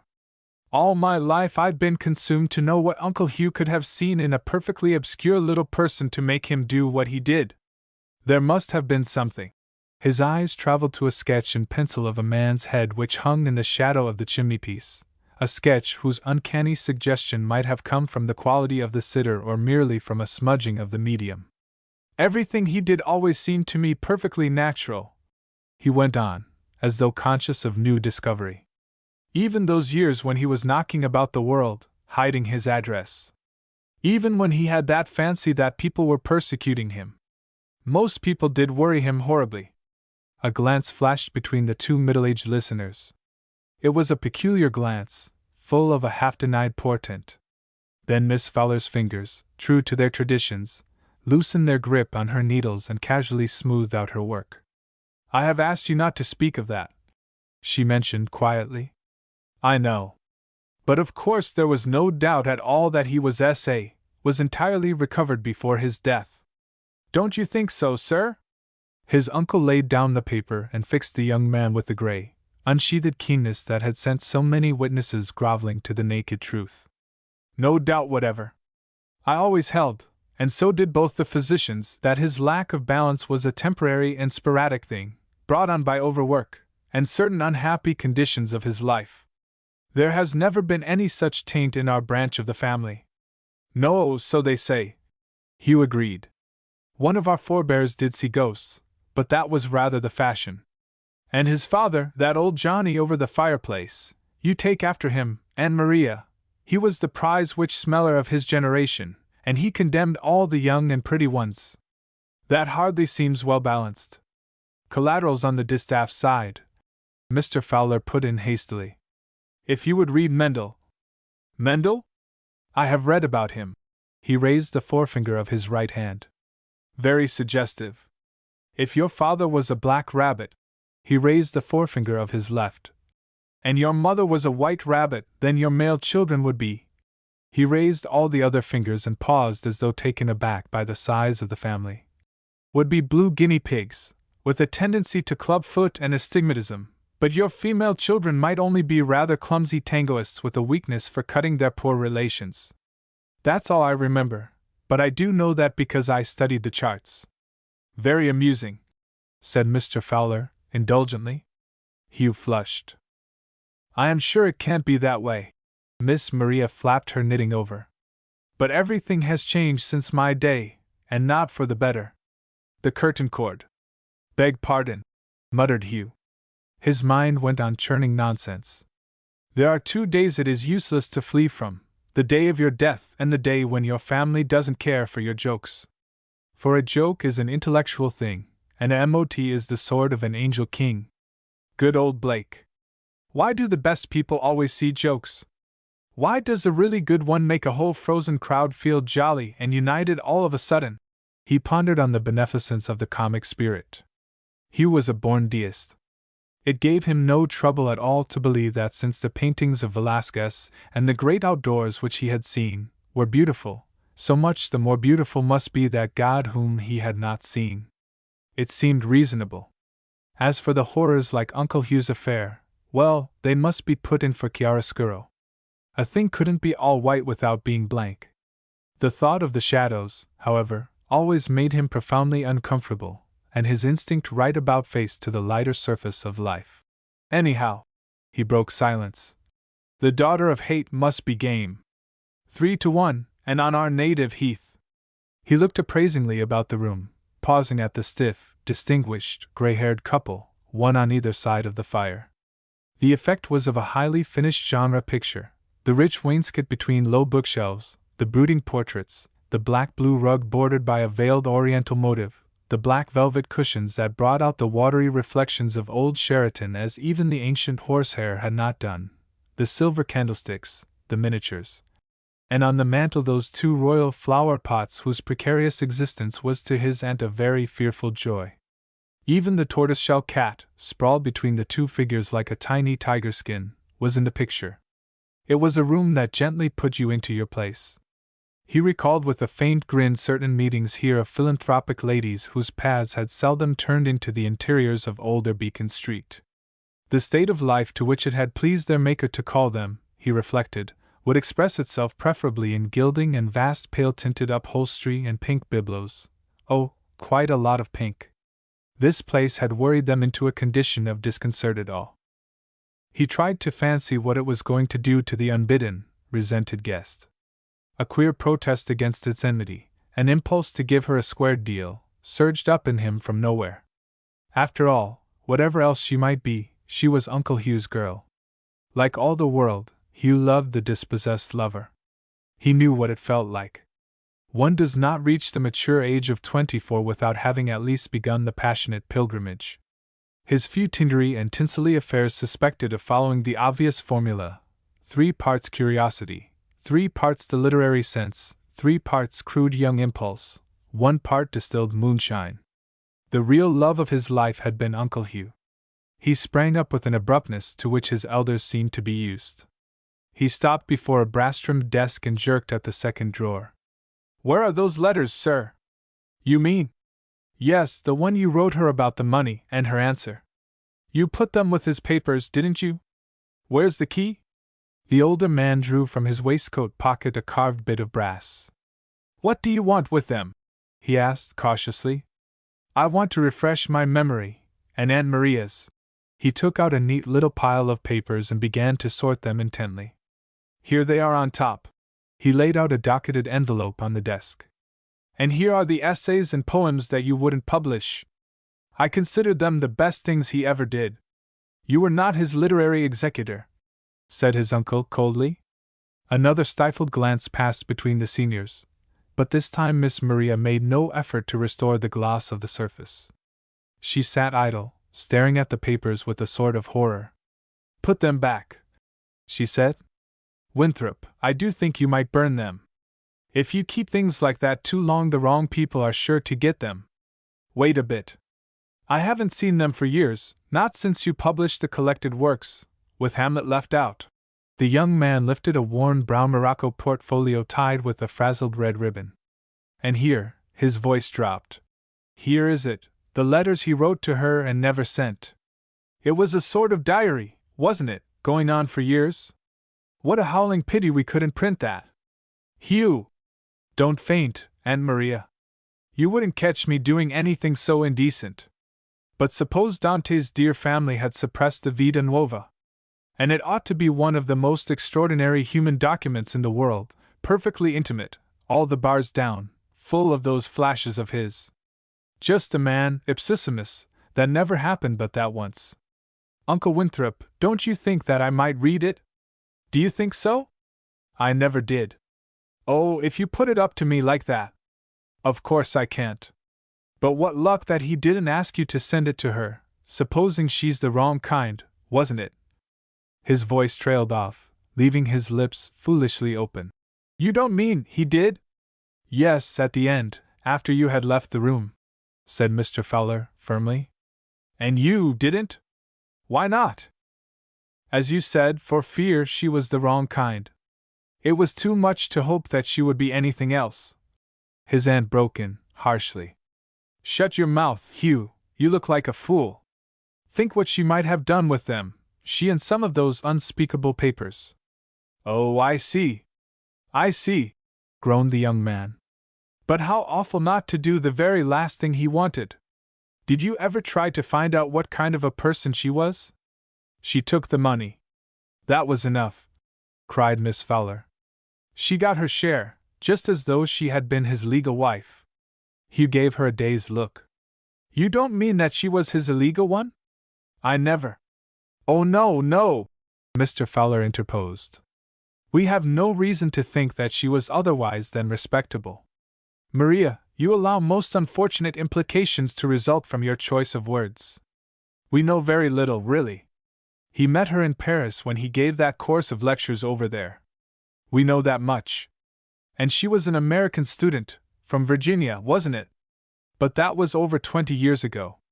Didn't he see her after that? I am sure he did not. She wasn't with him when he was knocking about Europe? Certainly not. She came home that very year and married. As her letter states, she was a widow with 3 children at the time of his death. I have always considered it providential that he didn't know she was a widow, observed Miss Maria, primly. Her nephew shot her a look that admitted his intermittent amusement in his Aunt Maria, but definitely gave her up. He carefully leaned the portfolio inside the arm of the sofa that neighbored the desk, and picked up the long envelope. A copy of my letter, said Mr. Fowler. To his sister, watching him as he watched you, came the unaccountable impression that his sure and chiseled surface covered a nervous anxiety. Then Miss Maria, being a product of the same school, dismissed the idea as absurd. Hugh raised bewildered eyes from the letters. I can't exactly remember, he said. I was so cut up at the time. Did I ever actually read this before, or was I merely told about it? I went back for midyears, you know, almost at once. I know my consent was asked, but you did not see it. And you, Aunt Maria, of course you knew about it. Certainly, said Miss Fowler, on the defensive. As usual in business matters, your uncle decided for me. We have been accustomed to act as a family always. To me, the solidarity of the family is more than the interest of any member of it. Oh, I know that the Fowler family is the noblest work of God. The young man looked from one to the other, as he might have regarded two strangers whose motives it was his intention to find out. I've been brought up on that. But what I want to know now is the whyness of this letter. What do you mean? Mr. Fowler's voice cut the pause like a trowel executing the middle justice on an earthworm. Why? Hugh began desperately. I mean, why wasn't the money turned over to her at once, all of it? It is customary to notify legatees. And she wasn't even a legatee, added Miss Maria grimly. He never made a will. No, said Hugh, with an ugly laugh. He merely trusted to our promises. There was a brief but violent silence. I think, Winthrop, Miss Maria broke it, that instead of questioning the propriety of my language, you might do well to consider your nephews. Hugh half tendered the letter. You're so confoundedly clever, Uncle Winthrop. You just put the whole thing up to the poor woman.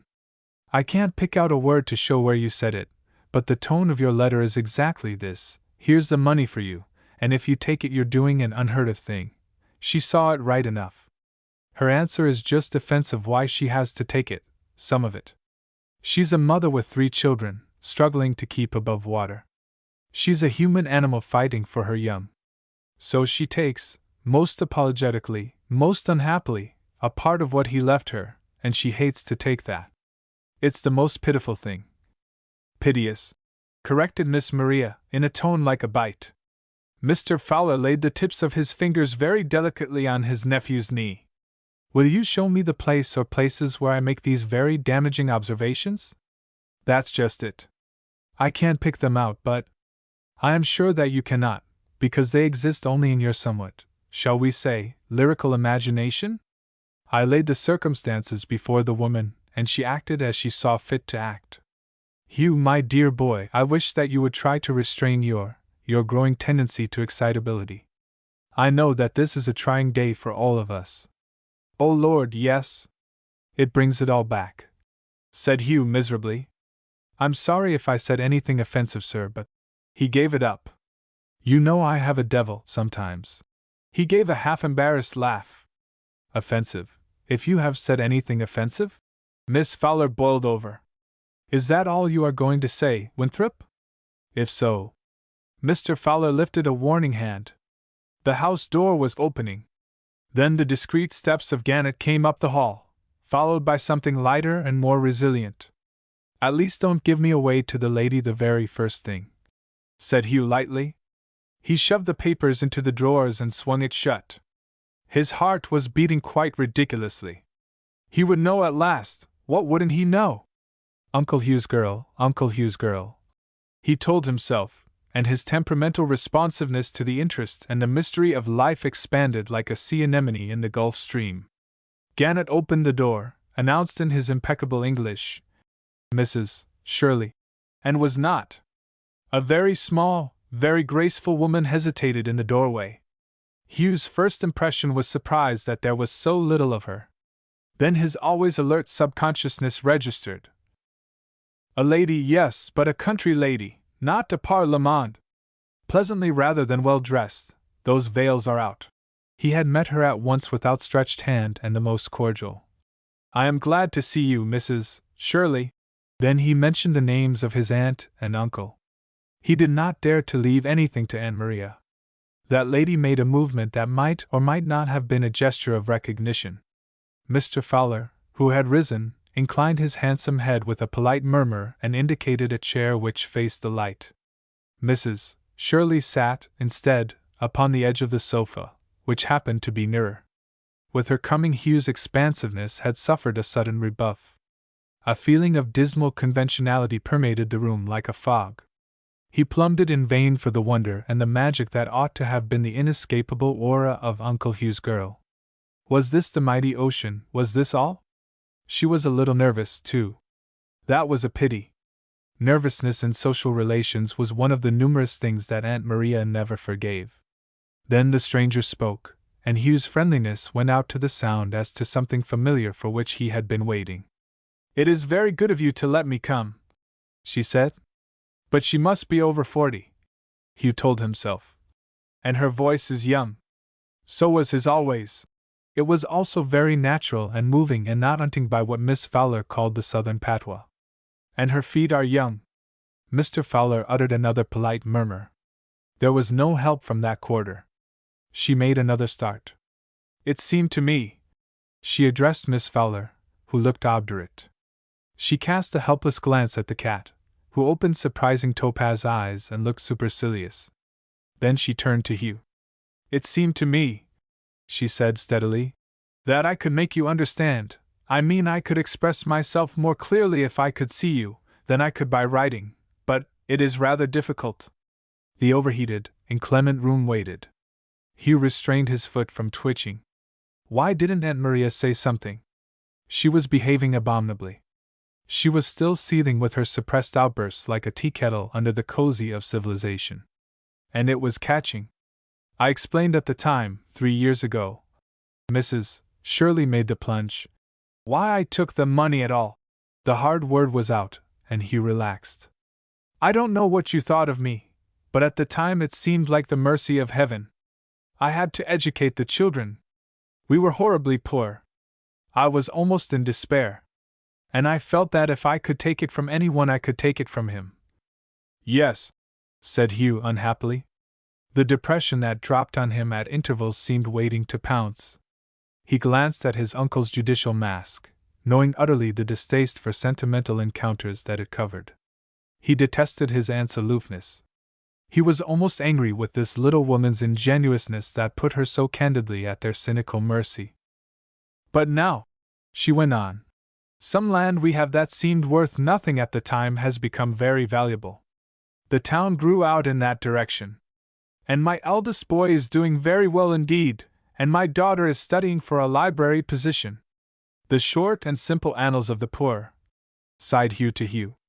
"And so," said little Mrs. Shirley, with astounding simplicity, "I came to ask you please to take it back again."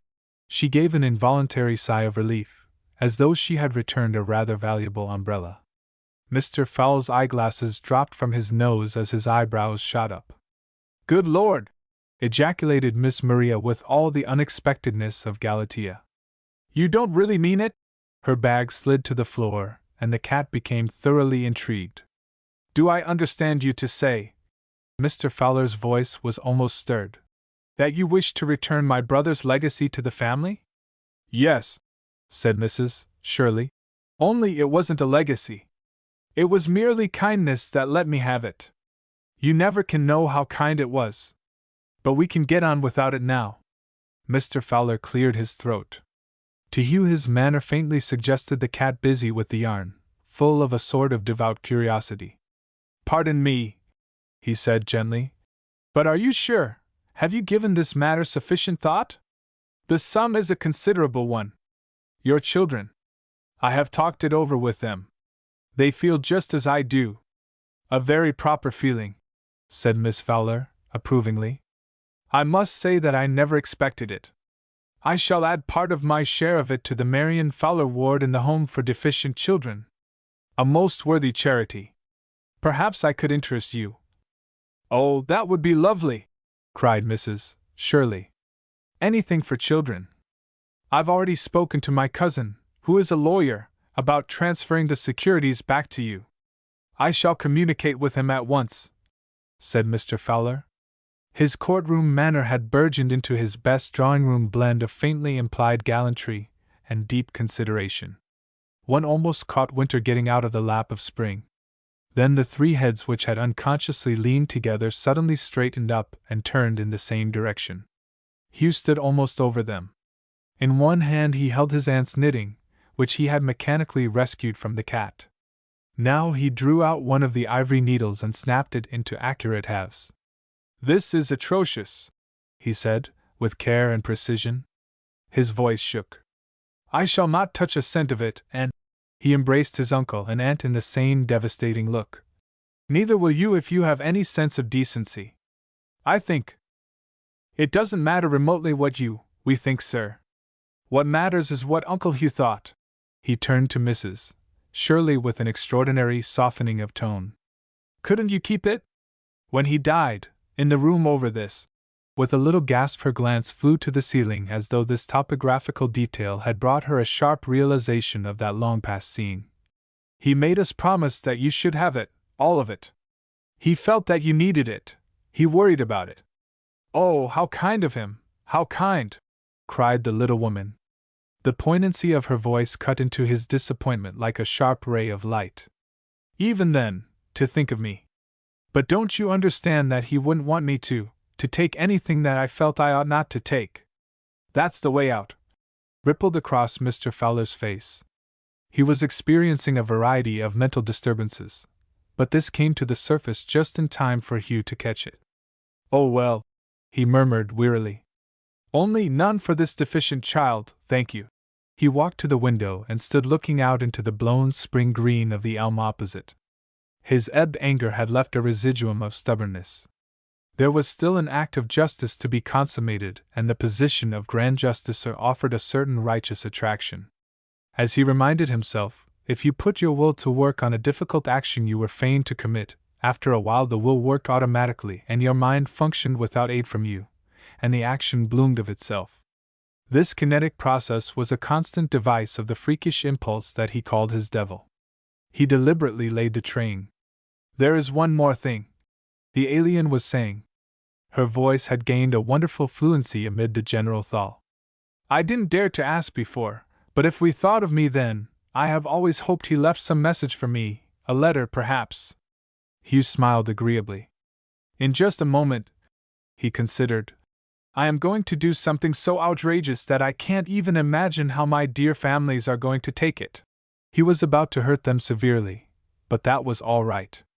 His uncle was a tempered weapon of war that despised quarter, and as for Aunt Maria, he rather wanted to hurt Aunt Maria for her own good. Into the eloquent and mendacious silence that was a gift of their caste the voice fell humbly. So there wasn't? I suppose I oughtn't to have expected it. Any time now, Gridley. Hugh signaled to his familiar. Like a response, a thin breeze tickled the roots of his hair. He swung around with the pivot of a definite purpose. With an economy of movement that would have contented an efficiency expert, he set a straight fiddle-backed chair squarely in front of Uncle Hugh's girl and settled himself in it with his back to his own people. Mrs. Shirley, he began quietly, will you talk to me, please? I hope I shan't startle you, but there are things I absolutely have to know, and this is my one chance. I am entirely determined not to let it slip. Talk to me, please, not to them. As you have doubtless noticed, though excellent people where the things not flatly of this world are concerned, my uncle is a graven image and my aunt is a deaf mute. As for me, I am just unbalanced enough to understand anything. He was aware of the rustle of consternation behind him and hurried on, ignoring that and whatever else might be happening there.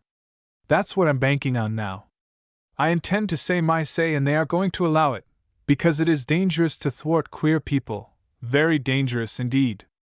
You know, they thwarted Uncle Hugh in every possible way. My grandfather was a composite of those two, and all of them adored my uncle and contradicted him, and watched him until he went over the border. And they're so dead scared that I'm going to follow him some day that they let me do quite as I please.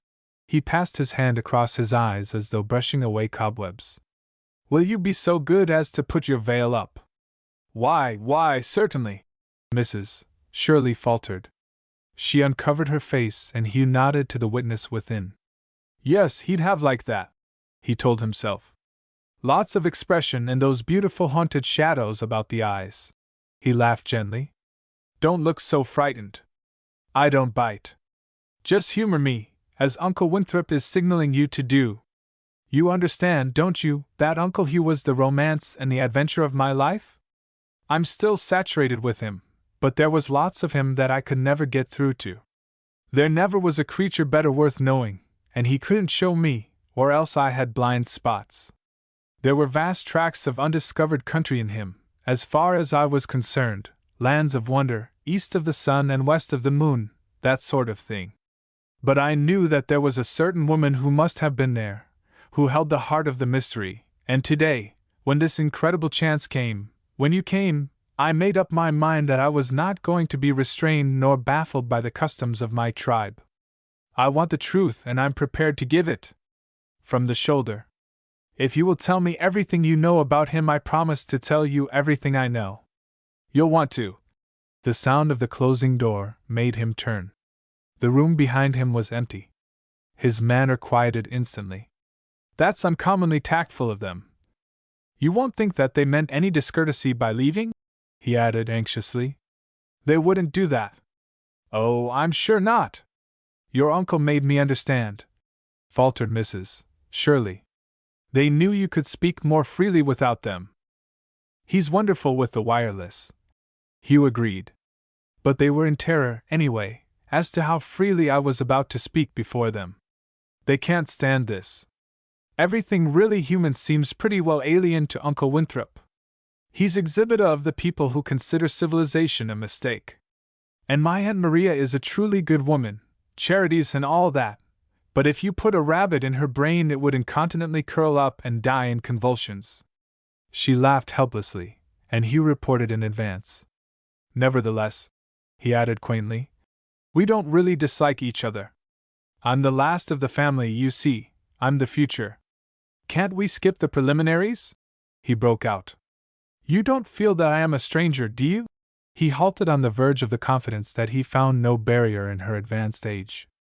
He knew plenty of women of 40 who had never grown up much, and who met him on perfectly equal terms. This, however, was a case by itself.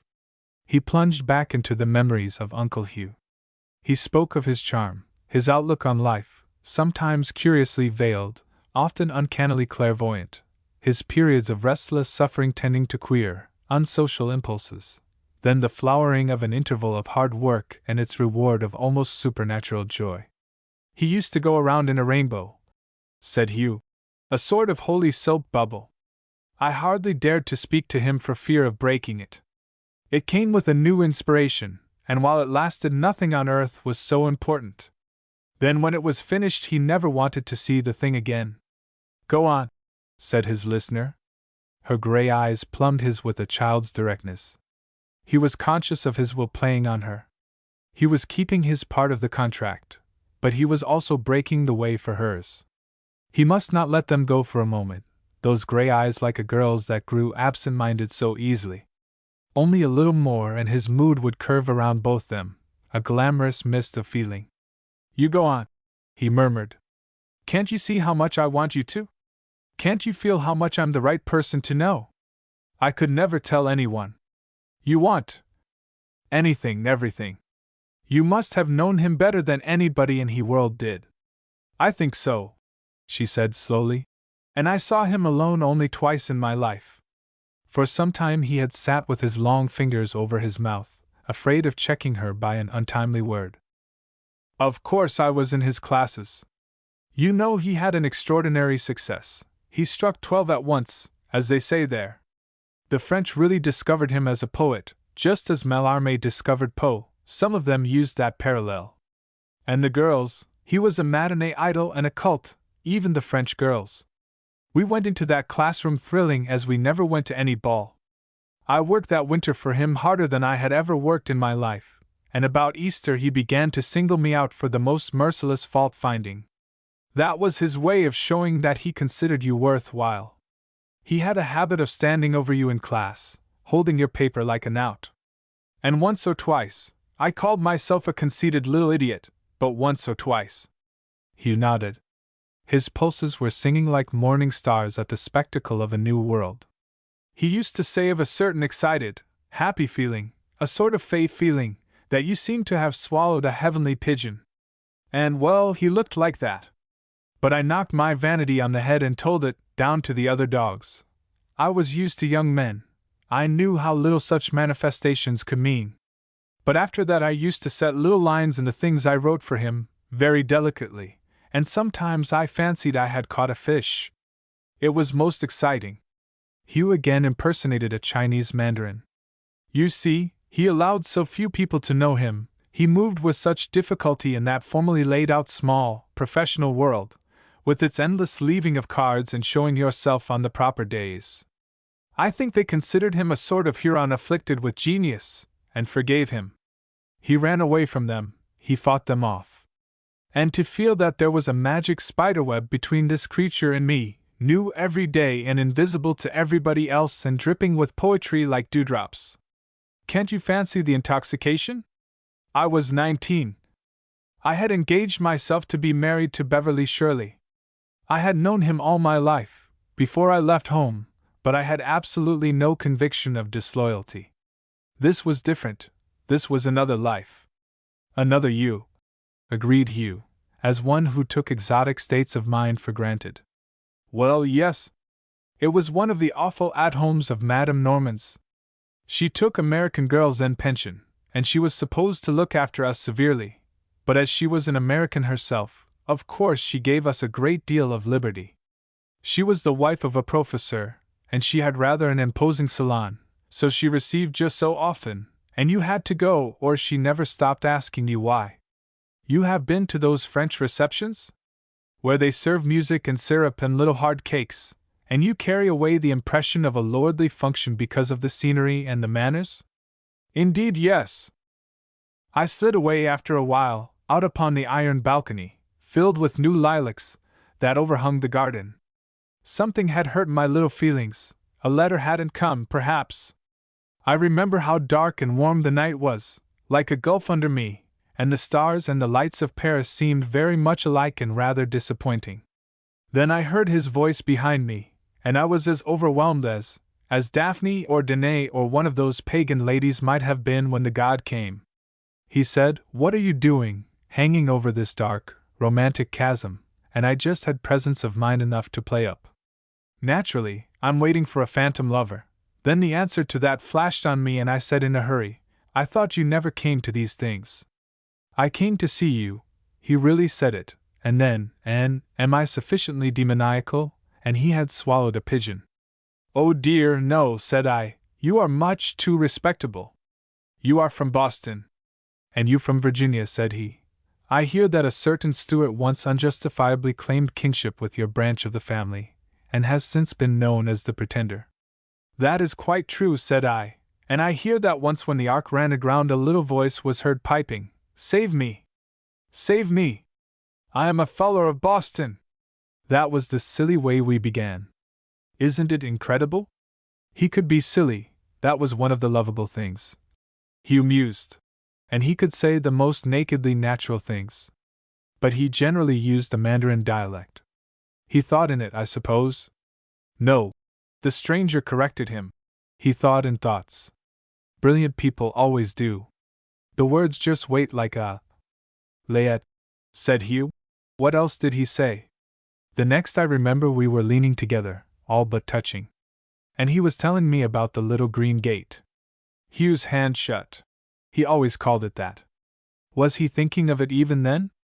Oh yes. He never was like a person of this world, said Hugh under his breath. The loneliest creature I ever knew. They fell silent, like two old friends whose sorrow is the same. He believed. Hugh went on, after a moment, that when life became intolerable you had a perfect right to take the shortest way out. And he thought of it as a little green gate, swinging with its shadow in the twilight so that a touch would let you into the sweetest, dimmest old garden. But he loved life. Sometimes. The color of it, and the unexpectedness. He believed the word didn't have any definite plan, but just wandered along the road and picked up adventures. And he loved that. He said God made a new earth every day, and he rather fancied a new heaven oftener. But he got so dead tired at the end, homesick for the underground. I wonder. The little woman was looking past him, straight into an evocation of a vanished presence that was so real, so nearly tangible, that he was forced to lay violent hands upon his absurd impulse to glance over his shoulder. "I wouldn't let him," she said in a tone the young man had never heard before. "You mean?" "I couldn't bear it. I made him promise me that he wouldn't. I can't tell you that. We talked for a long time and the night was full of doom. He was tired then, but that wasn't all. He felt what was coming, the shadow, and he was in terror. What he dreaded most was that it might change him in some way, make him something beastly and devilish, he who had always loved whatever was lovely and merciful and of good report. Hugh got up with a shudder. "Hush!" he said sharply. "It's too ghastly. Don't tell me any more about it." He wandered across the room, pulling a leaf from the azaleas, stopping at the window for a long look out. The wind was blowing some riotous young clouds over the sky like inarticulate shouts. There was an arrogant bird in the elm. There were pert crocus buds in the window boxes. The place was full of foolhardy little daredevils who trusted their fate and might never find it out. After all, that was the way to live, as long as one was allowed. He turned suddenly with his whimsical smile. "I look out o' window quite a bit," he explained. "Well, because of my Aunt Maria." When he sat down again in the Sheraton chair, Mrs. Shirley shifted her story to the plane of the smile. "I don't know how late it was when Madame Norman popped her head out of the balcony door. Who was then surprised? It was the lady, as dear old Brantome says. It was everybody. The company had gone and Melanie the Bon was putting out the candles. 'Miss Stewart and I have just discovered that we are very nearly related,' said he. 'But how delightful,' said Madame, thoroughly annoyed. 'And the other time,' Hugh hinted. What he wanted to say was, 'So you prevented it, you kept him here, God bless you!' His natural resilience had asserted itself. Vistas were opening. The Hugh who accepted life for what it was worth was again in the ascendant, but he found a second to call up the other Hugh, whose legal residence was somewhere near the threshold of consciousness, to take notice. He had always known that there must have been something in Uncle Hugh's girl. That was a few days later, the afternoon before I left Paris. I went quite suddenly. Somebody was sick at home, and I had the chance to travel with some friends who were going. He had sent me flowers. No, not roses. Narcissus? Yes. Old Monsieur Normand was scandalized. It seems one doesn't send yellow flowers to a jeune fille. To me it was the most incredibly thoughtful and original thing. All the other girls had gone with Madame to a very special piano recital, in spite of a drizzling rain. It had turned cool, too, I remember, because there was a wood fire in the little sitting room, not the salon, but the girls' room. Being an American, Madame was almost lavish about fires. And it was a most un-French room, the most careless little place, where the second-best piano lived, and the lilacs, when they were taken in out of the cold. There were sweet old curtains, and a long sofa in front of the fireplace instead of the traditional armchairs. Anybody's books and bibelots lay about. I was playing. What? This was important. What would a girl play, over 20 years ago, in Paris? In the crepuscule, with the lilacs that embalm it, as they say there, and with a sort of panic in her mind? Because, after all, the man to whom one is engaged is a man whom one knows very slightly. Absolutely, said Hugh. And I didn't want to leave Paris. Of course I was playing Chopin bits, with an ache in my heart to match, that I couldn't bear and was enjoying to the utmost. What do girls play now? Then all of us had attacks of Chopin. Madame used to laugh and say, I hear the harbor bar still moaning, and order that particular girl's favorite dessert. She spoiled us. And Monsieur would say something about si jeunesse savate. He was a nice old man, not very successful. His colleagues patronized him. Oh yes, he was obvious.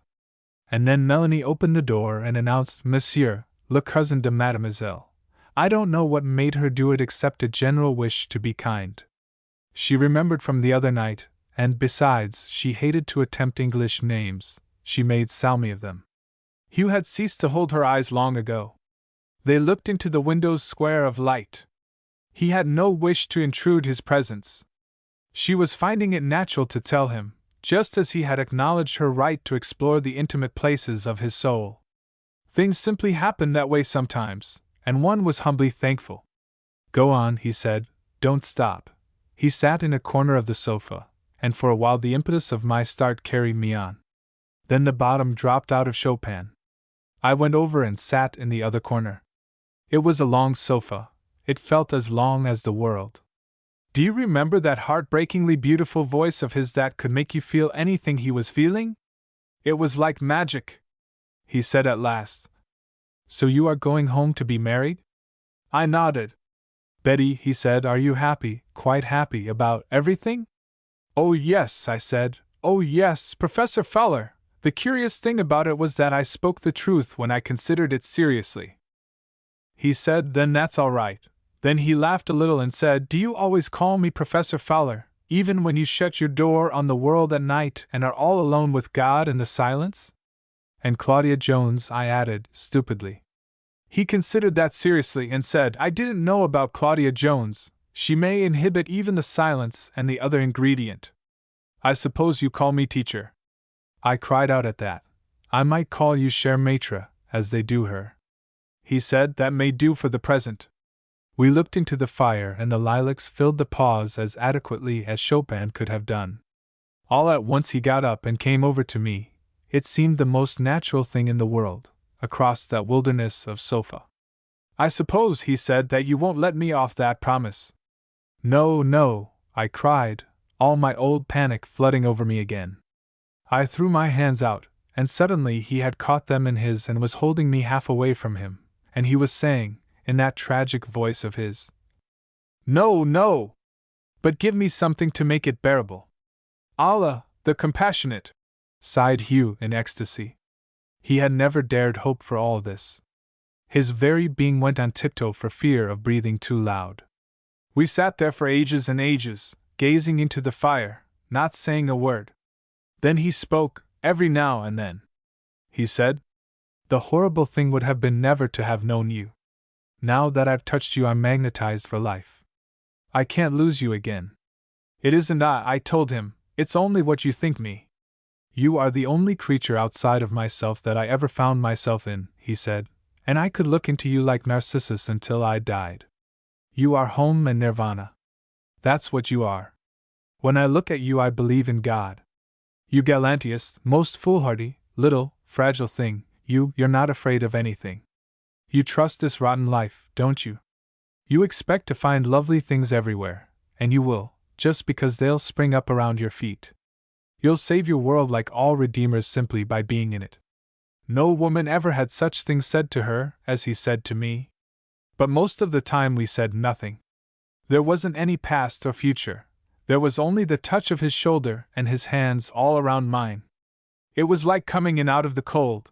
It was like being on a hill above the sea, and listening to the wind in the pines until you don't know which is the wind and which is you. It couldn't last forever. After a while, something like a little point of pain began worrying my mind. But there won't be. This is goodbye, I cried. Don't you believe it, he said. God himself couldn't make us say goodbye again. He got up and drew me with him. It was quite dark now except for the fire, and his eyes, they were like those of the jinns who were made out of elemental fire instead of earth. You'll come to me in the blessed sunshine, he said, and in music, and in the best impulses of my own soul. If I were an old-fashioned lover, I should promise to wait for you in heaven. Betty, Betty, I have you in heaven now and forever. I felt his cheek on mine. Then he was gone. That was all. That was every bit of all. And he had that to live on for the rest of his life. Hugh broke the silence under his breath. Well, thank God he had something. The little woman fumbled in her bag for a handkerchief and shamelessly dried her eyes. As she moved, a brown object fell from the corner of the couch across her lap. Hugh held his hand out for the Morocco portfolio. It seems to have the homing instinct, he observed, then, abruptly, wait a moment, I'm going to call them back. He paused, as usual, before his favorite confidant, the window. The larger consciousness, the universal togetherness. He muttered. I really believe he must have touched it that once. Oh Lord! How? His spacious vocabulary gave it up. When he followed his uncle and aunt into the room, Mrs. Shirley came forward, her thin veil again covering her face. I must go, she said. Thank you once more for letting me come. With a curious young touch of solemnity, Hugh laid the brown case in her hands. This belongs to you, he said, and I wanted them to see you receive it. And you intend to permit this, Winthrop? Miss Fowler turned on her brother. She had suppressed her emotions before the intruder, She had even said some proper things without unduly speeding the parting guest. But if you can't be hateful to your own family, to whom, in the name of the domestic pieties, can you be hateful? Mr. Fowler swiveled on her the glassy eye of one who does not suffer fools gladly. I permit anything, he responded icily, that will keep that boy sane. He retired anew behind the monastic newspaper and rattled it. Miss Maria received a sudden chill apprehension that Winthrop was looking much older lately. But, she faltered. Then she resolutely returned to the baiting. I suppose you recall her saying that she has a daughter. Probably, admitted Miss Maria, grudgingly. An attractive daughter. It might be a very good thing, said the world-weary voice, and left her gasping. Two excellent Virginia families. He faced his sister's appalled expression. He might do something much more impossible, marry a cheap actress or go into a monastery. His behavior today prepares me for anything. And a note of difficulty came into what Hugh had once called his uncle's chiseled voice. You do not appear to realize, Maria, that what Mrs. Shirley has done is rather a remarkable thing, a thing that you and I, with our undoubted appreciation of the value of money, should probably have felt that we could not afford to do. Hugh came in blithely, bringing a spring-smelling whiff of outdoors with him. I got her a taxi, he announced, and she asked me to come down to their place for Easter. There's a hunting club. Oh, cheer up, Aunt Maria! At least she left the money behind. Look at my needle! Cried the long-suffering lady. You did that. I must say, Hugh, I find your conduct most disrespectful. All right, I grovel, Hugh agreed pleasantly. He picked up the cat and rubbed her tenderly the wrong way. As for the money, I don't see how her conscience could have allowed her to accept everything. And she married somebody else, too. So did Dante's girl. That doesn't seem to make all the difference. Conscience? He went on absently. Conscience? Haven't I heard that word somewhere before? You are the only person I know, Aunt Maria, who has a really good, staunch, weatherproof one, because, like the laws of the Medes and Persians, it altereth not. I should hope not, indeed, said Miss Fowler, half mollified. Hugh smiled sleepily. The cat opened one yellow eye and moved mystified whiskers. She profoundly distrusted this affectionate young admirer. Was she being stroked the wrong way or ruffled the right way? Tiger, tiger, burning bright, murmured Hugh. Puzzle, kitty, find the adventuress. The Kitchen Gods by G.F. Alsop. From Century Magazine. The lilies bloomed that day. Out in the courtyard in their fantastic green dragon pots, one by one the tiny, ethereal petals opened. Dong Yung went rapturously among them, stooping low to inhale their faint fragrance. The square courtyard, guarded on three sides by the wings of the house, facing the windowless blank wall on the fourth, was mottled with sunlight. Just this side of the wall a black shadow, as straight and opaque as the wall itself, banded the court with darkness, but on the hither side, where the lilies bloomed and Dong Yung moved among them, lay glittering, yellow sunlight. The little box of a house where the gatekeeper lived made a bulge in the uniform blackness of the wall, and its shadow. The two tall poles, with the upturned baskets, the devil catches, rose like flagstaffs from both sides of the door. A huge china griffin stood at the right of the gate. From beyond the wall came the sounds of early morning, the click of wooden sandals on cobbled streets, and the panting cries of the coolies bringing in fresh vegetables or carrying back to the denuded land the refuse of the city. The gatekeeper was awake, brushing out his house with a broom of twigs. He was quite bald, and the top of his head was as tanned and brown as the legs of small summer children. "Good morning, honorable one," he called. "It is a good omen. The lilies have opened." An Amma, blue-trousered, blue-jacketed, blue-aproned, cluttered across the courtyard with 2 pails of steaming water. "Good morning, honorable one. The water for the great wife is hot and heavy." She dropped her buckets, the water splashing over in runnels and puddles at her feet, and stooped to smell the lilies. "It is an auspicious day." From the casement window in the right balcony a voice called, "Thou dunce! Here I am waiting already half the day. Quicker!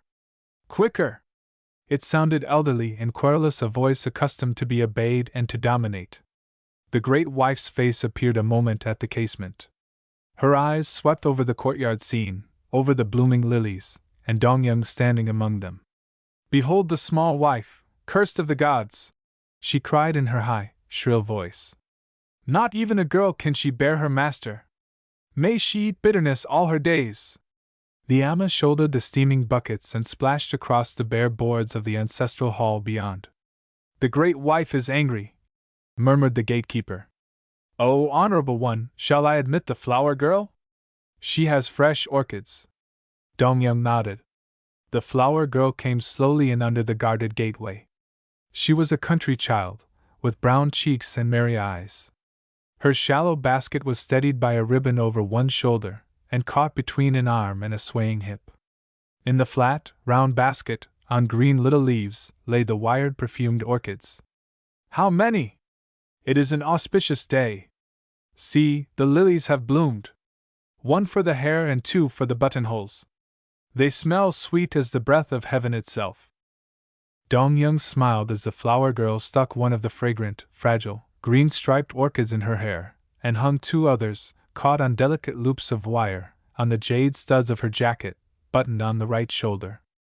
"Ah, you are beautiful come death," said the flower girl. "Great happiness be thine. Even a small wife can be happy at times." Dongyung took out a little woven purse and paid over 2 coppers apiece to the flower girl. At the gate the girl and the gatekeeper fell a-talking. "Is the morning rice ready?" called a man's voice from the room behind. Dongyung turned quickly. Her whole face changed. It had been smiling and pleased before at the sight of the faint, white lily petals and the sunlight on her feet and the fragrance of the orchids in her hair, but now it was lit with an inner radiance. "My beloved master!"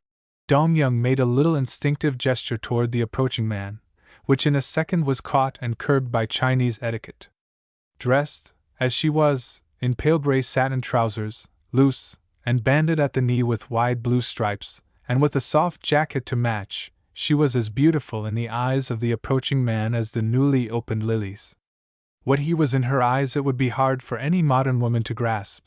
That rapture of adoration, that bliss of worship, has lingered only in rare hearts and rarer spots on the earth's surface. Fokyung came out slowly through the ancestral hall. The sunlight edged it like a bright border. The floors were wide open, and Dongyung saw the decorous rows of square chairs and square tables set rhythmically along the walls, and the covered dais at the head for the guest of honor. Long crimson scrolls, sprawled with gold ideographs, hung from ceiling to floor. A rosewood cabinet, filled with vases, peach bloom, imperial yellow, and turquoise blue, gleamed like a lighted lamp in the shadowy morning light of the room. Fokyung stooped to smell the lilies. "They perfume the very air we breathe. Little jewel, I love our old Chinese ways.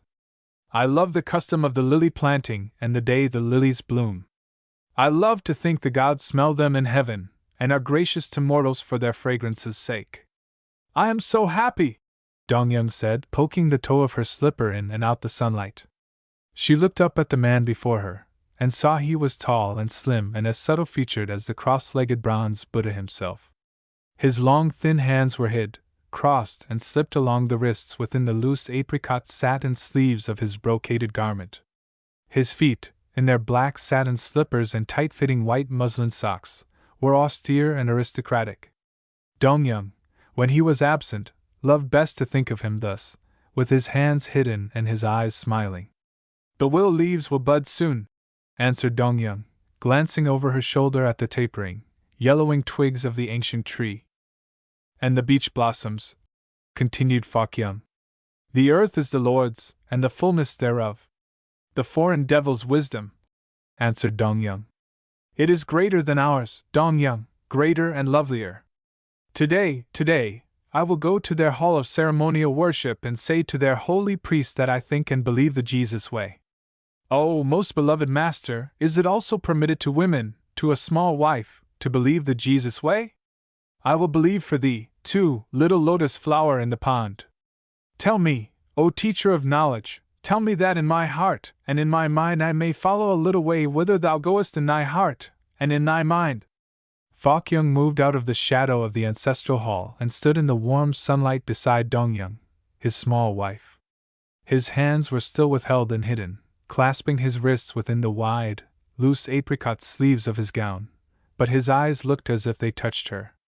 Dong Yung hid her happiness even as the flowers hide theirs, within silent, incurving petals.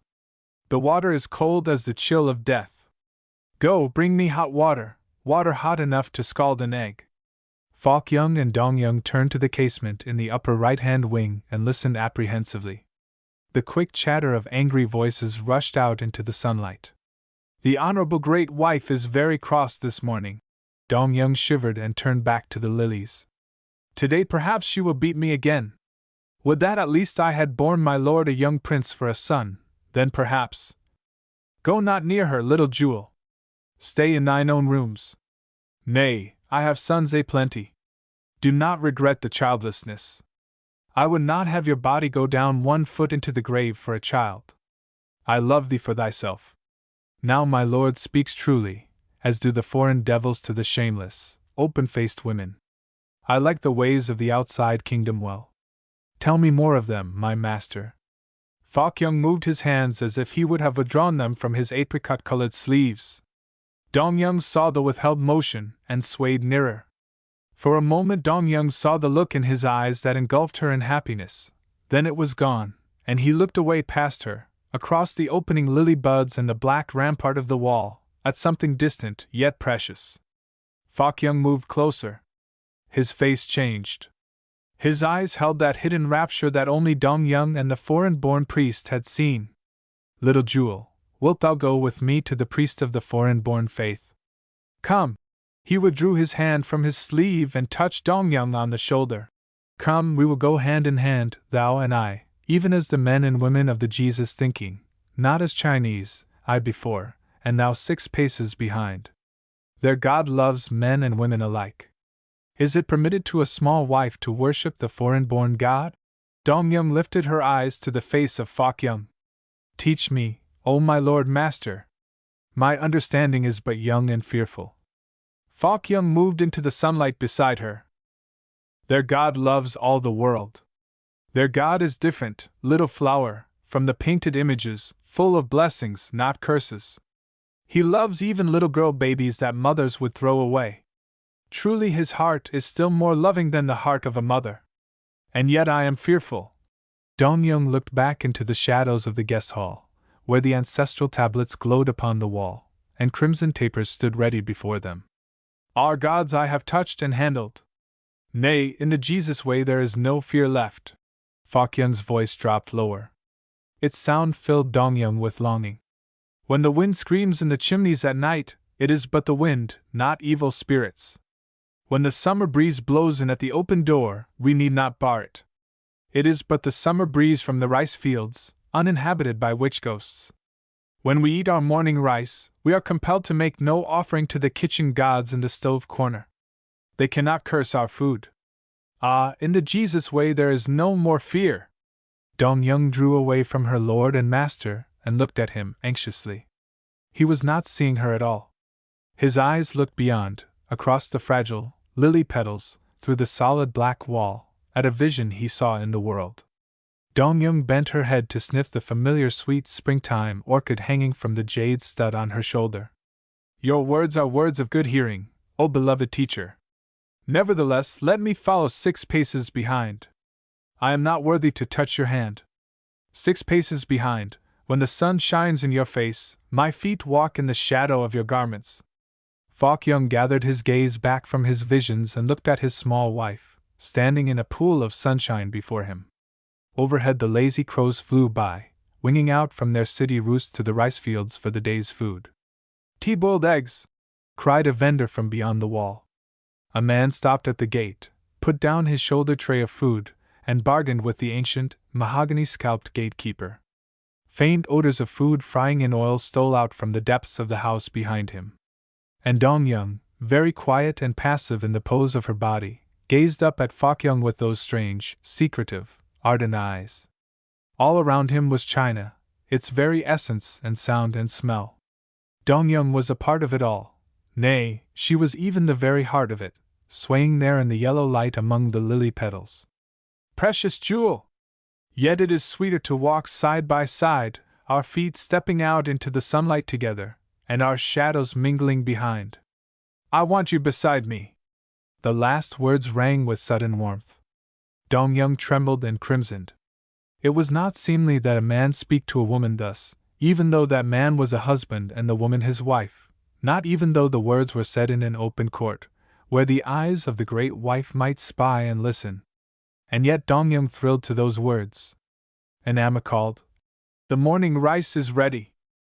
Dong-young hurried into the open room, where the light was still faint, filtering in through a high-sealed window and the door. A round, brown table stood in the center of the room. In the corner of the room behind stood the crescentic, white plaster stove, with its dull wooden kettle lids and its crackling straw. Two cooks, country women, sat in the hidden corner behind the stove, and poked in the great bales of straw and gossiped. Their voices and the answers of the serving Amma filled the kitchen with noise. In their decorous niche at the upper right hand of the stove sat the two kitchen gods, small ancient idols, with hidden hands and crossed feet, gazing out upon a continually hungry world. Since time was they had sat there, ensconced at the very root of life, seemingly placid and unseeing and unhearing, yet venomously watching to be placated with food. Opposite the stove, on the white wall, hung a row of brass hooks, from which dangled porcelain spoons with pierced handles. On a serving table stood the piled bowls for the day, blue and white rice patterns, of a thin, translucent ware, showing the delicate light through the rice seeds, red and green dragon bowls for the puddings, and tiny saucer-like platters for the vegetables. The teacups, saucered and lidded, but unhandled, stood in a row before the polished brass hot water kettle. The whole room was full of a stirring, wakening life, of the crackling straw fire, of the steaming rice, all white and separate kerneled in its great, shallow, black iron kettles lidded with those heavy hand-made wooden lids, while the boiling tea water hissed and spat out a snake of white steam. With that curious democracy of China, where high and low alike are friendly, Dong-young hurried into her beloved kitchen. "Has the master come?" asked the serving maid. "Coming, coming," Dong-young answered. "I myself will take in his morning rice, after I have offered the morning oblations to the gods." Dong-young selected two of the daintiest blue and white rice-patterned bowls. The cook lifted off the wooden lid of the rice kettle, and Dong-young scooped up a dipperful of the snow-white kernels. On the tiny shelf before each god, the father and mother god of the household, Dong-young placed her offering. She stood off a moment, surveying them in pleased satisfaction, the round, blue bowls, with the faint tracery of light, the complacent gods above, red and green and crimson, so age-long, comfortably ensconced in their warm stove corner. She made swift obeisance with her hands and body before those ancient idols. A slant of sunshine swept in from the high windows and fell over her in a shaft of light. The thoughts of her heart were all warm and mixed and confused. She was happy. She loved her kitchen, her gods, all the familiar ways of Chinese life. She loved her silken, satin clothes, perfumed and embroidered and orchid-crowned, yet most of all she loved her lord and master. Perhaps it was this love for him that made all the rest of life so precious, that made each bowl of white rice an oblation, each daily act a glorification. So she flung out her arms and bent her head before the kitchen gods, the symbol of her ancient happiness. "Dong-young, I do not wish you to do this any more." Dong-young turned, her obeisance half arrested in mid-air. Fok-young stood in the doorway. "My lord," stammered Dong-young, "I did not understand your meaning. I know that little flower in my house. The new meaning is hard to understand. I, too, am but a blind child and used to the touch of the road. But the kitchen gods matter no more. We pray to a spirit." Fok-young, in his long apricot-colored garment, crossed the threshold of the kitchen, crossed the shadow and sunlight that stripped the bare board floor, and stood before the kitchen gods. His eyes were on a level with theirs, strange, painted wooden eyes that stared forth inscrutably into the eating centuries. Dong-young stood half-bowed, breathless with a quick, cold fear. The cook, one hand holding a shiny brown dipper, the other a porcelain dish, stood motionless at the wooden table under the window. From behind the stove peeped the frightened face of one of the fire-tenders. The whole room was turned to stone, motionless, expectant, awaiting the releasing moment of arousement, All, that is, but the creeping sunshine, sliding nearer and nearer the crossed feet of the kitchen gods, and the hissing steam fire, warming, coddling the hearts of the gods. Sun at their feet, fire at their hearts, food before them, and mortals turned to stone. Falkyung laughed softly, standing there, eye level with the kitchen gods. He stretched out his two hands, and caught a god in each. A shudder ran through the motionless room. It is wickedness! The porcelain dish fell from the hand of the cook, and 1,000 rice kernels, like scattered pearls, ran over the floor. A blasphemer! The fire tender whispered, peering around the stove with terrified eyes. This household will bite off great bitterness. Falkyung walked around the corner of the stove. The fire sparked and hissed. The sunshine filled the empty niche.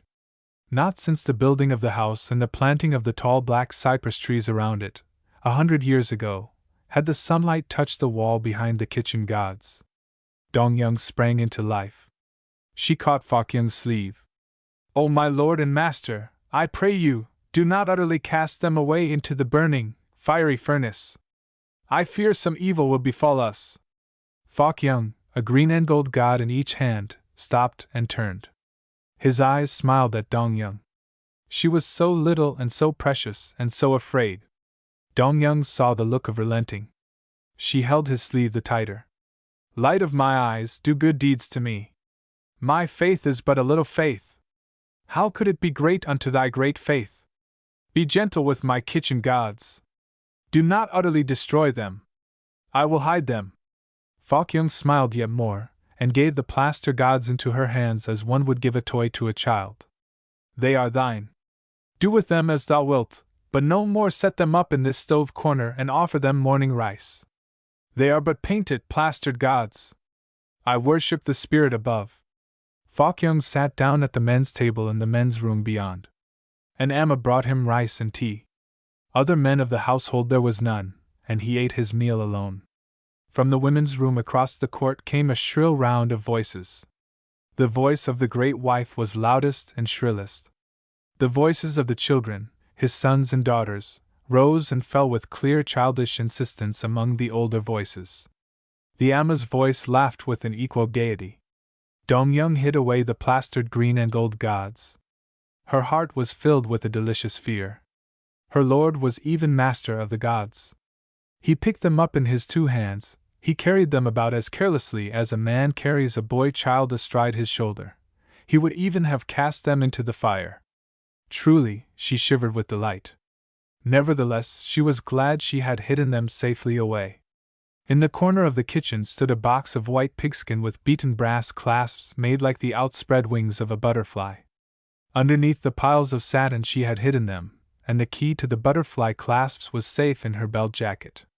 Dong-young stood in the kitchen door and watched Falkyung. "Does my lord wish for anything?" Falkyung turned, and saw her standing there in the doorway. Behind her were the white stove and the sun-filled, empty niche. The light flooded through the doorway. Falkyung set down his rice bowl from his left hand and his ivory chopsticks from his right. He stood before her. "Truly, Dong-young, I want thee. Do not go away and leave me. Do not cross to the eating room of the women and children. Eat with me. It has not been heard of in the Middle Kingdom for a woman to eat with a man. Nevertheless, it shall be. Come!" Dong-young entered slowly.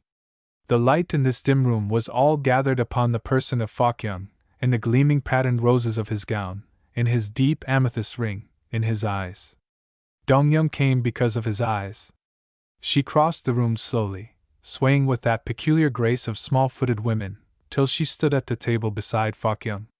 She was now even more afraid than when he would have cast the kitchen gods into the fire. They were but gods, kitchen gods, that he was about to break.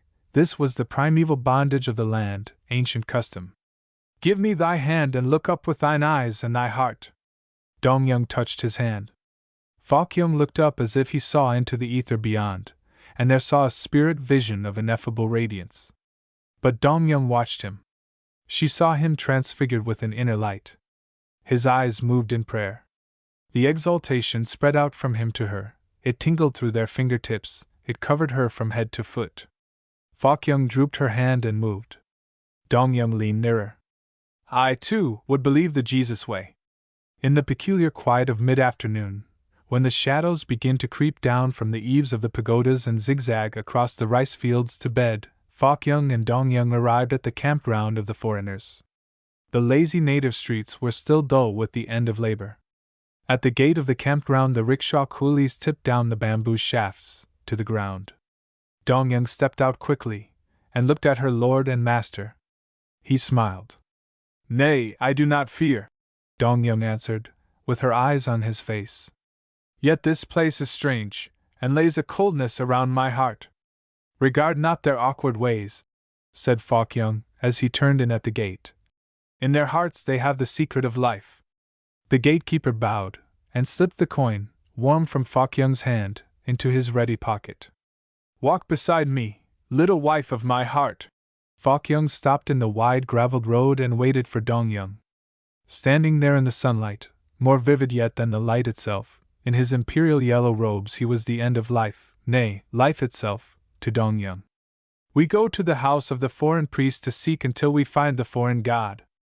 Let us go side by side. Dong-young, stepping with slow, small-footed grace, walked beside him. My understanding is as the understanding of a little child, beloved teacher, but my heart lies like a shell in thy hand, its words but as the echo of thine. My honor is great that thou do not forget me in the magnitude of the search. Dong-young's pleated satin skirts swayed to and fro against the imperial yellow of Fok-young's robe. Her face, colored like a pale spring blossom, looked strangely ethereal above her brocade jacket. Her heart still beat thickly, half with fear and half with the secret rapture of their quest and her lord's desire for her. Fok-young took a silken and ivory fan from an inner pocket and spread it in the air. Dong-young knew the fan well.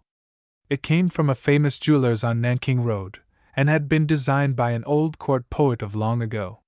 The tiny ivory spokes were fretted like ivy twigs in the north, but on the leaves of silk was painted a love story of the south. There was a tea-house, with a maiden playing a lute, and the words of the song, fantastic black ideographs, floated off to the ears of her lover. Fok-young spread out its leaves in the sun, and looked at it and smiled. Never is the heart of man satisfied, he said, alone. Neither when the willow fuzz flies in the spring, or when the midnight snow silvers the palms. Least of all is it satisfied when it seeks the presence of God above. I want thee beside me. Dong-young hid her delight. Already for the third time he said those words that changed all the world from one of a loving following after to a marvelous oneness. So they stepped across the lawn together. It was to Dong-young as if she stepped into an unknown land. She walked on flat green grass. Flowers in stiff and ordered rows went sedately round and round beneath a lurid red brick wall. A strange, square-cornered, flat-topped house squatted in the midst of the flat green grass. On the lawn at one side was a white-covered table, with a man and a woman sitting beside it. The four corners of the tablecloth dripped downward to the flat green grass. It was all very strange and ugly. Perhaps it was a garden, but no one would have guessed it. Dong-young longed to put each flower plant in a dragon bowl by itself and place it where the sun caught its petals one by one as the hours flew by. She longed for a narrow, tile-edged patch to guide her feet through all that flat green expanse. A little shiver ran over her. She looked back, down the wide gravelled way, through the gate, where the gatekeeper sat, tipped back against the wall on his stool, to the shop of the money-changers opposite. A boy leaned half across the polished wood counter and shook his fist in the face of the money-changer. "Thou thief!" he cried. "Give me my 2 cash." Dong-young was reassured. Around her lay all the dear familiar things. At her side walked her lord and master. And he had said they were seeking a new freedom, a god of love. Her thoughts stirred at her heart and caught her breath away. The foreigners rose to greet them. Dong-young touched the hand of an alien man. She did not like it at all. The foreign-born woman made her sit down beside her, and offered her bitter, strong tea in delicate, lidless cups, with handles bent like a twisted flower branch. "I have been meaning to call for a long time, Mrs. Lee," said the foreign-born woman. "The great wife will receive thee with much honor." Dong-young answered. I am so glad you came with your husband. Yes, Dong-young answered, with a little smile.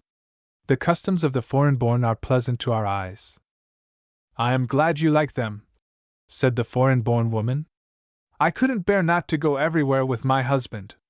Dong-young liked her suddenly on account of the look that sprang up a moment in her eyes and vanished again. She looked across at the priest, her husband, a man in black, with thin lips and seeing eyes.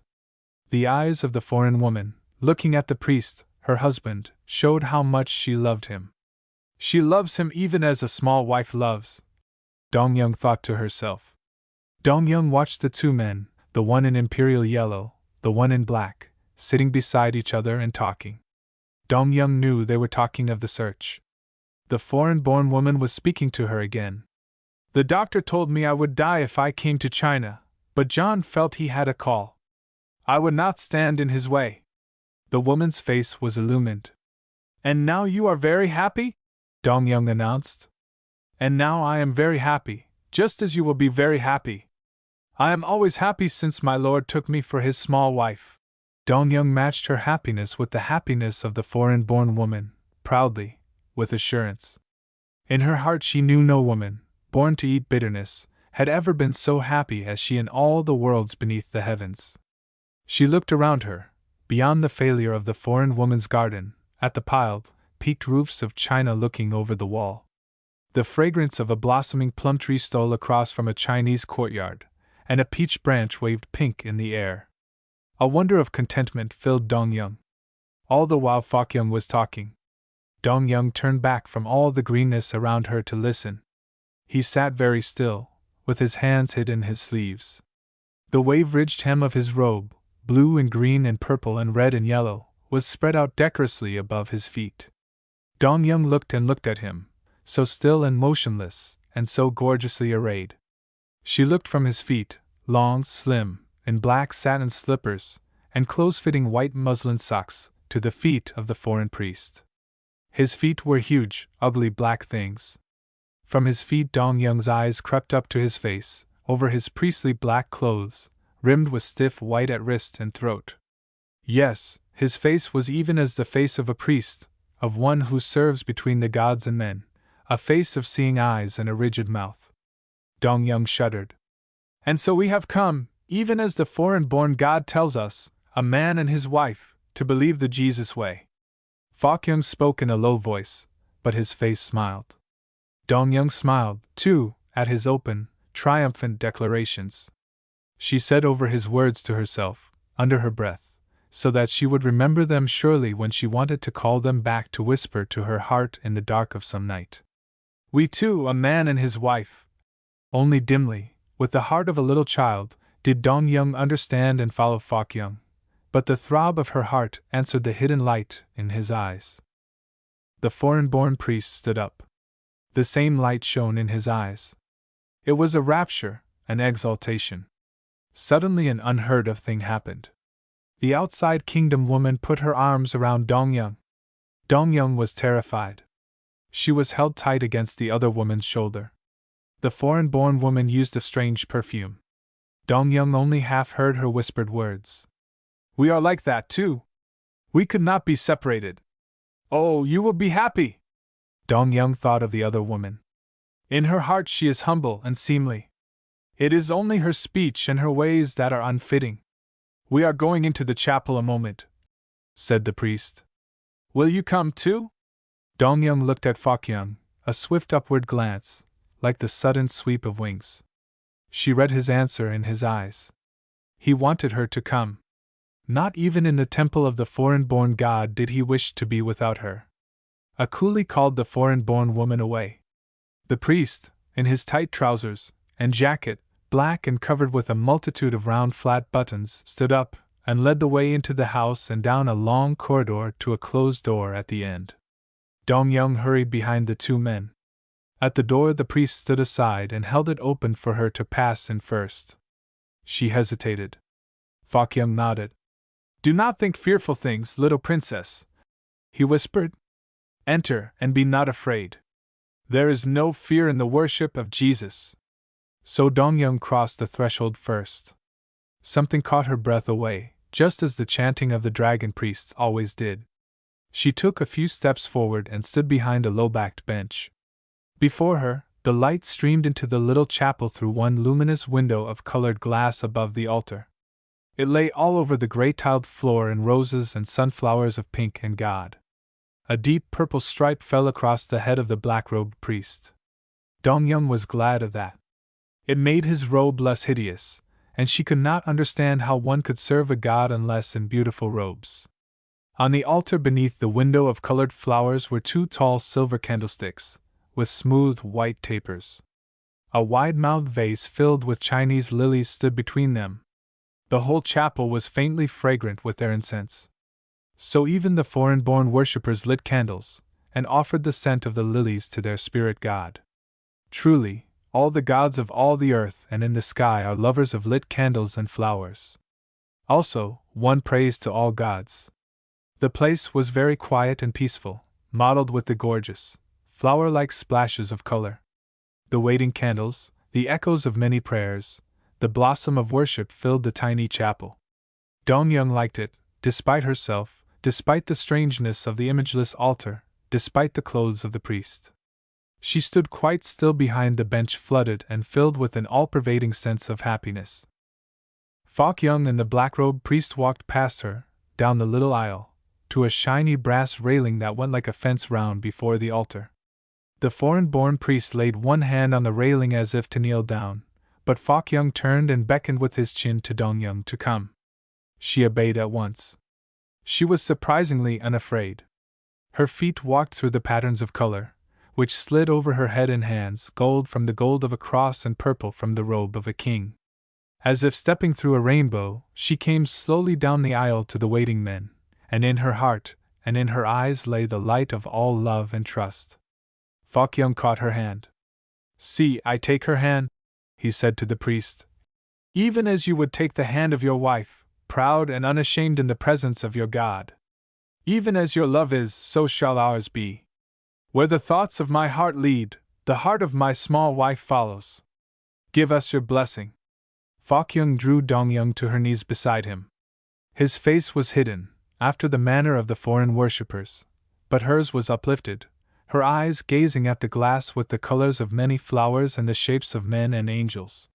She was happier than she had ever been, happier even than when she had first worshipped the ancestral tablets with her lord and master, happier even than at the Feast of the Dead, when they laid their food offerings on the shaven grave mounds.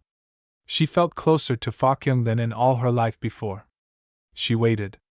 The silence grew and grew till in the heart of it something ominous took the place of its all-pervading peace. Fok-young lifted his face from his hands and rose to his feet. Dong-young turned, still kneeling, to scan his eyes. The black-robed priest stood off and looked at them with horror. Surely it was horror. Never had Dong-young really liked him. Slowly she rose, and stood beside and a little behind Fok-young. He had not blessed them. Faintly, from beyond the walls of the Christian chapel came the beating of drums. Devil drums they were. Dong-young half smiled at the long-known familiar sound. "Your small wife?" said the priest. "Have you another wife?"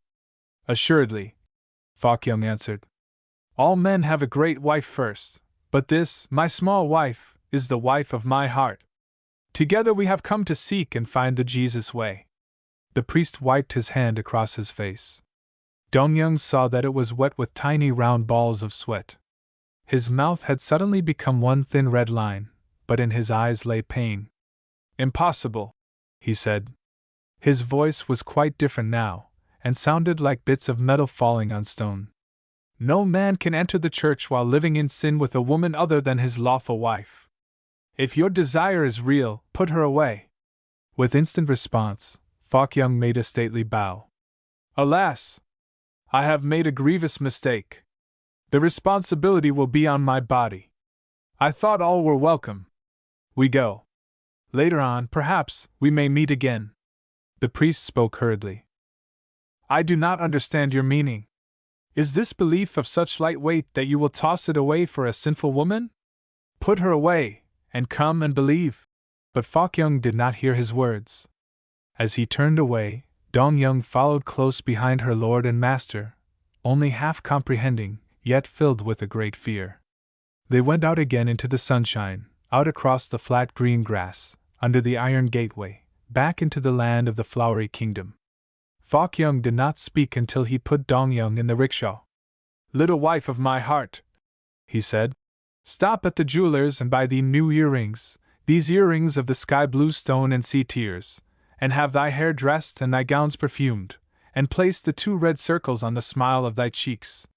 Tonight we will feast. Hast thou forgotten that tonight is the Feast of the Lanterns, when all good Buddhists rejoice?" He stood beside her rickshaw, in his imperial yellow garment hemmed with the rainbow waves of the sea, and smiled down into her eyes. "But the spirit god of love, the foreign-born spirit god?" said Dong Young. "Shall we feast to him too?" "Nay, it is not fitting to feast to 2 gods at once," said Fok Young. "Do as I have said." He left her. Dong Young, riding through the sun-splashed afternoon, buying colored jewels and flowery perfume and making herself beautiful, yet felt uneasy.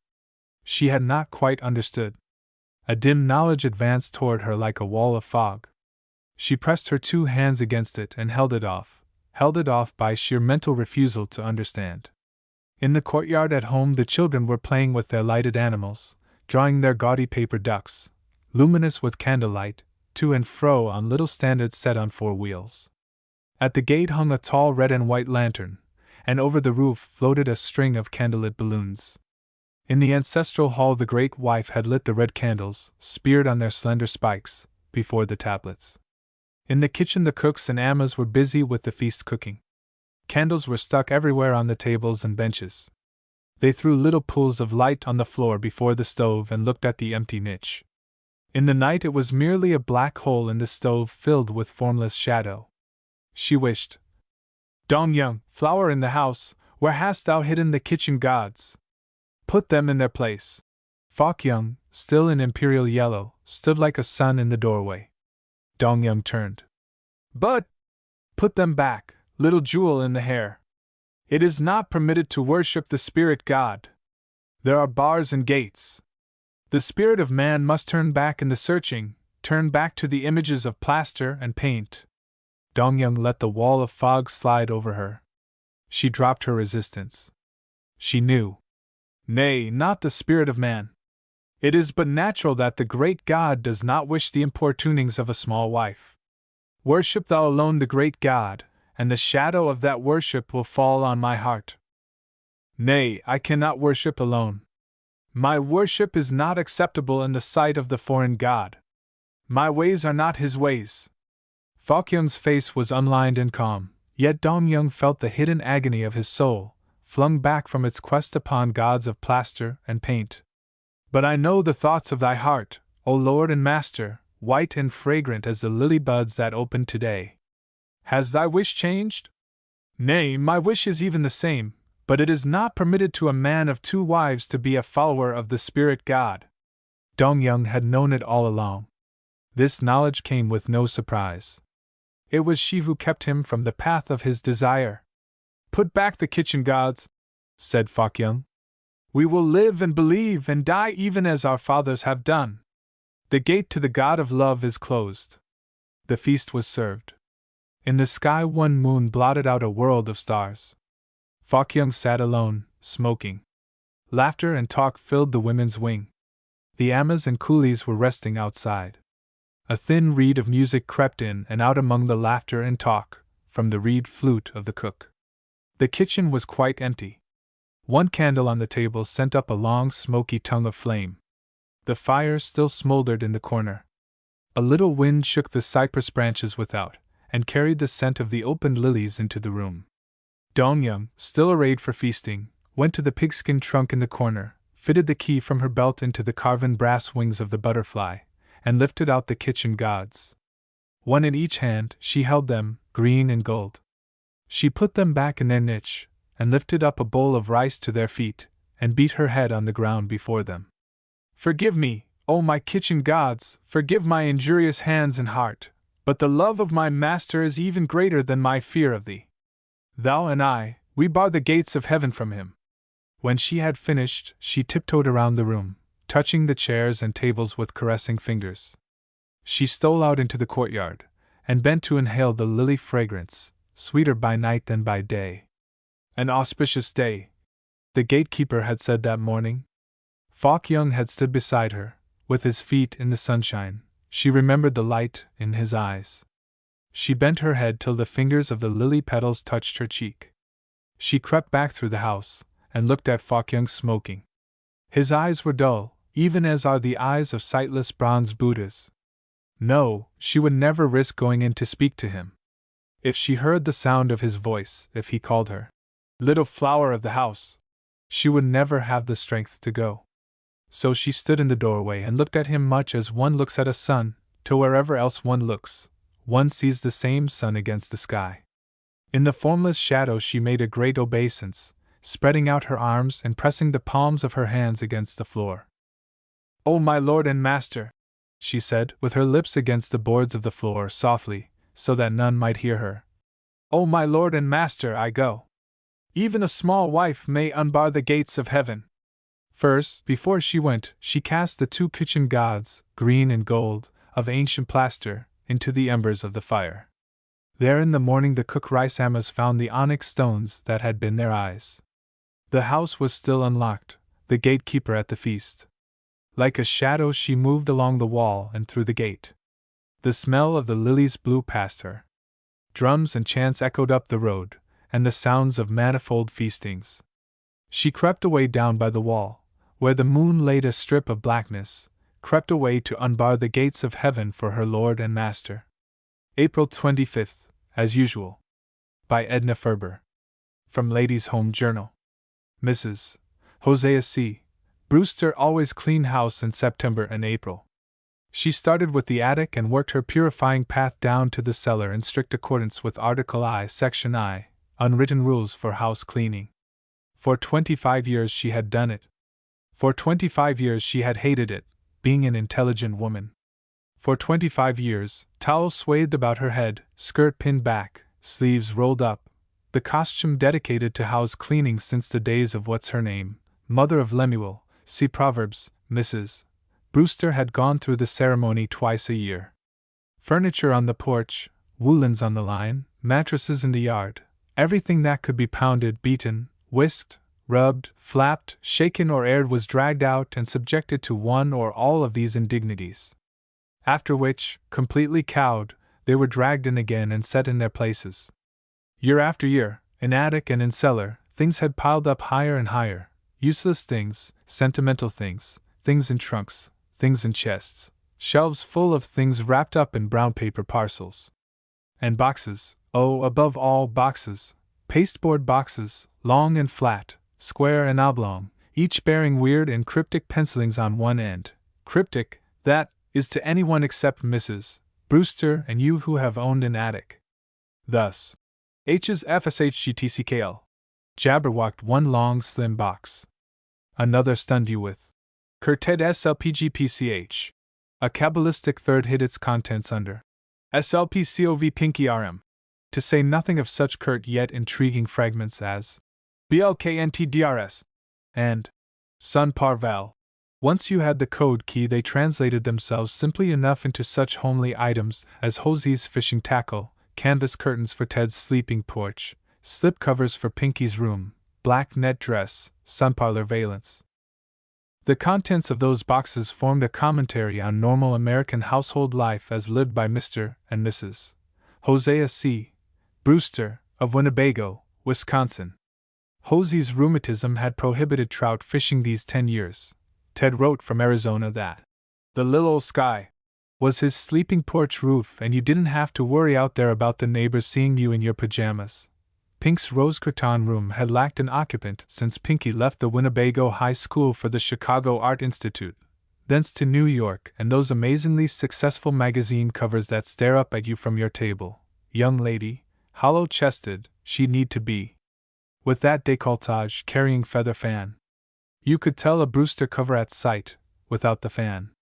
That leaves the black net dress and sunparlor valance.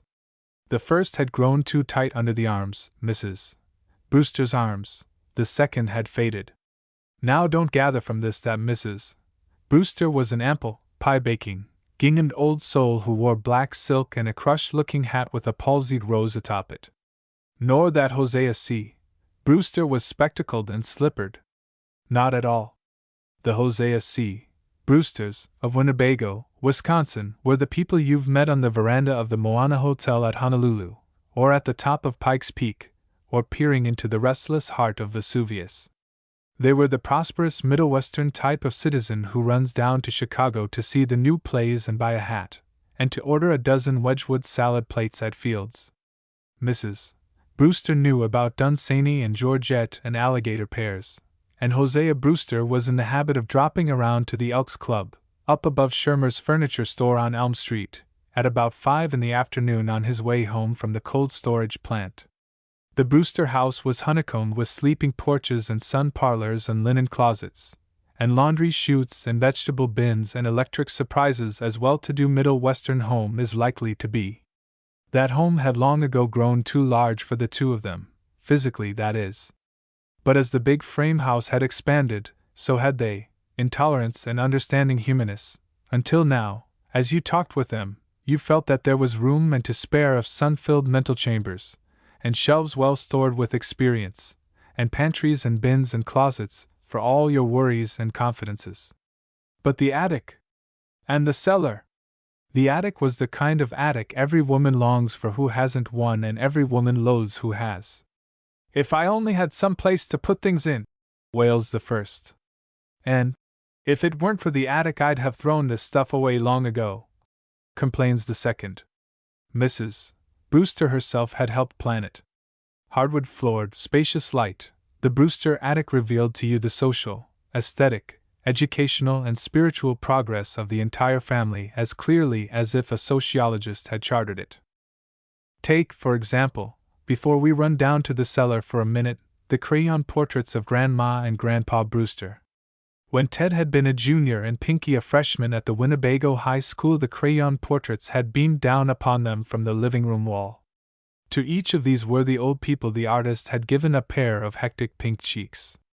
Grandma Brewster especially, simpering down at you from the labyrinthian scrolls of her sextuple gold frame, was rouged like a soubrette and further embellished with a pair of gentian blue eyes behind steel-bowed specs. Pinky, and in fact the entire Brewster household, had thought these massive atrocities the last word in artistic ornament. By the time she reached her sophomore year, Pinky had prevailed upon her mother to banish them to the dining room. Then 2 years later, when the Chicago decorator did over the living room and the dining room, the crayons were relegated to the upstairs hall.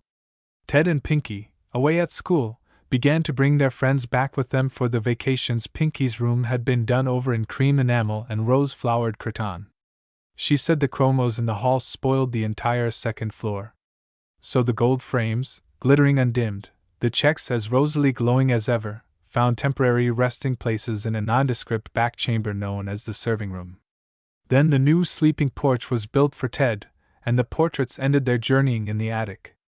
One paragraph will cover the cellar. Stationary tubs, laundry stove. Behind that, bin for potatoes, bin for carrots, bins for onions, apples, cabbages. Boxed shelves for preserves. And behind that Hosea C. Brewster's bête noire and plaything, tyrant and slave, the furnace. "She's eating up coal this winter," Hosea Brewster would complain. Or, "Give her a little more draft, Fred." Fred, of the furnace and lawn-mower, would shake a doleful head. "She ain't drawin' good. I do know what's got into her." By noon of this particular September day, a blue and gold Wisconsin September day, Mrs. Brewster had reached that stage in the cleaning of the attic when it looked as if it would never be clean and orderly again. Taking into consideration Ms. Mers by the day, you understand, and Gussie, the girl, and Fred, there was very little necessity for Mrs. Brewster's official house-cleaning uniform. She might have unpinned her skirt, unbound her head, rolled down her sleeves and left for the day, serene in the knowledge that no corner, no chandelier, no mirror, no curlicue so hidden, so high, so glittering, so ornate that it might hope to escape the rag or brush of one or the other of this relentless and expert crew. Every year, twice a year, as this box, that trunk or chest was opened and its contents revealed, Ms. Mers would say, You keepin' this, Miss Brewster? That? Oh dear, yes.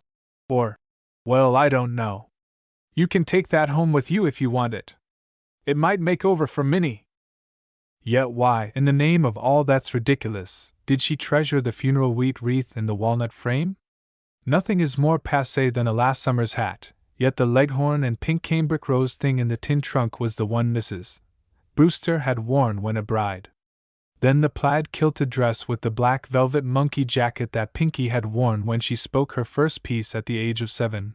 Well, these were things that even the rapacious eye of Miss Mers, by the day, passed by unbrightened by covetousness. The smell of soap and water, and cedar, and moth balls, and dust, and the ghost of a perfumery that Pinky used to use pervaded the hot attic. Mrs. Brewster, head and shoulders in a trunk, was trying not to listen and not to seem not to listen to Miss Mers' recital of her husband's relations' latest flagrancy. Families is nix, I says. I got my own family to look out for, I says. Like that. Well, says he, when it comes to that, says he, I guess I got some. Punctuated by thumps, spatterings, swashings, and much heavy breathing, so that the sound of light footsteps along the second-floor hallway, a young clear voice calling, then the same footsteps, fleeter now, on the attic stairway, were quite unheard. Pinky's arms were around her mother's neck, and for one awful moment it looked as if both were to be decapitated by the trunk lid, so violent had been Mrs. Brewster's start of surprise. Incoherent little cries, and sentences unfinished. Pinky! Why, my baby! We didn't get your telegram. Did you? No, I didn't. I just thought don't look so dazed, Mummy. You're all smudged too. What in the world? Pinky straightened her hat and looked about the attic. Why, Mother! Your house cleaning. There was a stunned sort of look on her face. Pinky's last visit home had been in June, all hammocks, and roses, and especially baked things, and motor trips into the country. Of course. This is September. But if I'd known you were coming, come here to the window. Let Mother see you. Is that the kind of hat there? Why, it's a winter one, isn't it? Already? Dear me, I've just got used to the angle of my summer one. You must telephone Father. Ms. Mers, damply calicoed, rose from a corner and came forward, wiping a moist and parboiled hand on her skirt. How do, Pinky? Ain't forgot your old friends, have you? It's Mrs. Mers. Pinky put her cool, sweet fingers into the other woman's spongy clasp. Why, hello, Mrs. Mers. Of course, when there's house cleaning, I'd forgotten all about house cleaning, that there was such a thing, I mean. It's got to be done, replied Ms. Mers severely. Pinky, suddenly looking like one of her own magazine covers, in tailor clothes, turned swiftly to her mother. Nothing of the kind, she said crisply. She looked about the hot, dusty, littered room. She included and then banished it all with one sweeping gesture. Nothing of the kind. This is an anachronism. Meb so, retorted Ms. Mers with equal crispness. But it's got to be cleaned just the same. Yes, sir, it's got to be cleaned. They smiled at each other then, the mother and daughter. They descended the winding attic stairs happily, talking very fast and interrupting each other. Mrs. Brewster's skirt was still pinned up. Her hair was bound in the protecting towel. You must telephone Father. No, let's surprise him. You'll hate the dinner, built around Ms. Mers, you know, boiled. Well, you know what a despot she is. It was hot for September, in Wisconsin. As they came out to the porch, Pinky saw that there were tiny beads of moisture under her mother's eyes and about her chin. The sight infuriated her somehow. Well, really, Mother! Mrs. Brewster unpinned her skirt and smoothed it down and smiled at Pinky, all unconscious that she looked like a plump, pink sister of Mercy with that towel bound tightly about her hair. With a swift movement, Pinky unpinned the towel, unwound it, dabbed with it tenderly at her mother's chin and brow, rolled it into a vicious wad and hurled it through the open doorway. Now just what does that mean? Said Mrs. Brewster equably. Take off your hat and coat, Pinky, but don't treat them that way, unless that's the way they're doing in New York. Everything is so informal since the war. She had a pretty wit of her own, Mrs. Brewster.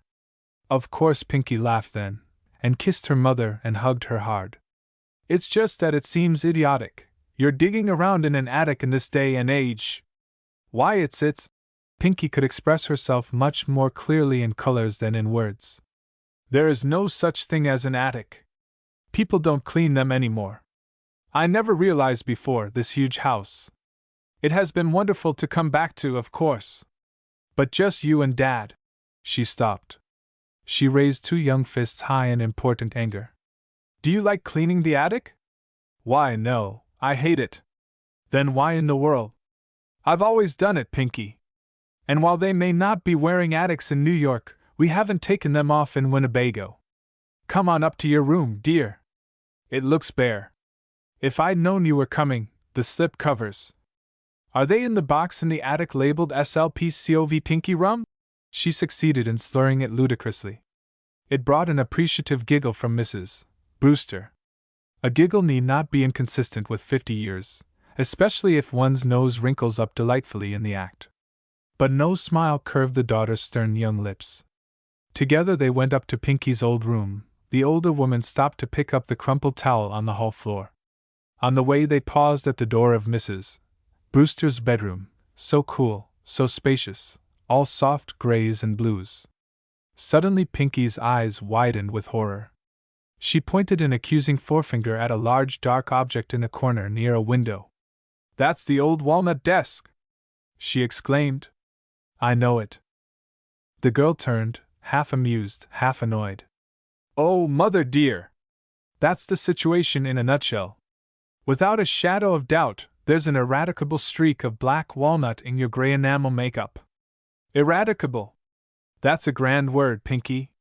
Stylish! I never expected to meet it out of a book. And furthermore, as Ms. Mers would say, I didn't know there was any situation. I meant the attic. And it's more than a situation. It's a state of mind. Mrs. Brewster had disappeared into the depths of her clothes closet. Her voice sounded muffled. Pinky, you're talking the way they did at that tea you gave for Father and me when we visited New York last winter. She emerged with a cool-looking blue kimono. Here. Put this on. Father'll be home at 12:30 for dinner, you know. You'll want a bath, won't you, dear? Yes. Mummy, is it boiled, honestly, on a day like this? With onions, said Mrs. Brewster firmly. 15 minutes later Pinky, splashing in a cool tub, heard the voice of Ms. Mers, high-pitched with excitement and a certain awful joy. Miss Brewster! Oh, Miss Brewster! I found a moth in Mr. Brewster's winter flannels. Oh! In choked accents of fury from Pinky, and she brought a hard young fist down in the water, spat, so that it splashed ceiling, hair and floor impartially. Still, it was a cool and serene young daughter who greeted Hosea Brewster as he came limping up the porch stairs. He placed the flat of the foot down at each step, instead of heel and ball. It gave him a queer, hitching gait. The girl felt a sharp little constriction of her throat as she marked that rheumatic limp. It's the beastly Wisconsin winters, she told herself. Then, darting out at him from the corner where she had been hiding. Prize! Prize! His plump blonde face, flushed with the unwonted heat, went darkly red. He dropped his hat. His arms gathered her in. Her fresh young cheek was pressed against his dear, prickly one. So they stood for a long minute, close. Need a shave, Dad? Well, gosh, how did I know my best girl was coming? He held her off. What's the matter, Pink? Don't they like your covers any more? Not a thing, Hosey. Don't get fresh. They're redecorating my studio, you know, plasterers and stuff. I couldn't work. And I was lonesome for you. Hosea Brewster went to the open doorway and gave a long whistle with a little quirk at the end. Then he came back to Pinky in the wide-seated porch swing. You know, he said, his voice lowered confidentially, I thought I'd take Mother to New York for 10 days or so. See the shows, and run around and eat at the dens of wickedness. She likes it for a change. Pinky sat up tense. For a change? Dad, I want to talk to you about that. Mother needs. Mrs. Brewster's light footsteps sounded in the hall. She wore an all-enveloping gingham apron. "How did you like your surprise, Father?" She came over to him and kissed the top of his head. "I'm getting dinner so that Gussie can go on with the attic. Everything's ready if you want to come in. I didn't want to dish up until you were at the table, so's everything would be hot." She threw a laughing glance at Pinky. But when they were seated, there appeared a platter of cold, thinly sliced ham for Pinky, and a crisp salad, and a featherweight cheese soufflé, and iced tea, and a dessert coolly capped with whipped cream. "But, Mother, you shouldn't have," feebly. "There are always a lot of things in the house. You know that. I just wanted to tease you." Father Brewster lingered for an unwonted hour after the midday meal. But 2 o'clock found him back at the cold storage plant. Pinky watched him go, a speculative look in her eyes. She visited the attic that afternoon at 4, when it was again neat, clean, orderly, smelling of soap and sunshine. Standing there in the center of the big room, freshly napped, smartly coiffed, blue-serged, trim, the very concentrated essence of modernity, she eyed with stern deliberation the funeral wheat wreath in its walnut frame, the trunks, the chests, the boxes all shelved and neatly inscribed with their H's, FSHGTCKL, and BLKNT doctors. "Barbaric," she said aloud, though she stood there alone. "Medieval. Mad. It has got to be stopped. Slavery." After which she went downstairs and picked golden glow for the living room vases and scarlet salvia for the bowl in the dining room. Still, as one saw Mrs.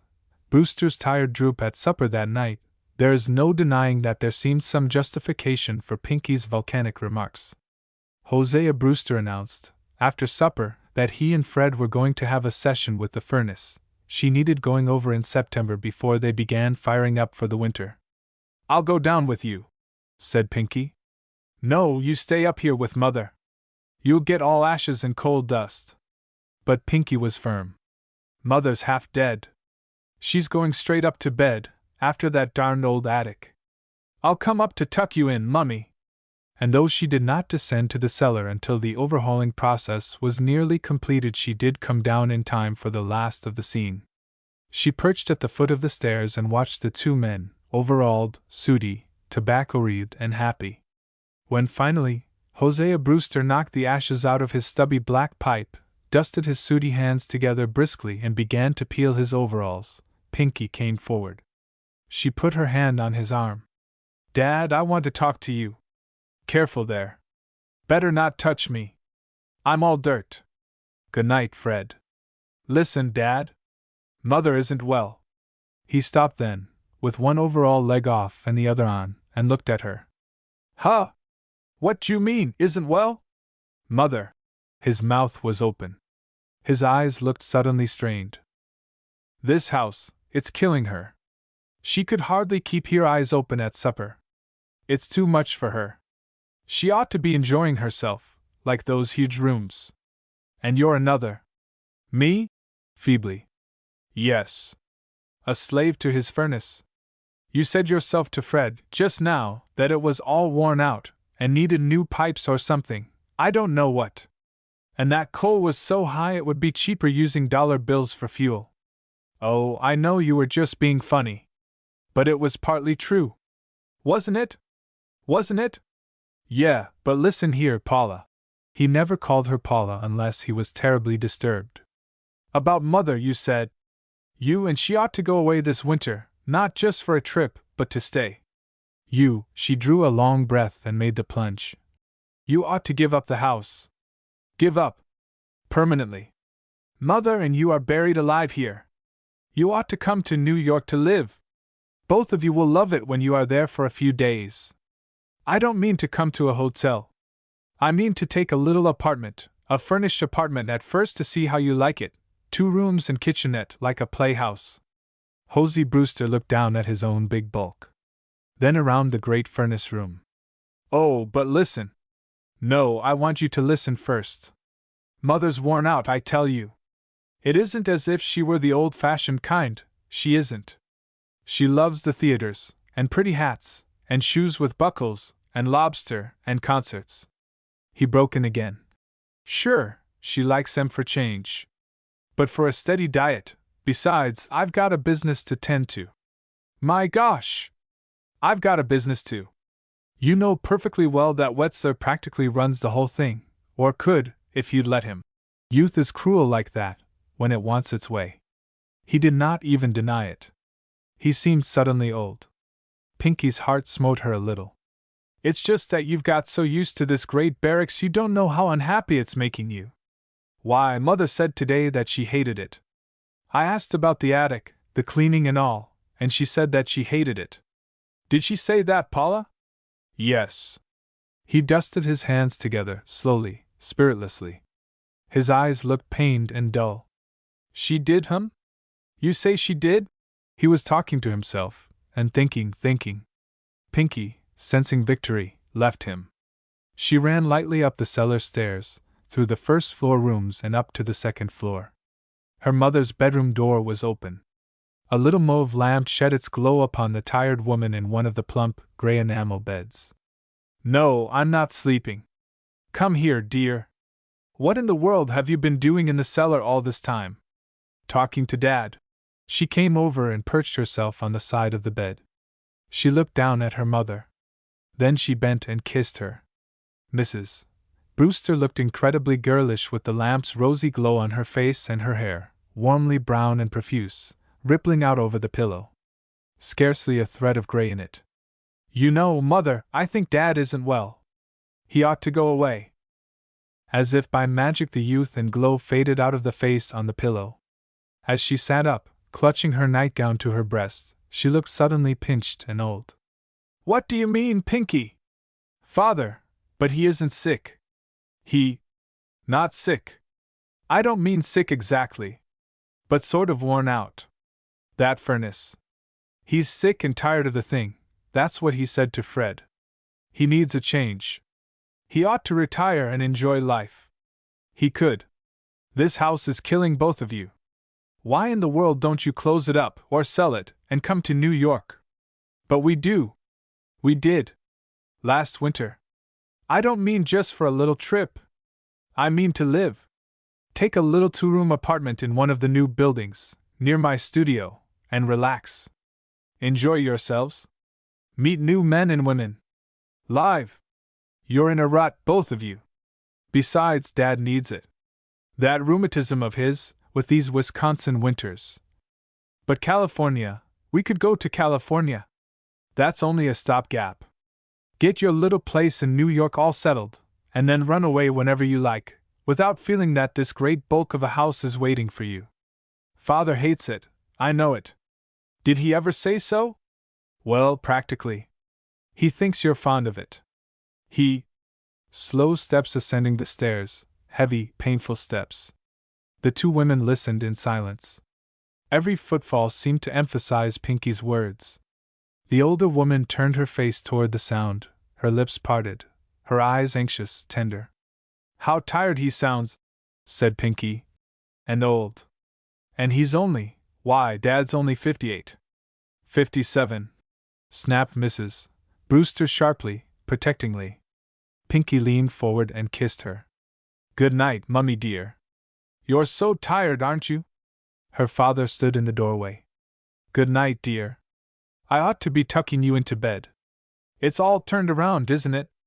Biscuits and honey for breakfast, remember. So Pinky went off to her own room, sans SLPCOV, and slept soundly, dreamlessly, as does one whose work is well done. 3 days later Pinky left. She waved a goodbye from the car platform, a radiant, electric, confident Pinky, her work well done. Au revoir! The 1st of November. Everything begins then. You'll love it. You'll be real New Yorkers by Christmas. Now, no changing your minds, remember. And by Christmas, somehow, miraculously, there they were, real New Yorkers. Or as real and as New York as anyone can be who is living in a studio apartment duplex that has been rented, furnished, from a lady who turned out to be from Des Moines. When they arrived, Pinky had 4 apartments waiting for their inspection. She told them this in triumph, and well she might, it being the winter after the war when New York apartments were as scarce as black diamonds and twice as costly. Father Brewster, on hearing the price, emitted a long, low whistle and said, "How many rooms did you say?" "2, and a kitchenette, of course." "Well, then, all I can say is the furniture ought to be solid gold for that, inlaid with rubies and picked out with platinum." But it wasn't. In fact, it wasn't solid anything, being mostly of a very impermanent structure and style. Pinky explained that she had kept the best for the last. The thing that worried Father Brewster was that, no matter at what hour of the day they might happen to call on the prospective lessor, that person was always feminine and hatted. Once it was 11 in the morning. Once 5 in the afternoon. "Do these New York women wear hats in the house all the time?" demanded Hosea Brewster worriedly. "I think they sleep in 'em. It's a wonder they ain't bald. Maybe they are. Maybe that's why. Anyway, it makes you feel like a book agent." He sounded excited and tired. "Now, Father," said Mrs. Brewster soothingly. They were in the elevator that was taking them up to the 4th and, according to Pinky, choicest apartment. The building was what is known as a studio apartment, in the West 60s. The corridors were done in red flagstones, with gray tone walls. The metal doors were painted gray. Pinky was snickering. "Now she'll say, 'Well, we've been very comfortable here.' They always do. Don't look too eager." "No fear," put in Hosea Brewster. "It's really lovely. And a real fireplace. Everything new and good. She's asking $225. Offer her $175. She'll take 200-inch. "You bet she will," growled Hosea. She answered the door, hatted in henna, that being the season's chosen color. A small dark foyer, overcrowded with furniture, a studio living room, bright, high-ceilinged, smallish, one entire side was window. There were Japanese prints, and a baby grand piano, and a lot of tables, and a Davenport placed the way they do it on the stage, with its back to the room and its arms to the fireplace, and a long table just behind it, with a lamp on it, and books, and a dull jar thing, just as you've seen it in the second-act library. Hosea Brewster twisted his head around and up to gaze at the lofty ceiling. "Feels if I was standing at the bottom of a well," he remarked. But the hatted one did not hear him. "No dining room," she was saying briskly. "No, indeed. I always use this gate-legged table. You see? It pulls out like this. You can easily seat 6, 8 in fact." "Heaven forbid!" in fervent sotto voce from Father Brewster. "It's an enormous saving in time and labor." "The kitchen?" inquired Mrs. Brewster. The hat waxed playful. "You'll never guess where the kitchen is." She skipped across the room. "You see this screen?" They saw it. A really handsome affair, and so placed at one end of the room that it looked a part of it. "Come here." They came. The reverse side of the screen was dotted with hooks, and on each hook hung a pot, a pan, a ladle, a spoon. And there was the tiny gas range, the infinitesimal ice chest, the miniature sink. The whole would have been lost in one corner of the Brewsters' Winnebago china closet. "Why, how wonderful!" breathed Mrs. Brewster. "Isn't it? So complete, and so convenient. I've cooked roast steaks, chops, everything, right here. It's just play." A terrible fear seized upon Father Brewster. He eyed the sink and the tiny range with a suspicious eye. "The beds?" he demanded. "Where are the beds?" She opened the little oven door, and his heart sank. "But they're upstairs," she said. "This is a duplex, you know." A little flight of winding stairs ended in a balcony. The rail was hung with a gay mandarin robe. 2 more steps and you were in the bedroom, a rather breathless little bedroom, profusely rose-colored, and with whole battalions of photographs in flat silver frames standing about on dressing table, shelf, desk. The one window faced a gray brick wall. They took the apartment. And thus began a life of ease and gaiety for Mr. and Mrs. Hosea C. Brewster, of Winnebago, Wisconsin. Pinky had dinner with them the first night, and they laughed a great deal, what with one thing and another. She sprang up to the balcony, and let down her bright hair, and leaned over the railing, a la Juliet, having first decked Hosey out in a sketchy but effective Romeo costume, consisting of a hastily snatched-up scarf over one shoulder, Pinky's little turban, and a frying pan for a lute.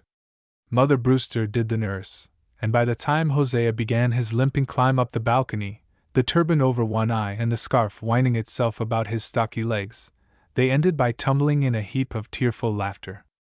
After Pinky left, there came upon them, in that cozy, little, two-room apartment, a feeling of desolation and vastness, and a terrible loneliness such as they had never dreamed of in the great 12-room house in Winnebago.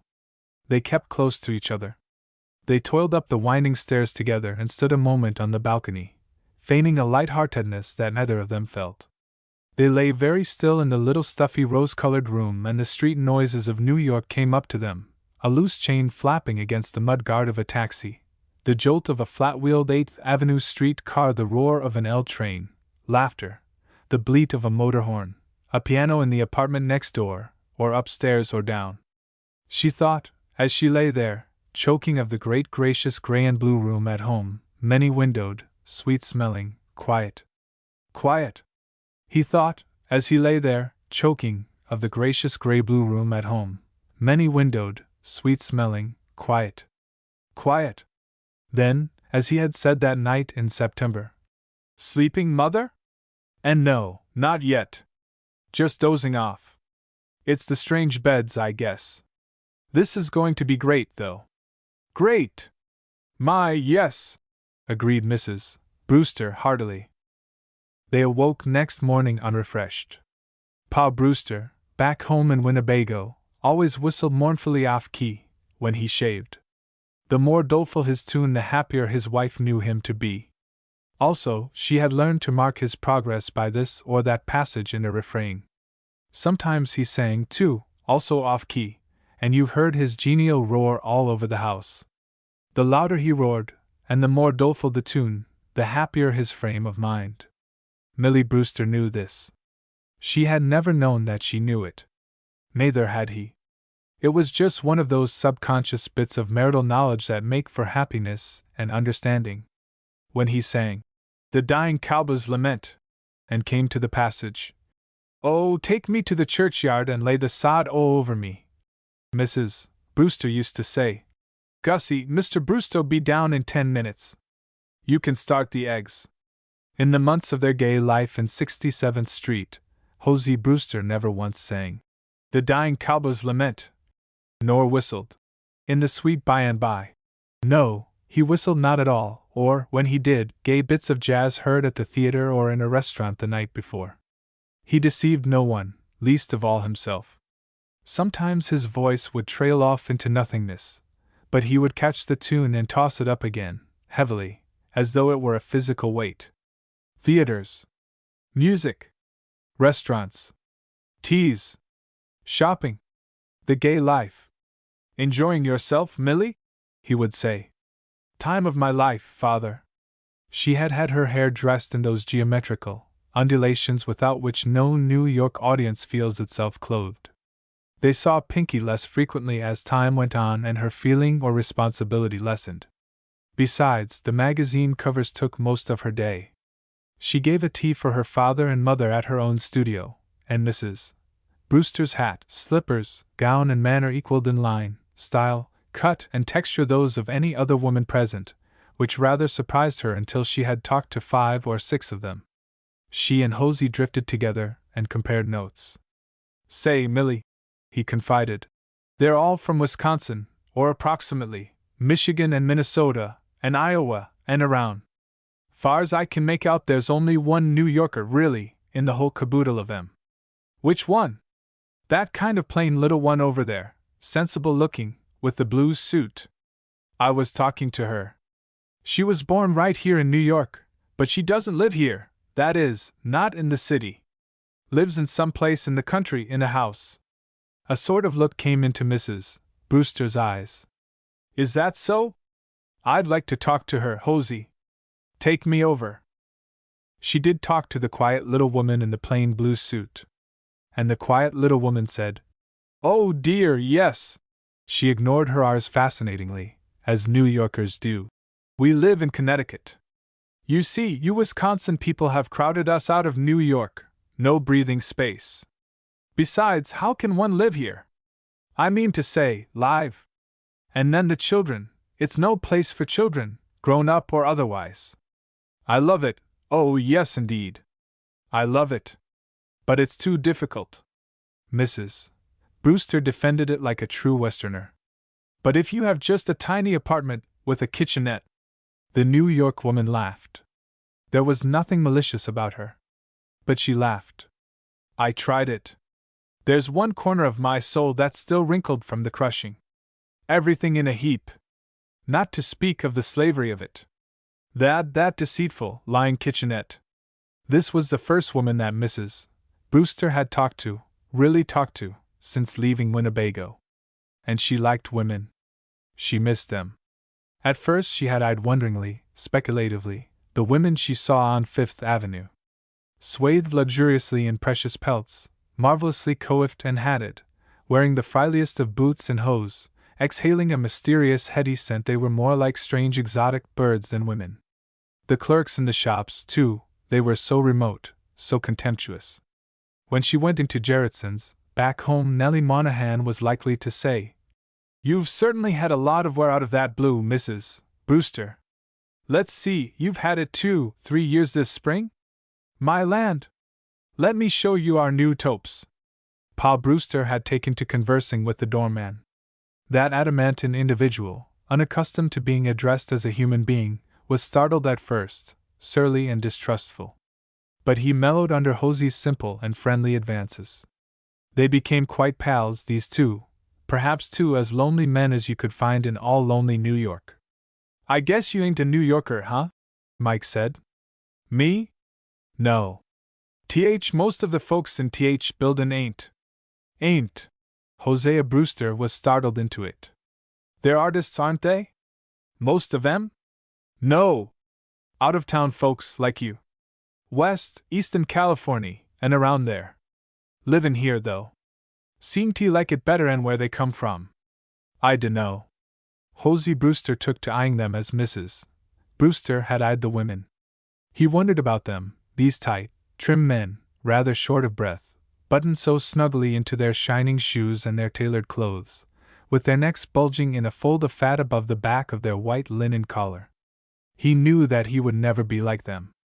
It wasn't his square-toe shoes that made the difference, or his gray hat, or his baggy trousers. It was something inside him, something he lacked, he thought. It never occurred to him that it was something he possessed that they did not. "Enjoying yourself, Millie? I should say I am, father." "That's good. No housework and responsibility to this, is there? It's play." She hated the toy gas stove, and the tiny ice chest, and the screen pantry. All her married life she had kept house in a big, bounteous way. Apples in barrels, butter in firkins, flour in sacks, eggs in boxes, sugar in bins, cream in crocks. Sometimes she told herself, bitterly, that it was easier to keep 12 rooms tidy and habitable than one combination kitchen, dining, and living room. "Chops taste good, Hosey?" "Grand. But you oughtn't to be cooking around like this. We'll eat out tomorrow night somewhere and go to a show. You're enjoying it, aren't you, Hosey, hum? It's the life, mother! It's the life!" His ruddy color began to fade. He took to haunting department store kitchenware sections. He would come home with a new kind of cream whipper, or a patent device for the bathroom. He would tinker happily with this, driving a nail, adjusting a screw. At such times he was even known to begin to whistle some scrap of a doleful tune such as he used to hum. But he would change, quickly, into something lovely. The price of butter, eggs, milk, cream, and the like horrified his Wisconsin cold storage sensibilities. He used often to go down to Fulton Market before daylight and walk about among the stalls and shops, piled with tons of food of all kinds. He would talk to the marketmen, and the buyers and grocers, and come away feeling almost happy for a time. Then, one day, with a sort of shock, he remembered a farmer he had known back home in Winnebago. He knew the farmers for miles around, naturally, in his business. This man had been a steady butter and egg acquaintance, one of the wealthy farmers in that prosperous farming community.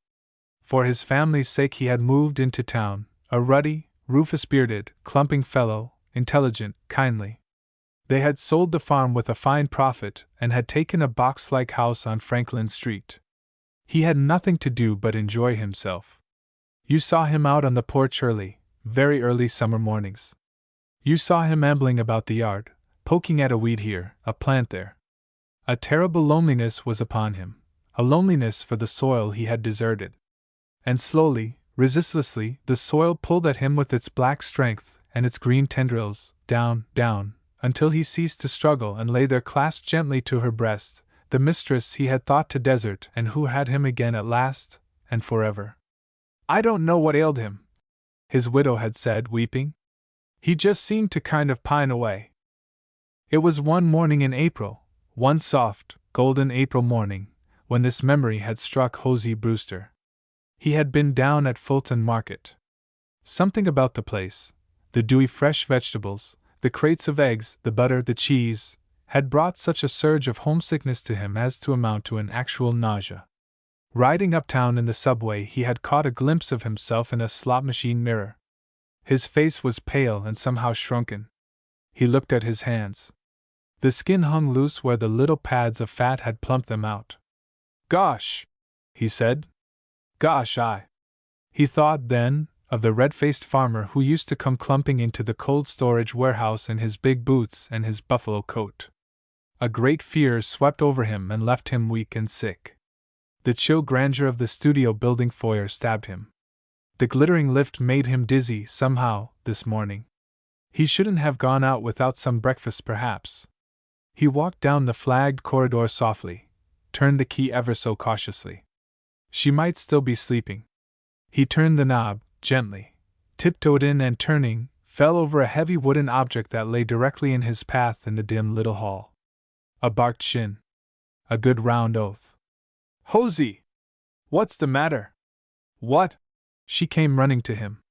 She led him into the bright front room. "What was that thing?" "A box or something, right there in front of the door." "What the—" "Oh, I'm so sorry, Hosey. You sometimes have breakfast downtown. I didn't know dash." Something in her voice. He stopped rubbing the injured shin to look up at her. Then he straightened slowly, his mouth ludicrously open. Her head was bound in a white towel. Her skirt was pinned back. Her sleeves were rolled up. Chairs, tables, rugs, ornaments were huddled in a promiscuous heap. Mrs. Hosea C. Brewster was cleaning house. "Millie!" he began, sternly. "And that's just the thing you came here to get away from. If Pinky—" "I didn't mean to, Father. But when I got up this morning there was a letter from the woman who owns this apartment, you know. She asked if I'd go to the hall closet, the one she reserved for her own things, you know, and unlock it, and get out a box she told me about, and have the hall boy express it to her. And I did, and look!" Limping a little, he followed her. She turned on the light that hung in the closet. Boxes, pasteboard boxes, each one bearing a cryptic penciling on the end that stared out at you. "DRP stud win," said one. "Some SLPCOV bedroom." Another. "Toil. Set and pick. FR mess." Mrs. Brewster turned to her husband, almost shamefacedly, and yet with a little air of defiance. I don't know, it made me not homesick, Hosey. Not homesick, exactly, but well, I guess I'm not the only woman with a walnut streak in her modern makeup. Here's the woman, she came to the door with her hat on, and yet—" Truth, blinding, white-hot truth, burst in upon him. "Mother," he said, and he stood up, suddenly robust, virile, alert. "Mother, let's go home." Mechanically she began to unpin the looped back skirt. "When?" "Now." "But, Hosey!" "Pinky, this flat, until June." "Now!" "Unless you want to stay. Unless you like it here in this make-believe, double-barreled, duplex-do-funny of a studio thing. Let's go home, Mother. Let's go home, and breathe. In Wisconsin you are likely to find snow in April, snow or slush." The Brewsters found both.